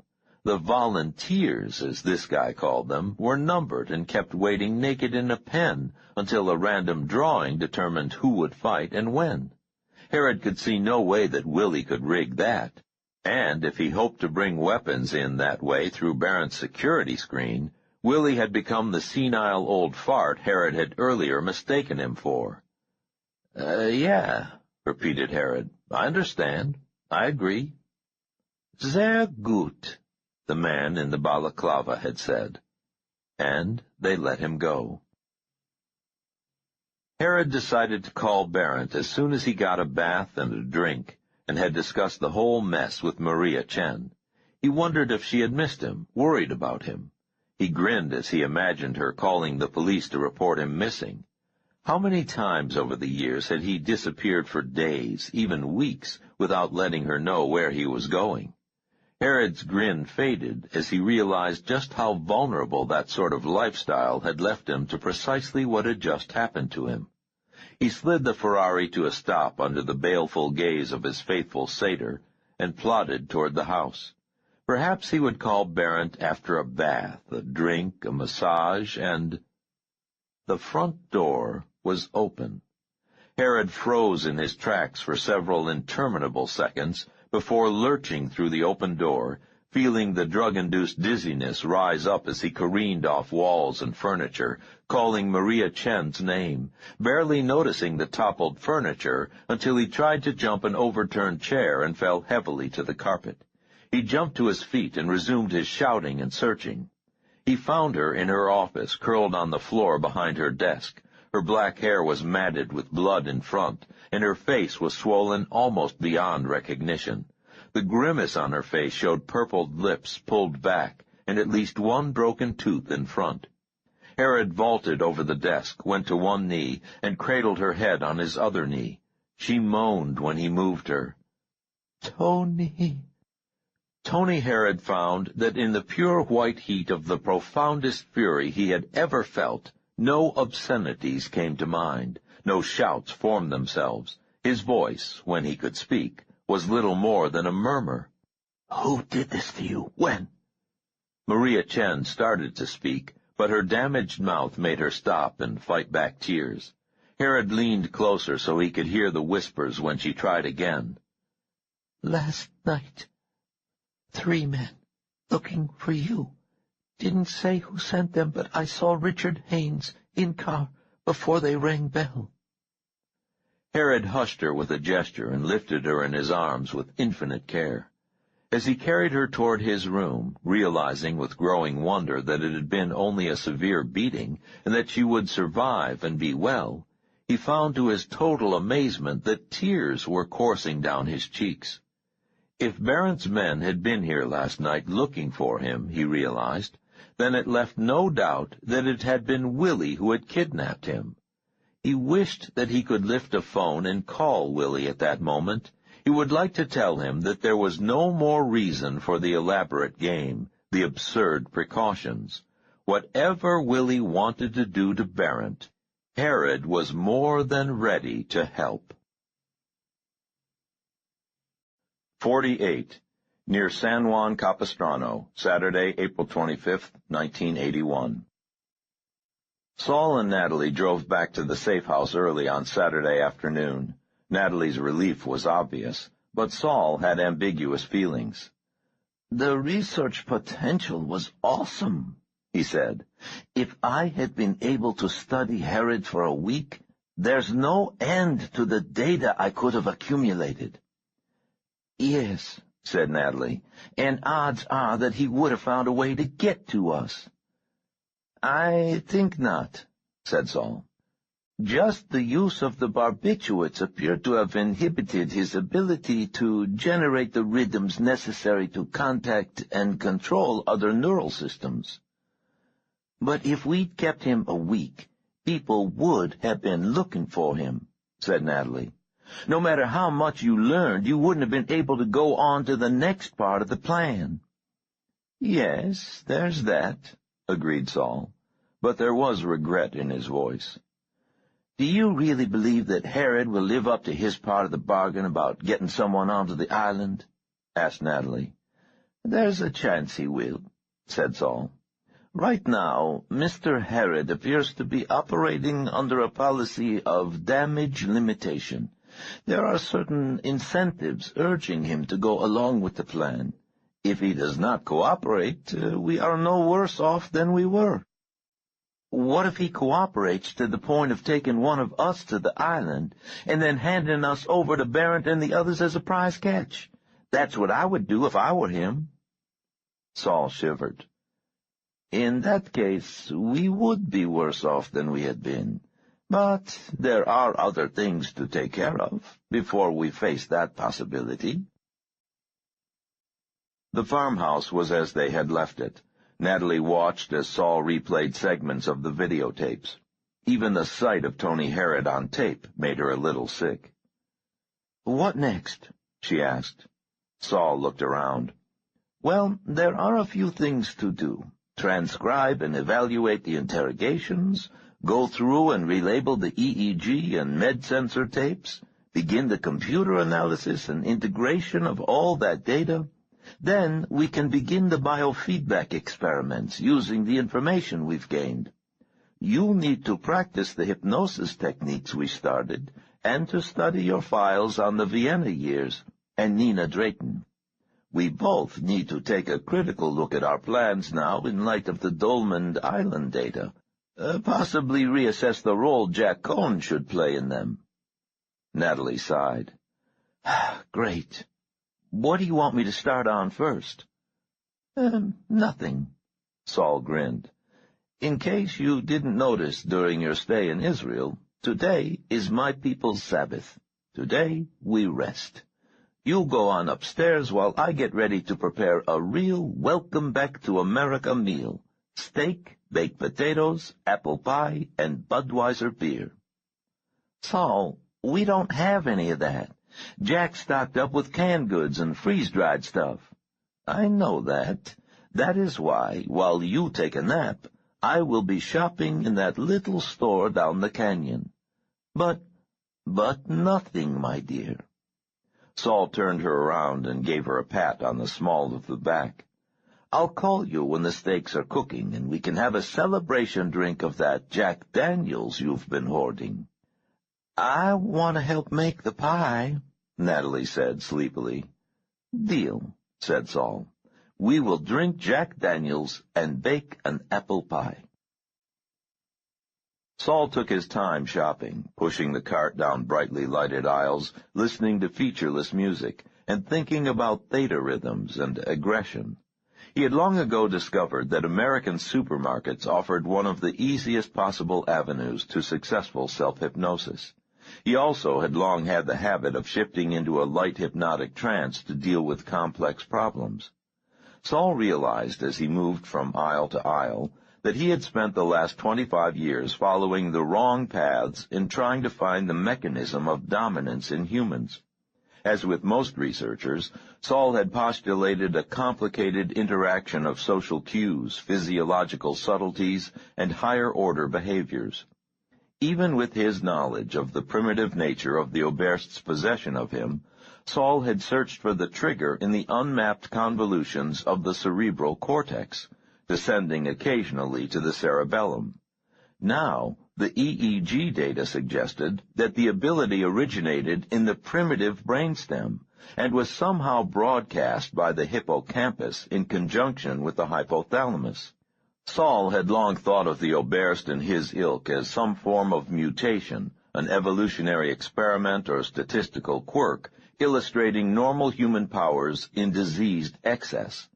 The 40 Hours with Herod had changed that forever. If the source of this inexplicable ability was the brainstem and early mammalian limbic system, Saul realized, then the mind vampire's ability must predate Homo sapiens. Herod and the others were sports, random throwbacks to an earlier evolutionary stage. Saul was still thinking about theta rhythms and REM status when he realized he had paid for the groceries and was being presented with 2 overflowing sacks. On a whim, he asked for $4 in quarters. Carrying the groceries to the van, Saul considered whether to call Jack Cohen or not. Logic argued against it. Saul was still resolved not to involve the Israeli more than was absolutely necessary, so he could share none of the details of the past few days, and he had no other requests of the agent, not yet. Calling Jack would be sheer self-indulgence. Saul stowed the groceries in the van and trotted over to a stand of payphones near the supermarket entrance. Perhaps it was time for a little self-indulgence. Saul was in a triumphant mood and wanted to share his good feelings with someone. He would be circumspect, but Jack would get the message that his time and effort had paid off for them. Saul dialed the number he had memorized for Jack's home phone. No one was home. He retrieved his change and direct-dialed the Israeli embassy, asking the receptionist for Jack's extension. When another secretary asked who was calling, Saul gave the name Sam Turner, as Cohen had suggested. He was to have left word that Sam Turner had immediate priority. There was a delay of almost a minute. Saul fought the sick feeling of déjà vu rising in him. A man came on the line and said, "Hello, who is this, please?" Sam Turner," said Saul, feeling the nausea grow. He knew he should hang up. "And who are you calling for, please?" Jack Cohen. "Could you please tell me the nature of your business with Mr. Cohen?" Personal." "Are you a relative or personal friend of Mr. Cohen's?" Saul hung up. He knew that it was more difficult to trace a telephone call than the movies and television suggested, but he had been on the line long enough. He called information, received the number of the Los Angeles Times, and used the last of his change to dial directly. Los Angeles Times? Yes, said Saul. My name is Chaim Herzog, and I am Adjutant Information Officer for the Israeli Consulate Office here in town, and I am calling to check on an error in an article you carried this week. Yes, Mr. Herzog, you want files and records. Just a second, and I'll connect you. Saul stared at the long shadows on the hillside across the highway, and when the woman said, "Morgue," he jumped. He repeated his cover story to her. Which day did this article run, sir? I'm sorry, said Saul. I do not have the clipping here, and I forgot which day. And what was the name of the gentleman you mentioned? Cohen, said Saul. Jack Cohen. He leaned against the telephone and watched large blackbirds work at something lying in the bushes just off the highway. Overhead, a helicopter roared west at 500 feet. He imagined the woman in files and records tapping at her computer keys. Here it is, she said. Wednesday's paper, April 22nd, 4th page. Israeli embassy official killed in airport mugging. Is that the article to which you're referring, sir? Yes. That was an Associated Press story, Mr. Herzog. Any error would have originated with the wire service office in Washington. Could you read it to me, please? Asked Saul, just so I can see if the mistake was actually there. Certainly. The woman read the 4-paragraph article, starting with, "The body of Jack Cohen, 58, senior agriculture attaché at the Israeli embassy, was discovered in the Dulles International Airport parking lot this afternoon, an apparent victim of robbery and assault." And ending with, "Although there are no leads at this time, police are continuing their investigation." Thank you, said Saul, and hung up. Across the road, the blackbirds abandoned their unseen meal and flapped skyward in a widening spiral.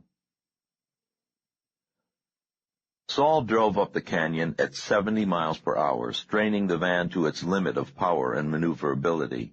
He had spent at least a full minute standing by the phone, trying to construct a logical, reassuring argument that Jack Cohen's death could indeed have been a mugging gone wrong. Such coincidences occurred all the time in real life.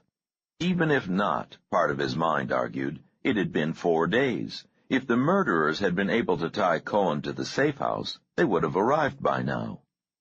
Saul did not buy it. He turned onto the farm lane in a cloud of dust and accelerated past trees and fences. He had not brought the Colt automatic with him. It was in his bedroom, upstairs, next to Natalie's room. There were no cars in front of the house. The front door was locked. Saul opened it and stepped in. Natalie! There was no answer from upstairs.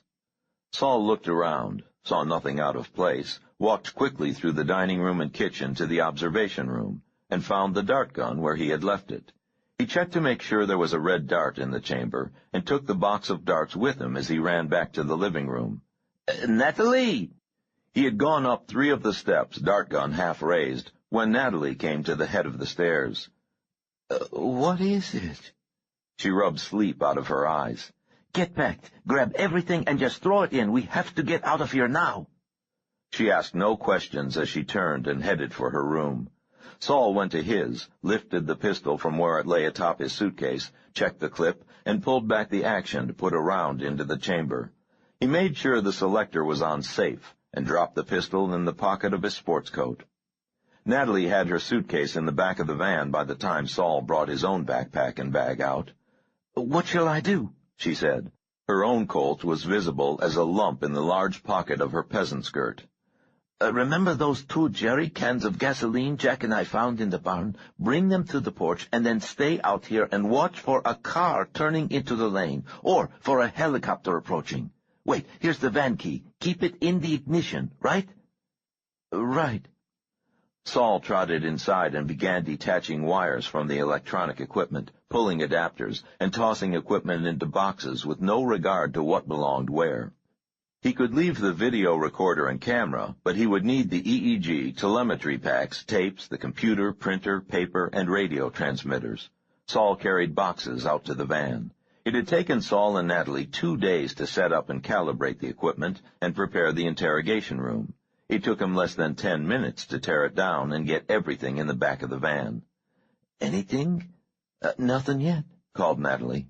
Saul debated only a second, and then carried the cans of gasoline into the back of the house and began dousing the interrogation room, the observation room, kitchen, and living room.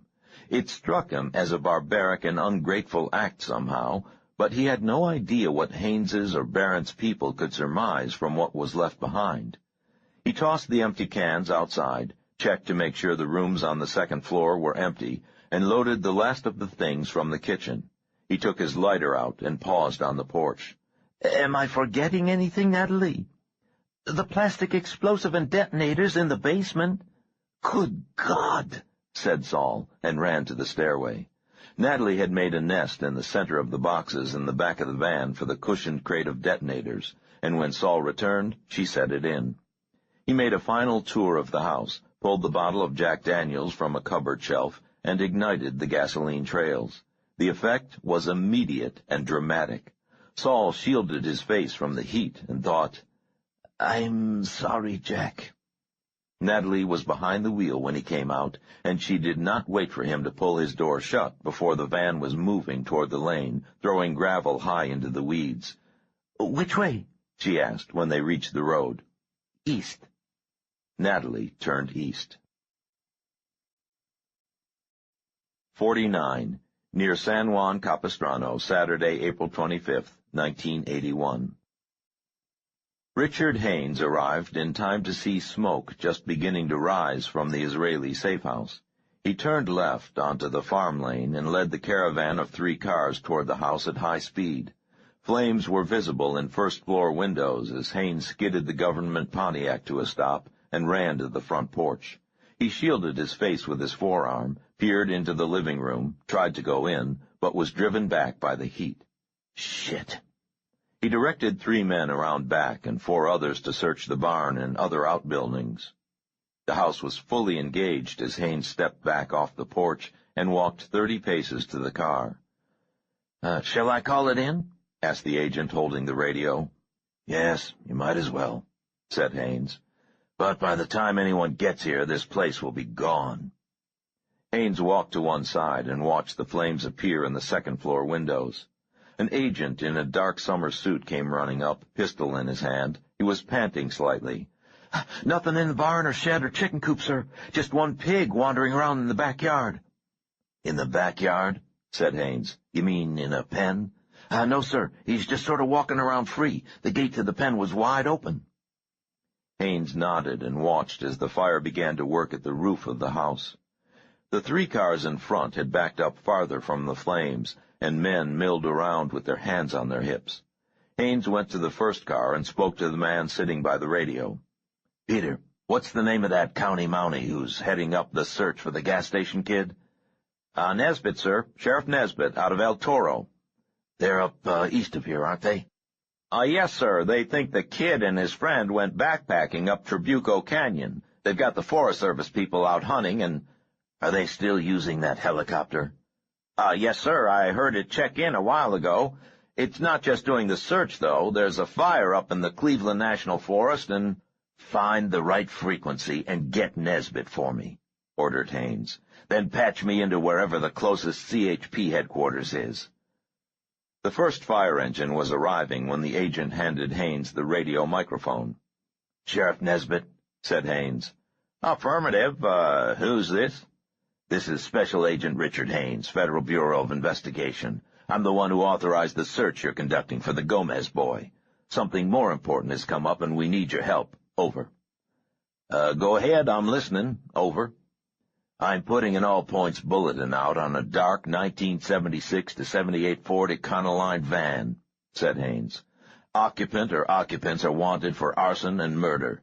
They may have just left this location at 12.2 miles up San Juan Canyon. We don't know if they went east or west, but our guess is east. Can you set up roadblocks on Highway 74 east of our location? Over. Who's picking up the tab on all of this? Over. Haynes gripped the microphone hard.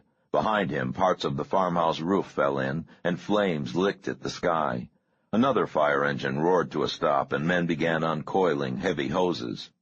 This is a matter of national security and great urgency, he shouted.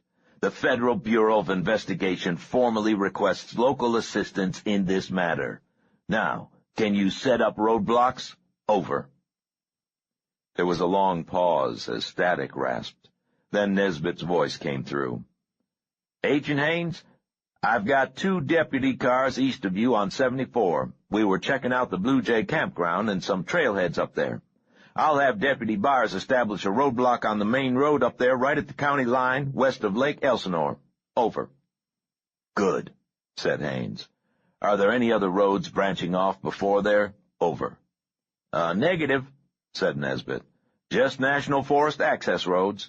I'll have Dusty take the 2nd unit and block those where they intersect. We'll need a better description of the vehicle's occupants, unless you just want us to arrest the Econoline. Over. Haines squinted toward the flames as the front of the farmhouse fell inward. The thin streams of water from the 4 hoses were making no difference. Haines thumbed the microphone. We're not sure of the number or description of suspects, said Haines. Possibly a Caucasian male, 70 years old, German accent, white hair, accompanied by a Negro male, 32, 6 feet 1 inch tall, 200 pounds, and or a white male, 28, blonde hair, 5 feet 11 inches tall. These men are armed and extremely dangerous. However, the van may be driven by others at this time. Locate and stop the van. Take great caution in approaching any of the vehicle's occupants. Over. You copy that, Byers? Roger. Dusty? Affirmative, Carl. Okay, Special Agent Haines, you got your roadblocks. Anything else? Over. Yes, Sheriff. Is your search helicopter still airborne? Over. Yeah. Steve's just finishing his search up around Santiago Peak. Steve, you hearing this? Over? Yes, Carl, I've been listening. Over. Haines, you want our chopper, too? He's on special contract to the Forest Service and us right now. Over. Steve, said Haines, as of this moment, you are under contract to the United States government on a matter of national security. Do you copy? Over. Yeah, came the laconic reply. Thought the Forest Service was U.S. government. Where do you want me? I just fueled up, so I have about 3 hours of flying time at this altitude. Over. What is your present location? Over. Moving south between Santiago and Trabuco Peaks, about 8 miles from your position. You want map coordinates? Over. Negative, said Haines. I want you to pick me up here.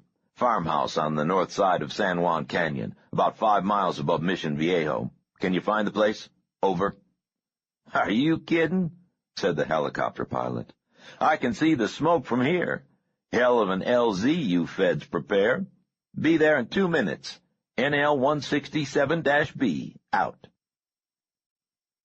Haines unlocked the trunk of the Pontiac. A passing fireman looked at the clutter of M16s, shotguns, sniper rifles, flak vests, and ammo clips, and whistled. Holy shit, he said to no one in particular. Haines extracted an M16, tapped a magazine against the rim of the trunk to settle the loads, and slapped the clip in. He took off his suit coat, folded it carefully, set it in the trunk, and pulled on a flak vest, loading the oversized pockets with extra clips. He pulled a blue baseball cap from atop the spare tire and tugged it on. The agent at the radio called to him.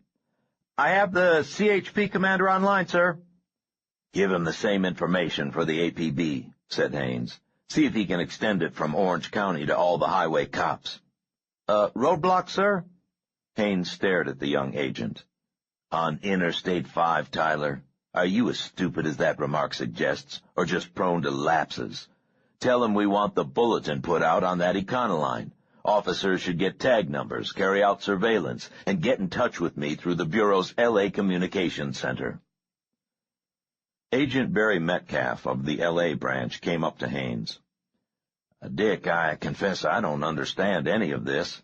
What are a bunch of Libyan terrorists doing using an Israeli safe house, and why did they torch it? Who said they were Libyan terrorists, Barry? Well, you said in the briefing that they were Mideast terrorists. Haven't you ever heard of Israeli terrorists? Metcalf blinked and said nothing. Behind him, the front of the farmhouse collapsed inward, sending sparks flying. The firefighters contented themselves with pouring water onto the nearby outbuildings. A small plexiglass-bubbled Bell helicopter throbbed in from the northeast, circled once, and set down in the field south of the house. Metcalf said, "Want me to come with you?" Haines gestured at the helicopter. "Looks like there's just room for one passenger in that old thing, Barry." "Yeah, it does look like something out of MASH. Hold down the fort here. When they get the fire out, we're going to have to sift through the ashes with a fine-tooth comb. There may even be bodies in there." "Oh, boy," Metcalf said without enthusiasm, and walked toward his men. As Haines jogged toward the helicopter, the man known as Swanson approached. He was the oldest of the 6 Kepler's plumbers Haines had brought along. He gave the FBI man a quizzical look. "It's all a long shot," Haines shouted over the noise of the rotors, "but I have a hunch that this is Willie's operation. Probably not the old man himself, but maybe Luhar or Reynolds. If I can flush them, kill them." "What about the paperwork?" said Swanson, nodding toward Metcalf and his group. "I'll take care of it," said Haines. "Just do the job." Swanson's head went slowly up and down. Haines was barely airborne, the small chopper spiraling upward through the smoke from the burning house, when the first radio report came in. "This is Deputy Byers in Unit 3 at the 74 East Road block to Agent Haines. Over." "Go ahead, Byers." The mountainous countryside was rising under the helicopter, the canyon road winding through it like a pale gray ribbon. Traffic was light. "Mr. Haines, this may not be anything, but I think a few minutes ago I saw a dark van, may have been a Ford, make a U-turn about 200 yards from my position. Over." "Which way is it headed now? Over." "Coming your way, sir, back down 74, unless it takes one of the forest roads. Over." "Could it get around you on those roads?" Over. "Negative, Mr. Haines. They're all either dead-end or turn into goat trails, except for the Forest Service fire road that Dusty's on. Over." Haines turned to the pilot, a short, heavy-set man in an L.A. Dodgers windbreaker and Cleveland Indians baseball cap. "Steve, can you get Dusty on here?" "He fades in and out," the pilot said over the intercom. "Depends on which side of the hill he's on." "I want him on the line," Haines said, and watched the countryside flash by 300 feet below. Scrub brush and pinon pines flickered past in a blur of light and shadow. Larger pines and cottonwood trees lined the dried creek beds and lower areas. Haines estimated that there was an hour and a half of daylight remaining. They reached the summit of the pass, and the helicopter gained altitude and circled. Haines could see the blue haze of the Pacific to the west, and the orange-brown haze of the smog above Los Angeles to the northwest. "Roadblocks just over the hill here," said the pilot. "I didn't see any dark van on the highway. Want to go south toward Dusty's area?" "Yes," said Haines. "Have you got him yet?" "He hasn't been answering his— Oh, here he is." He threw a switch on the console. "On 2-5, Mr. Haines." "Deputy, this is Special Agent Haines. Do you copy? Over." Yes, sir. Read your 5-by. I've got something you might want to look at here, Mr. Haines. Over." "What's that, Deputy?" Dark blue 1978 Ford van. I was driving up to get closer to the hard road and found it abandoned here. Over." Haines touched his headphone mic and grinned. "Anyone in it? Over." Negative. Bunch of stuff in the back, though. Over." "God damn it, Deputy, be specific. What kind of stuff?" Electronic stuff, sir. Not sure. You better come and take a look yourself. I'm going to check out the woods." "Negative, Deputy," snapped Haines. "Secure the van and sit tight. What are your coordinates? Over." "Coordinates? Tell Steve that I'm half a mile down the main fire road from Coot Lake. Over." Haines looked at the pilot. Steve nodded. "Roger," said Haines. "Just stay there, Deputy. Keep your revolver ready and stay alert. These are international terrorists we're dealing with." The helicopter banked steeply to the right and dropped toward wooded hillsides. "Taylor, Metcalf, you getting this?" Roger, Dick, came Metcalf's voice. We're ready to roll. Negative that, said Haines. Stay at the farmhouse. Repeat, stay at the farmhouse. I want Swanson and his men to meet me at the van. Got that? Swanson? Metcalf's voice sounded puzzled. Dick, this is our jurisdiction. I want Swanson, snapped Haines. Don't make me repeat myself. Over. Richard, we copy that, and we're on our way, came Swanson's voice. Haines leaned out the open door as they flew 600 feet above Coot Lake and dropped into a small valley. He cradled the M16 and smiled. He was pleased that he was going to make Mr. Barrett happy, and he was looking forward to the next few minutes. He knew now that it almost certainly was not Willie himself. The old man would have used the deputy and gone past the roadblock rather than abandon the van, but whoever it was, they had lost the ball game. There were many hundreds of square miles of national forest up here, but once Willie's people had to set out on foot, it was all over but the shouting. Haines had almost unlimited resources at his disposal, and the forest was mostly shrub. But Haines did not want to use unlimited resources or to wait for morning to conduct a search. He wanted to end this part of the game before it got dark. It might not be Luhar or Reynolds, thought Haines. Probably isn't. It could be the black woman Willie had used in Germantown. She'd dropped from sight completely. It might even be Tony Harrod. Haines remembered the questioning of Maria Chen the previous evening and smiled. The more he thought about it, the more sense it made that it could be Harrod.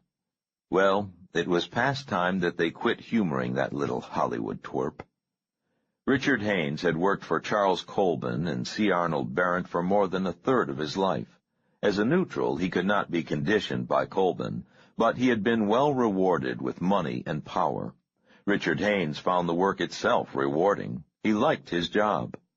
The helicopter came in over the clearing 200 feet high at 70 miles per hour. The black van was parked in the open, its rear doors open. Near it, a heavy four-wheel-drive sheriff's vehicle sat empty. "Where the hell is the deputy?" snapped Haines. The pilot shook his head and tried to raise Dusty on the radio. There was no answer. They circled the clearing in a widening spiral. Haines raised the M16 and watched between the trees for a sign of movement or color. Nothing.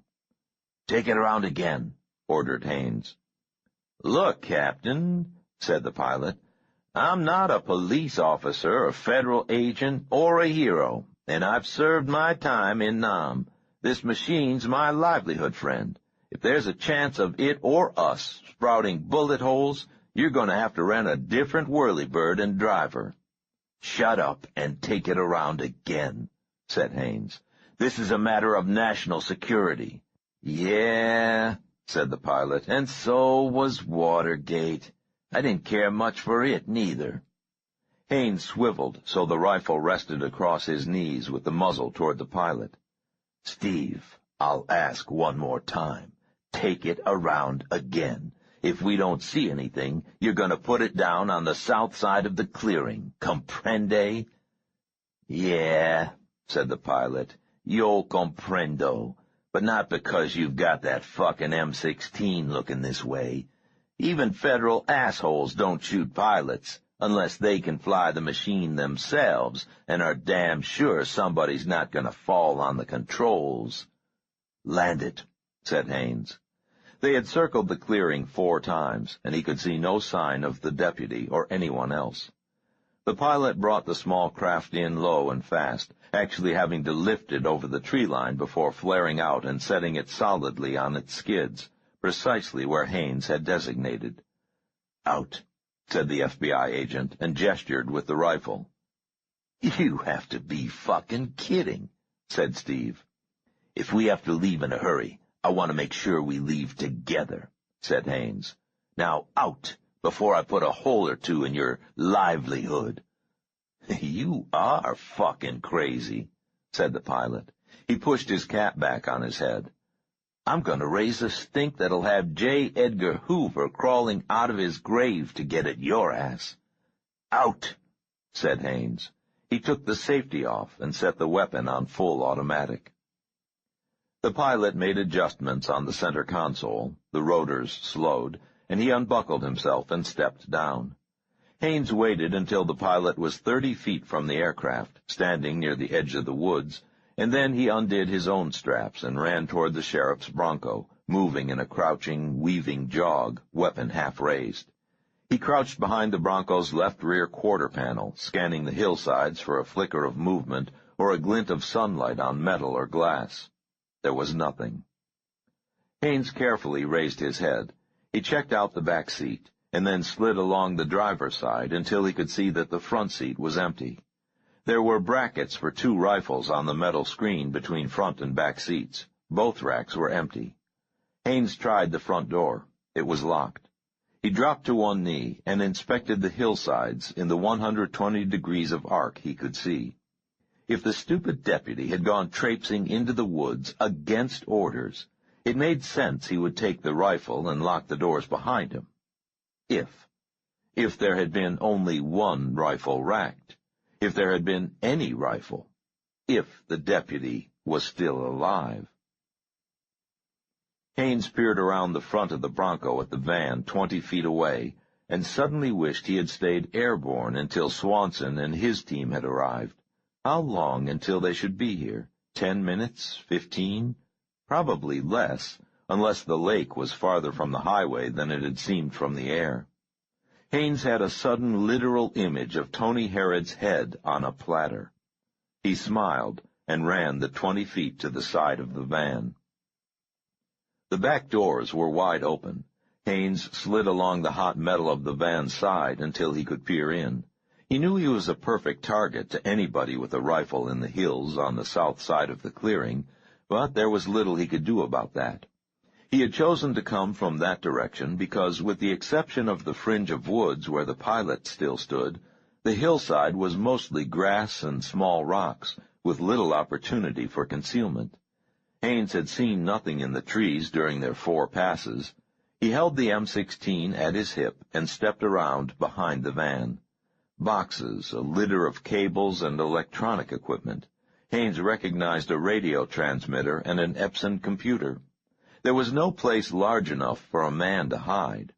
Haines stepped into the interior of the van and poked through the equipment and boxes. The box in the center held what appeared to be 60 or 70 pounds of gray modeling clay, carefully wrapped in separate plastic packets.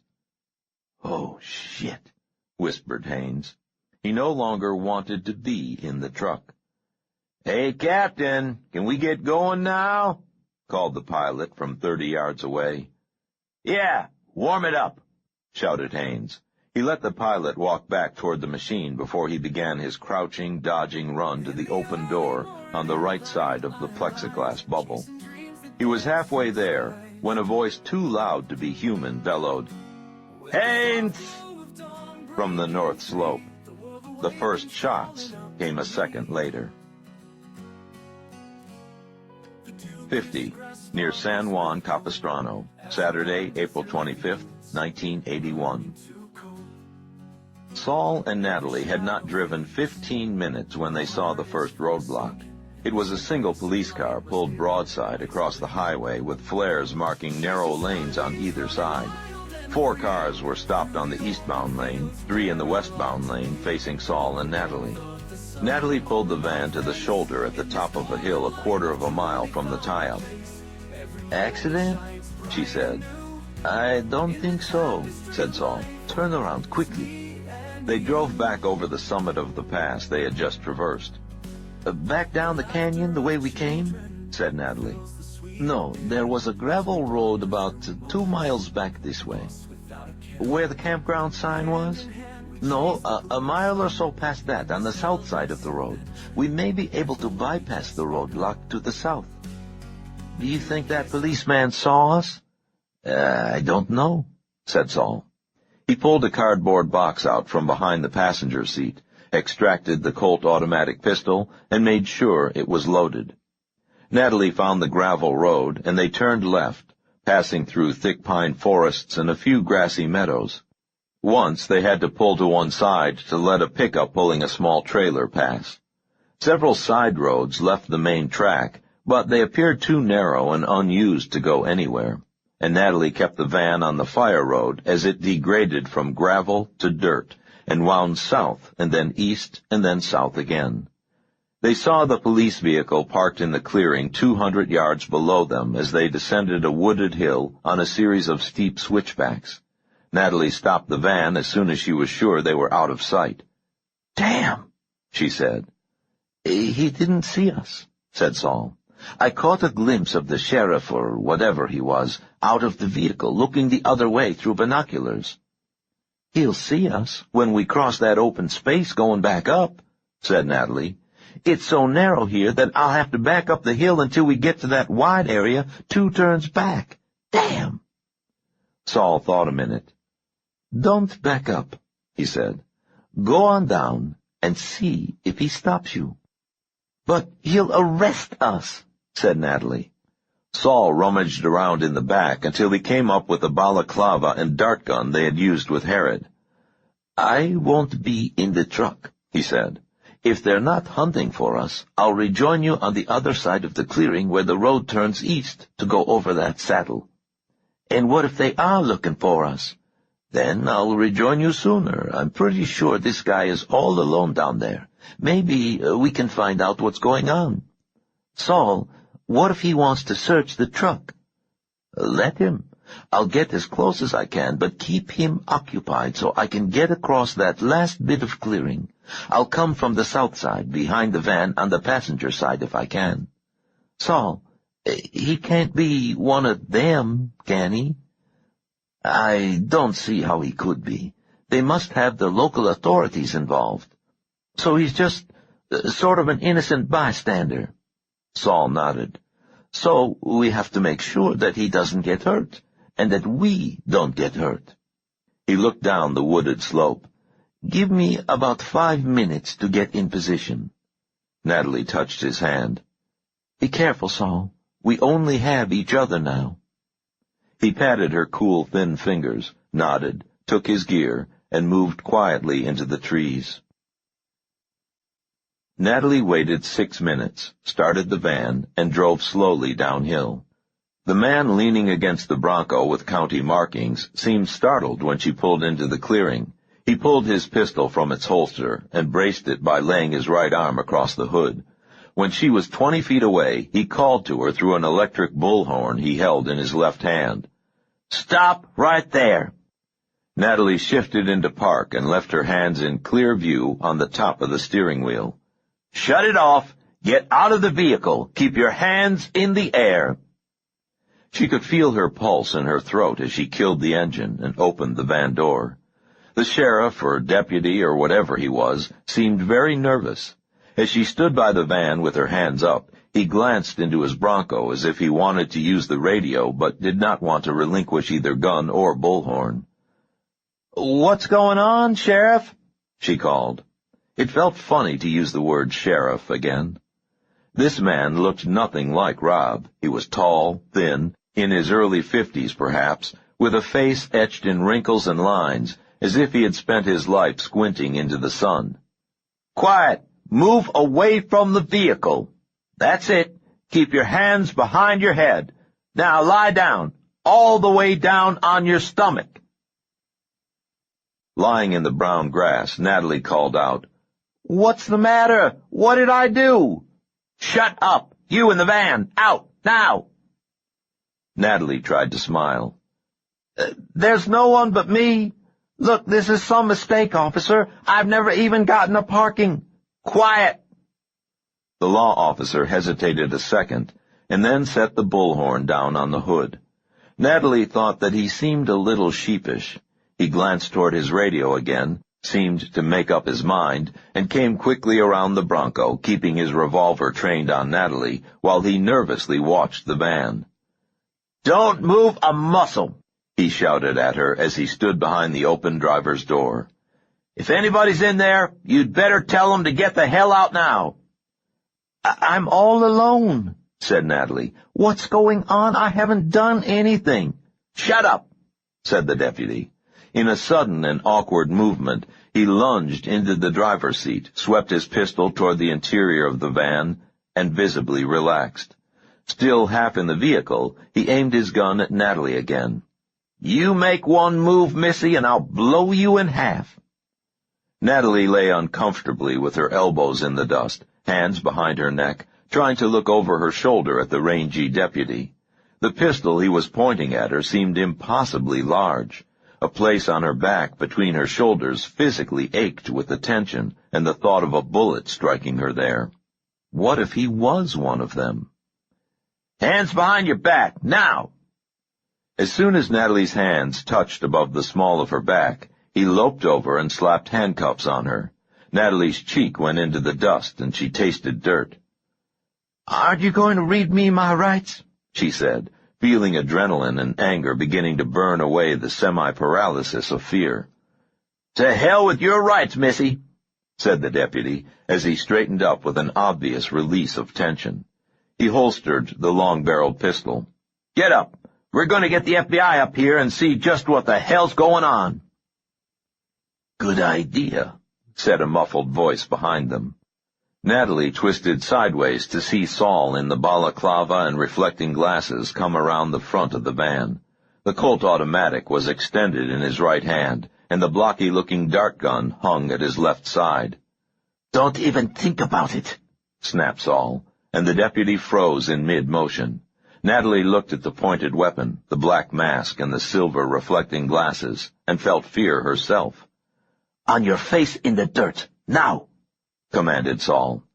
The deputy seemed to hesitate, and Natalie knew that his pride was warring with his sense of self-preservation.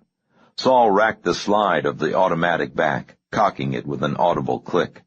The deputy got to his knees and dropped to his stomach. Natalie rolled away and watched. It was a tricky moment. The deputy's pistol was still in his holster. Saul should have had him throw it away before having him lie down. Now Saul would have to get within grabbing distance to remove it. "We're amateurs at all this," she thought. She wished Saul would just shoot the deputy in the butt with a tranquilizer dart and be done with it.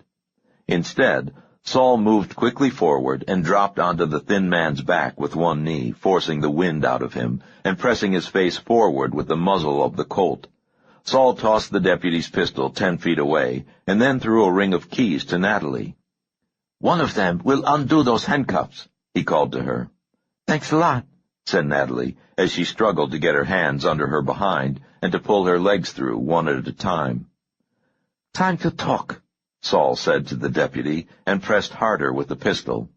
"Who organized these roadblocks?" "Go to hell," said the deputy. Saul stood up quickly, took 4 steps backward, and fired the automatic into the dirt 4 inches from the man's face. The noise made Natalie drop the keys. "Wrong answer," said Saul.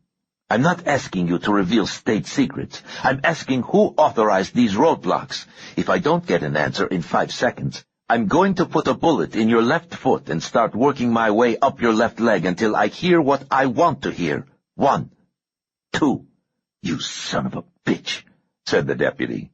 3, 4, the FBI, said the deputy.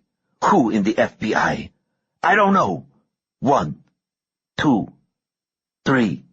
"Haynes!" shouted the deputy. "Some agent named Haynes out of Washington. He came on the radio about 20 minutes ago." "Where is Haynes now?" "I don't know, I swear." The second shot kicked up dust between the deputy's long legs. Natalie got the smallest key in, and the cuffs fell away. She chafed her wrists and scrambled to retrieve the deputy's gun from the dust where it lay. "He's in Steve Gorman's helicopter flying along the highway," said the deputy. "Did Haynes put out descriptions of people, or just the van?" snapped Saul. The deputy raised his head and squinted at them. "People," he said. "Black girl in her 20s, accompanied by male Caucasian." "You're lying," said Saul.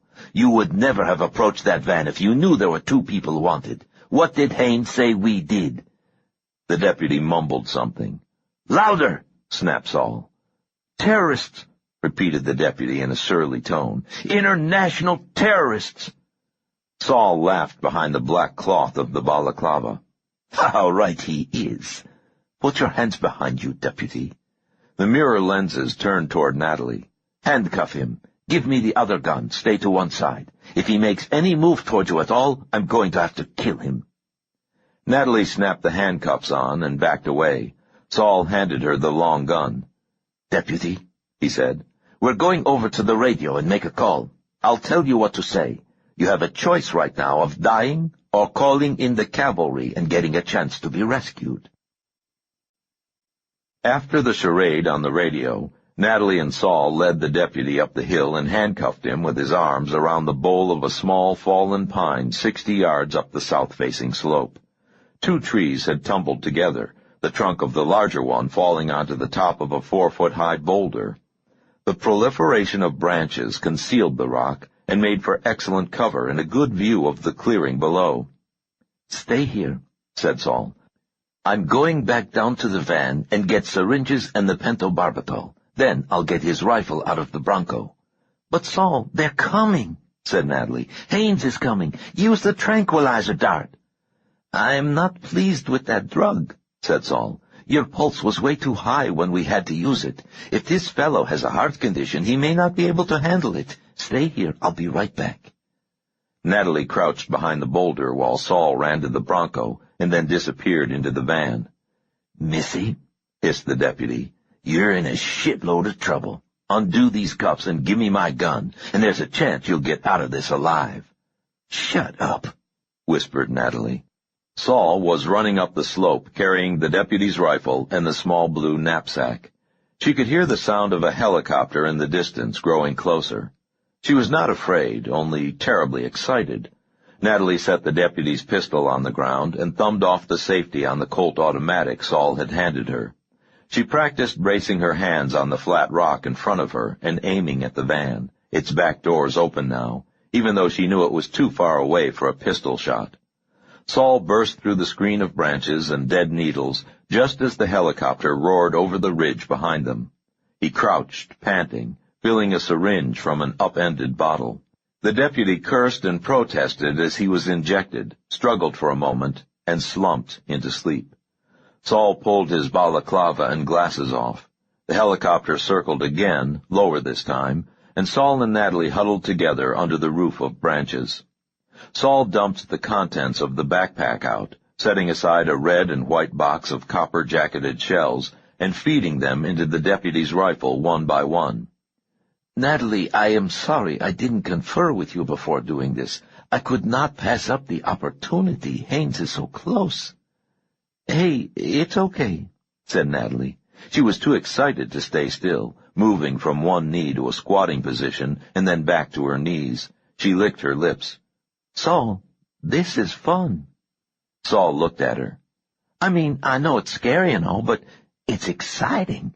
We're going to get this guy and get out of here and... Ouch! Saul had grasped her shoulder and squeezed very hard. He set the rifle against the rock and put his right hand on her other shoulder. Natalie, he said, at this moment our systems are full of adrenaline. It seems very exciting, but this is not television. The actors will not stand up and go out for coffee after the shooting is over. Someone will be hurt in the next few minutes, and it will be no more exciting than the aftermath of an automobile accident. Concentrate. Let the accident occur to someone else.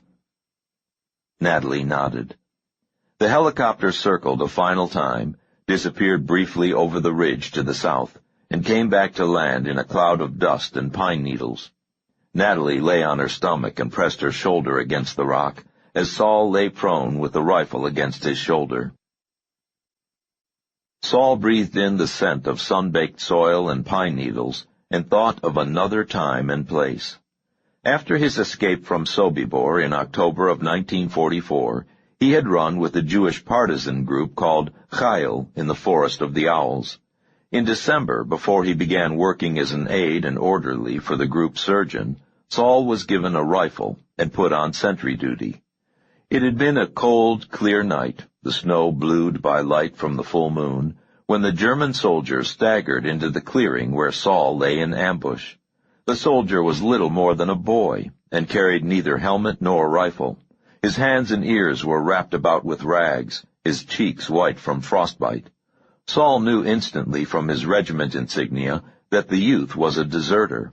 The Red Army had launched a major offensive in the area the week before, and although it would be 10 more weeks before the Wehrmacht was to be totally beaten, this youth had joined hundreds of others in headlong retreat. Yechiel Greenspan, Chayil's leader, had given explicit instructions on what to do with solo German deserters. They were to be shot, their bodies thrown in the river or left to rot. No effort at interrogation was to be expended. The only exception to this execution order was if the noise of the shot would reveal the partisan band to the infrequent German patrols. Then the sentries were to use knives or let the deserter pass. Saul had called out a challenge. He could have fired. The band he was with lay concealed in a cave hundreds of meters away. There was no German activity in the area, but he had challenged the German instead of firing immediately. The boy had dropped to his knees in the snow and begun weeping, imploring Saul in German. Saul had worked around behind the boy so that the muzzle of the ancient Mauser was less than 3 feet from the back of the blond head.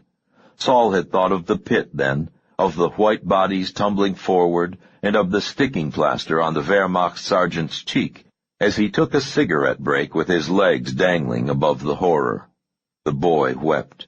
Ice glinted on his long lashes. Saul had raised the Mauser. And then he had stepped back and said, "Go," in Polish, watching as the young German stared over his shoulder in disbelief, and then crawled and stumbled from the clearing. The next day, as the group moved south, they had found the boy's frozen body lying face down in an open spot in a stream. That was the same day that Saul had gone to Greenspan and asked to be made an aide to Dr. Jasek. The Chayil leader had stared at Saul for some time before saying anything. The group had no time for Jews who would not or could not kill Germans, but Greenspan knew that Saul was a survivor of Chelmno and Sobibor. He agreed. Saul had gone to war again in 1948, and in 1956, and in 1967, and for only a few hours in 1973. Each time he had gone as a medical officer, except for those terrible hours under the Oberst's control when he had stalked Der Alta. Saul had never killed a human being. Saul lay on his stomach in the soft bed of sun-warmed pine needles and glanced at his watch as the helicopter landed. It was in a bad place, on the far side of the clearing, partially obscured by the deputy's Bronco. The deputy's rifle was old, wooden stock, bolt action, with only a notched sight. Saul adjusted his glasses and wished it had a telescopic sight. Everything about this was wrong, according to Jack Cohen's advice. A strange weapon that he had never fired, a cluttered field of fire, and no avenue of retreat. Saul thought of Aaron and Deborah and the twins, and used the bolt to slide around into the chamber. The pilot got out first and moved slowly away from the helicopter. This surprised and bothered Saul. The man waiting in the right side of the bubble was armed with an automatic rifle and wore dark glasses, a long-billed cap, and a massive vest of some sort. At 60 yards, with the glare of the setting sun on the plexiglass, Saul could not be sure that the man was Richard Haynes. Saul held his fire. He felt a sudden nausea rise in him, along with the certainty that this was the wrong thing to do. He had heard Haynes's call to Swanson on the deputy's radio when he was retrieving the rifle. This had to be Haynes. But all the FBI man had to do was sit and wait for the others to arrive. Saul set the deputy's bullhorn next to his left hand and sighted down the barrel again. The man in the flak jacket moved then, running in a combat crouch to the cover of the Bronco. Saul did not get a clear shot, but he did see the strong jaw and carefully trimmed hair under the cap. He was looking at Richard Haynes. "Where is he?" whispered Natalie. "Shh," whispered Saul. "Behind the van now. He has a rifle. Stay low." He set the bullhorn on the ground in front of his face, made sure it was on, and braced the rifle with both hands. The pilot called something, and the agent behind the van shouted back. The pilot moved slowly toward the helicopter, and 5 seconds later the other figure appeared, moving swiftly. "Haynes!" shouted Saul, and the amplified boom made Natalie jump and came echoing back from the opposite hillside. The pilot ran for the trees as the flak-jacketed figure swiveled, dropped to his right knee, and began raking the hillside with automatic fire. Saul thought the popping sound tiny and toy-like. Something whined through the branches 8 or 9 feet above them. Saul squeezed the oiled stock against his cheek, took aim, and fired. The recoil slammed the butt against his shoulder with surprising strength. Haynes was still up and firing, sweeping the M16 in small, deadly arcs. 2 bullets struck the boulder in front of Saul, and another buried itself in the fallen log above him with the sound of an axe splitting wood. Saul wished he had handcuffed the deputy deeper under the woodpile. Saul had seen the pine needles jump ahead and to the left of Haynes. He raised his sights up and to the right, and was vaguely aware in the periphery of his vision that the pilot had turned and run for the trees. Saul could see the muzzle flashes from the M16 as Haynes blazed away. A final rattle of bullets struck the boulder where Natalie was curled in a fetal position. The firing stopped abruptly. The kneeling figure threw a rectangular clip away while pulling another from his vest pocket, and Saul took careful aim and shot Haynes. The special agent seemed to be pulled backward by the tug of an invisible cable. His sunglasses and cap flew off, and he landed on his back, legs spraddled, the rifle 6 feet beyond his head. The sudden silence was deafening. Natalie was up on her knees, peeking around the side of the boulder and breathing heavily through her mouth. "Oh, Jesus," she whispered. "Are you all right?" asked Saul. "Yeah, stay here." "Forget that," she said, and stood with him as he got up to descend the hillside. They were 40 feet down the slope when Haynes rolled over, scrabbled onto his knees, retrieved the rifle, and bolted for the opposite tree line. Saul dropped to one knee, fired, and missed. "Damn, this way." He pulled Natalie to their left through thick brush. "The others will be coming," panted Natalie. "Yes," said Saul. "No noise." They continued moving left from tree to tree. Across the clearing, the hillside was too bare for Haynes to move clockwise ahead of them. He would have had to stay where he was, or be moving toward them. Saul wondered whether the pilot was armed. Saul and Natalie moved as quickly as possible while staying behind trees and keeping back from the edge of the clearing. When they were approaching the point where Haynes had entered the trees, Saul waved Natalie to a stop in a thick copse of second growth, while he moved forward in a crouch, looking to the left and right after each step. Extra cartridges jingled in the pockets of his sports coat. It was getting dark under the trees. Mosquitoes were coming out, buzzing by Saul's sweaty face. He felt like hours had elapsed since the helicopter had landed. A glance at his watch told him that it had been 6 minutes. A horizontal band of light on the forest floor caught something bright against dark needles. Saul dropped to his stomach and wiggled forward on his elbows. He stopped, gripped the rifle in his left hand, and extended his right hand to touch the blood that had splattered needles and dirt. Other spatters were visible to the left, disappearing where the trees grew thicker. Saul was edging backward when the roar of automatic fire began to his left and behind him, anything but toy-like now, loud and frenzied. He pressed his cheek to the soil and tried to will his body and backbone into the dirt with him as bullets ripped branches, stitched tree trunks, and whined into the clearing. He heard at least 2 strike metal there, but he did not raise his head to see which vehicle was hit. There was a terrible scream not 40 feet from Saul, and then a moan that started low and seemed to ascend into the ultrasonic. He jumped up and ran to his left, catching his glasses as a branch batted them off, almost falling over Natalie where she crouched behind a rotten stump. He threw himself down next to her and whispered, "You all right?" "Yes." She gestured with her pistol toward a thick growth of young pines and spruce, where the hill bent toward a ravine to their left. "The noise came from over there. He wasn't firing at us." "No." Saul looked at his glasses. The frames were bent. He tapped at his sports coat pockets. Cartridges clinked. The pistol was still in his left pocket. His elbows were a muddy mess. "Let's go." They crawled forward, Natalie 3 yards to Saul's right. As they approached a small stream running out of the ravine, the undergrowth grew thicker, sporting tender young spruce and fir, stands of low birch, and clusters of ferns. Natalie found the pilot. She almost set her forearm on his chest as she moved around a thick juniper bush. He had been cut almost in half by rapid fire from the M16. His abdominal wall hung in loose flaps of red striated muscle, and his fingers were clenched around the white and gray ropes of intestines, as if he had tried to tuck himself back in. The small man's head was thrown far back, and his mouth was wide open in an unfinished scream, the clouded eyes fixed on a small patch of blue sky between branches far above. Natalie turned and vomited silently into ferns. "Come on," whispered Saul. The noise of the stream was loud enough to cover soft sounds. There were tiny asterisks of blood on a fallen log behind a wall of spruce saplings. Haines must have crouched there minutes before until he heard the sound of the pilot moving through the bushes, seeking his own shelter. Saul peered through the spruce.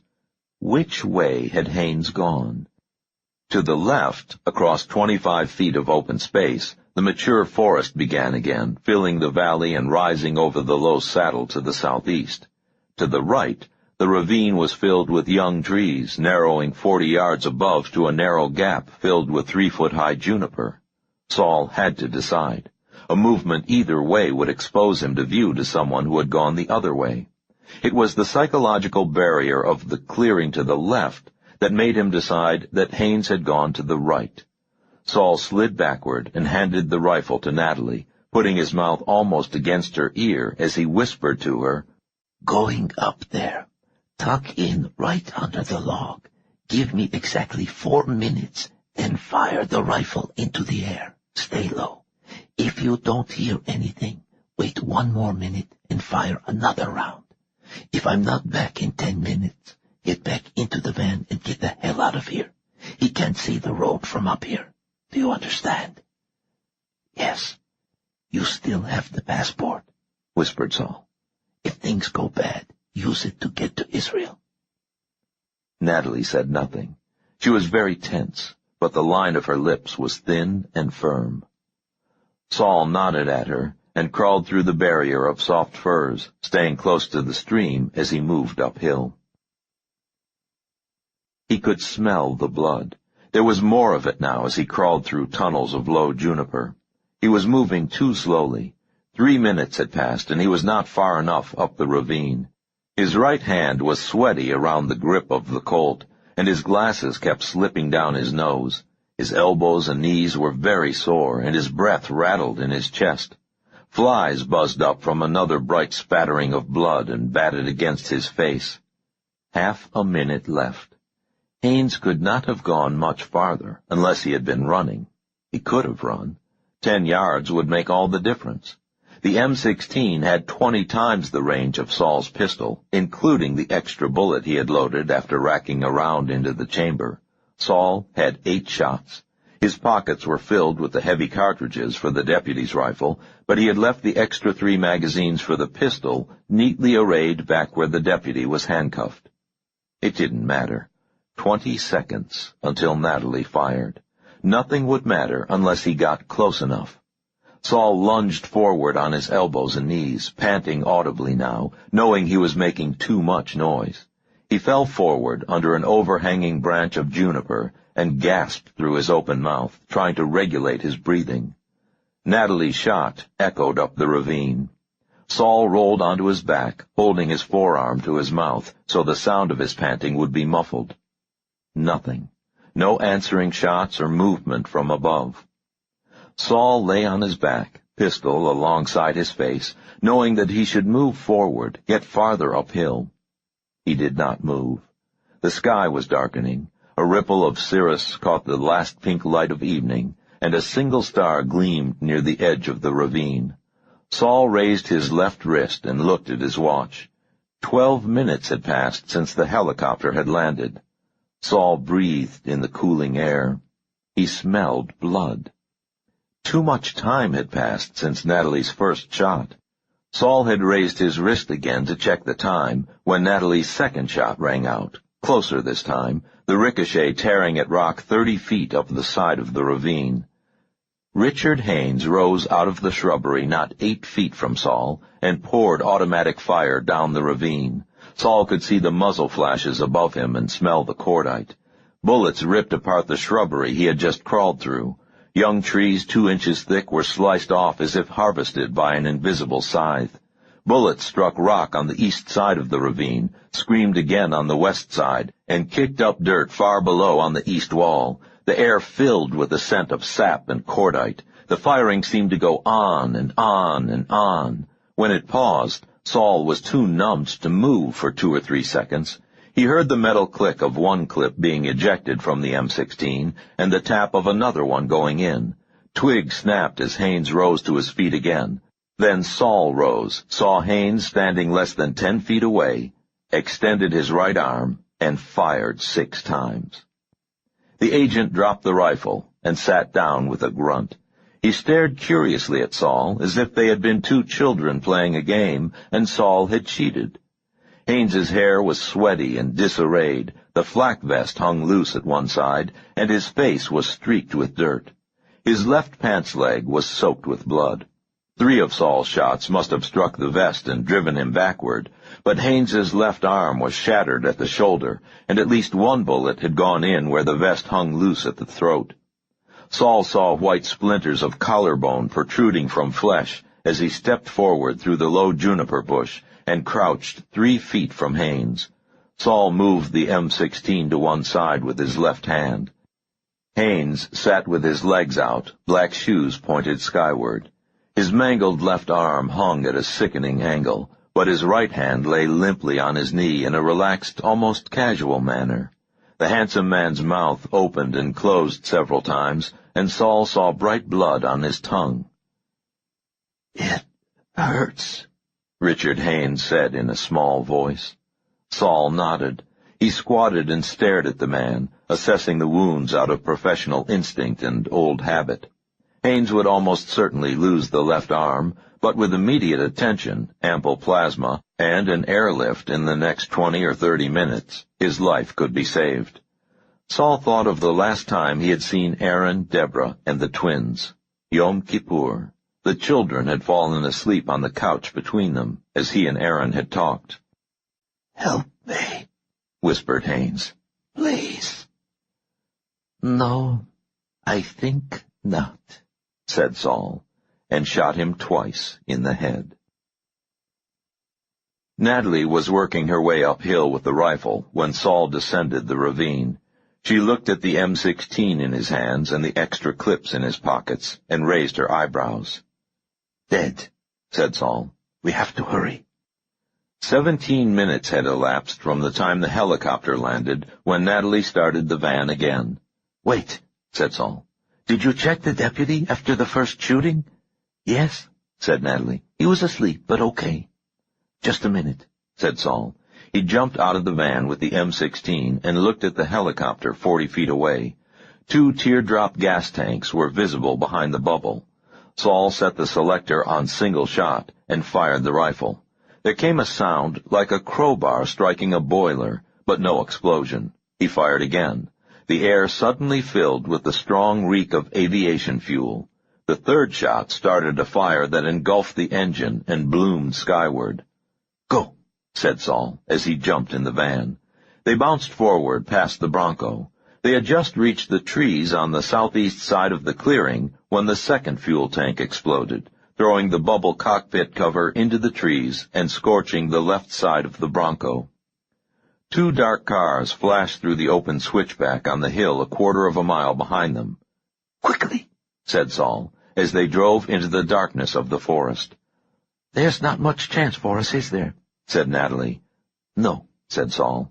"They'll have every cop in Orange and Riverside counties after us. They'll seal off the highway between here and the other side, close all routes to I-15, and send helicopters and 4-wheel-drive vehicles into the hills even before first light." They rocketed across a stream and roared over the saddle at 70 miles per hour in a shower of gravel. Natalie slid the van around a corner, countersteered perfectly, and said, "Was it worth it, Saul?" He looked up from trying to adjust his bent glasses. "Yes," he said. "it was." Natalie nodded and drove down a long slope toward an even darker stretch of forest ahead. 51. Dothan, Alabama, Sunday, April 26, 1981. On Sunday morning, before a live in-person audience of 8,000 and a live television audience of perhaps 2.5 million, the Reverend Jimmy Wayne Sutter preached a fire and brimstone sermon so bone-rattling that members of the audience in the Palace of Worship were on their feet and speaking in tongues, while those at home were on their phones and giving their Visa and MasterCharge numbers to waiting pledge takers. The televised worship service lasted 90 minutes, and 72 minutes of it consisted of the Reverend Sutter's sermon. Jimmy Wayne read excerpts from the letters to the Corinthians to the faithful, and then followed that with a much longer segment where he imagined Paul writing updated letters to the Corinthians in which he reported on the moral tone and prospects in the United States. To hear the Reverend Jimmy Wayne put words in Paul's mouth, the current climate in the U.S. was one of prayerlessness, pornography, creeping secular humanism, inculcating defenseless youth in the secret rites of sinful socialism, permissiveness, promiscuity, demonic possession, advanced by rock videos and by Dungeons and Dragons games, and a general and pervasive rottenness manifested most visibly by the sinful's refusal to accept Christ as their personal Savior, while giving generously to such urgent Christian causes as Bible Outreach 1-800-555-6444. When the Outreach Gospel Choir had sung their final triumphant chord and the red lights were out on the 9 massive cameras, the Reverend Jimmy Wayne swept through the private corridors to his office, accompanied only by his 3 bodyguards, his accountant, and his media consultant. Sutter left all 5 in his outer office and shed clothes as he moved across the carpeted expanse of his sanctum sanctorum, leaving a trail of sweat-soaked garments on the floor until he stood naked by the bar. As he poured himself a tall bourbon, the high-backed leather chair behind his desk swiveled around, and an old man with a flushed face and pale eyes said, "A very stimulating sermon, James." Sutter jumped, spilling bourbon on his wrist and arm. "Gosh darn it, Willie. I thought you were coming this afternoon." "Yeah, but I decided to arrive early," said Wilhelm von Borchert.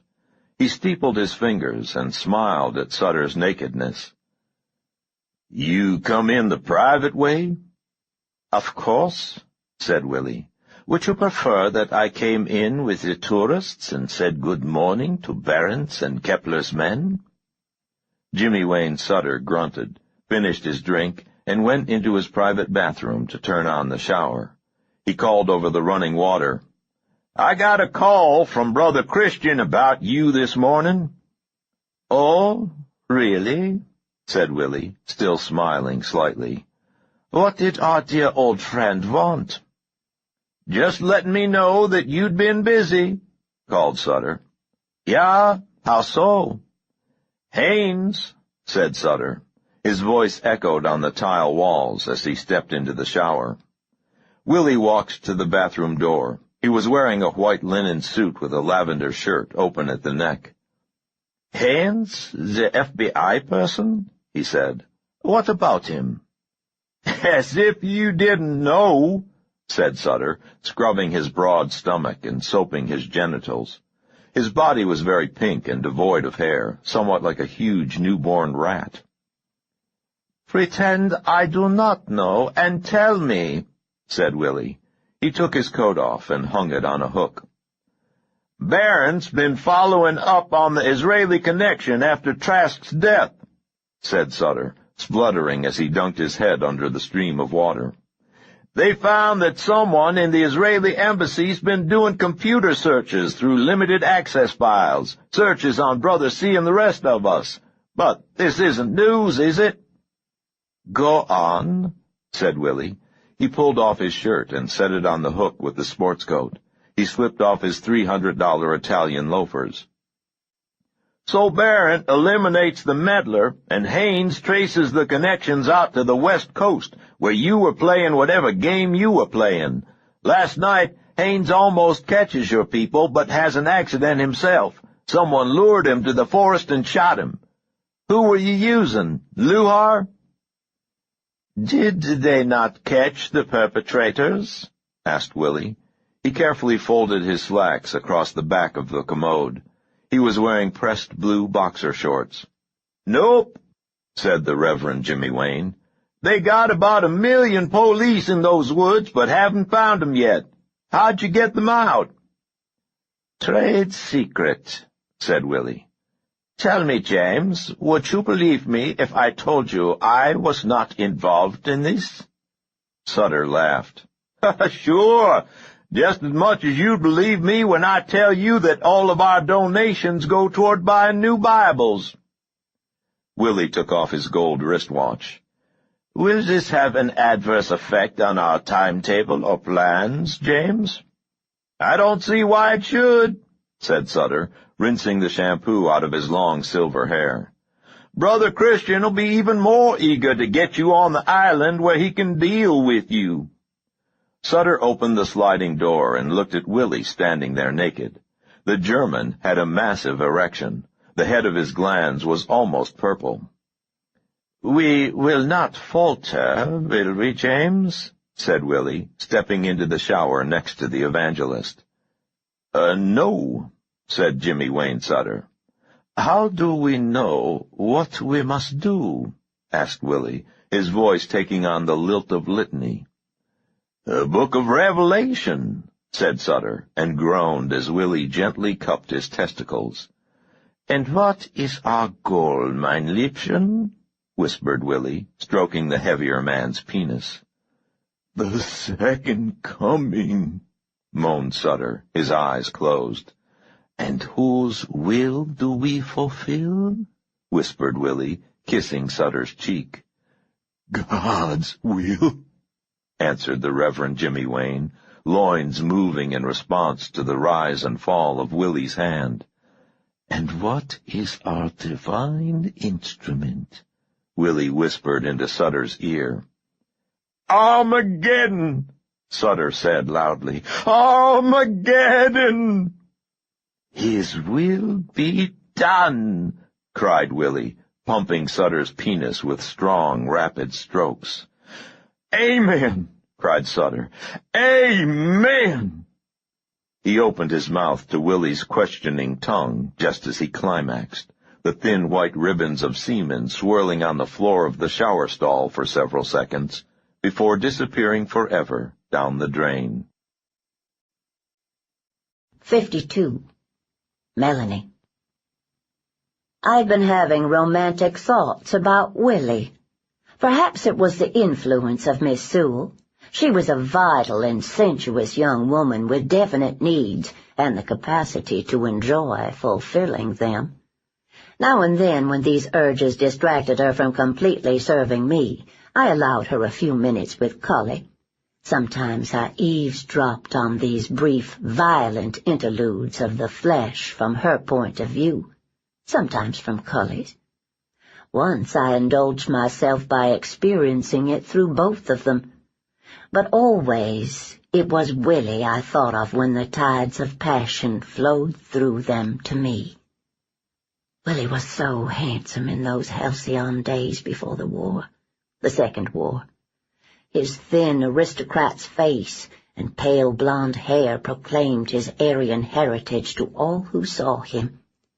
Nina and I enjoyed being seen with him, and I believe he took pride in sharing the company of these two attractive and playful American women, the stunning blonde with the cornflower blue eyes, and the shyer, quieter, yet somehow beguiling young belle with brown curls and long lashes.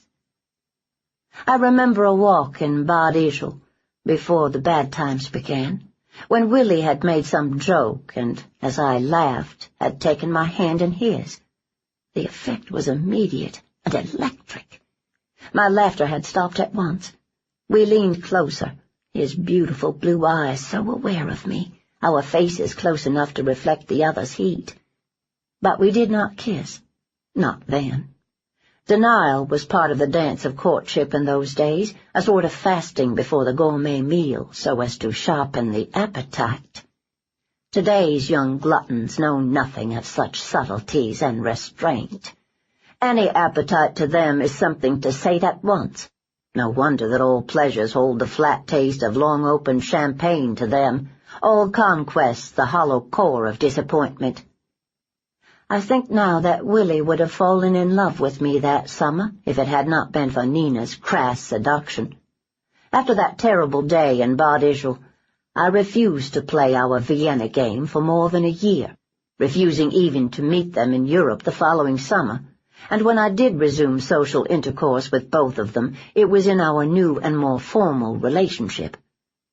I realize now that Willie's brief affair with Nina was long over by that point. Nina's flame burned brightly, but briefly. During our final summers in Vienna, Willie was all but consumed by his obsession for his party and his Führer. I remember he wore his brown shirt and ugly armband to the premiere of Das Lied von der Erde, when Bruno Walter conducted it in 1934. That was the terribly hot summer that we stayed with Willie in a gloomy old house he had rented on Hohe Farte, near where that stuck-up Alma Mahler lived.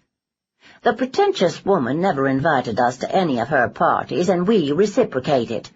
More than once I was tempted to focus my attention on her during the game, but we did very little playing in those days because of Willie's silly political preoccupations. Now, as I lay recuperating in my own bed in my own home in Charleston, I frequently recalled those days and thoughts of Willie, and wondered how things might have turned out differently if, by the smallest sigh or smile or glance, I had encouraged him earlier and helped him to avoid Nina's destructive advances. Perhaps these thoughts were subconscious preparation for the event soon to come. During my illness, time had come to mean less and less to me, so that perhaps by this point I had become able to roam forward through the corridor of events as easily as I had gone backward. It is hard to say. By May I had grown so accustomed to the ministerings of Dr. Hartman and Nurse Oldsmith, the gentle therapies of Miss Sewell, the services of Howard and Nancy and Cully and the Negro boy, and the constant and tender care of young Justin, that I might have stayed in that comfortable status quo for more months or years, if someone had not come knocking at the iron front gate one warm spring evening. It was the messenger I had met before, the one named Natalie. Nina had sent her. 53. Charleston, Monday, May 4th, 1981. Later, Natalie would remember it as the 3,000-mile dream. It began with the miracle of the truck. All night they had driven through the blackness of the Cleveland National Forest, backtracking and getting off the main fire road after they had seen lights ahead from a hilltop bend in the road, creeping southward along lanes little better than trails. Then the trails had given out, and only the openness of that particular stretch of wooded valley had allowed them to continue onward, first following a dry stream bed for 4 miles, the van bouncing and clattering with only its parking lights showing the way, then up and across another low ridge, striking hidden logs and rocks in the concealing grass. Hours passed. Inevitably, it happened. Saul was driving by then, Natalie half asleep despite the lurching, bouncing, grinding washboard ride. The final unseen boulder was halfway up a steep slope the van was clawing at in second gear. Somehow, the front axle had bounced over it, but the jagged rock tore out the oil pan, ripped loose part of the drive shaft, and left them teetering on what was left of the rear axle. Saul crawled under the vehicle with a flashlight and wiggled out in 30 seconds. "That's it," he said. "We walk." Natalie was too tired to cry, too tired even to feel like crying. "What do we bring?" she asked. Saul played the light over the interior. "The money," he said. "In the backpack, the map, Some of the food, the pistols, I guess." He looked at the 2 rifles. "Is there any reason to bring these? Are we going to shoot at innocent police officers?" asked Natalie. No. Then let's leave the pistols, too." She looked around at the starlit night and dark wall of hill and trees above them. "Do you know where we are, Saul?" We were headed toward Murrieta," he said, "but we've taken so many zigs and zags that I don't have the foggiest idea anymore." "Will they be able to follow us?" "Not in the dark," said Saul. He glanced at his watch. It was 4 a.m. "When it's light, they'll find the trail we left. They'll search the forest roads first. Sooner or later an aircraft will spot the van." "Is there any use trying to camouflage it?" Saul looked up the hill. It was another 100 yards to the nearest trees. It would take the rest of the night to break enough pine boughs to cover the truck and to shuttle back and forth with them. "No," he said. "Let's just get the stuff packed and go." 20 minutes later, they were puffing and panting their way to the top of the hill, Natalie with the backpack, and Saul carrying the heavy suitcase full of money and the dossiers he refused to leave behind. When they reached the trees, Natalie said, "Stop a minute." "Why?" "Because I have to go to the bathroom, that's why." She dug through the pack for Kleenex, took the flashlight, and moved off through the trees. Saul sighed and sat on the suitcase. He found that if he closed his eyes for even a few seconds, he would begin to doze, and each time he dozed, the same image would float to the surface of his mind. Richard Haines, white face and surprised eyes, mouth moving and the sound coming later, as in a poorly dubbed film. "Help me, please." "Saul!" He lunged awake, pulled out the Colt automatic he had brought along, and ran into the screen of trees. Natalie was 30 feet in, playing her flashlight over a shiny red Toyota 4-wheel drive vehicle built to look like a British Land Rover. "Am I dreaming?" she asked. "If you are, we're having the same dream," he said. The car was so new that it seemed to belong on a showroom floor. Saul played his light on the ground. There was no road, but he could see where the vehicle had been driven in under the trees. He tried the doors and the rear hatch, all locked. "Look," said Natalie, "there's something under the wiper blade."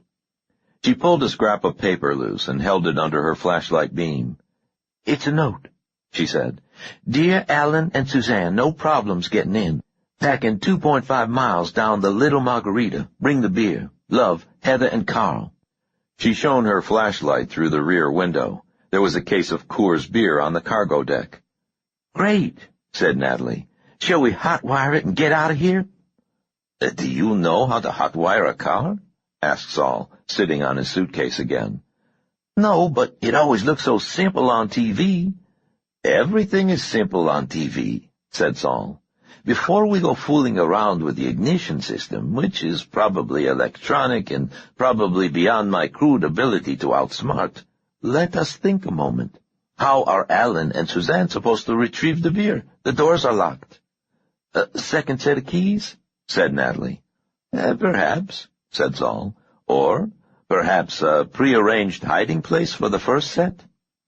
They were in the second place Natalie looked, the tailpipe.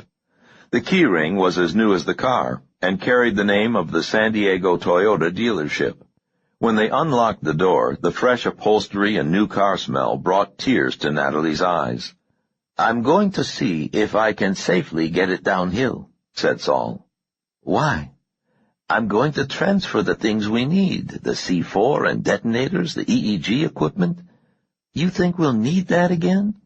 "I need it for the biofeedback work," said Saul.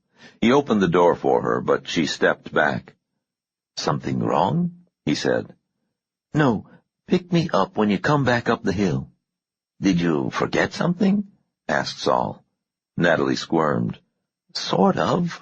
I forgot to go to the bathroom." They encountered one roadblock. The Toyota rode smoothly, even across open ground in 4-wheel drive, and within a mile and a half they found a crude set of ruts that became a forest road that led to a gravel county road. Sometime before dawn, they realized that they had been paralleling a high-wire fence for some time, and Natalie called out for Saul to stop while she looked at a sign 6 feet up on the wire.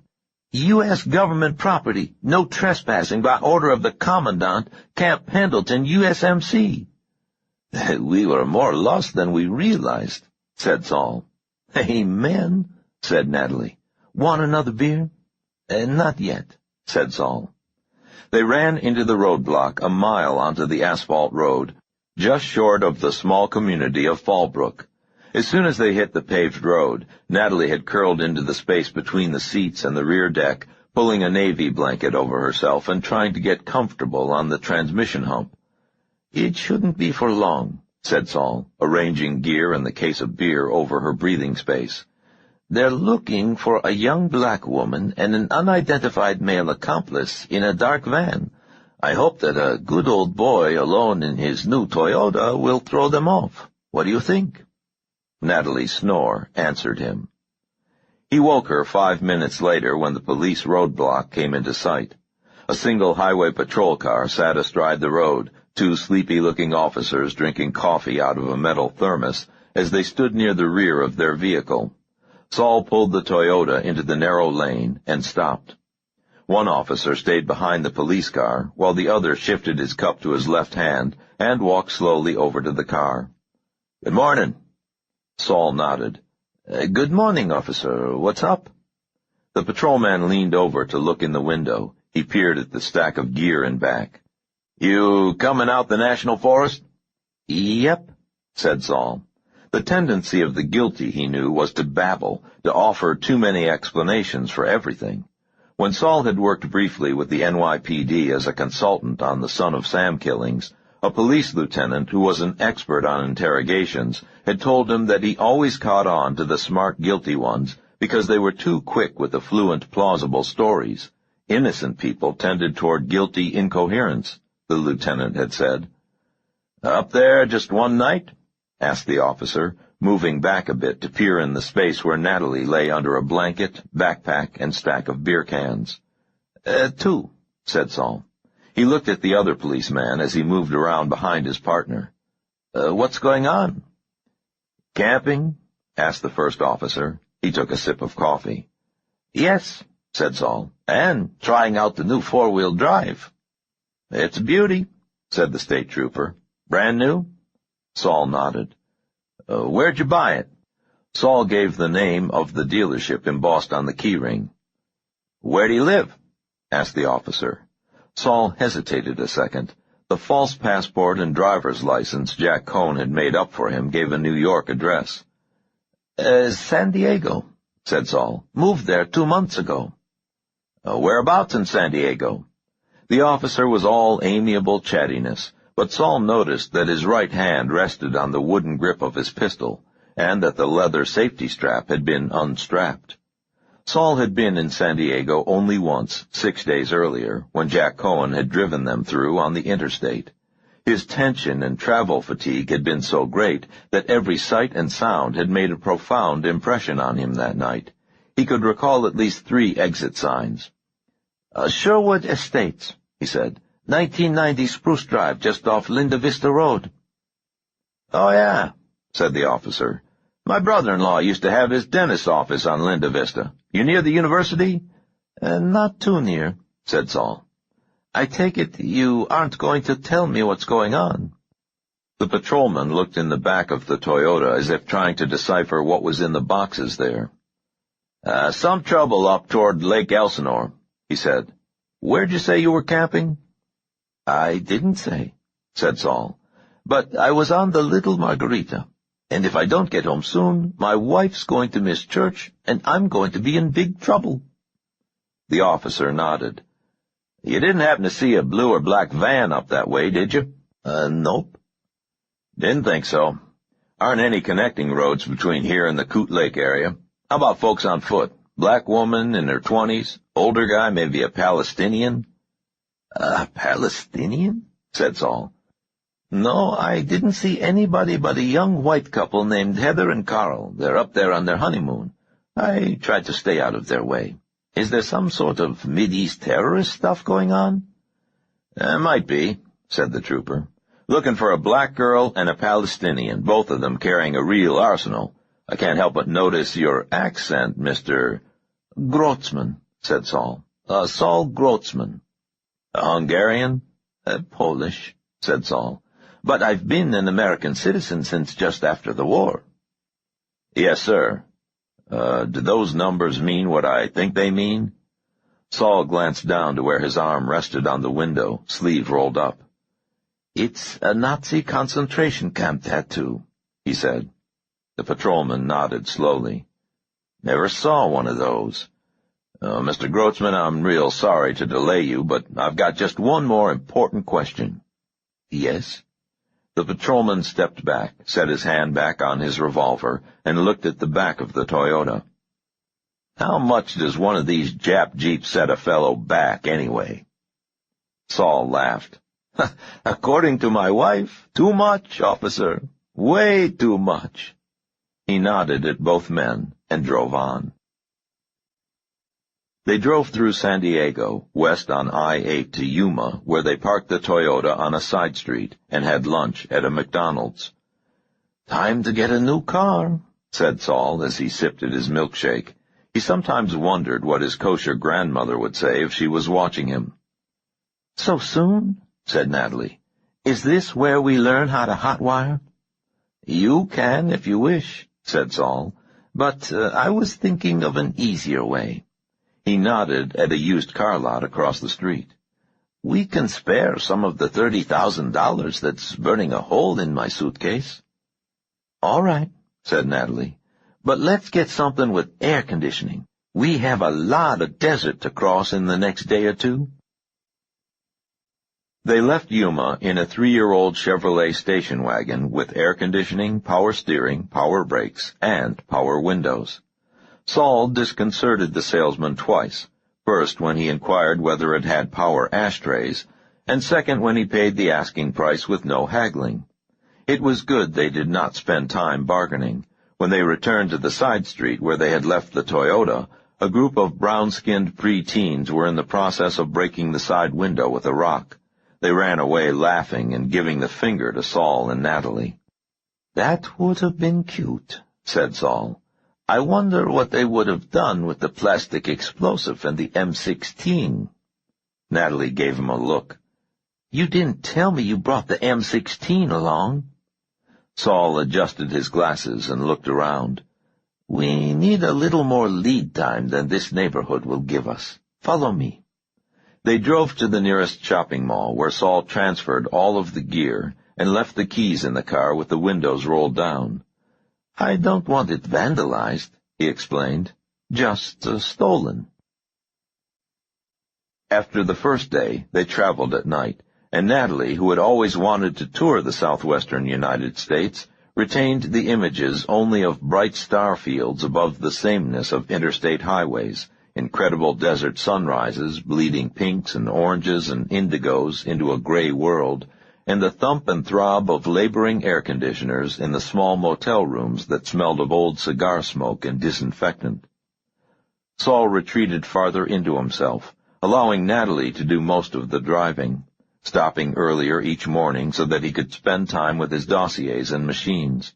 By the time they reached East Texas, Saul spent the night in the back of the station wagon, sitting cross-legged in front of the computer monitor and EEG machine connected to the battery pack he had purchased at a Radio Shack in Fort Worth. Natalie could not even play the car radio for fear of disturbing him. "You see, the theta rhythm is the key," he would say during the few times he spoke to her about it. "It's the perfect signal, an infallible indicator. I cannot generate it myself, but I can play it back through the biofeedback loop, so I know the indications. By training myself to react to that initial alpha peak, I can condition my own triggering mechanism for the post-hypnotic suggestions." "Is that a way to counteract their powers?" asked Natalie. Saul adjusted his glasses and frowned. No, not really. I doubt if there's any way to really counteract such an ability unless one had it himself. It would be interesting to test a variety of individuals in a controlled— Then what good is it? Cried Natalie, exasperated. It offers a chance, said Saul, to create a sort of distant early warning system in the cerebral cortex.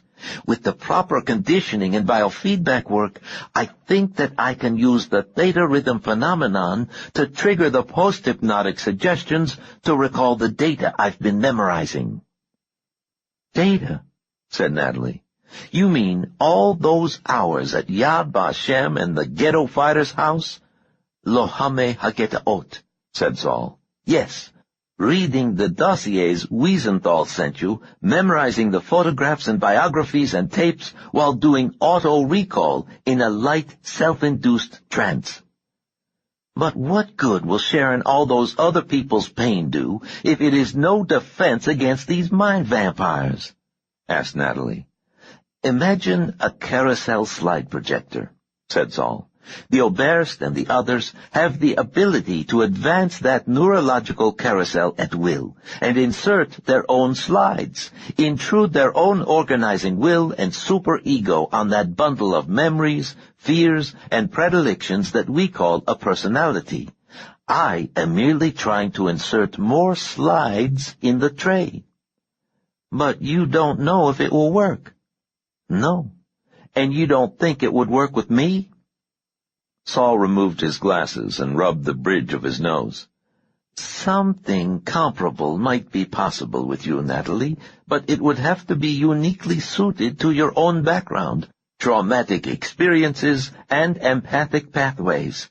I could not create the hypnotic induction sessions to produce the necessary, slides.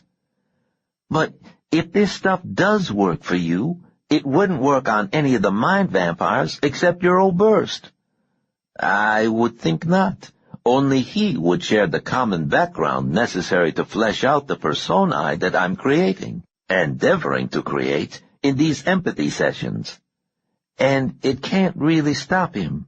Only confuse him for a few seconds if all these months of work and EEG thingamajigs worked at all? Correct. Natalie shook her head and stared at the twin cones of headlights illuminating the endless strip of asphalt ahead of them. Then how can it be worth all of your time, Saul? Saul opened the dossier he had been studying of a young girl, white face, frightened eyes, dark coat, and kerchief. The black pants and high boots of a Waffen SS man were just visible in the upper left of the photograph. The girl was turning toward the camera quickly enough so that her face was little more than a blur. In her right arm she carried a small valise, but her left arm clutched a worn, handmade doll to her chest. Half a page of typed German on Simon Wiesenthal's thin stationery was all that accompanied the photograph. Even if it all fails, it was worth the time, Saul Lasky said softly. The powerful have received their share of the world's attention even when their power has been shown as sheer evil. The victims remain the faceless masses, numbers, mass graves. These monsters have fertilized our century with the mass graves of their victims, and it is time that the powerless had names and faces and voices. Saul turned off the flashlight and sat back. I am sorry, he said. My obsession may well be clouding my reasoning. I'm beginning to understand obsessions, said Natalie. Saul looked at her in the soft light from the instrument panel. And you're still willing to act on yours? Natalie gave a nervous laugh. I can't think of any other way, can you? But every mile closer we get, the more frightened I become. We don't have to get any closer, said Saul. We can go to the airport in Shreveport and fly to Israel or South America. No, we can't, said Natalie. After a minute, Saul said, No, you are right. They changed places, and Saul drove for several hours. Natalie dozed. She dreamed of Rob Gentry's eyes and his look of shock and disbelief when the blade slashed across his throat. She dreamed that her father called her in St. Louis and told her that it was all a mistake, that everyone was all right, that even her mother was home and safe and well. But when she arrived home, the house was dark, and the rooms were filled with sticky spider webs, and the sink was filled with a dark congealing liquid. Natalie, suddenly a little girl again, ran crying to her parents' room, but her father was not there, and her mother, when her mother rose from the web-shrouded sheets, was not her mother at all. She was a moldering corpse with a face little more than a flesh-crusted skull carrying Melanie Fuller's eyes, and the corpse was laughing. Natalie jerked awake, her heart pounding. They were on the interstate. It seemed light outside. "Is it dawn yet?" she asked. "No," said Saul, and his voice was very tired. "Not yet." Into the Old South and the cities were constellations of suburbs along the interstate bypasses: Jackson, Meridian, Birmingham, Atlanta. They left the interstate system at Augusta and took Highway 78 across the South Third of South Carolina. Even at night, the landscape became recognizable to Natalie. St. George, where she had gone to summer camp when she was 9, that endless, lonely summer after her mother had died.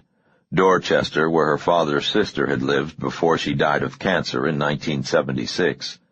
Somerville, where she used to drive out on Sunday afternoons to take photographs of some of the old estates. Charleston. Charleston. They came into the city on the 4th night of their travels, shortly before 4 a.m., in that breathless hour of the night when the spirit does indeed seem weakest. For Natalie, the familiar scenes of her childhood appeared tilted and distorted, the poor, neat neighborhoods of St. Andrews somehow as insubstantial as poorly projected images on a dull screen. Her home was dark. There was no for sale sign in front, no strange car in the drive. Natalie did not have the foggiest notion of who had handled the disposition of property and possessions after her sudden disappearance. She looked at the strange, familiar house with its small porch where she and Saul and Rob had sat and discussed the silly myth of mind vampires over lemonade 5 months earlier, and she did not have the slightest urge to go in. She wondered who had inherited her father's photographs, the Minor White and Cunningham and Melito and her father's own modest prints, and she was amazed to feel sudden tears scald her eyes. She drove down the street without slowing. "We don't have to go into the old section tonight," said Saul. "Yes, we do," said Natalie, and headed east across the bridge, into the old city. There was a single light on in Melanie Fuller's house, in what had been her room, 2nd floor front. It was not an electric light, nor even the soft glow of candle, but a sick pulse of weak green, like the corrupt phosphorescence of rotting wood deep in swamp darkness. Natalie gripped the steering wheel tightly to stop her shivering. "The fence in front has been replaced with that high wall and double gate," said Saul. "The place is a fortress." Natalie watched the pale green glow ebb and flow between shutters and shades. "We don't know it's her," said Saul. "Jack's information was circumstantial and several weeks old." "It's her," said Natalie. "Let's go," said Saul. "We're tired. We'll find a place to sleep today and get someplace tomorrow where we can leave our stuff set up without a chance of it being disturbed." Natalie put the station wagon in gear and moved slowly away down the dark street. They found a cheap motel on the north end of town and slept like the dead for 7 hours. Natalie woke at noon, feeling disoriented and vulnerable, fleeing from complex and urgent dreams in which hands grasped at her through broken window panes. Both of them tired and irritable, barely speaking, they bought fast food chicken and ate in a North Charleston park near the river. The day was hot, in the 80s, and the quality of sunlight was as unrelenting as overhead lights in an operating room. I suppose you shouldn't go out in the daylight, said Saul. Someone might recognize you. Natalie shrugged. They're the vampires, and we end up the night dwellers, she said. Doesn't seem fair. Saul squinted out against the sun glare across the water. I've been thinking a lot about that deputy and the pilot. What about them? If I hadn't made the deputy put in that call to Haynes, the pilot would still be alive, said Saul. Natalie sipped her coffee. So would Haynes. Yes, but I realized at the time that if I had had to sacrifice both the pilot and the deputy, I would have done it, just to get at one man. He killed your family, said Natalie. Tried to kill you. Saul shook his head. But these were non-combatants, he said. Don't you see where this leads? For 25 years, I've despised the Palestinian terrorists in their checkered kafirs, striking out blindly at innocents because they are too weak to stand up and fight openly. Now, we have adopted the same tactics because we are too weak to face these monsters. Nonsense, said Natalie. She watched a family of 5 picnicking near the water. The mother was warning the preschooler to stay away from the riverbank. You're not dynamiting aircraft or machine-gunning buses, said Natalie. We didn't kill that pilot. Haynes did. We caused him to die, said Saul. Think a minute, Natalie. Assume that all of them, Berendt, Herod, the Fuller woman, the Oberst, all of them were aboard the same commercial airliner with 100 uninvolved civilians. Would you be tempted to end it with a single bomb? No, said Natalie. Think, said Saul. These monsters have been responsible for hundreds, thousands of deaths. The death of another 100 innocents brings it all to a close forever. Would it not be worth it? No, Natalie said firmly. It doesn't work like that. Saul nodded. You're right, it does not work like that. In thinking that way, we would become one of them. But in expending the life of the pilot, we have started down that road.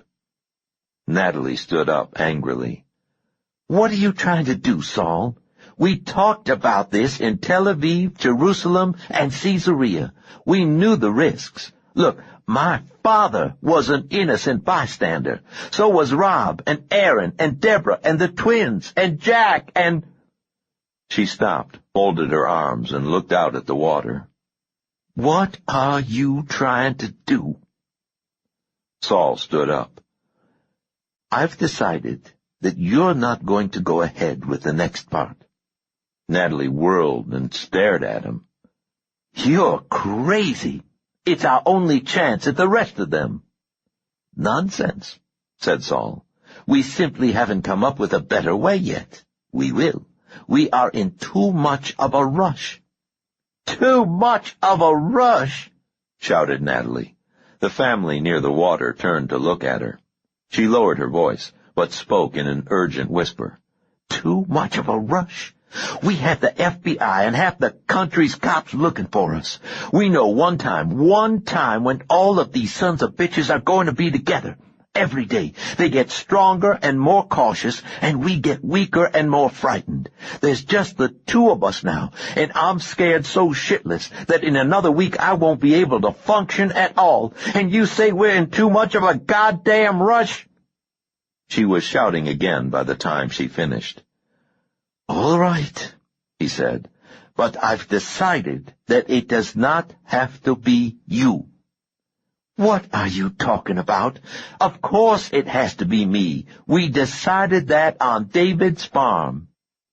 We were wrong, said Saul. She'll remember me. So, we will convince her that a second emissary has been sent. You, huh? It makes sense, said Saul. No, it doesn't, snapped Natalie. What about all those stacks of facts and figures, dates and deaths and places I've been memorizing since Valentine's Day? They're not that important, said Saul. If she is as insane as we suspect, logic will have little impact.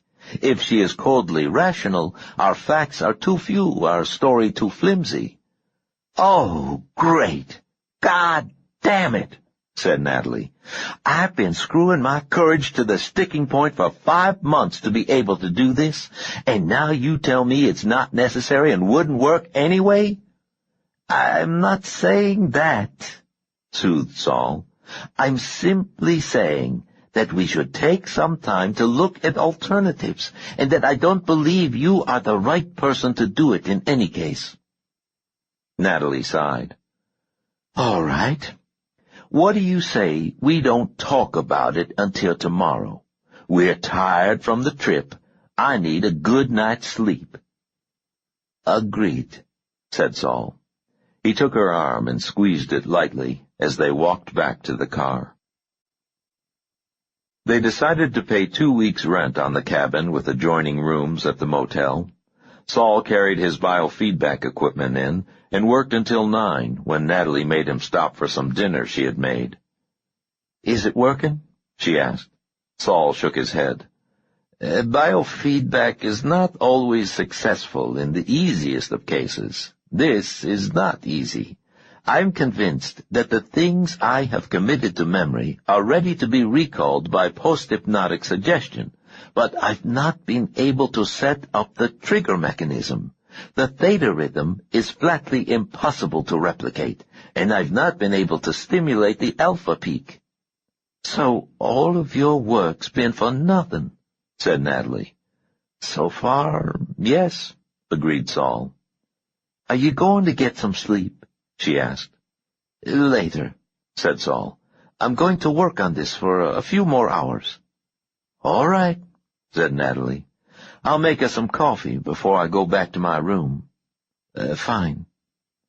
Natalie went to the small kitchen area, boiled water on a hot plate, poured an extra half-spoonful in each cup of coffee to make it extra strong, and carefully mixed in the precise amount of phenithiazine Saul had shown her in California in case she had had to sedate Tony Herod.